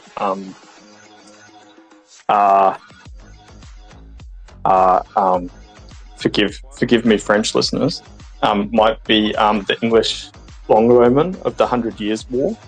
There's a whole culture and infrastructure that goes into air power that makes it look easy when people who have that culture and infrastructure do it. And it's a bit like, the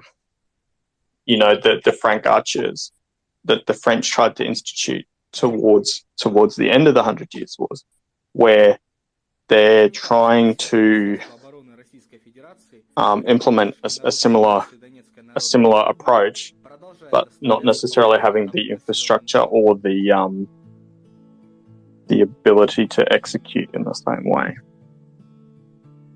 Agreed completely. And the case with Syria was that there was absolutely not a chance for anyone to sort of like what's the word? Not question, but go against their air power there. Yeah, and their challenge exactly, and therefore they kind of got a little bit cocky, I guess. Yeah, I think like Russia's ultimate goal is to just fly strategic bombers over and dump dumb gravity bombs on the city, right? This is like such a topic to talk about with an ice cream truck in the background, but they can't, right? They don't have these like steps that they don't know about the intermediary steps necessary to contest or to do what we call seed, right? Suppressing air defense to stop your opponent from being able to use anti-air capabilities. So ultimately, like that's the goal, but they don't know how to get to that end point where they're carpet bombing cities like they were in Syria. I think, Alex.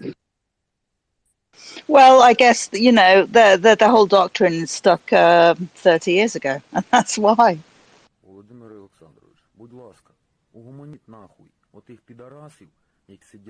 I really wish we had somebody who was a bit more qualified to talk about this. But yeah. What you mean than me? Yeah, I know. Me too. Sorry, Alex. Yeah, I was totally meaning referring to myself there. Yeah, my understanding is it's a bit like the whole Ratnik program, which I'm sure, which is the infantry improvement program, the armor improvement programs. There certainly seems to have been the identification of a problem, or a need, probably a better way, and then it's all just sort of fallen over in its implementation, or in its development and its implementation. There seems to have been a recognition that they need the tools to do the job, but they're just the development implementation of those tools just doesn't seem to have followed through. It doesn't mean they can't be a gun still goes bang, it will still kill you, but there just seems to have been this failure to either fully understand the challenge or to be able to develop and implement a solution to the problem effectively. John, Joseph, I don't know if you have any takes on it. Oh, I wanted to ask you something related, but also kind of unrelated. Yeah, I think we can maybe go to a new topic. It's been a good discussion. We're not none of us are airmen, so I think we're maybe getting a little further out of our depth than we're comfortable with anyway. So, John, go ahead. I totally read a whole book on fighters when I was 12, so let's keep going. I'm subscribed to a lot of prominent YouTube channels. Sorry, John, go ahead. Well, you're far more qualified than I am, then. I'm totally about to plunge in with an aircraft related question. So, speaking of Russian, bombing campaigns in Syria, as we're all aware, the Russians have a shortage, shall we say, of a variety of precision-guided munitions, including, standard precision-guided, gravity bombs, bombs that just drop from an aircraft and fall under the influence of gravity. And I believe they claim to have developed this system. It's the type of ballistic computer. So, as a bit of background, it was called, constantly computed release point. So, it's essentially an inversion of a technique known as constantly computed impact point, where essentially you have a ballistic computer that, based upon the speed, of your aircraft, location, wind conditions, angle of attack, all these other things, as well as, known aerodynamic characteristics of, the munition in question, it will calculate, the estimated point of impact doing some very complex math, based upon your, current position if you were to release that weapon, at that instant. And, that impact point will vary as, the aircraft's position changes and, during flight. The Russians claim to have developed a system called constantly computed point of release, which essentially inverts that. The weapons system officer would supply the coordinates of a given point on Earth, and the computer would then work backwards, given this, the speed of the aircraft, wind conditions, angle of attack, known characteristics of the bomb that is to be deployed, and would compute the optimal release point to deploy a munition to strike the given position. And they claim that this was just as accurate as U.S. precision guided munitions, which I found kind of laughable. Do we know how well that system actually worked, and if they've used? Well, I don't think they're probably not. I don't know if their multi-role aircraft are equipped with it or just their strategic aviation. But do we have any idea on how effective that system actually was? I don't, but I think you can help us walk this through to work out how accurate it is likely to be. So, as you say, it sounds like an inversion of a previously existing technique, and that technique exists because you have a fixed aiming point. Is that right? So you have a fixed reference to calculate from. Is that correct? Essentially, yes. They're trying to. The whole idea is to replicate the effects of the GPS-guided munition using a ballistics computer. Yeah. So let's just walk this through. So the technique that they're inverting uses a fixed point on the ground to calculate basically the release point of the munition, right? So you're talking about like a World War II Norden bomb sight, right? You look through the scope, when it reaches a certain point, you press the button and all your bombs fall within like a, 500 meter radius, something like that. So that's the original technique. Is that right? I'm not sure if it's the same technique as the Norden bomb sight. That was the reference point, John. Let's not get bogged down in technicalities. We're just fair enough.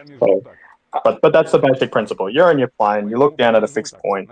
Once the triangle lines up, you drop your bombs, right? That's basically So what they're doing is they're taking the triangle and turning it upside down, except instead of a fixed point, you've got a moving point. So is that going to be inherently more accurate or less accurate? If you calculate, would you prefer to calculate from a fixed known point or a moving point, which has unending amount of variables attached to it? Yeah, I mean, I imagine the accuracy of the system isn't fantastic. I mean, you're right. Because the fundamental issue is that conditions, the air, wind, etc., air density, all that stuff is going to change, between the release point and the airspeed of the aircraft, turbulence, time on target.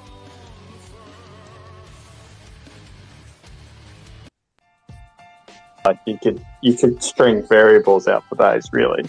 So how do they calculate for that? Is it like introducing more variables into the equation rather than fewer? Is not necessarily a recipe for success. Yeah, my assumption would be that they try to, collect as much data about, the current state of the parent aircraft as they can, obviously position, velocity in a given direction, angle of attack, etc. As much info as they can get about the releasing aircraft, and then just, calculate it from there, potentially assuming same conditions all the way down to the target, which is obviously, not true. Air density is going to vary, they could very well have, like, like an air density, spline, like, programmed into that, based upon like a standard, definition of atmospheric density.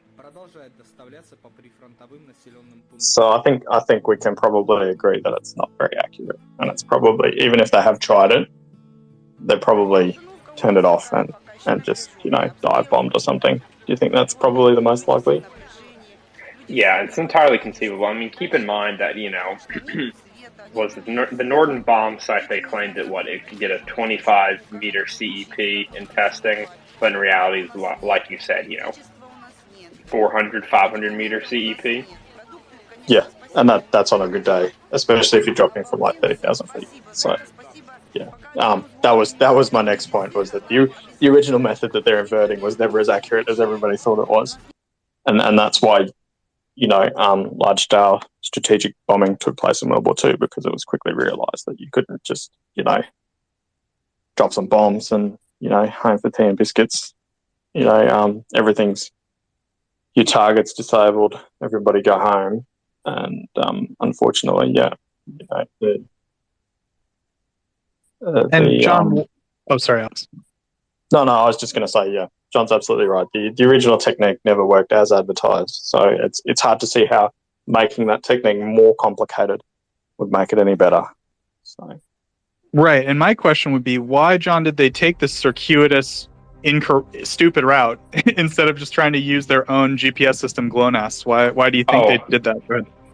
I'm very happy to talk about this. So, as far as I understand it, the first Russian equivalent. So, in the U.S. military, we have there's a system called JDAM, Joint Direct Attack Munition, and essentially what it is it's an add-on conversion kit that can be used to convert I believe it was a Mark 84, just dumb gravity bomb into a precision-guided munition with GPS guidance, and the more recent derivatives of JDAM, also a laser guidance package in addition to the GPS as well as the INS guidance. And essentially, I think the U.S. had like a zillion dumb bombs, right? And then some young John, some nerd said, "Hey, I think I can upgrade these," because they were going to get rid of all of them, right, John? And that was like what JDAMs was. Is that right? I'm not sure if we're going to get rid of all of them, but yeah, essentially the problem originally was, at the time, we were still manufacturing massive amounts of, unguided munitions. And so we developed the JDAM add-on kit, so that way we wouldn't have to, completely retool our production to produce, integrally designed guided munitions. And so we ended up with the JDAM kit for the Mark 84, and we ended up with the Paveway kit for the Mark 82 as add-on kits. And I point this out because, as far as I'm aware, Russia did not introduce its first, GPS, well, I say GPS, GLONASS, guidance kit for any of their unguided munitions until 2019.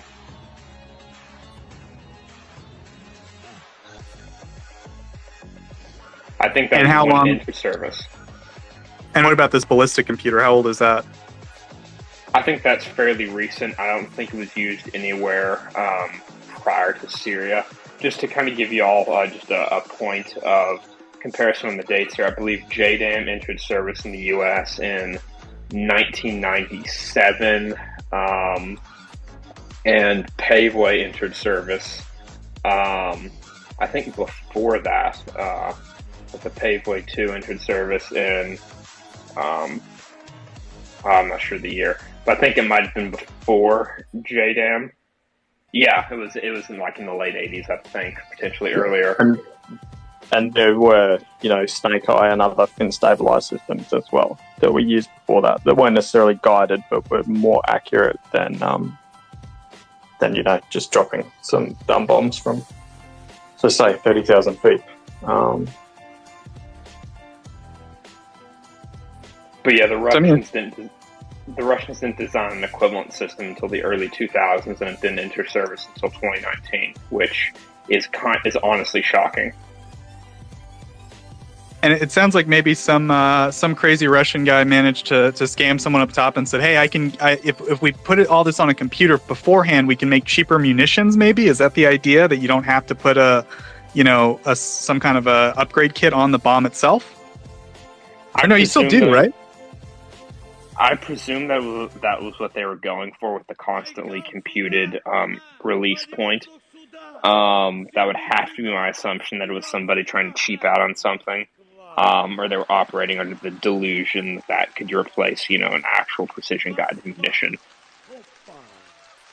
Right, and maybe also they have been short on precision-guided munitions since the sanctions in 2014, right? They used a bunch in Syria, so maybe they were looking for ways to limit the sanctions materials? Did they use... I know they used some precision-guided munitions in Syria, but Alex, do you have any sense of how many they actually used as a relative proportion? I kind of always assumed they used mostly unguided. Yeah, my understanding is that most of the bombing in Syria is pretty much indiscriminate and unguided. So Joseph mentioned GLONASS there. We talked a bit about the corruption angle. How much do you think this sort of pathway is influenced by GLONASS and its shortcomings? Well, so do we have a good sense in civilian usage?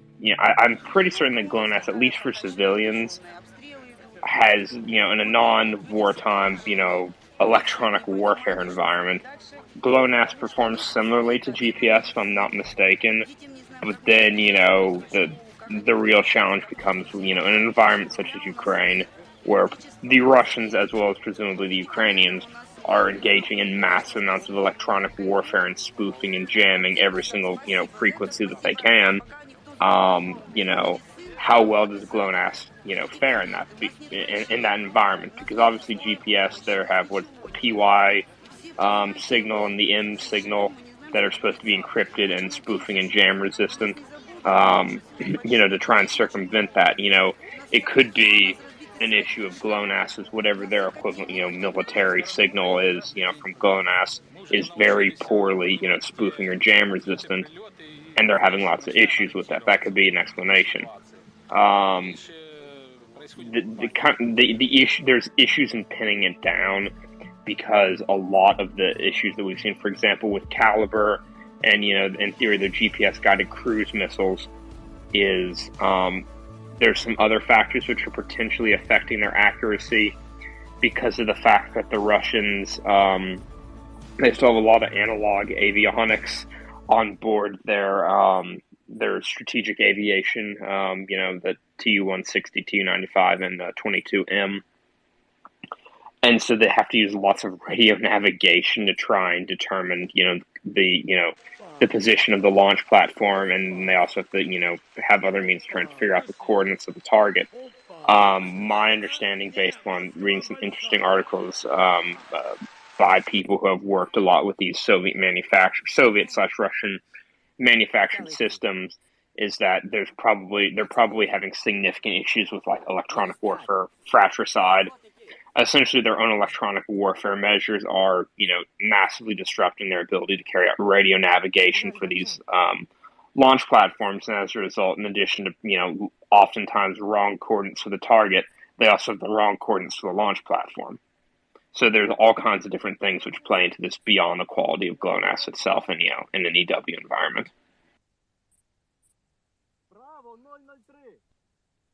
Yeah, I was also referring to its coverage. So my understanding is that the actual GLONASS system has very limited coverage. If you want to, I don't know if you have any insight into that, and then we'll go to Ian. My understanding is that GLONASS has 24 satellites on orbit, which is the requisite amount to have continuous global coverage.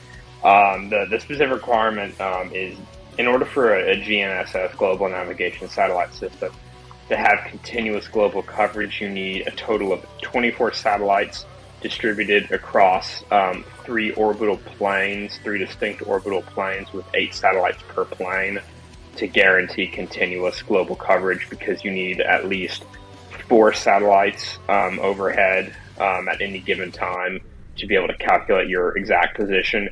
You can make do with 3, but it won't tell you your altitude. So in reality, for military applications, you absolutely need all four. GPS has, I think, 31 satellites on orbit, which is more than the requisite 24. But I think GLONASS should, unless they're having issues, with the satellites themselves, they should have enough on orbit for continuous global coverage. Hey, John. Sorry to interrupt, but for those of us who joined the conversation after it began, could you provide some just brief context as to the event that occurred that inspired this conversation? Oh God! So there wasn't a particular event per se. We'd gotten started talking about entrenchments and fortifications. Then we had gotten started talking about revetments at the Saki Air Base. And then we had gotten talking about underground aircraft shelters, and it kind of spiraled to Syria, and now the current discussion of GLONASS. It's really very much stream of consciousness at the moment. Understood. So there wasn't some sort of event of the Russians using dumb bombs or anything that happened recently or something?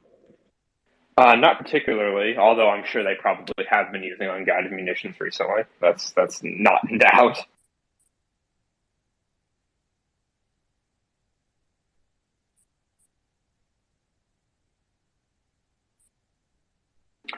Oh, so I stand slightly corrected. I think not all of the satellites are operational. I think only 22 are. So that is not enough for continuous global coverage.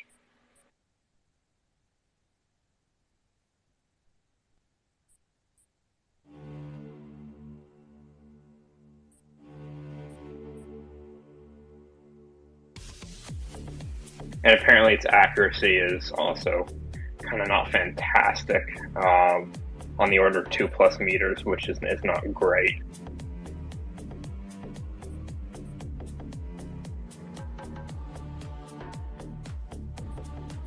Jerome, please go ahead. Good afternoon or evening here, Eastern U.S., 50 yards from the beach. Question, I just heard it was kind of stream of consciousness. So if anyone saw the other day, I'm going to go back. The original video I saw was on Daily Mail, but I think it was the town of Piski, where I guess they were claiming thermobaric bombs used on an apartment complex. I don't know if anybody else saw that video, but just, I guess, we're looking for John Spencer answer, but I'm just wondering, is that what's the point of that? Just terror, or would infantry fill in after that?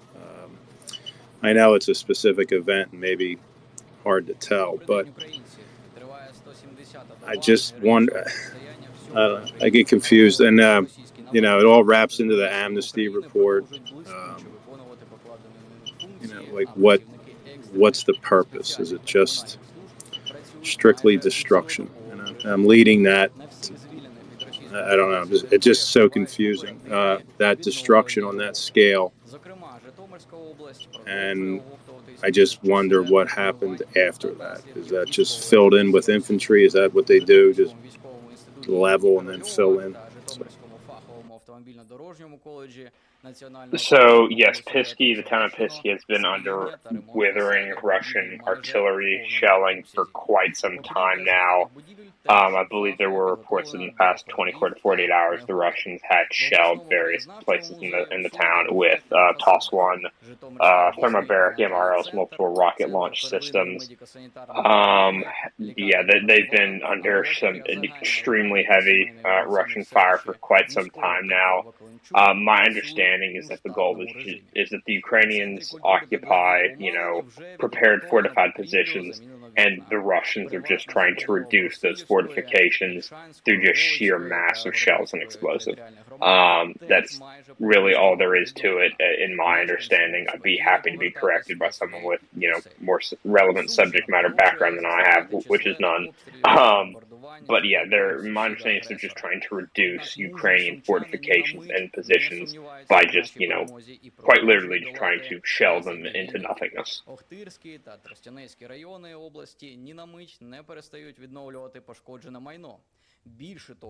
Would you say that's an accurate assessment, Alex?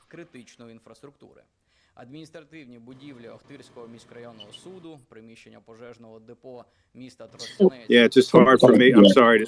I just wanted to say lastly that it just, all the talk of it, just, again, I don't know if anybody else saw that clip, but I just don't understand. Yeah, it's just mind-boggling. I'm sorry. Yeah, thank you. Об'єктів пошкодженої критичної інфраструктури та Alex, any thoughts there? невпинно зростає. Sorry, I missed that. But I'd agree with your assessment, John, that, after, failing repeatedly to, conduct any sort of maneuver warfare, Russia has just resorted to, wholesale destruction. And, there's only one way to deal with that. And it's more weapons, more quickly. And that's really all there is to it. More weapons suited to engaging artillery at long ranges, whether they be aircraft or, counter battery systems, artillery, rockets. That's the big solution here. So, yeah, that's really all there is to it. They're like the child that wants what it can't have, and if it can't have it, nobody else can either.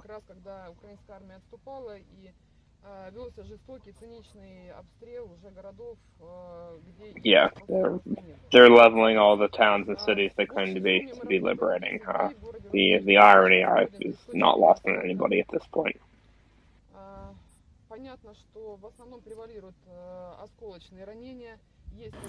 Yeah, so just I saw earlier CJ posted an article that was I guess that's they're talking about the lack of, I don't even understand counter battery. I get it, what's the idea, but how it's accomplished almost seems impossible, but I guess it's done.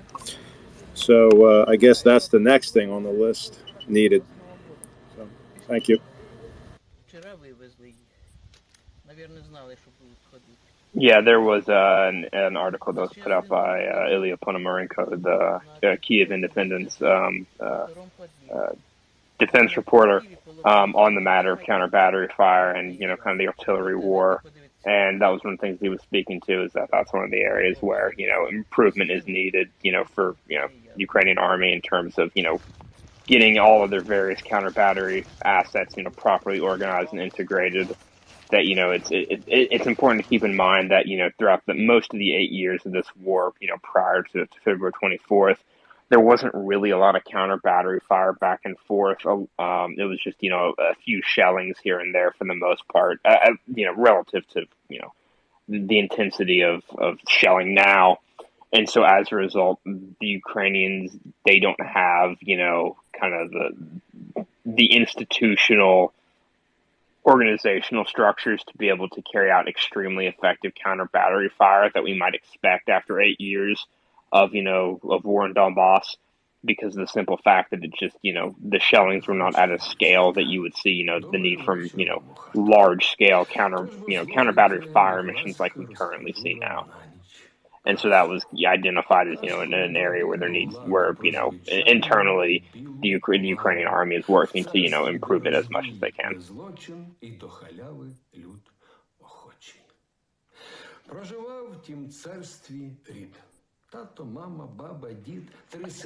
That answers your question, Jerome. Bradley, please go ahead. Yeah, so I have a question about ordnance used, and I didn't know if that was your wheelhouse. I didn't want to waste your time if it's not.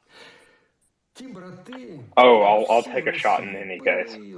Yeah, so earlier today, I saw a lot of people talking about explosive reactive armor, and I saw a few clips shared of what looked like kind of an improvised usage of tank mines for explosive reactive armor in a conflict where Russia was using it. I wanted to get your thoughts on if that was real, if that was propaganda, and if that would even be effective. I can answer this for you, Bradley. Sorry, John didn't realize I was otherwise engaged. But I heard ERA. and activated. Anti-tank mines would not work. We will go to the physics shortly with John, but essentially how reactive armor works is that,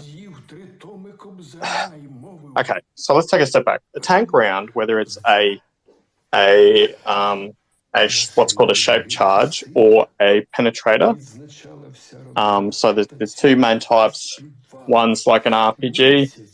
It's a kind of explosive that collapses and creates what John would call an excited stream of particles, which then penetrate the hull of the tank and do all sorts of nasty things inside.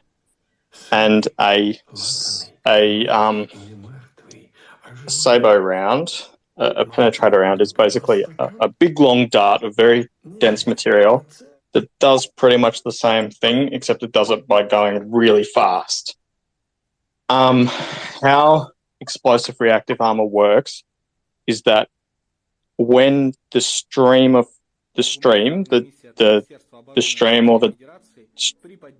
hits the explosive reactive armor, it disrupts that stream, and so it loses its energy. So basically, to defeat one explosion, you set off another explosion. Now, those explosions have to be done in a certain way and at a certain time in order for it to basically work. And it does work against penetrator rounds as well, just not as well. So because of the momentum and the inertia of the dart that's been fired, it just doesn't work the same way. So strapping an anti-tank mine to a tank or to a tank is particularly is not going to work. To start with, it's the wrong type of explosion. An anti-tank mine generally is also a shaped charge, so it's not really the same explosion. And also it's the wrong size. The other thing to consider is that explosive reactive armor does generate a backblast, so there is a blast backwards towards the vehicle as well. So you will see there were some quite interesting images of Russian forces mounting ERA to armored vehicles like Lynx and other wheeled vehicles. Very bad idea, because they will probably do as much damage as the shaped charge would have done anyway. Like if you're bolting them to the aluminium frame of a vehicle, or however it's constructed. Very bad idea. So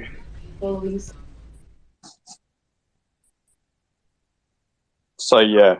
So I don't know if that. Yeah, and I guess that's what I wanted to ask you, Alex, and thank you so much. Is I definitely have studied and seen how reactive armor worked.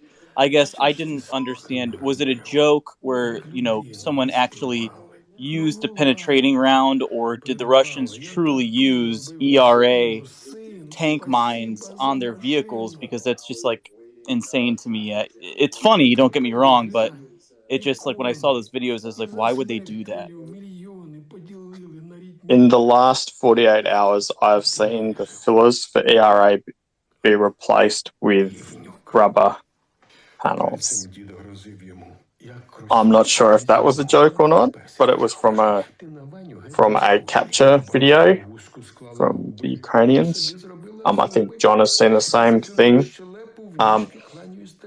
So I think ERA stands for extra rubber armor, and it deflects it bounces the bullets back, Alex. Duh. Yeah, exactly, because rubber is definitely not, porous or flammable, so it should be fine. I think, I would I'd be inclined to believe either of them, to be honest. Like, you can see the logic in the anti-tank mine kind of, well, it blows up, ERA blows up. Ergo, happy days. Yeah, it's hard. The other problem is that they're not in context, so it's kind of hard to tell, as you say, whether it's a joke or a real thing. As I say, with the anti-tank mines, you can kind of see the logic. But yeah, it's it's not going to be a good day if you strap anti-tank mines to your BMP. Somebody fires an RPG at it, because the blast from the anti-tank mine would probably just, set your aluminium can on fire even more. So, yeah. And I also suspect that's one of the reasons why you don't see BMPs or BMDs with a lot of ERA kit. I suspect that they're just not, their hulls are just not conducive to mounting that sort of armor. I don't know if John was going to give it a go. So, you got anything to add? So yeah, it's just a brief thing or two. So regarding mounting, ERA on non-standard vehicles. So the thing to consider, so that in theory, a well-designed ERA block or unit is not supposed to, explode all, and completely destroy the casing and, send metal fragmentation flying everywhere. It's not really the design intent. The plate is supposed to bulge, but the overall block is supposed to remain relatively intact. Obviously, sans the detonated explosive inside. However, oftentimes in actual practice, given the kinetic energy of whatever is striking the ERA unit, be it a chemical energy penetrator, such as a shape charged jet or an explosively formed penetrator, or a kinetic energy penetrator like Sabo / APFS DS. You tend to get actual significant amounts of metal fragmentation from the casing, and the block tends to oftentimes end up being actually fully disassembled rather than just bulging, and that's gonna send metal fragmentation flying in both directions, both opposite the direction of motion for the projectile as well as in the direction of motion, i.e. back towards the vehicle. And especially in these thin-skinned vehicles like the BMDs, which have an aluminum hull, or even the BMP, which has a steel hull, albeit relatively thin, that's going to be problematic, not to mention, the concussive blast potentially causing spalling, and thus, fragmentation of essentially the internal wall of the vehicle, or the hull of the vehicle on the internal face of the hull of the vehicle, spalling due to a shockwave propagating through it and causing metal fragments to come off the inside. I don't know if I don't think Russian vehicles have spall liners. A lot of the older ones don't, which is a fun time for them. I think I've seen some images of some various prototype BMPs, like some BMP2s and some later ones with ERA. They look very, very bizarre.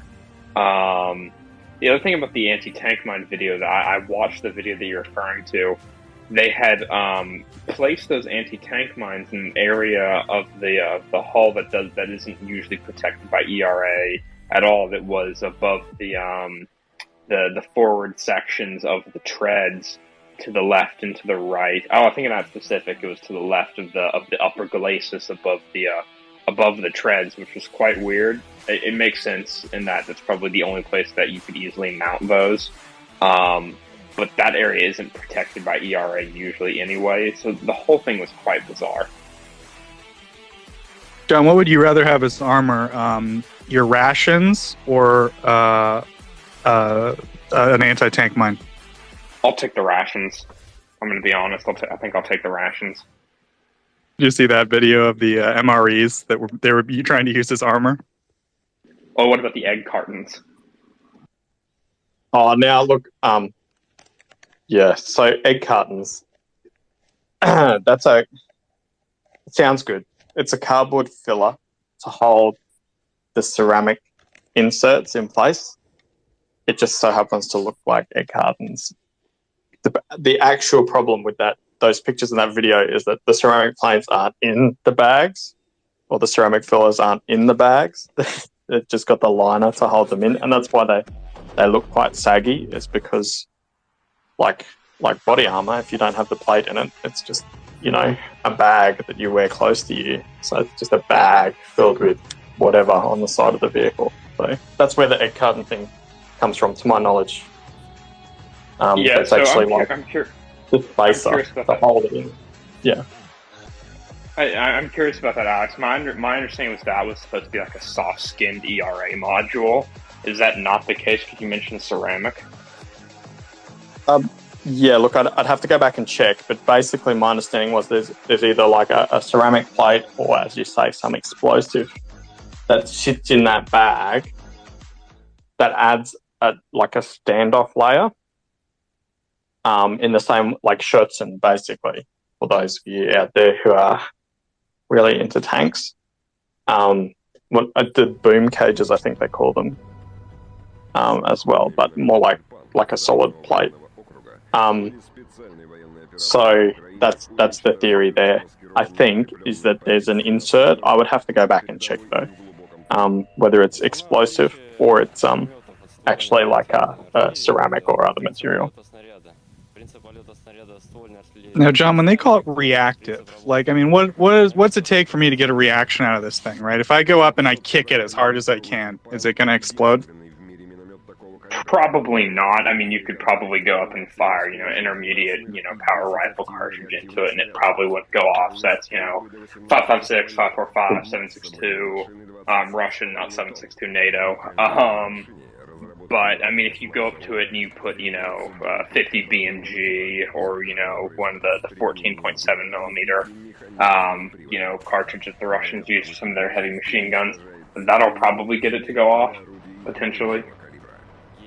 It also depends. So it's done pretty well for big stuff. Sorry, go ahead, Alex. I was just going to say it also, because explosive decays over time and becomes less stable.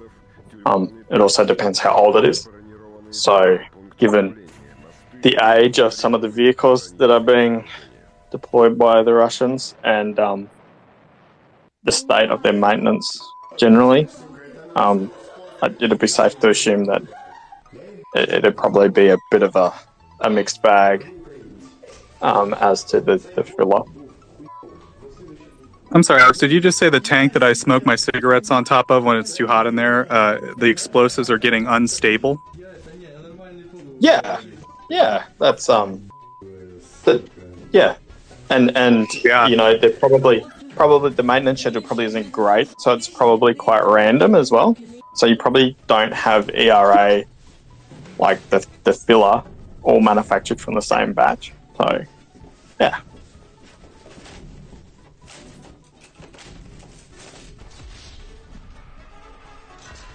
Bradley, please go ahead. Thank you. Yeah, no. So I wanted to talk real quick. So the reason I ask about the ERA is I just wanted the kind of overseas analysis of it because, I know there are really three types of, what I call active armor. And I guess I was really surprised to see the Russians roll out with this when they knew that there would be Western help, because this is kind of like if we say there's, I don't know, 3 tiers of reactive armor. This is like the least effective against javelins and laws, whatever you want to say, because to your guys' point, you were talking about small arm munitions, a lot of which are subsonic when they hit. If you're subsonic when you hit that armor, it's not going to go off. But if you are traveling at a certain pressure resistance, and it hits that, then it does go off and it counters the ballast, right? Like the pressure prevents munition from going into it. And I guess what I'm kind of surprised about is, Russia ran into this, and they're continuing to run into this with inadequate armor. And it comes down to that. We were talking about those egg cartons. A lot of people said they're egg cartons. You were right. They definitely hold ceramic charges. I guess I'm just surprised surprised because for NLAW and the Javelin and whatever other equivalents, one of the first things that happens is that thing slams into the side of the vehicle at 760 miles per hour plus, and sets off reactive armor, and then the charge is behind it, a few seconds behind it. I guess, and first off, not a supporter of Russia. I just thought maybe there would be a little bit more foresight for not letting your entire armored brigades and divisions be completely open to just absolute annihilation, even with active armor. So I guess ultimately my question is, why the hell did they get caught out here with their pants down? And why is it so easy, even now when they're still getting caught with their pants down, that they keep deploying the same ineffective measures? You, sir, underestimate Russian ingenuity and adaptability. They have the perfect design to overcome the Javelin, okay? Here's what you do. You take some iron rebar and you put it on top of your tank, and that'll save you. Sorry, Alex, go ahead with the serious answer. Not to joke about that, but I saw the cages over the Crimean Peninsula recently in the memes, and I laughed my ass off. Yeah. Sounds good in theory, not so good in practice. Yeah, cages are a bit strange.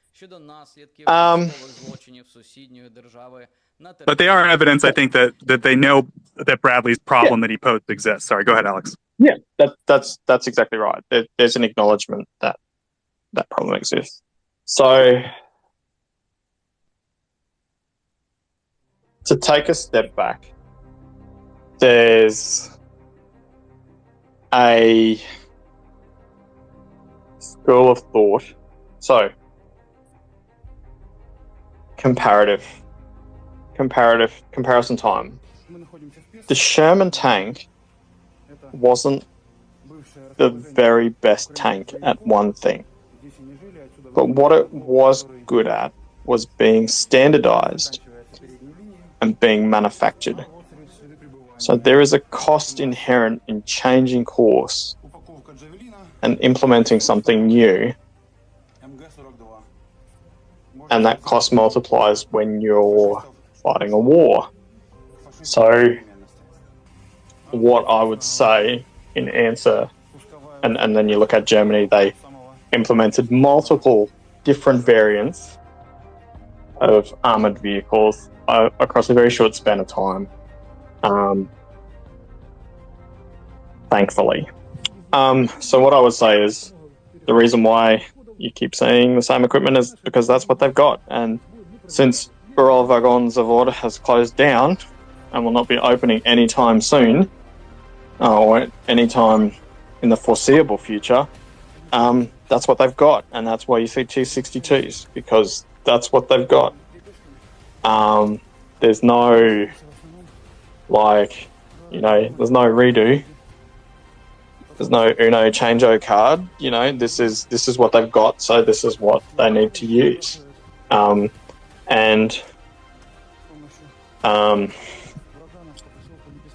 To answer the first part of the question that you posed, one, it has been observed that there is a difference between having something good and shiny and fantastic in your butte and being able to use it properly. So you can have the best tank in the world, but if you can't employ it properly with proper combined arms tactics and properly supported by dismounted and mounted infantry and artillery and on all the other various arms, you're not going to do very well. And what we see is, in a lot of these videos, you see unsupported armored vehicles wombling along through open fields or down a road with no spacing, and then that's it. So, I think that's probably the answer to the first part of your question, is that it doesn't matter how good or bad your equipment is. If you can't use it or employ it properly, it doesn't matter. I think maybe my last question about ERA that I can think of is, I heard that the Twaddies have like really good ERA. They're maybe sort of the best implemented explosive reactive armor. These are the Polish tanks. They're T-72s. They were sent to Ukraine. Up to 250 of them exist. We think probably most of them, if not all of them, went to Ukraine. And my understanding is that their explosive reactive armor has no gaps in it. That's like what makes it so good. And I'm just wondering, like, is that an engineering challenge? Is it just a materials cost challenge? Like, why are these? Why is this gapless ERA so much better? Maybe John. Yeah. So gapless ERA is, I should say, ERA with gaps is problematic for the obvious reasons of there's a gap in your armor scheme. And if a chemical or kinetic energy penetrator finds its way into that gap, well, then that's a very bad day for you. So an excellent example of this is, if anybody wants to go Google a picture of I would recommend Google a picture of a T-80 BVM, which is the most recent variant of the T-80, and compare that to a picture of the T-72 B3M, which is one of the most recent variants. The T-90A is another good example. Yes, that's another one. If you'll look at the armor scheme, specifically the Relict or the Contact 5, it's Relict on the T-80 BVM, and I believe Contact 5 on the T-72 B3M. If you look at the ERA scheme on the front of the turret, you'll notice that on the T-80 BVM, the gaps there are much, much smaller than the gaps on the T-72. The T-72 has some very sizable gaps within the essentially the cheap ERA module. Excuse me. Please ignore my cat in the background. But there's some pretty big gaps on the T-72s between the individual ERA modules that are on the turret cheeks. And we've seen some videos of Russian tanks that have been put out of action in Ukraine, where you can clearly see small little holes from shaped charges in those gaps. Usually those particularly close to the gun mantlet. So the boys found the chink in the armor. That's beautiful. But I guess my question is, like, why do you think? Is it just the cost of these blocks? Is it too much, so they have to put gaps, or is it an actual engineering challenge to successfully make an arrangement of them or something? Is it an engineering challenge or just a cost issue? So I think it has to do.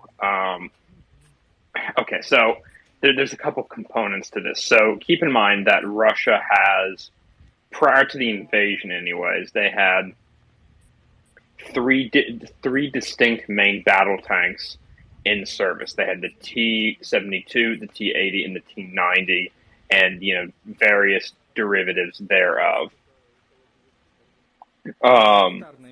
So the issue kind of is that they all have slightly different turret geometries.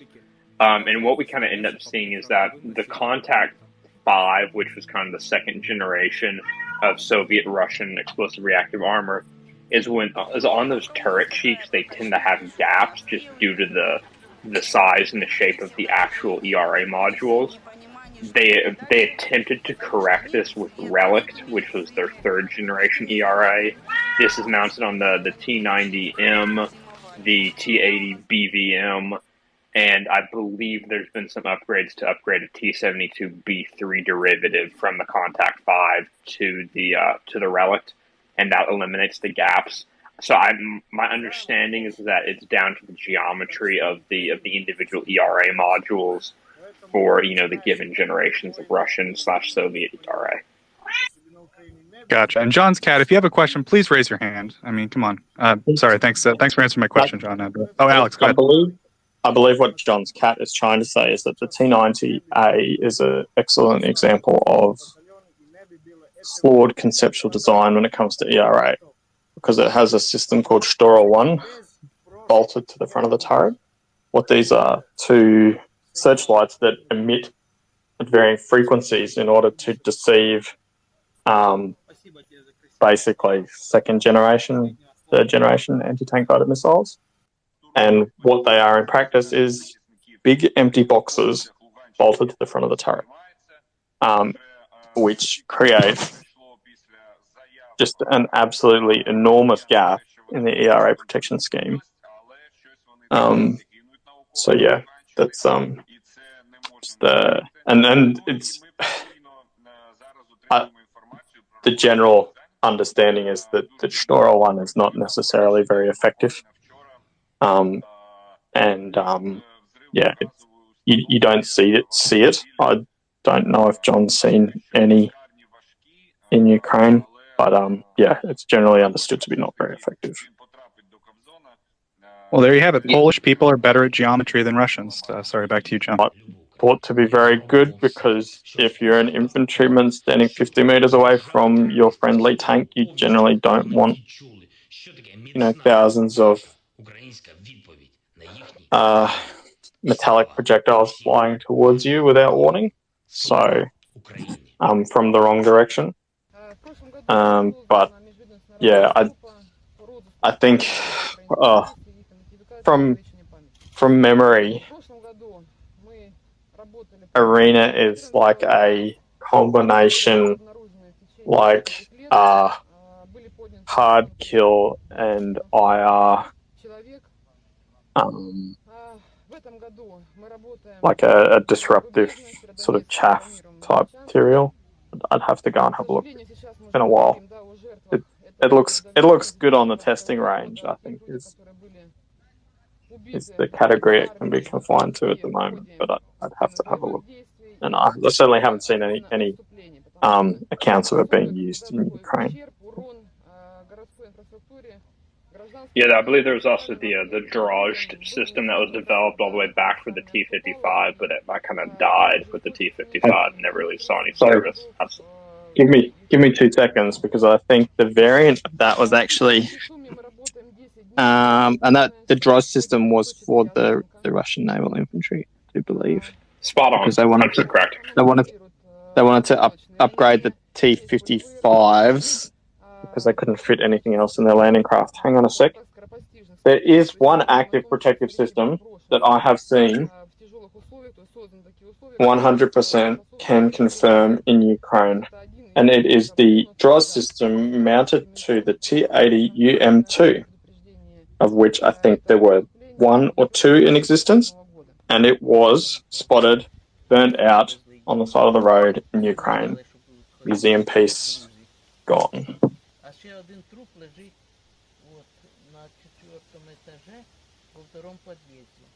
Well, maybe there was another.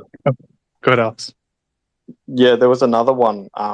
Some of the early T-80s had T-64 turrets fitted, and I believe there's a picture of one of those destroyed as well. So, generally speaking, you don't roll these sort of vehicles out. Sorry, John's just dropped, but I believe he's frantically making his way back up so that he can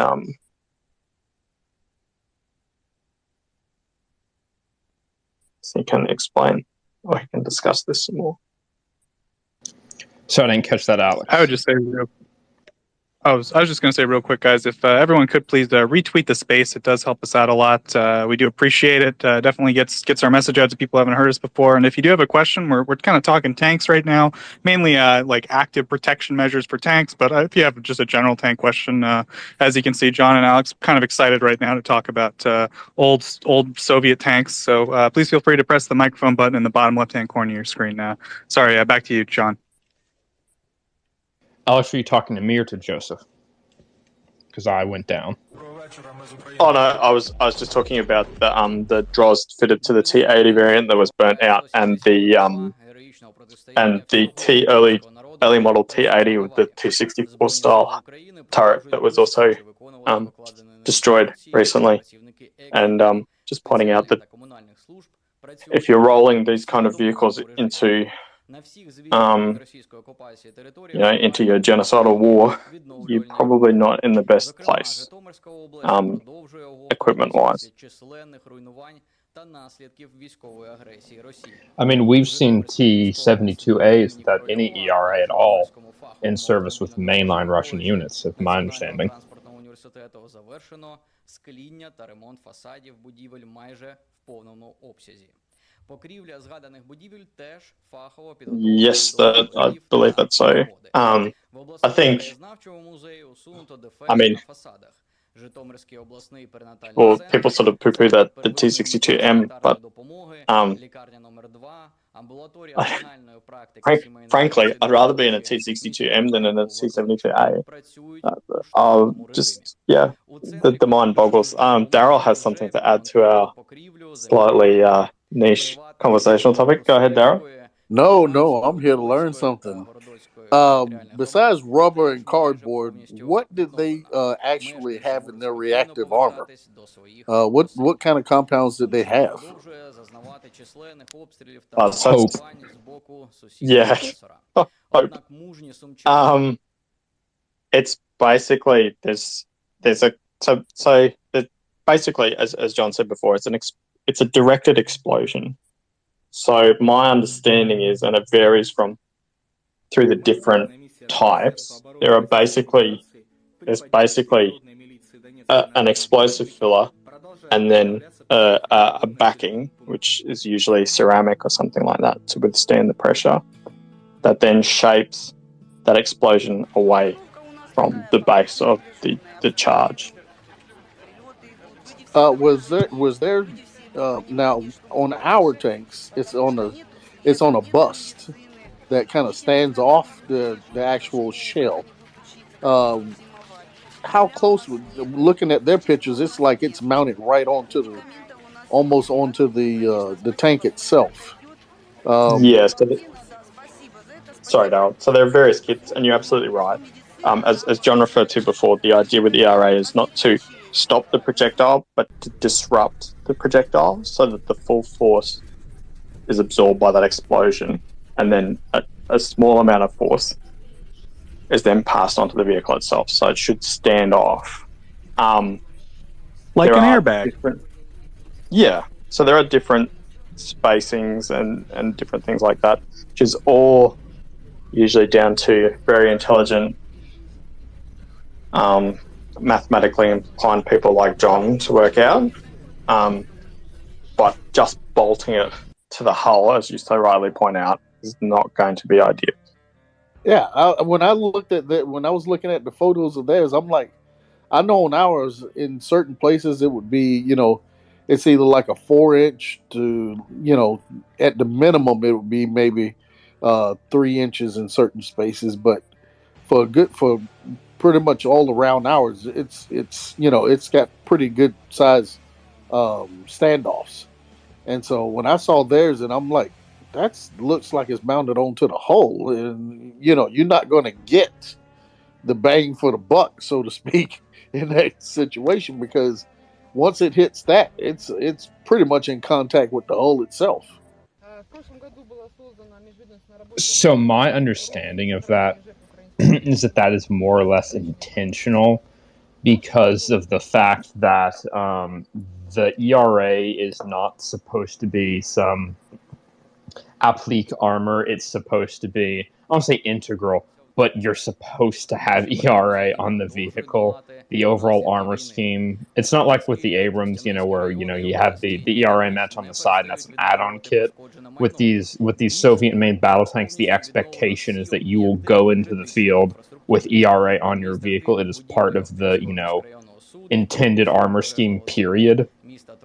And so with Contact 1, which are those little, rectangular blocks that are just mounted all over the place, after that first generation, with Contact 5 and with the Relic, and also with Malachite, but nobody cares about Malachite because the T14 doesn't exist. With those, they come in a variety of different geometries. They have, a geometry for essentially kind of like hull skirts to go on the side of the vehicle. They have a geometry, obviously, which is this like angled V-shaped, consisting of the 2 separate modules that go on the turret cheeks. They have some cubical ones that can go on the rear sides of the turret bustle, essentially. And then for the upper and lower glacis of the vehicle, they essentially have, a series of modules that are directly integrated onto the hull of the vehicle. So, for example, I'm looking at a picture of a T-80 BVM right now. It looks like, on the lower part of the upper glacis, there's a series of 6 modules. Then above that, it looks like there's a series of probably another 6 modules. And those mount directly onto the hull, I believe, because that's an intended part of the armor scheme. It's not like with the Tusk upgrade kit with the Abrams that was kind of I don't want to say applique, but it kind of was applique armor. Yeah, I know on like our amphib vehicles, it wasn't a blow off. It was just basically like an ABS shield that hopefully could last with smaller arms. It wasn't blast. It was actually just a pre-detonate. It kind of pre-detonates before it actually hit the hole. So you wouldn't get hopefully the missile or in the case of the shoulder fire type grenade anti-tank weapons, they would just hopefully they would hit the side and not penetrate going through. John, if I was hunting Russian tanks in a dune buggy, like some kind of Mad Max world with a Javelin, I'd definitely want like a drone or maybe some thermals or some night vision. I definitely want some body armor. I'd probably want some bandages, and I definitely want a tourniquet just in case. And that kind of non-lethal aid is important, and that's why we here at the Maria Report support MariaAid.org. It's dedicated to getting non-lethal equipment to Ukrainians on the ground. 100% of every donation, because it's run by volunteers, goes directly to procuring the equipment and sending it to Ukraine. So we just want to point everyone over to the website, MariaAid.org. We're separate. We're the Maria Report. We just cover events. We discuss. We're the Twitter space. But that's the charity that we consider the best to support, because it's completely volunteers and they do a great job getting non-lethal aid to Ukraine. So thank you. With that, back to you, John. Thank you very much, Joseph, for our regular reminder that we encourage everybody, if you are within your financial means, to please consider making a donation or contribution to Maria Aid. Every dollar quite literally helps save Ukrainian soldiers and civilians that are on and near the front lines.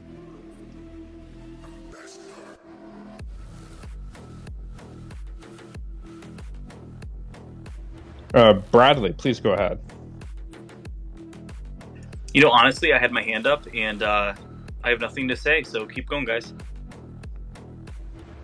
We tend to drone on. No, God, was that pun intended? You guys have like a really good subject matter. I was going to talk about the differences in ELA and how the aluminum armor, especially when it's hit, how that compact and the speed of that compact goes off. But you guys talked about that deliberately, especially with like T-18 and some of the things that had been taken back, some of the more successful quote-unquote reactive armors that you guys pointed out. They rely on like light and fielding and interruption that's just not relative to a practical application. And that's what I wanted to touch on is, we see these people, I believe Daryl had talked about it, you have these outward mounted ERAs that are super, super useful. And I guess my question here is, well, not even a question, but what I've learned here is I thought maybe Russia had some type of understanding that slapping old active armor on these old antiquated tanks was more beneficial. And the one thing I've learned here is that's what they could do, and that's what they did. So I appreciate you all. Well, we're happy to help convey, better understanding of the events on the ground. That's what we're here for. And we try our best to do that. Alex, we don't... Oh, please go ahead, Joseph.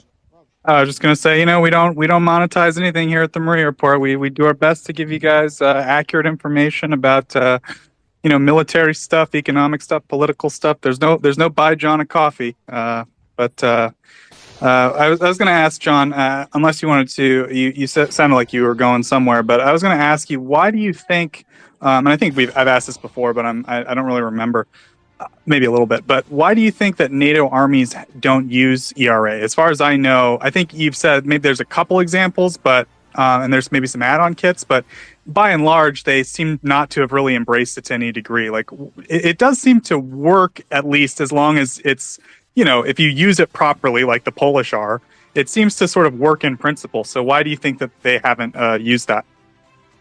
Okay, so I got 2 data points for you there. So the fundamental issue with ERA at the end of the day is that, barring some very experimental prototype concepts that are currently in the works in various different places, all currently existing ERA that is in active service does not have a multi-hit capacity. Once a penetrator, chemical or kinetic energy, hits a given ERA module, that module is done, and it provides no further protection. So with each successive shot to a different ERA module, that is one less ERA module that you are protected by. And so, as combat drags on, your vehicle will become less and less protected, as you suffer, an increasing number of, impacts from, chemical or kinetic energy penetrators.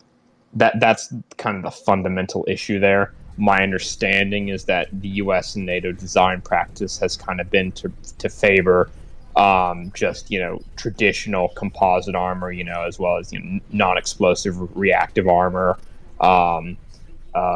Because of that multi hit capacity, whereby you retain your protection even after multiple successive impacts from penetrators. The other thing to consider is that part of the reason why the Soviets pursued ERA so heavily was because of their kind of desire to. It's kind of similar to the reason they pursued an autoloader.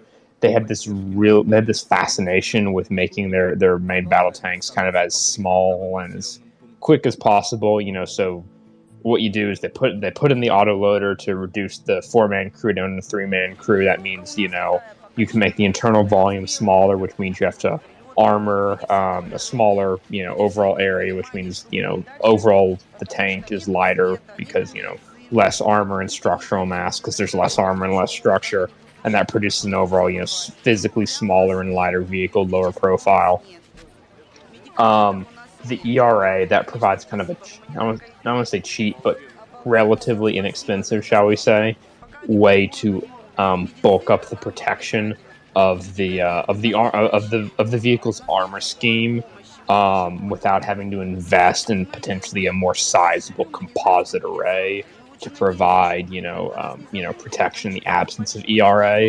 So my understanding is that that's kind of the reason why the Soviets pursued it, is it's something that they could slap onto the hull and the turret of the vehicle to provide additional protection without having to dramatically increase the size or weight of the vehicle. John, material science is hard, okay? Putting a bomb on something is pretty easy. Sorry, back to you. Exactly. Let's go to Daryl. Yeah, hey, just one thing. They like to copy. When we started coming out with it, Russia rushed to do like they do always and did a copy. Without having all of the, I guess, a lot of the knowledge that we had of and practice that we were doing with it, they just did a copy of what we did, and that's how some of that came about as well. Do you know what the U.S. vehicle that had ERA, or did we have a vehicle that mounted ERA significantly that kind of preceded the Soviet main battle tanks? Because I'm not aware of that.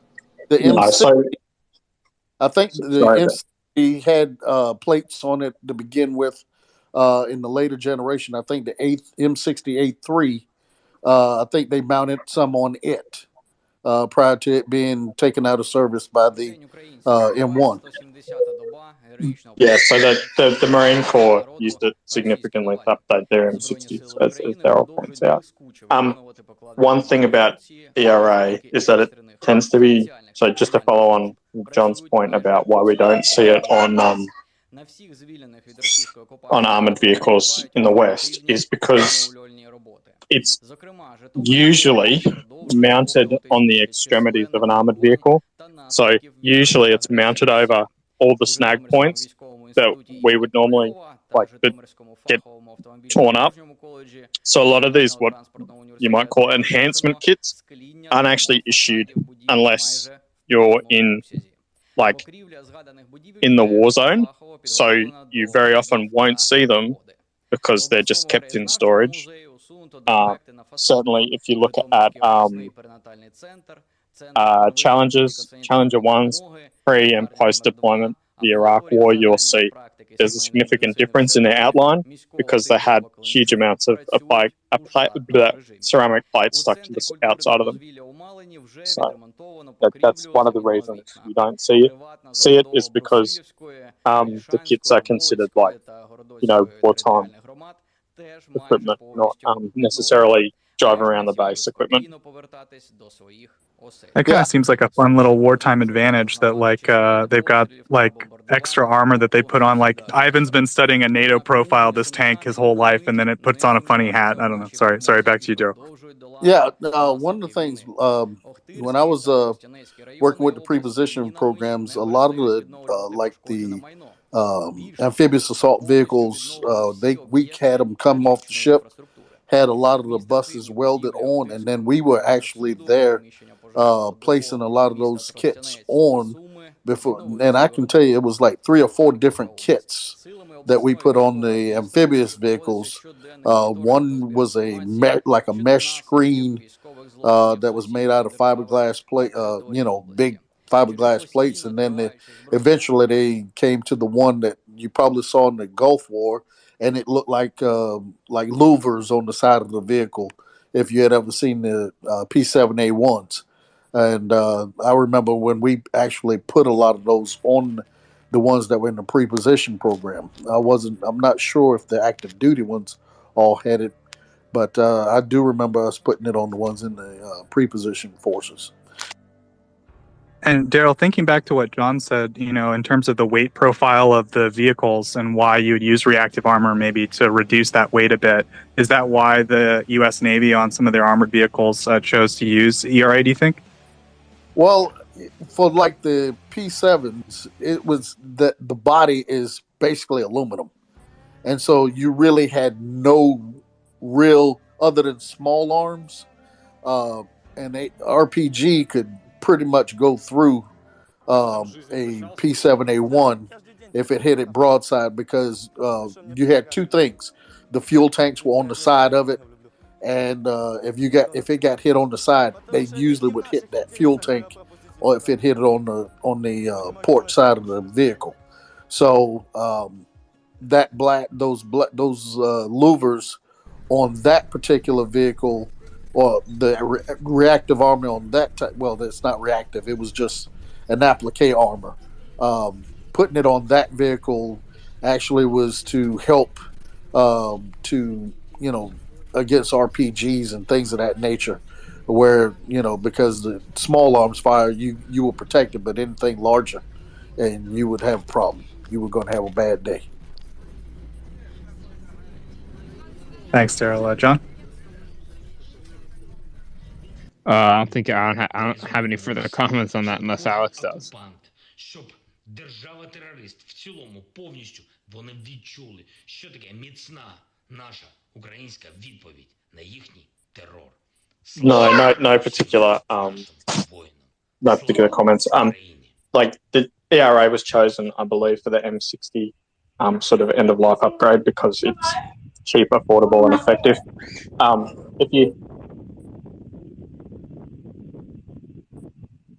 If you look at some of the Israeli projects and their up armoring programs, they're quite interesting, and they involve layered armor and or composite armor and ERA. They're quite interesting to have a look at if people are interested generally in this area.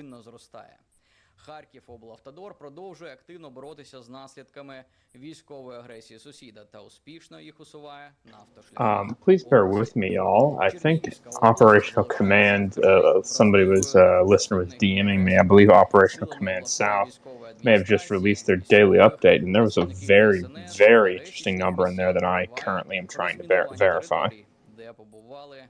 There's All right, language. John, I can help out for a second. Sorry, Joe, go ahead. I said there's language. Hey. Yeah, I don't know if language is giving me a military update. I'm currently outside, so if anyone's DM'd me in the past hour or so, I haven't been able to answer. But yeah, so real quick, we'll go to Polymath. Polymath, go ahead. Oh yeah, I was just kind of switch topics a bit. If unless you guys want to finish that equipment round, just wanted to inquire as to what was the latest, and I guess John's going to bring some news after he reviews the update. You know, is there any? And then I guess a follow-up question is there any new targeting by the HIMARS apart from HQs, command posts, fuel depots, ammunition depots, and obviously the radar units in anti-air systems? Just curious there. Thanks.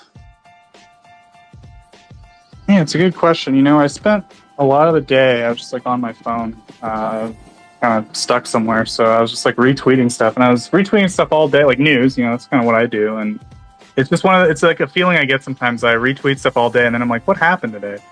But I'll try to give you maybe a more specific update. Alex, do you know of any specific events that happened in the last 24 hours, you might say, militarily?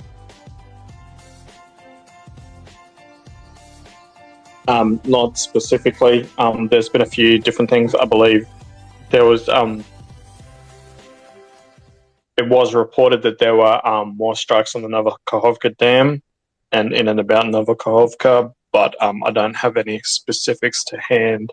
It might be worth waiting for John to orientate himself, and then we'll go from there. But Polymath, as you listed, all of the priority targets that I could possibly imagine. I don't think there's been any expansion outside of those parameters. Yeah, thanks, Alex. You reminded me that the Kyiv Independent did report that Operational Command South reported, I assume, another strike on the Novokhovka Dam Bridge in Kherson, and also reported 46 troops, 15 armored vehicles destroyed in southern Ukraine. That's was about 3 hours ago, but maybe they've given a more full summary since then that John will be able to give us in more detail. But yeah, thanks, Alex, for reminding me about that another hit on the dam bridge. So I just finished looking through the OC South update. So a listener at DN made there appears to have been a mistranslation or a mistranscription of another source that was reporting the OC South update. I got on like the OC South Facebook page to look at it directly.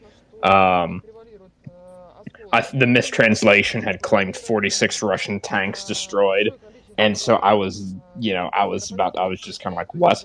And it appears that somehow tanks got transposed, or like personnel got transposed to tanks or something. As I just said, 46 infantry were killed, and then there were 15 armored vehicles or something like that, and yeah, 40 tanks for reference round would be what, two BTGs on paper. 40 tanks would be 4.5 BTGs, I believe. That's right. Yeah, 10 tanks each. Yeah, so that's that'd be like a massive. that would be Ukraine saying we wiped out basically 4 BTGs. One would assume, or at least all their tanks. If my memory is correct, I believe there was some reporting a few weeks ago that south of Izium there was a large Russian offensive, or like armored assault against some Ukrainian position, and they lost like 35 tanks in like less than 24 hours. Ooh.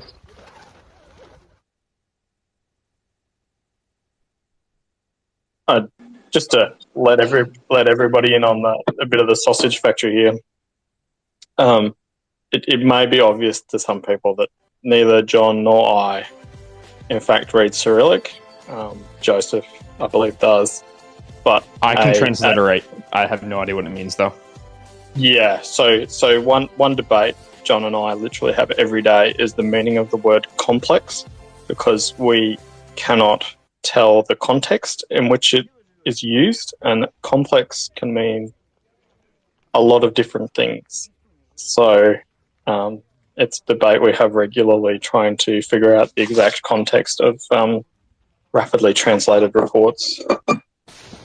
Yeah, I'm going to be honest. A lot of the Soviet heritage military terminology that's in use both by the Russians as well as by the Ukrainians to a large extent is just so confusing. Oh my god, the phrase "tactical operational." Oh my god, there's just so many of those phrases that just are just total head scratchers. I mean, even if you go and read the long papers and treatises on Russian doctrine and Russian military strategies, by like Michael Kaufman and others, that they delve deep into the Russian military parlance. It's very, very confusing. I do not think it translates well. I don't usually follow the actual from the source military updates. Probably for that reason. I'm not a military analyst or a person with that much military experience, so it doesn't help me to get that granular. I wait until a news source like the Kyiv Independent or someone just they give me a quick summary of what the operational commands of various sectors say. But yeah, maybe I should start looking at the Ukrainian stuff and maybe trying to figure some of that out. Try to help you guys out. It's particularly one thing we always come across is that the launcher for an S-300 can be a complex, but the whole system, including the electronics and the radar vehicles and everything like that can also be a complex. So when they say S-400 complex destroyed, you kind of have to go back through and figure out whether they're talking about individual vehicles, machina, or a battery, as we would call it. I have to say there's usually zero context. 90% of the time there is exactly no context whatsoever. Yeah. The statement is usually 4 S-300 complex destroyed. And you're like, okay, so... Thumbs up.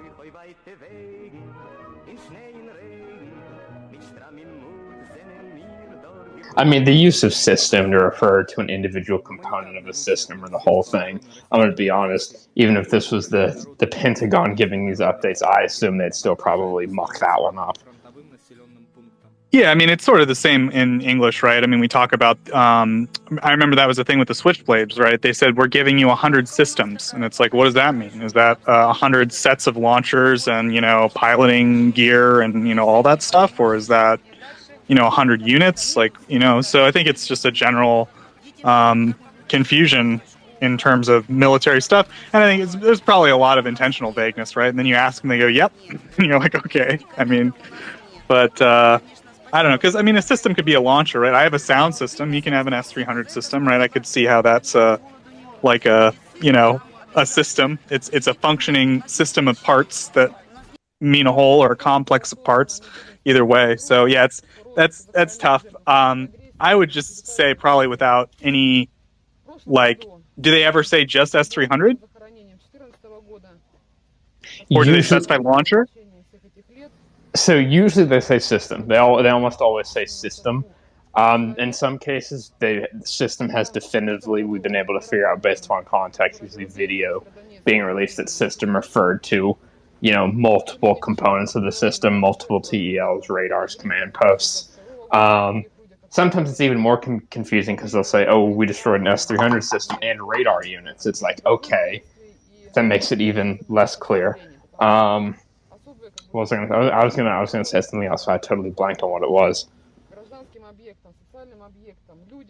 Oh, right, the Switchblades.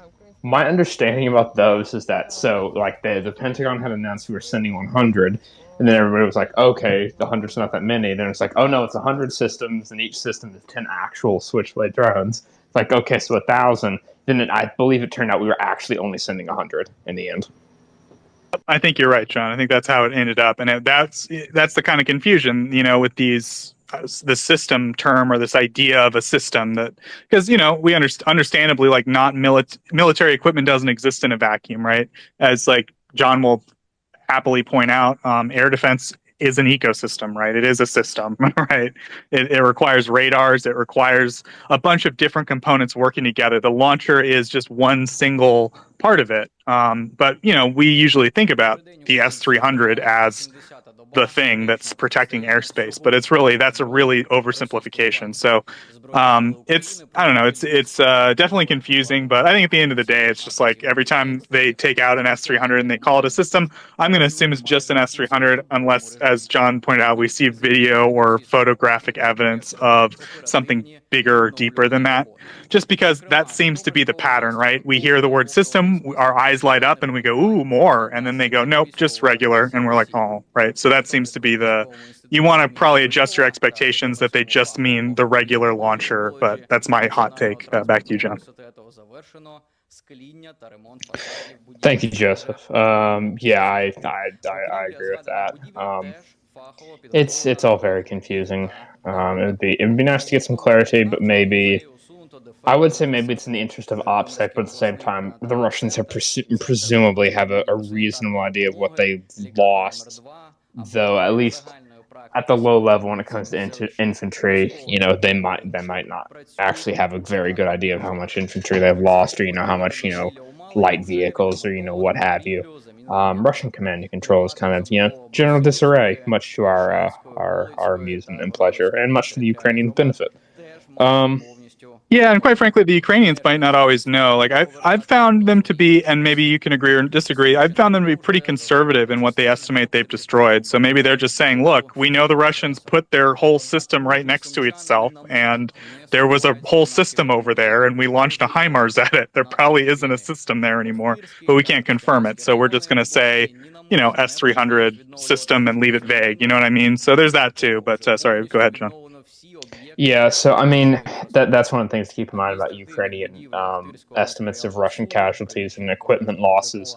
It's difficult to estimate that stuff. It really and truly is, especially for personnel. It's incredibly difficult to estimate that, you know, especially once you get into the whole arcane art of trying to factor in, well, how many people were killed when we blew up this vehicle? You know, how many people were killed when we damaged this vehicle, etc.? How many were injured, blah, blah, blah. That's very, very hand-wavy, as we would say in the physics business. Because when you open that tank up, there ain't people in it anymore, even though there were, right, John?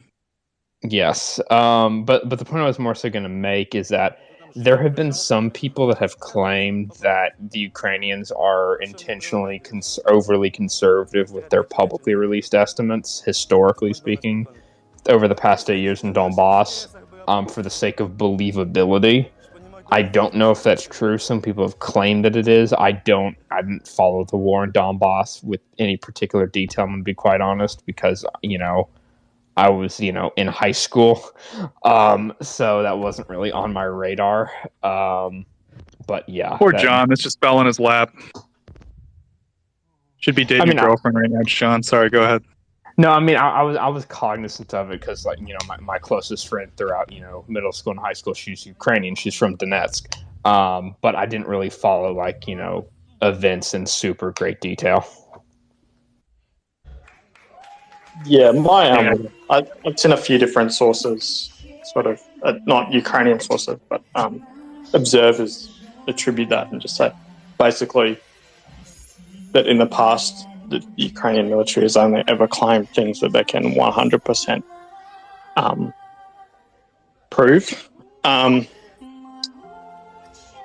What I would suggest is, or an interesting exercise is to look at the satellite pictures of Saki airfield and decide for yourself whether there are 9 aircraft that are inoperable on that airfield or not.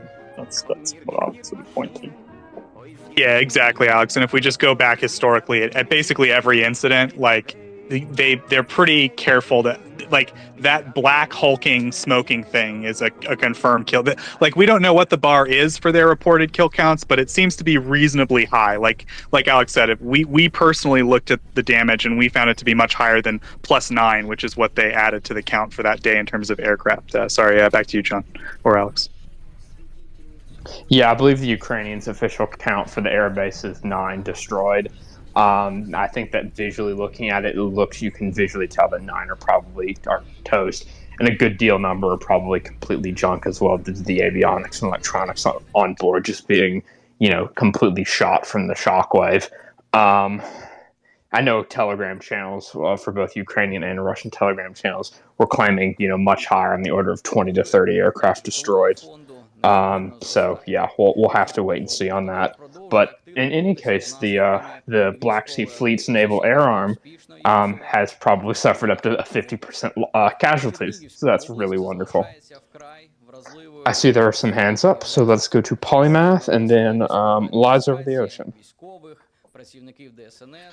Yeah, you actually answered one of my next questions, which was about how the Ukrainians tally casualties and equipment destroyed, etc. So thank you for that. The other question I had was, does the HIMAR munitions, is there an anti-personnel variant to those? So there's two variants of Gimlers, guided multiple launch rocket system, which is the name of the munitions themselves. There's the M30 and then the M31.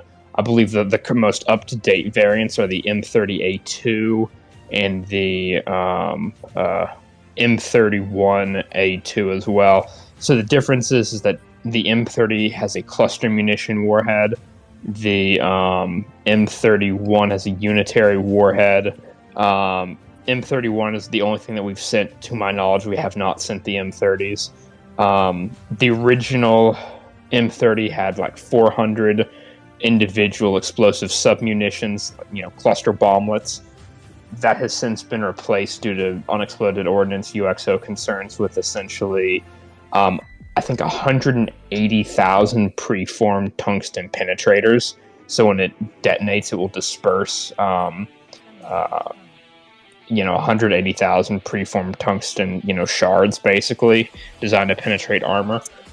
Whereas the M31 is, a 90 kilo high explosive blast fragmentation that's designed to strike, buildings and other such targets. The general use case is that the cluster munition is more so intended for massed vehicle formations, while the M31 with a unitary warhead is more so intended for individual targets. But the Ukrainians are having to make do with the M31 because we have not sent them any M30s. Yeah, and we have seen them use it pretty well, right, John? Like the one of the first HIMARS strikes, the one with where the Russians set up a military HQ at a school, and there was that, it was like the first video of like a first-person perspective. This guy going around like, oh my god.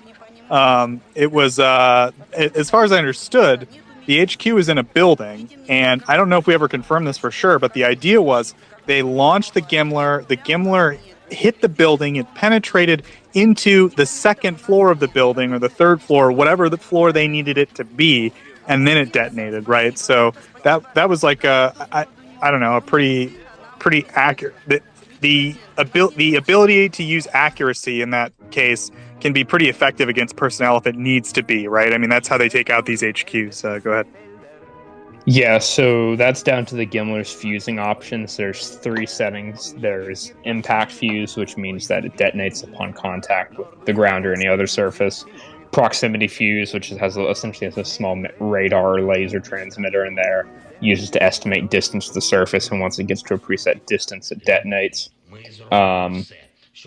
And then the final is delayed, which essentially it's set to after detecting an impact, it will detonate a fraction of a second later to give the round time to penetrate into the target.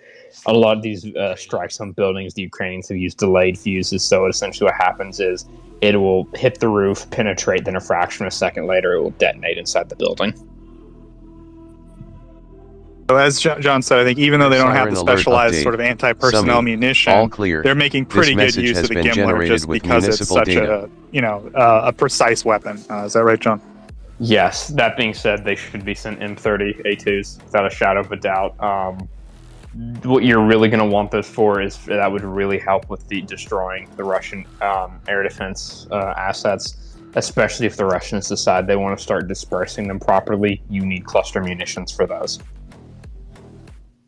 Yeah, because in theory, those tungsten pellets, they can make little holes, but they're not going to do the kind of precise targeted damage that's really going to get the job completely done, right? It's made for taking out massive, like, you know, if you got a bunch of logistics trucks sitting around, you launch one of those gimlers and you airburst a bunch of tungsten balls, they're going to fly through engine parts and disable enough. But if, as you said, if you're just trying to take out a specific target, particularly an air defense asset, which would be very valuable, or radar or something, you'd probably want just a lot of boom in one spot. That's kind of what you're saying, right? I'm saying the opposite. I'm saying that, well, it all depends. So if you're dealing with a properly distributed surface-to-air missile site with good solid distances, you know, hundreds of meters between each of the components, between the TELs, the radars, and the command posts, you need a cluster munition warhead for those, because you need to be able to essentially blanket the entire area in either explosive submunitions or penetrators in the case of the more recent variants of the M30. We have not sent those. That should be rectified. We have been very fortunate that the Russians have thus far proven themselves to be somewhat incompetent in that regard, and have concentrated all their air defense assets into a nice tidy 50 meter by 50 meter area that can be neatly struck with a few M31s. Oh, I understand. I had it backwards. Okay, they don't have the tungsten balls. They have the regular ones. Yeah. So the HE Blast Frag, it does have like preformed fragmentation. So I'm sure if you were to do a cutaway, a cross-sectional view of the warhead, you would see that there's like preformed ridges and valleys in like the metal casing, and those are designed to essentially shatter into essentially preformed fragmentation. Gotcha. Thanks, John. Yeah, I don't know why I had that backwards. I get it now. Thank you. All right, let's go to Lies Over the Ocean. Hi. Yeah. I got into your I stumbled onto your space kind of a little bit into the conversation about reactive armor. So I don't know if you already kind of touched on this, but I was wondering if reactive armor can keep the MBTs, the main battle tanks, mobile and functional after a strike, or does it just buy the crew time to evacuate?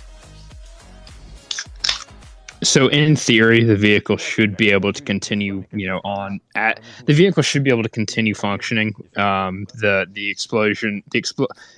The detonation of an ERA module, in theory, shouldn't affect the vehicle in any appreciable way.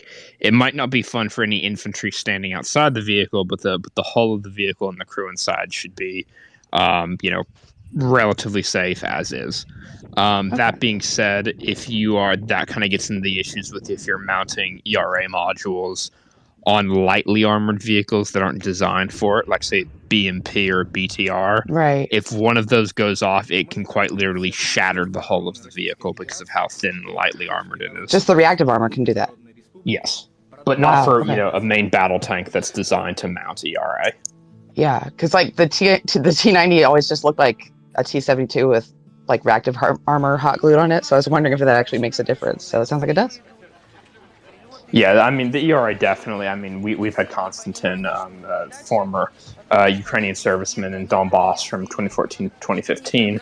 He's been on, and he's kind of talked about, the ERA blocks, even the original Contact 1 stuff. He said that definitely works, especially against the older, RPG-7s, the really old anti-tank munitions. Okay. It doesn't really work that well against, the really modern, Javelins, In-Laws, that kind of stuff. Uh-huh. But the older anti-tank munitions, the really basic RPGs, ERA definitely works against them. Okay. And you guys were talking about the placement. So, the T90 placement, did they get it right? Well, so I guess it depends on what variant of the T90, because the T90A, as Alex was kind of talking about earlier, next to the gun, essentially at the center of the turret, you have the gun mantlet, which is the actual piece that the gun barrel is mounted into. On either side of that, on the front of the turret, with the T90A, you have these two Stora soft kill active protection systems. And the issue with that mounting is that you have these two essentially electro-optical modules that are supposed to scramble missile guidance systems, but they don't offer any armor value, and they're right on the front of the turret, which is, the spot that's going to receive the most, impacts from enemy weapon systems. And so you essentially have a massive gap in your armor scheme there. The T90 in theory fixes it. So, but are they going? I think now I'm just remembering. Like, are they going back to like T72 like mods that happened like post T90? So they've kind of been forced to revert to some really old vehicles. We've seen T72As, which are very old. Okay. Out in the field, we've seen T60. Well, they've been using the T64s for their proxy forces in the LNR, DNR for a while now. We've also seen them, deploy T62s, which are even older. So there were some modifications of the T72 and the T80 that were kind of upgraded with similar reactive armor schemes to the more recent variants of the T90, but they've suffered massive losses of those as well. The Ukrainian side or the Russian side too? The Russians. Oh wow. Okay. Yeah, I mean the fundamental issue for the Russians is less so. Well, it is the design of the vehicles to some extent. There's a lot of design flaws in their vehicles, but really the kind of the fatal flaw per se is the way that they use them. And there's a lot of factors that play into it. From the basic organizational structure of a Russian battalion tactical group. Mm-hmm. And there's a couple different aspects to it, but the fundamental issue comes down to the fact that they were not employing their armor correctly. They weren't properly supporting it with infantry and other combined arms assets, and as a result, they suffered absolutely horrific losses from Ukrainian infantry with man-portable anti-tank guided munitions because they weren't using their armor properly. So to some extent, this speaks more to how they're employed than the actual design of the vehicles. That being said, the design does leave a lot to be desired. Yeah. Well, and I remember like some people like getting on, cable news and saying, I used to serve in the American armed forces, and, as an infantryman, I know that going into like a bombed out city is your worst nightmare, but you don't know it's clear. So like all the kit in the world is not going to, I imagine it's not going to change the game in terms of like, you're still invading that city that you don't know if it's clear. Yeah, exactly. So, I mean, again, even setting aside, how well equipped the individual Russian soldier is, or, DNR, LNR conscript, or Wagner mercenary, I'm not sure if you've seen any of the videos like of these training exercises that the Russians did, in the month or two before the invasion, where they would like release these essentially like propaganda pieces of like showing, their infantry like doing, urban combat drills. And it's just the most shocking thing in the world because it's clear they have absolutely no idea what they're doing. I was going to say that just the way you describe it, it sounds like perfectly choreographed, and that's absolutely not how that situation is going to play out. Yeah, Alex, do you want to comment on that? Yeah, I was just going to say,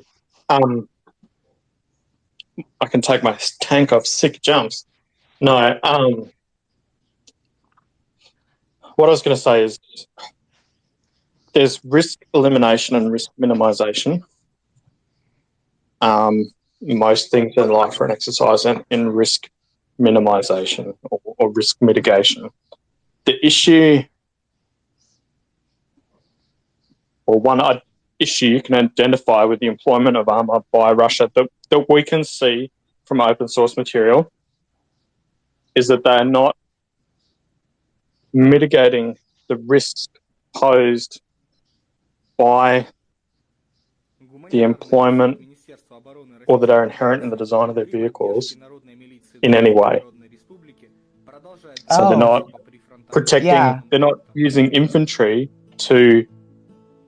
they're not employing tactics to screen their armoured vehicles so that those armoured vehicles can then be used in the manner in which they're intended to be used. They're heavily armoured at the front, reasonably armoured on the side. So that tells you what they're designed to do.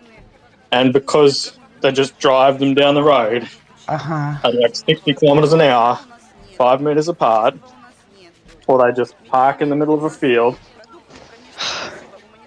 that's what happens. So that's the issue, that there's not just a lack of understanding about the shortfalls of the equipment, there's a lack of understanding about how to use that equipment correctly. Well, and also I think just the war games aspect of, no one, I think that no one expected Ukraine to not surrender immediately, because it's just an army, armed forces, however many times larger. They weren't expecting to actually have to go blow for blow. So that's why they had the convoys for 3 days in place and out of gas.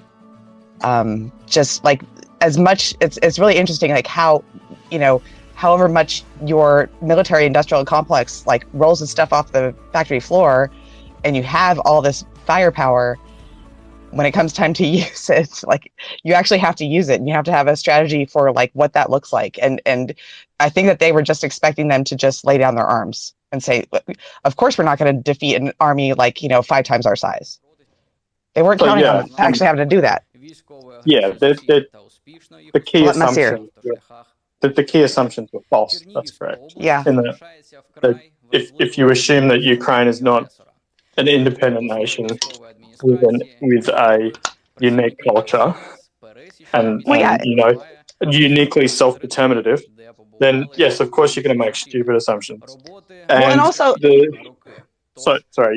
and the other one thing I'll just point out is that Russia projected itself as being able to produce modern vehicles, sort of Soviet style. The problem with that is that they were never able to. Their most modern, usable armored vehicle equips a handful of units. A handful. Most of the vehicles that they are using are vehicles that were produced, say, pre-2000, and that have been upgraded since then. Now, yes, M1A2 and all that, but you're looking at, and by pre-2000 I mean mid-90s. So that's the issue, is that there's this preconception that, Russia is a great military power. If the last, few months have taught us anything, it's that was largely resting on their laurels. Yeah, largely the Emperor's New and believing their own propaganda posters. Yeah. Yeah. Well, so I think that the what I was going to say is that I think the American ally ship of kind of fizzling out all of Putin's proposed propaganda, they were going to stage a fake insurgent crisis, and so they can rush in and say that they're defending Russian speakers in Ukraine. All of that was excellent allyship, and also at the same time, right up until the invasion, Zelensky was actually saying, hey, U.S., stop saying that Russia's going to invade us. You're freaking out my people. Stop it. Which means that all of these Ukrainians stayed in the country, and then were there able to fight, to take up arms, weren't planning on it. They believe their president saying, hey, stop freaking us out. Nothing's going to happen. But oh crap, now they're invaded. Now there's an entire country full of people, and then you have the added on trauma of, families being torn apart, where the men have to stay and fight. So Putin was completely planning on not being called in their bluff. If I could just jump in there just really quickly, the more I look at what Russia was trying to do operationally, right? Come down from the northwest. You can get it out. What's that? What, Alex? Can anybody hear me? Yeah, we can hear. I think Alex is doing young ones right now. Oh, okay. Oh, I'm sorry. So no, the more you look at the operation that he had, when you look at the operation around Kiev, if you look at the northwest, you can see what they're trying to do. But that attack from the northeast around Chernihiv, that was meant to be the staging area for that group headed east from Sumy, right? That was supposed to be the forward operating base. So they were supposed to link up there and then surround Kiev and then go in. But I think the one mistake Putin made, because I think if you look back on it, if we could open up those docs and we could see what they were saying to each other, I think what the assumption is that the Ukrainians would politically collapse. Maybe not militarily collapse. I'm sure they would have to assume there would be some kind of insurgent, some kind of, partisan activity. There's still remnants of. They knew at least parts of the Ukrainian army would fight, but I think what they were expecting is maybe not a military collapse, but I think what they were expecting was a political collapse, and that everybody would just leave, and that they would just step in and then say, "This is now the legitimate government of Ukraine," and all these guys are doing is just making everything worse, and they're killing a bunch of people, and and this is now the Yanukovych. This is now the legitimate government of Ukraine because Zelensky. It's us or chaos. Exactly. That. I think if you look at what they were trying to do, I think that's what their real goal was. Is that they knew you're not going to invade with an army of that size if you don't expect to occupy large swaths of the country, right? I think what their real goal was, and this is, again, just my assumption, I don't have anything to prove this, but my hunch is that they were expecting a total political collapse. Everybody's going to leave. Everybody's going to kind of go to Europe. They're going to be a government in exile, and there's nothing the West can do, nana poo-poo, right? So sucks to suck is what Russia's assumption was, right? And I think that was the big miscalculation. Yes, we understood the Ukrainian army was going to fight. Yes, I'm sure they understood at least parts of the Ukrainian army was going to fight. I don't think that they were so blind that they thought that everybody's just going to lay down their arms and their hands would go up. I'm sure they assumed there was going to be something there. But I think at the very least, the major miscalculation was that Zelensky and his cabinet were going to pack up, go to Europe, become celebrities for the West, and they were going to get Ukraine, and they were going to be able to do everything that they wanted to do. That's just my gut feeling, right? If I just kind of just view it through their lens, right? That's what I think that they were counting on. That makes sense. One thing that I remember thinking about, when we saw all those photos of Putin at the end of that long table, height of his COVID paranoia, and all those other people at the either on the other side of that long table or on the other side of that huge marble room. And all I could think was, okay, so if anyone wants to say, hey, you're not doing as well in the war that you thought you would, the invasion's not going well, or maybe you should switch tactics, or this is a completely invented crisis. There was no need for you to invade Russia or invade Ukraine, and now this is a horrible melee. You should have just cut bait when the U.S. called out all of the stuff you were going to try to pull. They would have to, since they're on the other side of the room or the other side of that table, his advisors were in a position where they would have to correct him, shouting across the room in front of all these other people. And he built up this cult of paranoia. He was afraid of getting poisoned because he put that out there as well.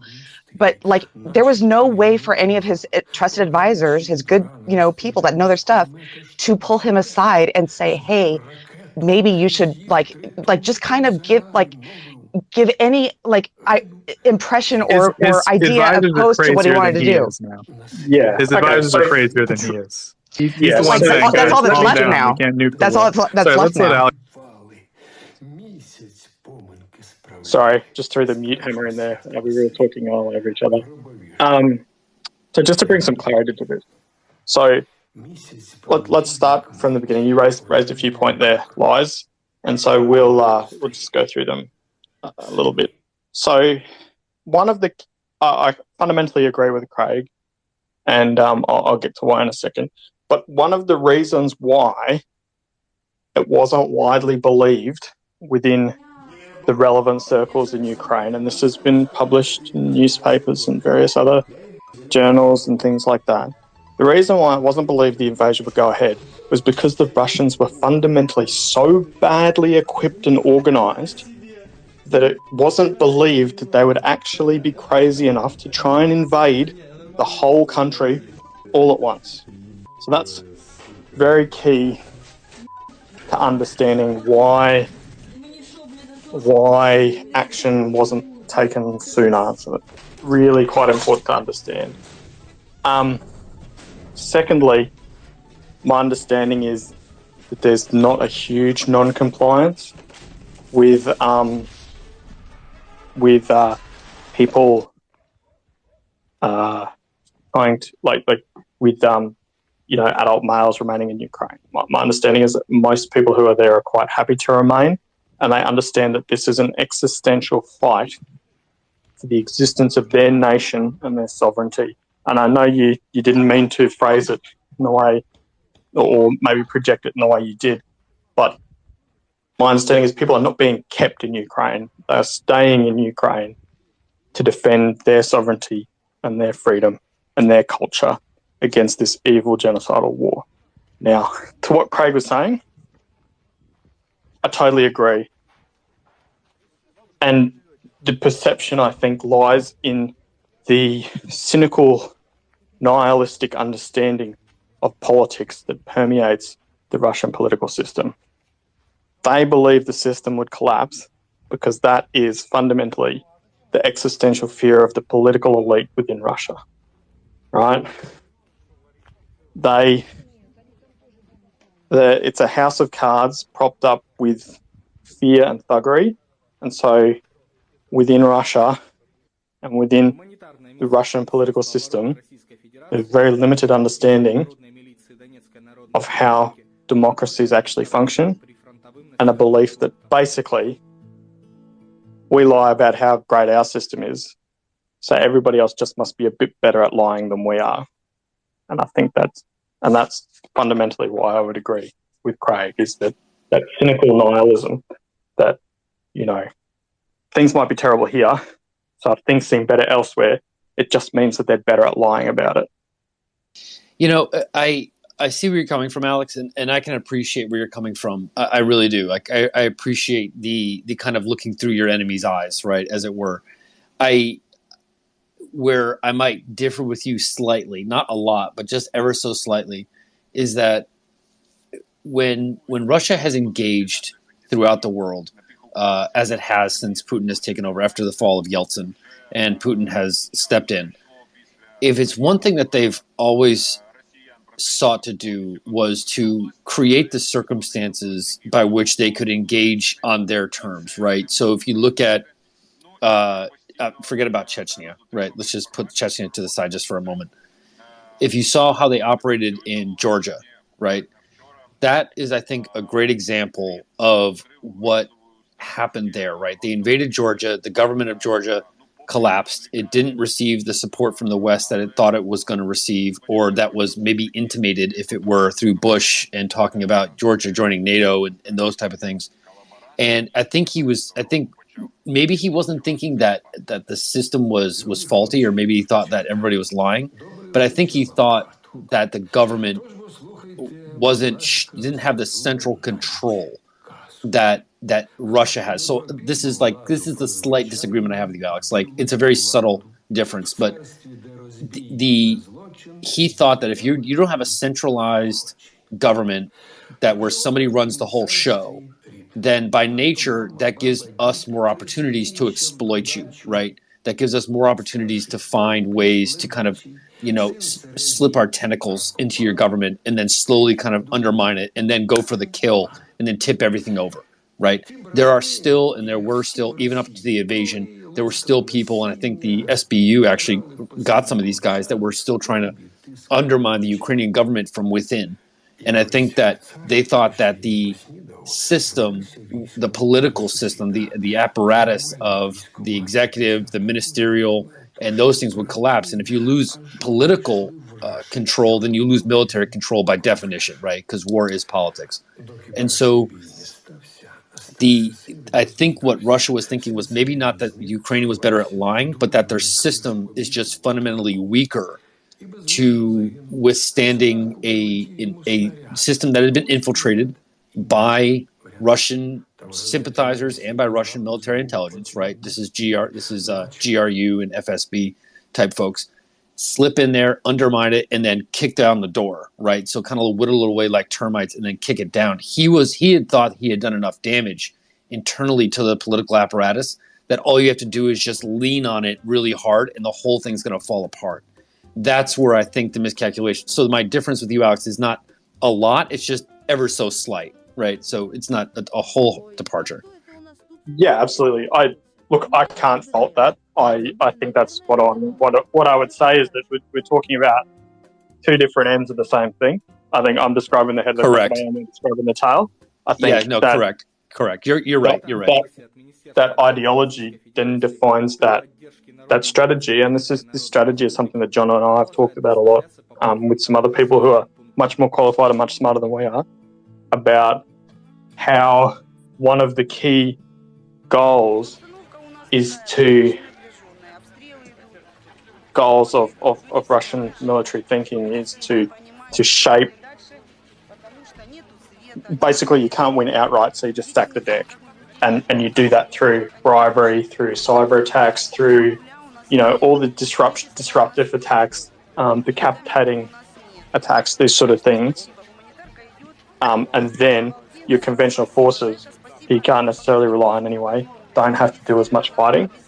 And so I think we're in complete agreement, just different ends of the animal.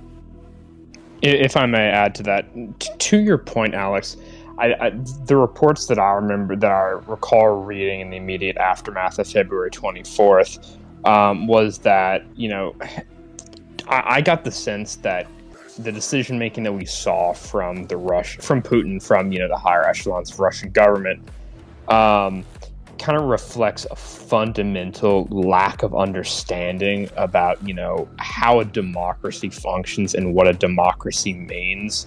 A lot of the reports regarding Russian internal discussions that I saw, again in the immediate aftermath of February 24th, was that for example, prior to the invasion, prior to February 24th, Zelensky's poll numbers were not fantastic. They were like 30-something%. There was obviously Ukrainian politics was, doing its thing. There was, discontent, various different things, blah, blah, blah, standard, democratic, internal politics, nothing new there. But there was a significant discussion that the Russian, Putin and Russian intelligence services had basically assumed, Zelensky only has a 30% approval rating. Therefore, they all hate him. Therefore, if we invade, we'll be welcomed with open arms, which is just such a ludicrous notion. It reflects a total lack of understanding of how a democracy functions, and that the idea that in a democracy, the populace, is loyal not to a specific person, not to the head of state, not to the head of government, but to the institutions and the nation state that that exists overall. I mean, I'm not sure what George W. Bush's poll numbers were prior to September 11th, but regardless of what the American public thought of him prior to those attacks, in the aftermath they went to 90%, because it wasn't about do we like the current president or not. It's are we loyal to the overarching government institution, or the institution that the government represents in the nation state that is the United States. And the same reasoning is also true of Ukraine when they were invaded. Zelensky, while he is a symbol of the state as head of state, he is not the state. The state exists independently of him. And it was absolute folly and reflects just a total lack of understanding by Putin and, again, basically everybody around him as to how a democracy works and what a democracy means to its citizens. Well, I think culturally too, Ukraine, right? Like, I've heard stories about Russian cab drivers. They'll accidentally take people to domestic airport when they're going to Kiev, and they go, "Oops, sorry, I forgot." Right? I mean, that's their opinion of Ukraine, right? It's a very colonial attitude. Sorry, Alex, to cut you off. Go ahead. No, I was just going to say, there's a Russian political scientist. His name escapes me, and I wish Damon was here because he would know. But he basically proposed this system of curated democracy, where everything, it's democracy, but it's not really democracy. Like, everybody gets a vote, but it doesn't actually mean anything. And this is the system that functions within Russia. Even the opposition receives money from the Greater Russia Party. It's not a big secret. You can look it up. So, yeah, I think that's exactly right, John. There's a fundamental misconception of the operation of a nation state in the Western sense. Craig, go. Lies, go ahead. Yeah, just gonna say yes. Like what I was saying about people. Of course, like the people fighting in Russia, like are patriots, and they're going to fight. Like, they're not being forced to fight, of course. Their families are being forced apart just by the circumstance of it's not safe for, little kids to be where they're still fighting. But I only said, pointing out how Zelensky was like, but before the invasion, he was saying, everyone calm down and stuff, to strike home the point that the night before the invasion, all those people in Ukraine like anticipated getting up and going to work the next day, going to school, all of that. Like, no, they were not preparing for an invasion. Everyone was in place. Like there were not like, the displacement that we see now, or the preparation for evacuating large, urban sectors. So that's why, Putin bit off, like that's ever more why how Putin bit off more than he could chew, in terms of like, he was going to a fight and it looks a lot worse when you're a big swinging army and this is a population going about its business, and the effect of your action is ripping apart families. So that's just like confirming what you were saying, Alex, in terms of like, yes, these people are fighting, want to be there. We'll fight to the end. Thank you for that clarification. I'll just point out that, there was a lot of, there was general mobilization of serving forces at the time, and also there was a huge amount of but not the civilians, not the civilians. Well, there was a huge amount of private organisation and territorial defence. Ukraine has a proud tradition since 2014 of promoting individual service to the nation. So, Gurney, go ahead. Yeah. Hey, thanks. Maybe I came in here a little bit late. I'm not sure what was being discussed, but Lies, I thought I heard you just say that Russians were being patriots, but maybe that was a misspeech. No, the Ukrainians. I'm sorry, the people being invaded. Sorry.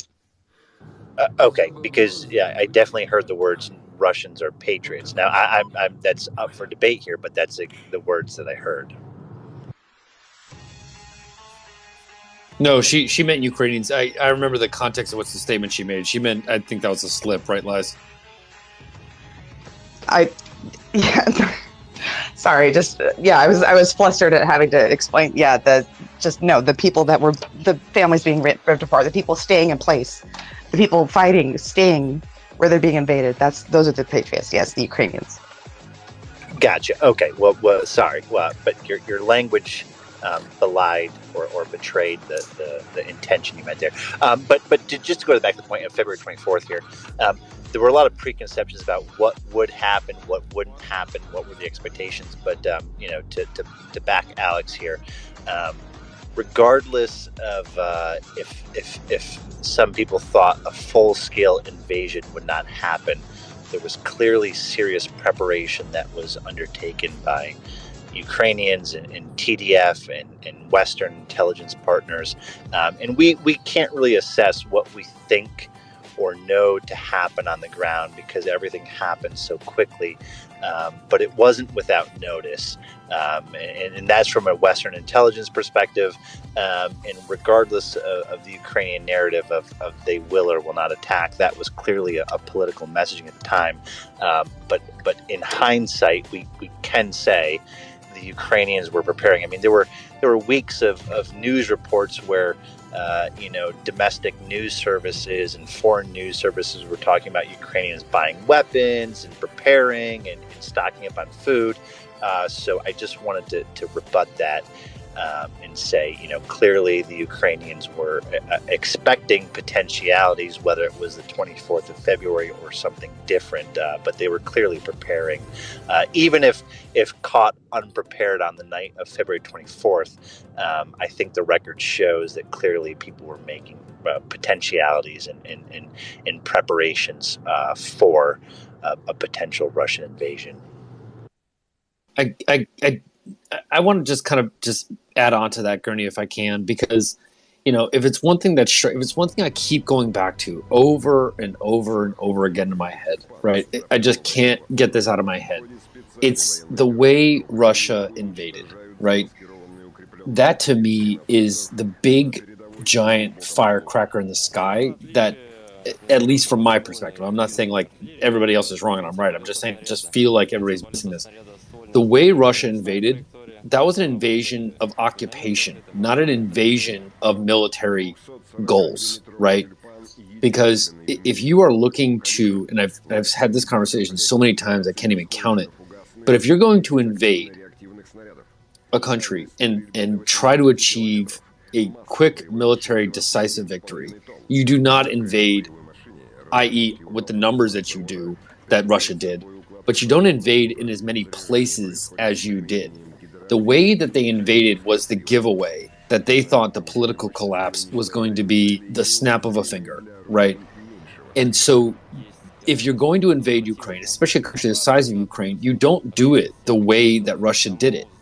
They did it, they're supposed to do it along two major axes of attack, right? Mostly, right? One coming from Sumy to Kiev, and the other one coming from Kharkiv down south towards the Donbass, and try to encircle those guys. As you come into the Donbass, you circle off, you cauterize those two things, and then you push into the country, and then you can occupy everything east of the Dnipro River.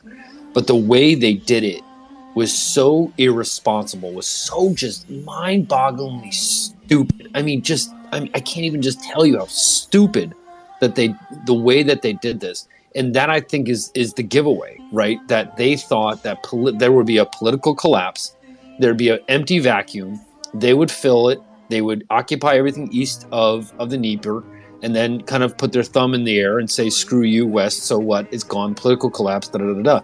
It wasn't done in a way to achieve a military victory. The way that they invaded was done to achieve... Now, I understand the correspondence between politics and war, right? It's an extension of it, I get it.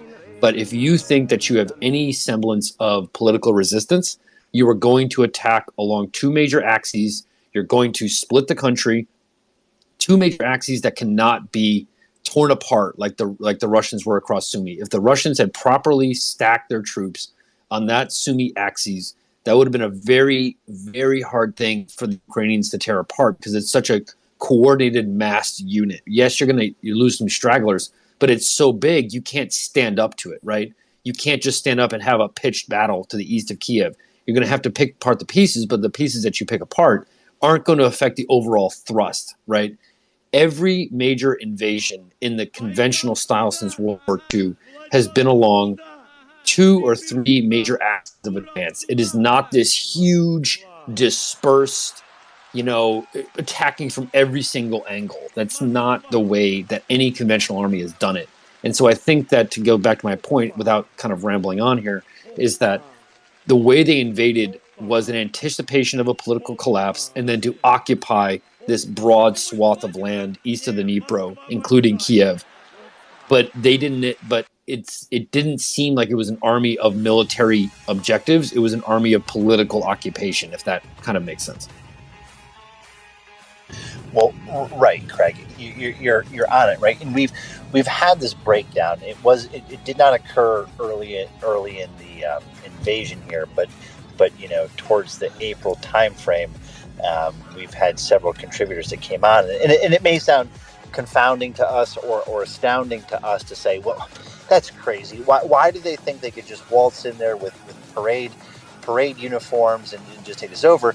And maybe that's because the political landscape was at the time a little bit foreign to us, even if the situation on the ground was a little bit more known to us. And I say that because, clearly they made bets, whether it was through the FSB and whether that was through canvassing political opinions, what they thought was actual Ukrainian opinion. Remember this, from their perspective, from the Russian perspective, at the time of February 24th, not only was Zelensky polling at his lowest, but the confidence of the Ukrainians in the then current establishment was at its lowest. And 8 years of astroturfing by FSB and Russians, paying off officials and planning for contingencies, they thought, and whether this was an echo chamber, reinforcement, of FSB agents telling their superiors what they want to do, there's a lot of events that are conspiring here.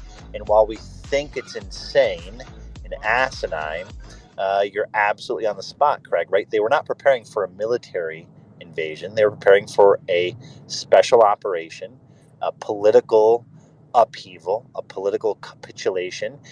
If they could achieve some very quick and effective gains with minimal bloodshed at first, that political capitulation would happen, and the paid, whether it was paid FSB polling, whether it was low political polling, whether it was paid agents, they thought they're going to roll through. And I know that to a lot of us that sounded absurd, but the playbook, is sort of written in that direction of, look, pay off your enemies, pay off your friends, pay for political capitulation. This was not planned as a military operation. And we know a lot of that in hindsight too, because many of the commanders that were to take part in this were not notified, were kept in the dark. So if it was truly to be considered a military operation, that's not beneficial. But what they were hoping for was that the military buildup, on top of any political capitulation, the military buildup would coerce and leverage the political position and some Russian troops moving on Kyiv. So I know at the time we thought this wouldn't happen, and then this is asinine. How do they expect this? But a lot of these mistakes, add up. Death by 1,000 cuts. So I'll agree with you, sir, there on the Russians made a lot of wrong assumptions on this, that the Ukrainians would not stand up, would not defend, were not capable of doing that, would not put effective strategy together. There's a lot of reasons there, but I just wanted to sound off on that and say, 100% this was not planned as a military operation, and that essentially sealed part of the early fate of the Russians militarily. And just to kind of add on to that, Alex, sorry, I just want to add on to that really quick while I have a thought in my head. Sorry, I don't want it to fly away like most of my thoughts do. A lot of people think like, everything I'm saying right now, they're like, oh, of course, and right? Like this makes sense, Craig. Well, in hindsight, yes, but the way that they invaded, the way that they thought that, yes, the political apparatus would collapse, and then they would use this occupation army to kind of clean up all these units and clean up all these resistance areas and kind of sweep through and kind of do these pogroms like they did around Irpin and Bucha.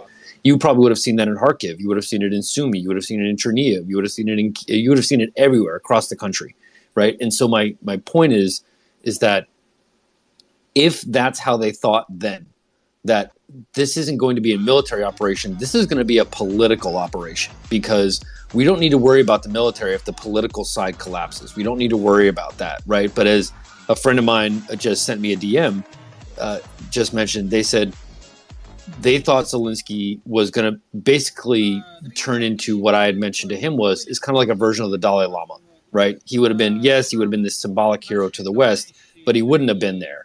And I think that if you are trying to affect, as we go forward in this war, you can see people are like, well, how can the Russians be so stupid? How can the Russians do this? Because their original assumption that this was going to be a political war, not a kinetic war where it's battalion on battalion and they have to figure out ways to maneuver.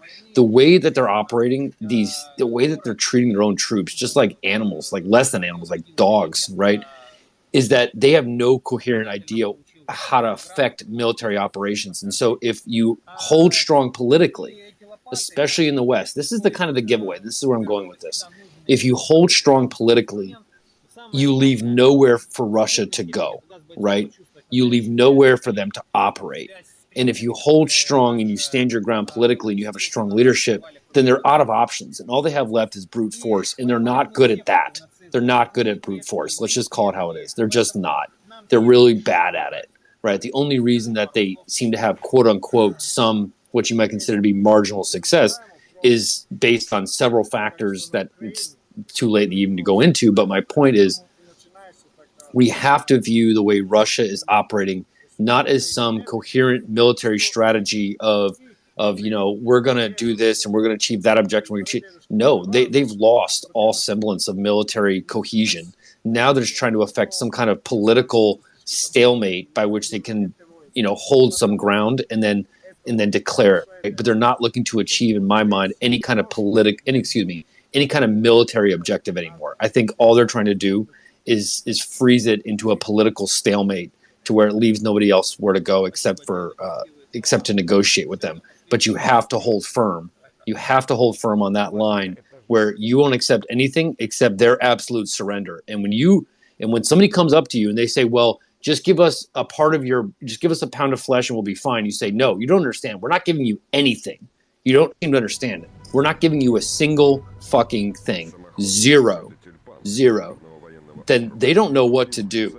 They don't know what to do. And I really wish the West, with this grain deal and that lit a fire under my ass I couldn't even tell you about. Give them no room to operate politically, and they will fall apart. They will. But people, continuously trying to find ways to negotiate, stop that. Like, just cauterize that wound and just move on. If I might very briefly add, I would point everybody to Operation Danube and Operation Whirlwind. Craig referenced an invasion of occupation, not one to achieve actual military goals. That would be my point. Gurney, please go ahead. Yeah, no, I was just going to add one more thing here, because my original statement was to Lies here, and that was I think I addressed it in terms of she might have been saying no one expected this or etc. But I'll just redirect here. On February 16th and before February 16th, Western partners made clear in sort of an unprecedented way, declassifying real-time intelligence or near real-time intelligence, that hey, yes, world, this is going to happen. Now we can remember, regardless of the domestic political response by the Ukrainians or the apparent domestic political response of no, it's not going to happen. There might have been a good cop, bad cop, but in hindsight, we can clearly see that there was declaration that was unprecedented by Western intelligence partners to declassify near real-time intelligence, to say no, we have very good info that this is going to occur. Not just the buildup of troops, but we have solid info, and that bought an extra week and a half of time.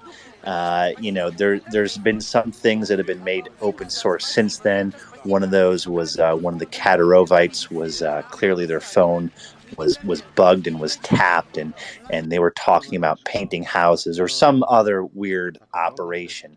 But that clearly had added to the intelligence of Western partners, and we can't in this point in time still decipher whether or not the Ukrainians, not publicly, knew of this and were making preparations. It could have been good cop, bad cop. But all I'll say is we do know definitively that bought an extra week and a half delay between February 16th to February 24th. We know this because in the reporting structure and in the Russians and in the Russian communications, things were supposed to be green-lighted for around February 16th. They were not because of the unprecedented declassifying and presentation of intelligence to say no, this invasion is happening, and in sort of a move to say no, it's not. We clearly know that the Russian operational military units were sort of paused for a week and a half until the 24th of February. We know this to be true. Now, what we don't know, and what we'll hope to find out in the years to come, is whether the Ukrainian public message at the time, in that week and a half, 2-week period, calling for calm, saying it probably won't happen, was in an effort to buy time to make preparations for this. And I'm just saying that because that's directly to Lies here in terms of saying, they didn't expect this. Whether that week and a half proved to be pivotal on a tactical level or operational level or strategic level, we know that to have bought a week and a half time. And what we can assume is before that, they were making preparations as well. But I just wanted to add that because it's tough. It's easy to forget these things because they seem so long ago, and they weren't apparent on the 24th of February. But these, we came to know these in the middle of March and April, and now it's August of this year, and it's easy to forget those things. But I wanted to mention that to say, clearly preparations were being made, and clearly unprecedented things were being made. We don't know exactly how they transpired, but we can assume, and after the fact, I hope these will come to light to sort of explain the preparations that were made on behalf of Ukraine. Absolutely, Genny. I couldn't agree more with either Craig, yourself, or John. And just to illustrate John's point, when you look at the operations undertaken by the Russians to try and take Kiev. Ми зробимо все, щоб кожен окупант, щоб держава-терорист в цілому повністю вони відчули, що таке міцна наша українська відповідь на їхній терор. Слава усім нашим воїнам! Слава Украине! В прошлом году была создана межведомственная рабочая группа по розыску захоронения жертв украинской агрессии, их идентификации и увековечения памяти. В прошлом году мы работали по захоронениям 2014 года, которые были обнаружены в течение всех этих лет. Были подняты останки 292 человек. В этом году мы работаем в городе Рубежное, Северодонецке, планируем в Лисичанске. К сожалению, сейчас мы уже говорим, да, о жертвах этого периода времени, 2022 года, о тех людях, которые были убиты украинской армией и в ходе активных боевых действий, и при особенно отступлении, потому что особый такой ущерб, урон городской инфраструктуре, гражданским объектам, социальным объектам, людям был нанесен как раз, когда украинская армия отступала и велся жестокий, циничный обстрел уже городов, где их просто-напросто не было. В общей сумме мы работаем 10 дней в городе Рубежное. Сейчас подняты 104 останка. Понятно, что в основном превалируют осколочные ранения, есть пулевые ранения. Большое количество, скажем так,